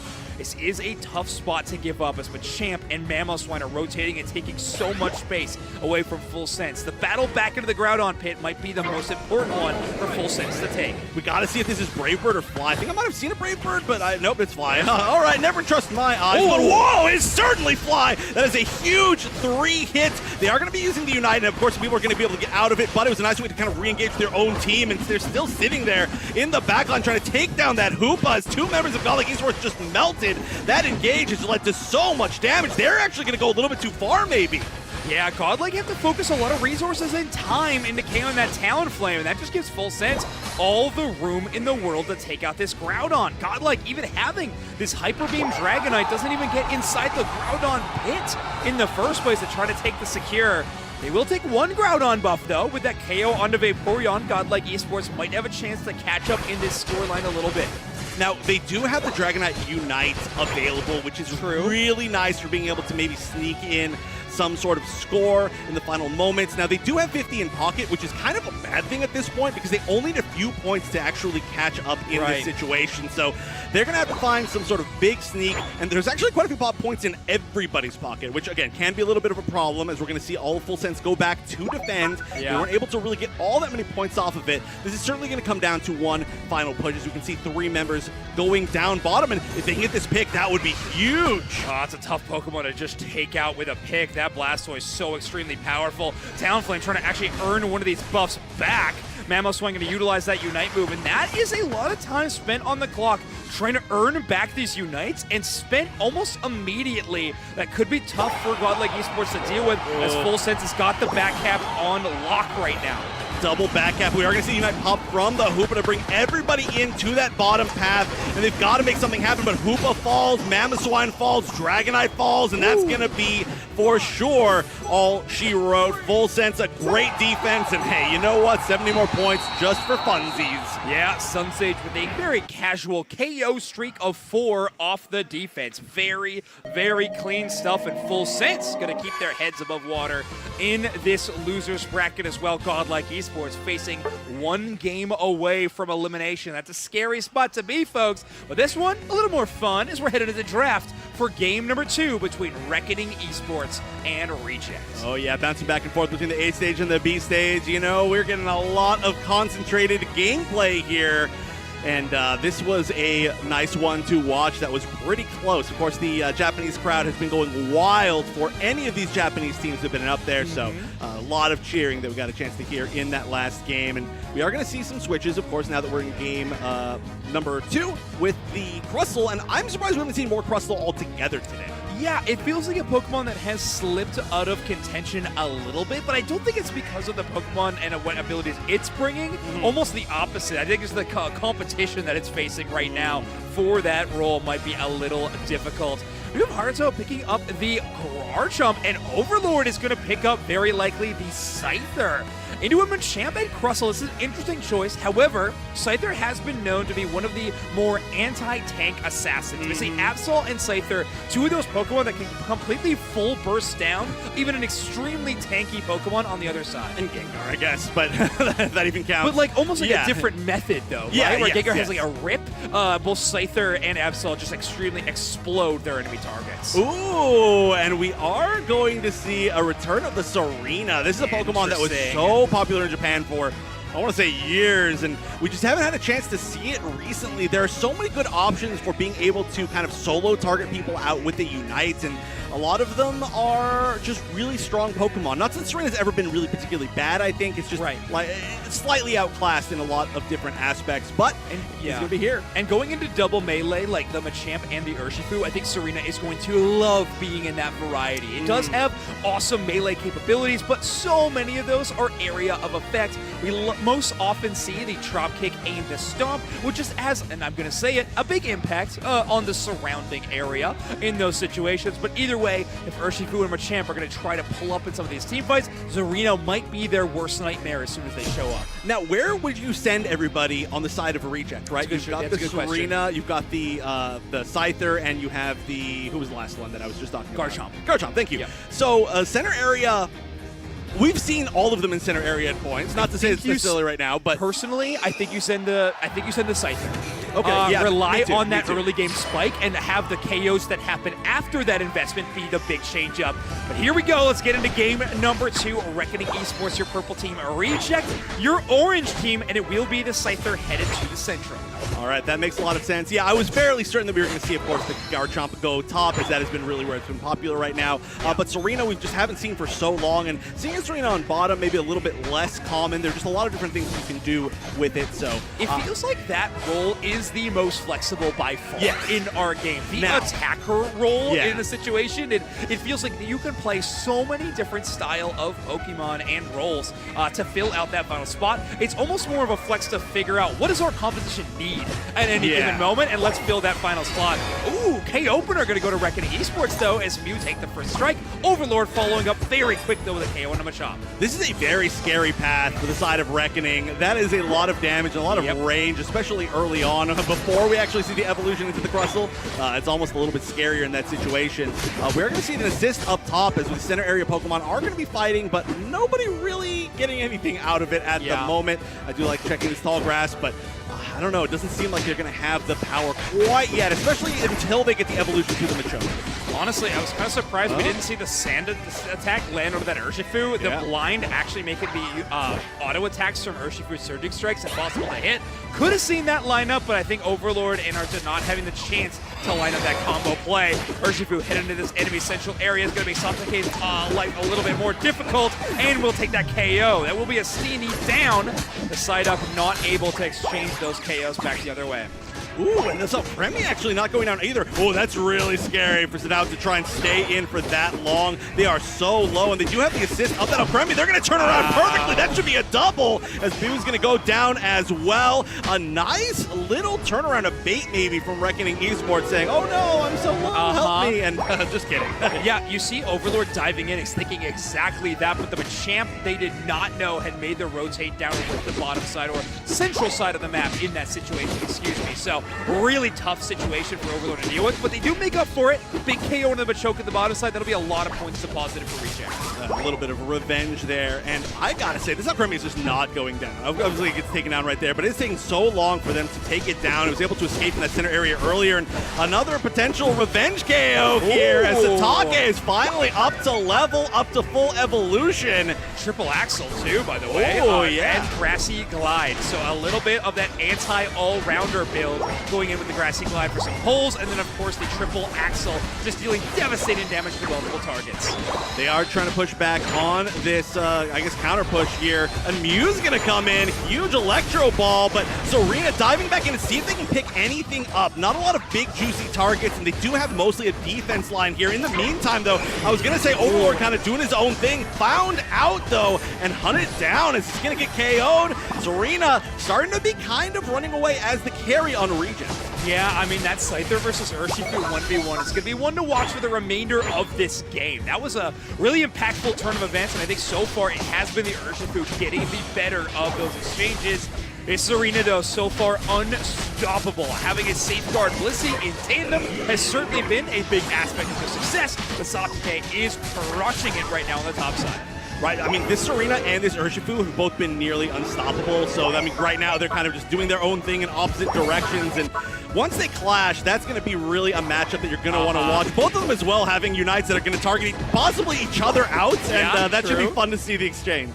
Ooh, that Blissey going to be giving the Garchomp a bit of backup as there we go. So they can try to chase down this Urshifu. It is like a 1v4 in that exchange. They grab the Urshifu out of the air, but they're still fighting. Liquidation hits multiple targets. The Unite move to try to run away, but it will be the Garchomp actually forcing this fight even further. Look at the HP regain. Yeah, they were healing in a 1v4. Oh no. I mean, that was a lot of really fun fighting, and it was honestly two really close like 1v3, 1v4 situations, but unfortunately both times they weren't quite able to pull it off. Right. So you can just see there's a lot of power on both of these teams, and when we get to these really big true team fights instead of these skirmishes, it's going to be pretty scary. But right now we are going to back up on the side of Reject, and it looks like they're just going to take their own center area. Not a whole lot of fighting yet. I mean, this bottom tier 1 is already taken. I'm surprised that we're seeing Reckoning kind of sneak all the way down here. What are they doing? Yeah, just a little bit of vision at the time, it seems like. Otherwise, they will be retreating back. Maybe seeing if they can pick up an Indeedee or something like that for free EXP off the other way. But nice play there. Harkening back to that guard shot, by the way, I did want to say that buying of time did result in a little bit of cool stuff for Reject. Overlord able to sweep into the enemy central area, pick up a blue buff. They also had the chance to break that top tier 1. So nice plays off of that time being bought out by Haruto on this guard shot. Nice exchange. Overlord's going to take a bit of poke damage here, but earn it basically right back with that Scyther attack. Oh, that is so scary. That is a very scary tall grass. They're going to immediately jump on Crossel, who's going to go down, of course, to the hardest carry in the game, as we've seen today, the Psyduck.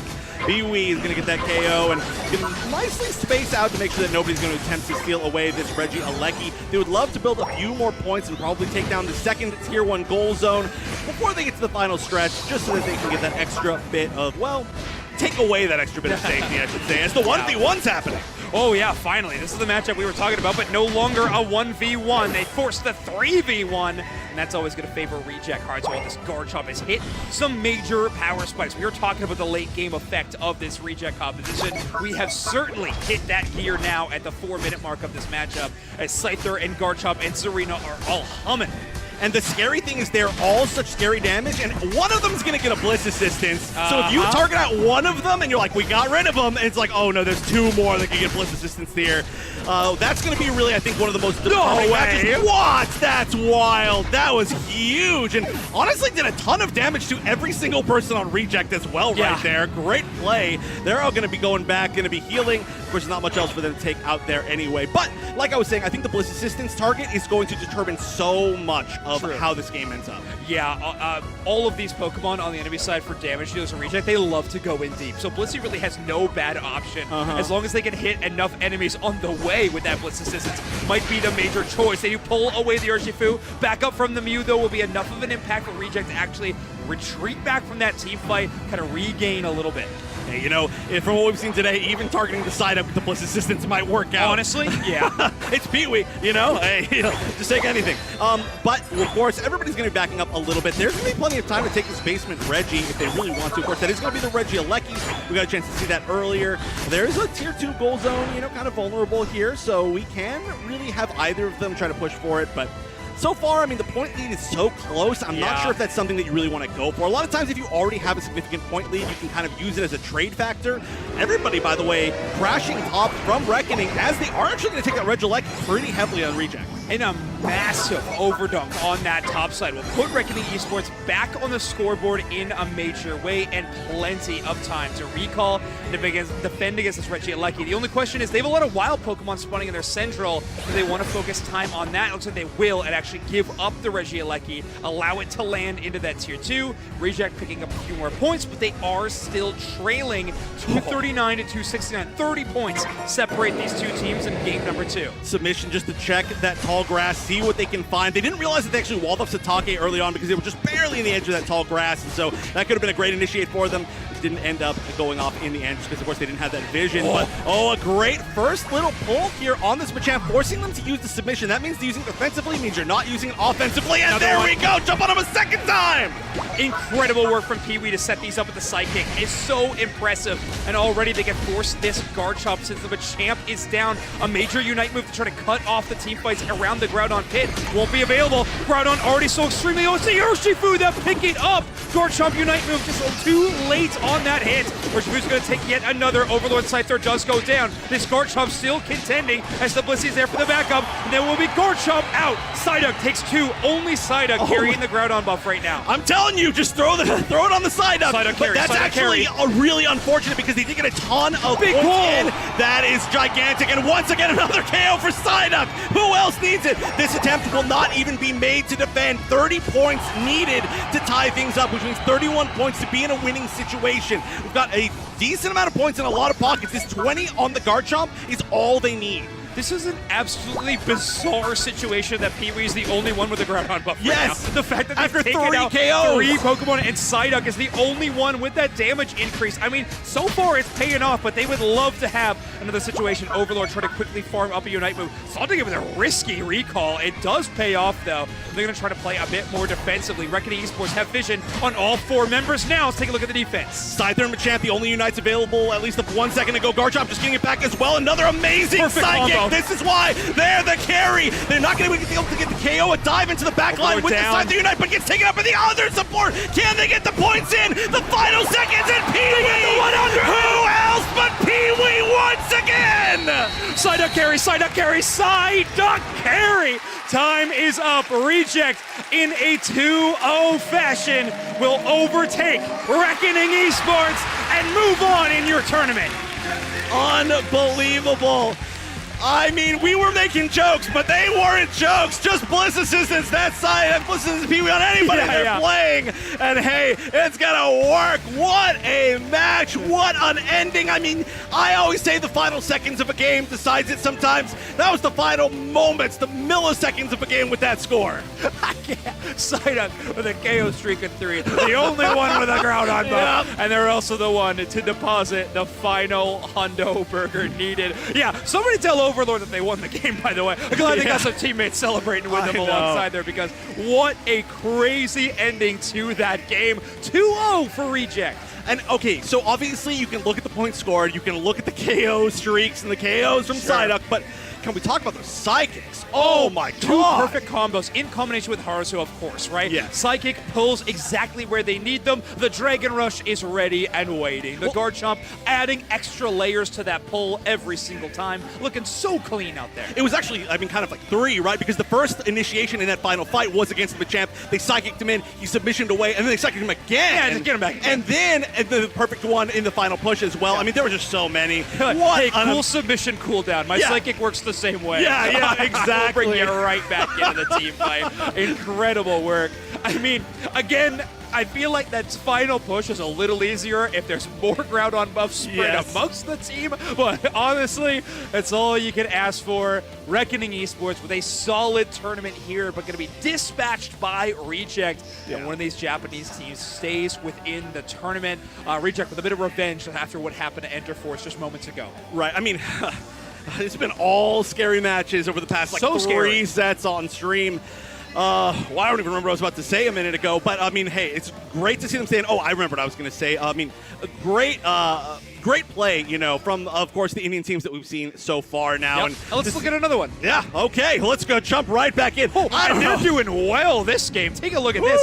We are at the 3 minutes and 30 minute, 3 minutes and 30 second mark, and Godlike Esports is trailing in the series. But how about this game? Leading 310-2? Full sense, absolutely, with our backs against the wall. Pretty happy they got that one game on the series so far. Yeah, also the levels are really significantly in the advantage of Godlike Esports, and they scale really well. They've got an Inteleon, they've got a Garchomp. This is not looking like the best game of all time for Full Sense, but my initial read on this team is that Full Sense is going to have some really strong teamfight ability. They've got the Gyarados Unite, they've got the Revenant Ren from the Serral Edge. I'm sorry, we're thinking about a bunch of different Pokemon all of a sudden. Yeah. They've got the sweet. Okay, they've got every single person on their team. It's just a big AOE teamfight.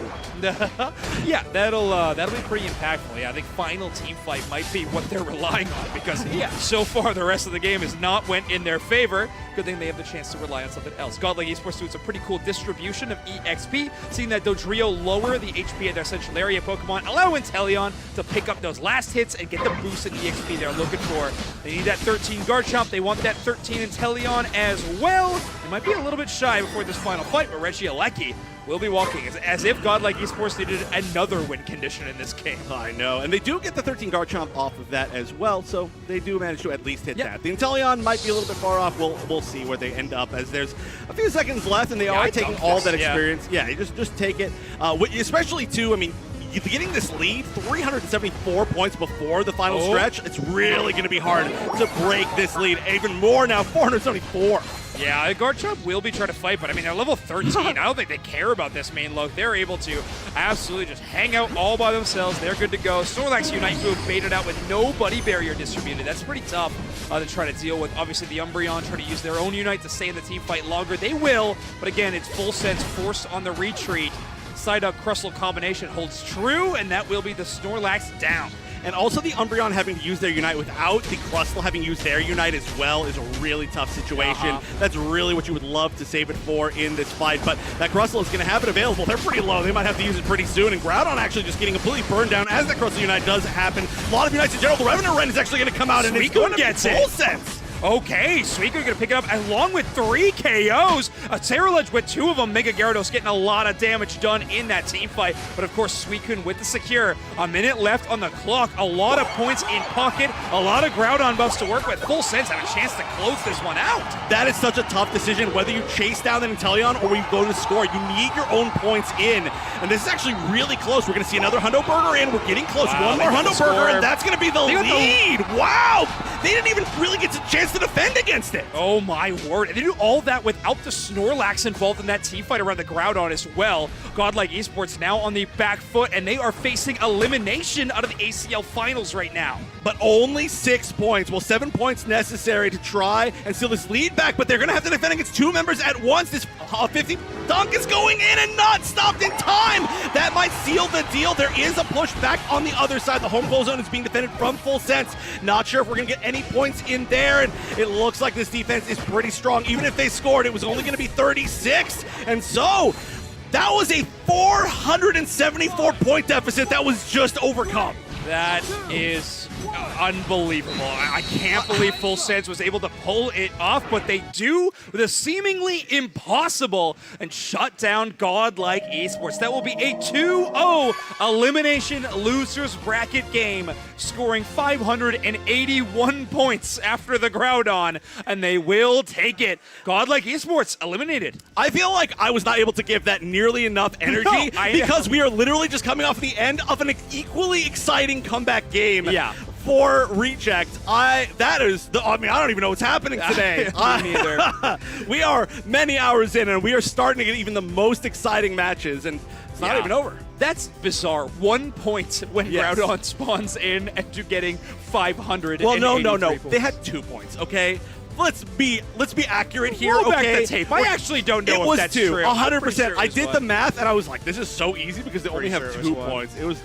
All right, chat. Somebody figured out. Tell us on Twitter. These are the really important things, not the fact that we did just see a 470-something points comeback. But wow, very impressive. And we hadn't had a chance to really watch Full Sense at all. Yeah, no. Not at all. Just been basically on the B stage for a majority of the day. I think every single match so far today, but they are forging ahead in our tournament, right? So in the losers bracket, they are not eliminated yet. We'll move on to that second round of the losers bracket. But oh man, what a terrifyingly tough tournament this is. It is an absolutely terrifying tournament. Of course, we are not even halfway done yet. We've got another set of matches today before we can even move on to tomorrow. So we're going to take a short break real quick, check out some videos before we come back with some of our final matches of tonight.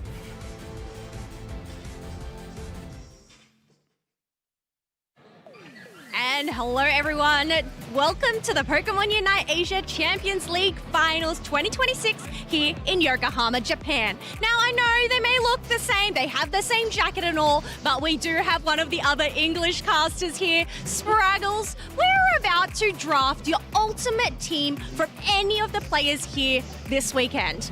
We need 5 players, I hope you have them in mind. I do. But tell me, who would you have as player number 1 on your ultimate team? Okay, first, I appreciate that you mentioned that Dupes Next and I look the same, but we're not actually the same person. A lot of people get that wrong. Where to begin with this? I think I have to start with North America. I am going to go with Dignitas here at this tournament. My boy, I love him. Inder. My team is based on vibes, much like Zoink's power ranking. That is what I care about, and Inder has immaculate vibes, and he's one of the best to play. All right, so Inder, vibe check, player number 1 for Spraggle's ultimate team here. Who is player number 2? From Rival Esports, I absolutely love this dude. Every time I get to see him, Ice, he is the best. Like, just the energy is incredible. I have to bring Ice onto the squad. All right, so we have Inder. Second player is Ice. We have 3 more to go. Who is going to be the third here? All right, number 3 from Force Gaming, which is actually playing right behind me as we're recording this, Lel. I love Lel. There is an energy to him. There is an aura. The team needs this. The team needs Lel. Team needs Lel. The world needs Lel. We all need Lel. Passing Spraggle's vibe check here. So we have 3. Who is going to be the 4th player on your ultimate team? This gets so tough because there are so many players that I still want to bring on this squad, but I had a few that I had locked in early, so I think I'm gonna have to go with them. Of course, I would love to see my boy Overlord here, but I know he's already been snatched up by Doob Snack, so I'm gonna move on over to T1, and I'm gonna take like a player that has been legendary throughout the years, and that is Mule. Okay, 4th player for Spraggle's ultimate team is Mule. We have 5, so we have 1 more left. I know it's going to be a difficult decision. We'll just give him some time to scroll through, make a selection. Tick-tock, tick-tock, time is going. You ready? I know. Are you ready? Yes. All right, we need to know who is the 5th player of Spraggle's ultimate team. Okay, give me 2 seconds. Okay. No, I'm ready. I'm ready. All right. It is going to be from Onyx Rise, another legend who has been around forever, Eeyore. I love Eeyore. What a team. Again, this is vibes-based, but these players are all incredible. I know some of them might even share the same role. That doesn't matter. The whole point is to come together as a squad and win. Exactly. It's all about coming together. There is no Iron Team, all 5 of them. You know what? They'll be able to flex and figure it out. But there we go. We have our 5 players. Give us a recap. Who are your 5 players again? Because, well, we wasted so much time. I forgot. Why'd you make me recap? We've got Ender from Dignitas. We have Eeyore from Onyx Rise. I have Mule from T1. I got Ice from Rival, and I've got Lel from Force Gaming.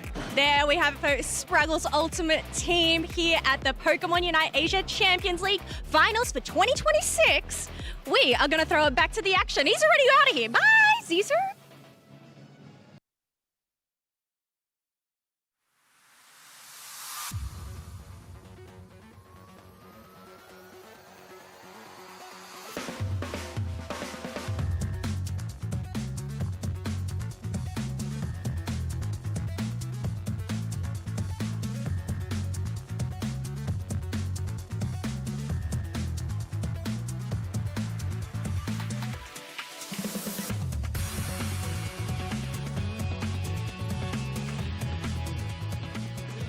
Welcome back to the Asia Champions League. Here we are. We are winding down day 1, and what an unbelievable day 1 it's been. Spraggles, Doob Snacks, and of course we are joined by Ender from Dignitas, who has had quite a day. Welcome to the booth, buddy.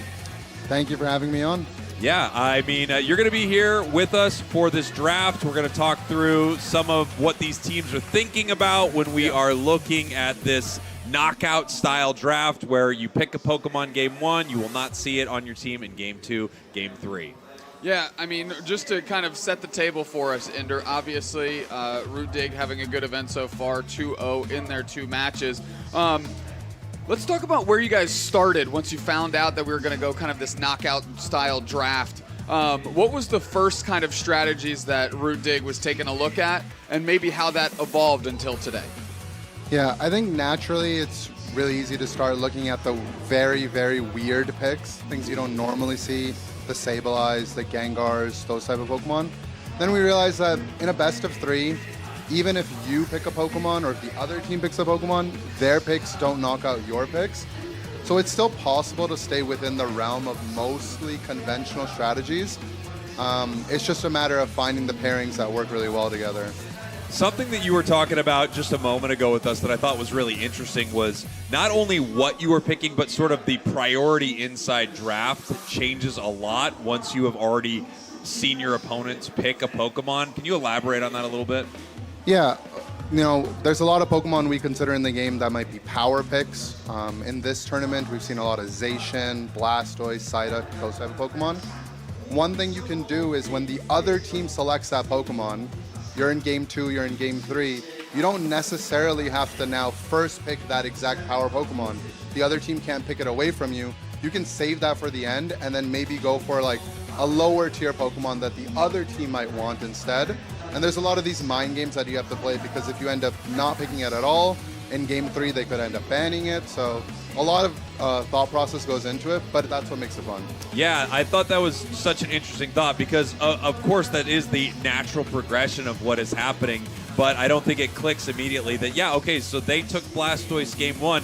It means unless they ban it, it's free for you, and you can gutter pick it. At the end of your draft, you can prioritize some other things. I think that's extremely important, and I do think teams that are performing well in this tournament, not only are they cracked on the sticks, all of these players are extremely good. Right. Some teams are absolutely winning in draft. I'm going to switch the script up because we'll get to touch on draft quite a bit. But we just watched our last match here, Reckoning versus Reject. And the same exact thing happened in that game 2 that we saw happen to Godlike against Fennel. Talk to me a little bit about post-Groudon plays and how teams might, for the teams out there trying to level up, or maybe for India if you're tuning in, how are some approaches that they could take to make sure that they're converting those big Groudon secures into wins? Yeah, I mean, it's no doubt that all the teams that are here have done well in their regions and they deserve their spot respectively here. And it seems like both the India teams have a lot of raw talent, but when it comes to that post-Groudon fight like you're talking about, I think they just need a little bbit more composure. It's what the Japanese teams here do really well. They've been playing on Groudon for a very long time. Once they get the Groudon, or even if they lose it, they stay calm. They recognize how can they approach a victory from that state. And we saw Fennel do that really well, and we saw Reject do it again really well. Yeah, I thought Fennel did that. That was one of the things that I thought they did best. Even if they weren't getting Groudon, or whether they were getting Groudon, I thought their play after that pivotal fight was some of the most impressive I've seen throughout the tournament. That was the most impressive thing I saw from Fennel. They're obviously a great team. They're crushing it. They're looked at as the best team out of Japan for good reason. But that was what I was most impressed by, was their post-Groudon fight. And I think there's so much emphasis on the Groudon fight, which makes a lot of sense. But man, if you are able to scramble and make something happen, even if that fight doesn't go well, I think that, takes a team from being a really good team to a position like Fennel, where they're like only lost 3 matches the entire season or something like that. You're a team who has lost very few games this entire season. Where do you feel like you fall on that post-Groudon, post-Kyogre, Rayquaza situation? Yeah, I mean, I feel very confident in my teammates to have good post-Groudons. I mean, the tournament that brought us to ACL, our Game 1 against the CACM at LAIC, we lost Groudon, and we had a really good defense. Zealot with that, historic spin on the Tier 2 pad. Without that, we wouldn't have been able to win the game. And we had a close call at EUIC. We just ended up on the other end of the stick with an 8-point difference in a Groudon match as well. So I think we do really well, and what's going to be interesting to see is when the Eastern teams have to play our meta, because in the UCS, we're still playing all the maps. And Groudon, you have the opportunity to come back once it goes down. Rayquaza, not so much. Yeah, that's a great point. It's interesting. I was talking to Coach Shinohara, one of the Japanese casters, and he was actually worried about Groudon for a lot of the Japanese teams. He was saying they would prefer Rayquaza, which I was surprised to hear. I personally love Groudon. It's my favorite map. But I didn't know. I did not know that about some of the Japanese teams, that they actually like Ray, and maybe it's because they kind of run up a bit of a score lead anyway, so they don't like the buffs going back and forth. I'm not exactly sure. All right, let's try to start setting the table for our draft to come here. Of course, you guys have come out and you've been boot camping here in the East for a couple weeks leading into this event, really grinding it out. What are kind of some key lessons that you learned about these Eastern teams that you've been able to take with you into this tournament that maybe you didn't know until you started this big 2-week boot camp? That's a great question. I think the first Pokemon we immediately recognized, everyone loves here, is Zacian.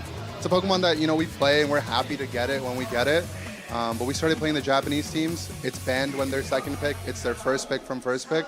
It's a Pokemon that they absolutely prioritize. We started to recognize why. It does everything really well. It's good in the early game, and it's good around Groudon.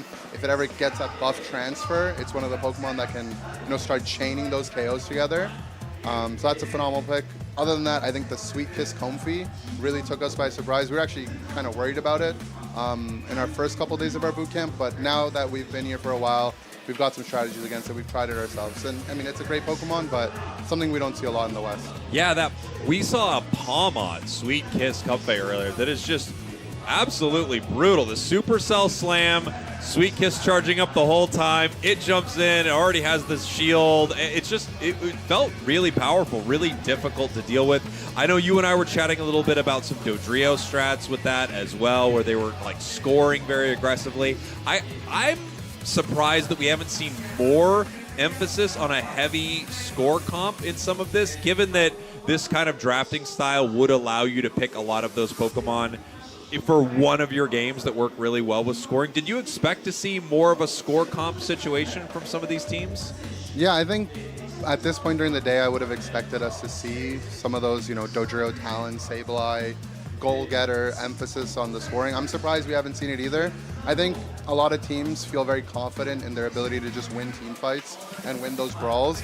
And playing that kind of strategy is more like cheesy. Like sometimes teams adopt it when they don't think necessarily they're better than the other teams. But I think everyone at this event really believes in themselves and they just want to win. I don't want to say in an honest way.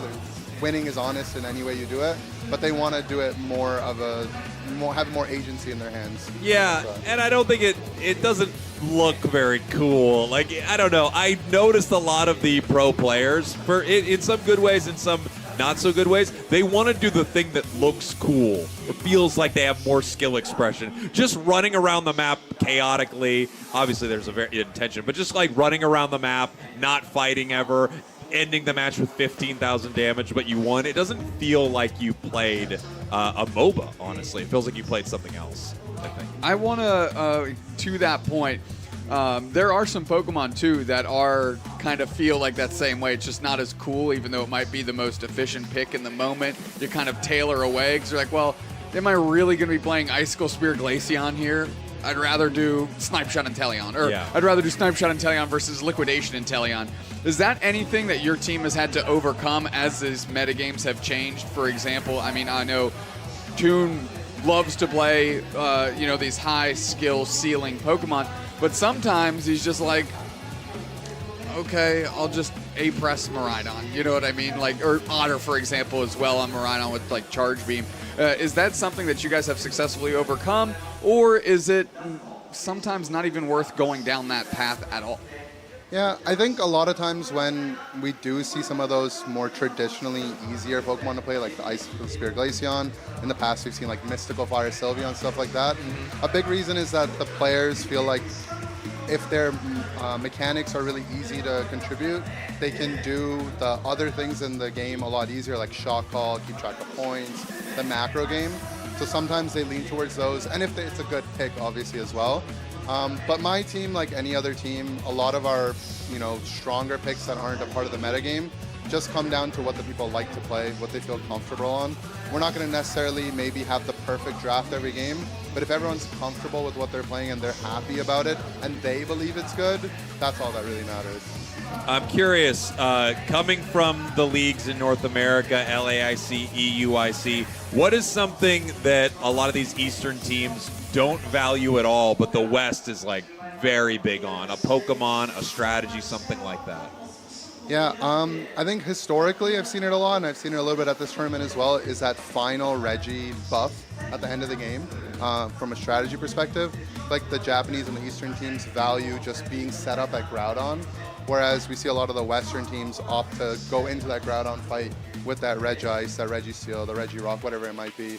I don't know if it's they value the positioning more, maybe we value the stats more. There might be more to it.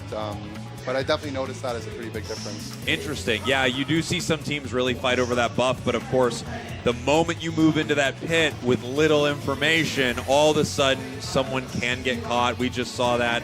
Suicune got caught from CACM in like a very nasty way, and the whole fight snowballed because of that. And in Unite, one mistake really does change the entire game. We could be seeing some big mistakes coming up right here in our draft at Inder. I would love for you to kind of hold our hands through this one because obviously you have been doing this all weekend and all week prepping for this. All right, so Scars is a team, if you're familiar with the West, Reggie on CACM. Scars is a similar player that loves that Gengar pick. I think a lot of teams are going to be banning Gengar, and they already have been banning the Gengar. And then that Zacian, like I said, the Eastern teams just think it's the best Pokemon in the game amongst some of it. So that's always gone. And then that's a lot of what we're going to be seeing here. Second pick is going to take out usually what they don't want the other team to first pick. And because when you're first pick, you kind of have the luxury to be able to take whatever's left over, you'll notice that they'll go for more targeted bans. So we see a Serena, Machamp, who's been doing pretty well, but also probably a little targeted towards Scars. Now, I know this is a little different when it comes to this style of drafting as we go into game number 2, game number 3, but oftentimes you'll see teams grab one of these powerful picks early, and then later in their draft, they're kind of like hiding what their final part of their strategy is. Can you talk more about that? Yeah, I mean, especially when you're second pick, being able to hide what you want to do with your draft, whether it means you lock in a speedster to counter an enemy attacker, an attacker to counter an enemy tank, is a lot of what we'll see. But, I mean, T1 just going for something that's really strong in the Charizard. Yeah. Your team has specifically done incredibly well in the face of Mega Charizard-wise. Historically, I mean, we saw it today as well when you allowed Reject to first pick the Mega Charizard-Y. What does Scars need to do to react well to that incredibly strong Pokemon?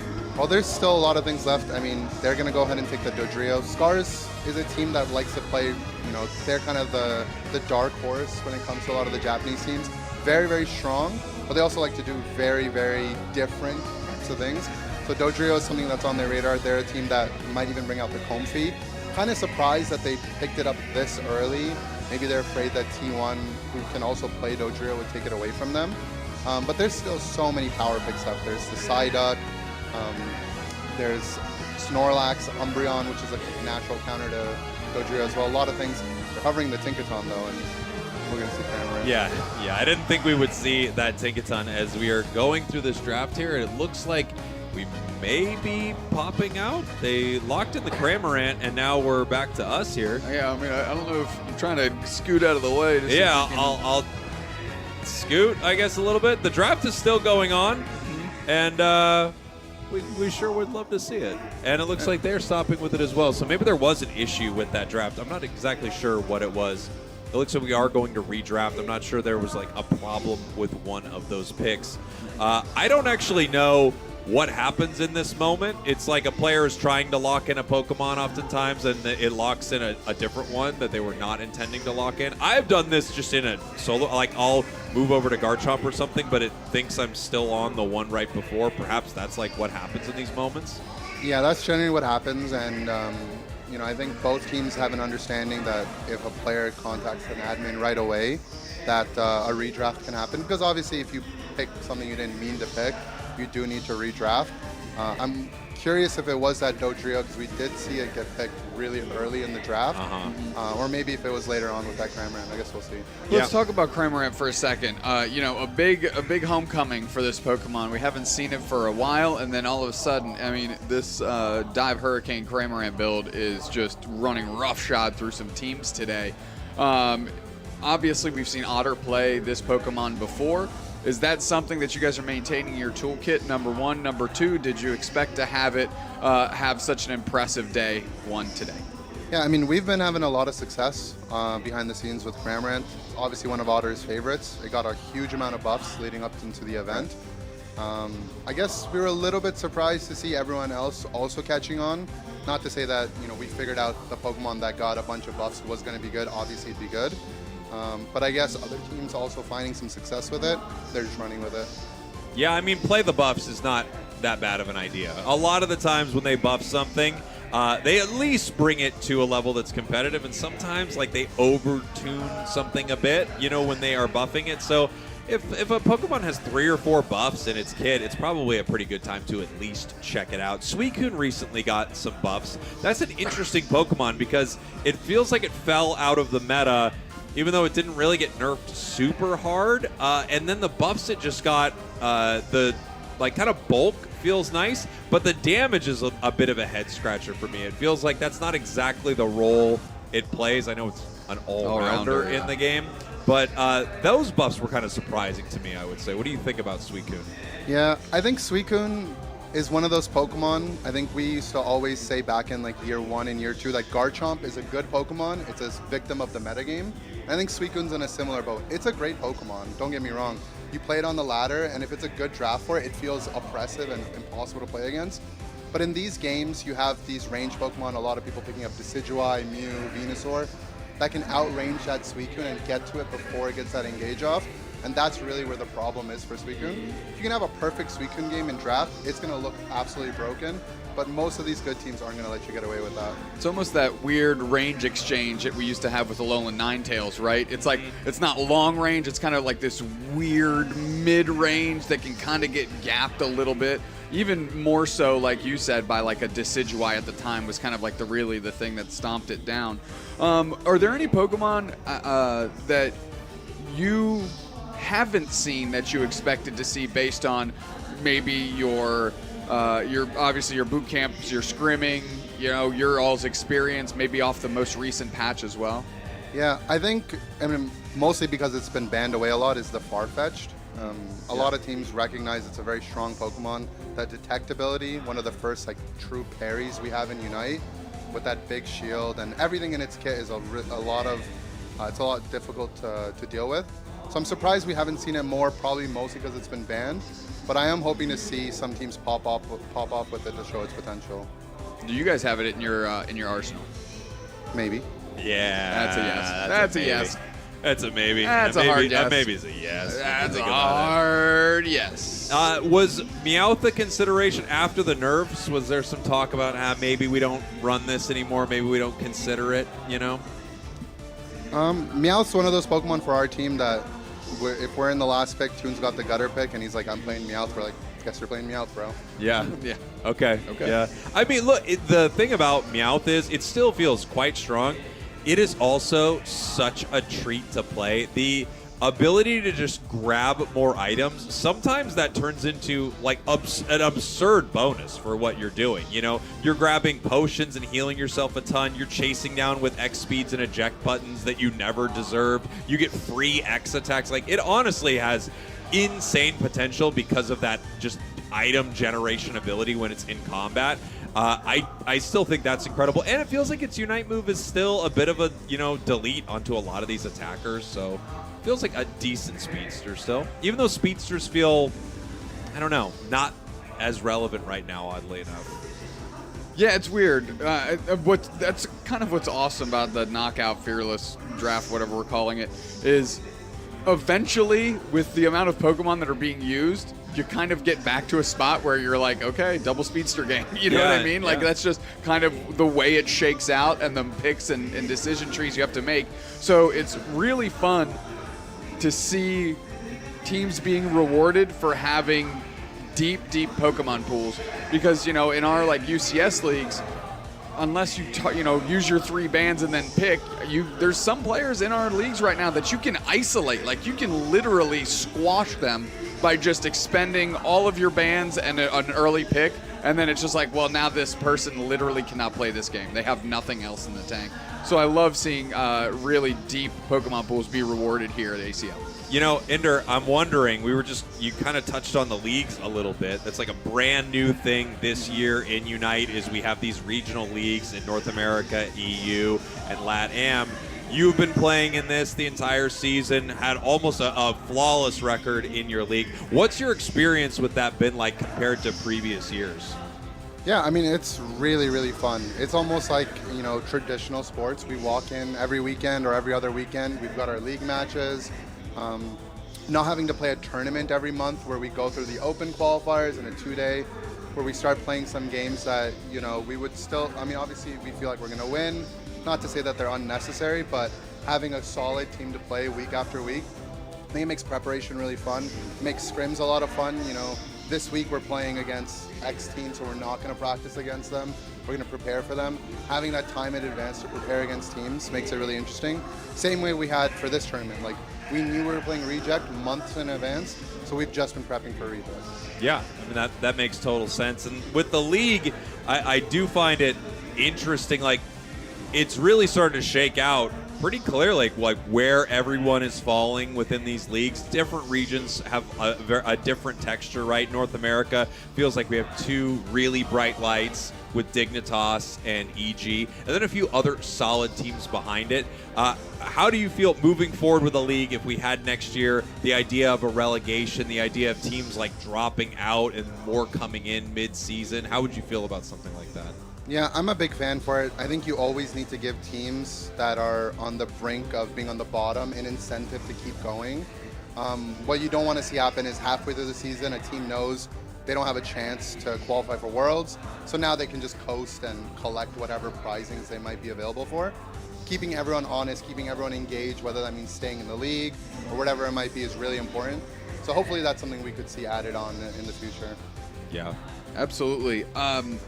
These leagues specifically, again, I wanted to know if you had any comments outside of NA. You know, obviously you've seen EU develop. You went to EUIC, you went to LAIC, won it, of course, and LATAM. What are maybe some things that you see out of those two leagues, or some teams that folks at home may not know about that are tuning in maybe just for ACL, or teams that aren't here that might deserve a little bit of shine?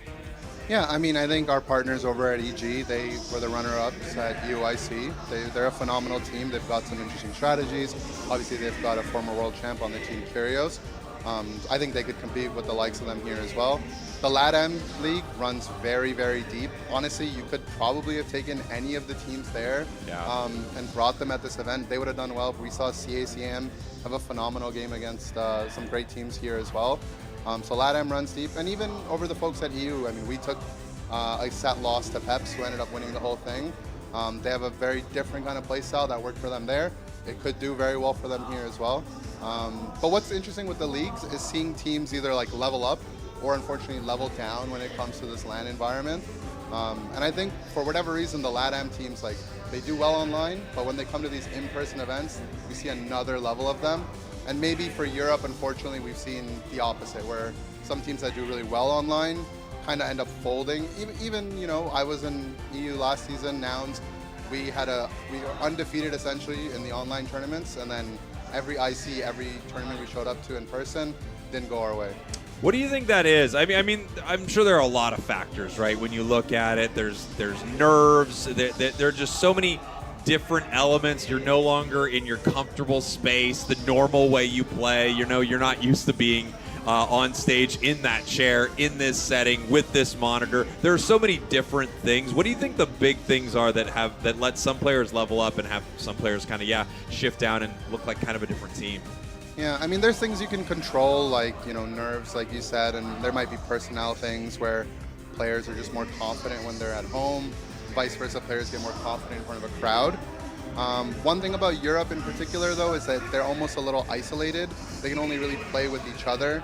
In North America, we can play against North Americans and LATAM. Over here in the East, the Korean teams, the Japanese teams, Southeast Asia, they can all kind of play with one another as well. So Europe kind of being, you know, for lack of a better word, in an island, definitely makes it so that their meta game doesn't get to branch out beyond Europe. So you might have a team that's really good at beating their own strategies in Europe, but then when they go internationally, they haven't had that kind of practice to keep up. Yeah, that makes sense. Absolutely. Trying to take a peek over. It looks like we're getting ready to get moving here in another moment. Let's put you on the hot seat. T1, Scars, gut check. Who you got? I'm a big fan of Scars. I think any team that can play Gengar deserves a shout out. I think that Pokemon is severely underrated by the competitive community. It's almost funny, we were talking about it earlier, that, you know, the ranked ladder players, they often complain about, oh my god, I'm getting destroyed by Hex Gengar. And then they watch tournaments and you'll see the chatters like, actually in competitive, Gengar has these problems. In reality, Gengar in competitive is just as strong. It's just not a lot of people are practiced on it, and the teams that are, you know, they get advantage against them. Yeah, I mean, that makes sense, right? When someone is known for being really good on a Pokemon that doesn't get a lot of play, all of a sudden, you just never get to play it. Like, if someone finds out they're the most cracked Mimikyu out there, they just never get the Mimikyu. It's banned every game. Maybe it's even picked away every game. Gengar, without question, feels like the most target. It is never banned, never picked, unless there's that one player who actually plays it, and then they never get to, ever. every once in a while it'll slip through, and then immediately people go, why did we do that? Why did we let Reggie have this? Well, but you have to tip the cap because, you look back at EUIC and Peps let the Gengar through, and they murked him. They shut it down. So they were playing like that double tank. They essentially any time the Gengar would go in, they would kind of put Reggie in a blender and just really keep him pinned down. So I kind of like how it cuts both ways. You can almost lead somebody, melt their wax wings in the sun because they think they're infallible. You let them get the Gengar, but you've got a pretty good strategy to combat that. And then you put them in a position, well, we don't have to waste a ban on it anymore. We've got a good strategy if you pick it. And if you're off of it, we're cool with that too because it's clearly your best Pokemon. So I do think that's another level of those mind games that you mentioned, and maybe something that goes even deeper here in ACL because of the format we're playing. Yeah, that makes sense. I'm curious. Some tournaments, it just feels like it's this team's tournament to win for whatever reason. Last year at ACL, we had Insomnia. I think a lot of people would have looked at that tournament and said Insomnia wasn't the best team at the tournament, but they won. Their strategy was the strongest on the day. They were the hardest to beat. They made their way to Grands, and they took down everybody, right? Same thing, we see this tournament after tournament. It's always easy to be like, well, the best team didn't win. But, just at EUIC, I think with Pep's run, a lot of people would have said, wow, I did not expect Peps to win this. With situations like that, is there anything you feel like you could do as a team to put yourself in position to be the team that wins this tournament? Do you know what I'm saying? It just feels like some teams are destined to win it because of the meta game. Is there anything that you think about to get your team in that position? Yeah, I'd like to say that every tournament I go into, I expect our team to be the one to win it. Obviously, that's unrealistic. One thing that I've learned, I guess, is after Peps and that Demon Insomnia run, is that when you do start to see the team you didn't expect to do well start doing well, maybe it's time to analyze what they're doing in the middle of the tournament as opposed to calling it a fluke. Right. Peps had a great run. I think if some of the teams had, stopped and been like, hey, they just took out Dignitas, they just took out this team, even in EG in the finals, I think if they started to more recognize that maybe this isn't a fluke, maybe they just have a really good read and try to counter exactly what they're trying to do, as opposed to just the game maybe went okay, we're the better team. Because I think a lot of people had that idea of Peps. They absolutely deserved to win that tournament. They had a good read on the meta with their double tank, and it worked. Same thing with Insomnia the year before here at ACL. They figured out a lot of good picks. Yeah, Phalanx, right? Nobody could shut it down. It just kind of run through them. Their Gyarados as well. Not a lot of people were playing Gyarados the same way, and they were absolutely crushing with it. Yeah, it is one of those things. How do you protect yourself from how do you stop yourself from thinking a Pokemon is better than it is just because you're high skill with it? Does that make sense? How do you stop a player on your team? How do you stop Toon from thinking that you have to play Dragapult in this tournament just because he likes Dragapult and they got a buff? How do you feel like you distill the meta to a point where you can eliminate your biases around it? For Toon, the only person in the world that can stop him is himself. So there might not be any hope there, but it's a really good question. It goes for any competitive thing ever. How do you stop your own biases from taking over? And I don't know if there's a really good answer other than just being humble every time you have a close game or a loss. We've had a lot of close games against a lot of teams that you wouldn't expect to have good teams. In our league, Aftermath, a team that hasn't had a lot of success in the league, they had a okay-ish early game into us, and those are still learning moments. Obviously, we still ended up winning the game confidently, but they double invaded us, and now anytime that happens to us, we're like, let's not get Aftermath, Yeah. That works for anything. You could say, let's not get Aftermath. I think that works in a lot of different ways. But that is interesting. We're firing off strays like Yosemite Sam over here. Take that Aftermath. Peps, you didn't deserve it. Insomnia, you're washed. Golly, brother. But first off, I want to say I love your perspective on that, because I do think people will write off some of these tournament winners with this whole well, they weren't the best, but they did have the great read in that tournament. And yeah, some games get a little wacky and a little wild, but you have to play within that. You have to play to your outs. You have to play to win. And yeah, if they had a great read on the tournament and people didn't react to it, they were the strongest team on the day. They were the team to show up and win it. And someone this weekend is going to do that. It could be the team everyone expects. It could be Dignitas. It could be Fennel. A lot of people think Fennel could win this whole thing. And it also could be the team that just has the read on what's happening in this meta right now, which I think is one of the more interesting things when we have a draft system like this, when we have this knockout draft.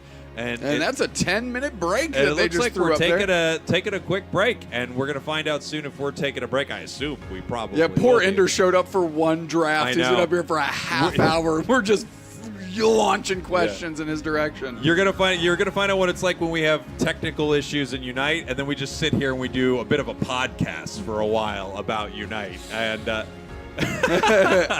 we're here to go to break when we're ready. We are going to take a quick break. We will be right back with more Pokemon Unite. Do not go anywhere. Don't answer your phone. Don't get up from where you're sitting. If you're in a weird position, freeze in that position. I know I will.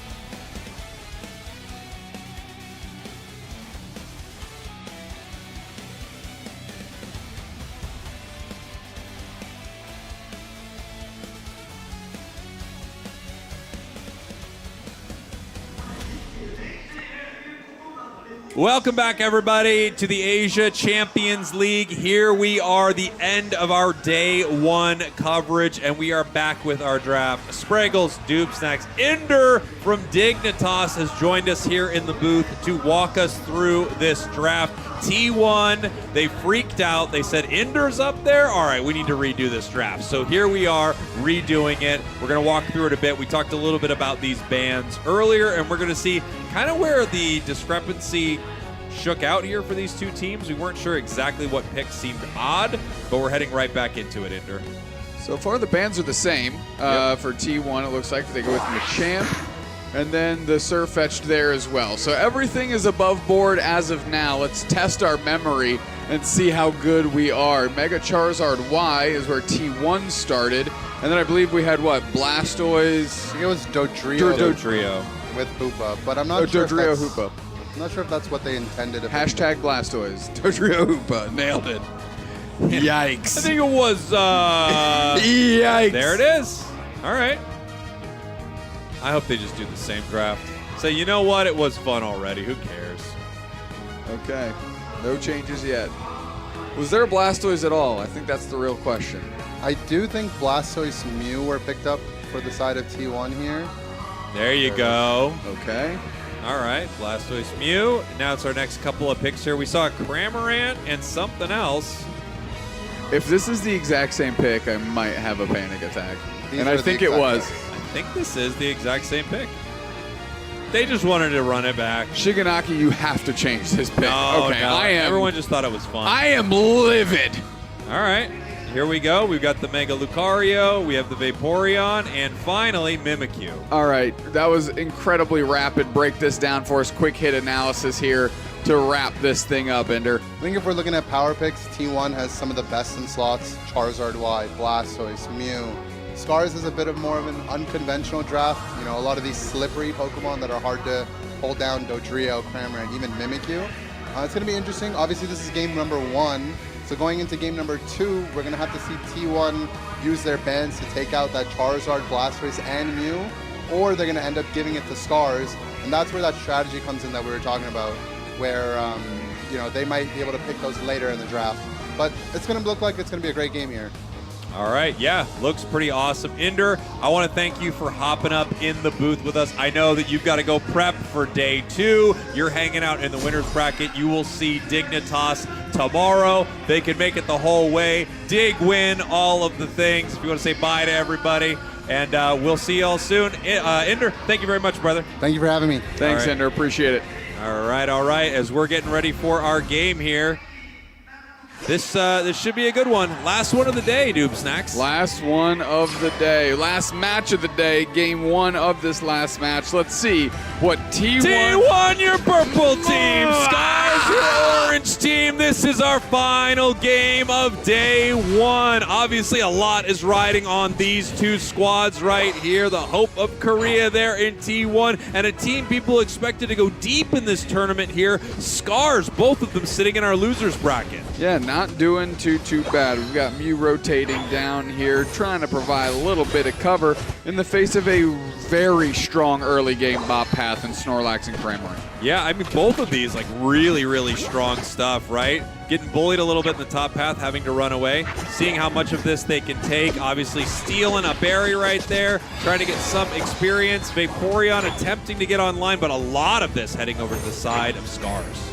Yeah, I mean, the Mimikyu's just tough to contend with. You're going to have Dodrio collapse on this lane. Tons of damage on that Vaporeon. Tons of damage on Squirtle. Getting a knockout there is critical, and I think you can keep putting the pressure on right now, and that's what I'd be looking to do if I were Scars. Whether it's grabbing experience or getting more points, you've got a real opportunity here. Yeah, nice stuff here. Dodrio obviously taking this opportunity to stack up all this experience heading to the side of Scars. It's going to be level 5 on the Mimikyu.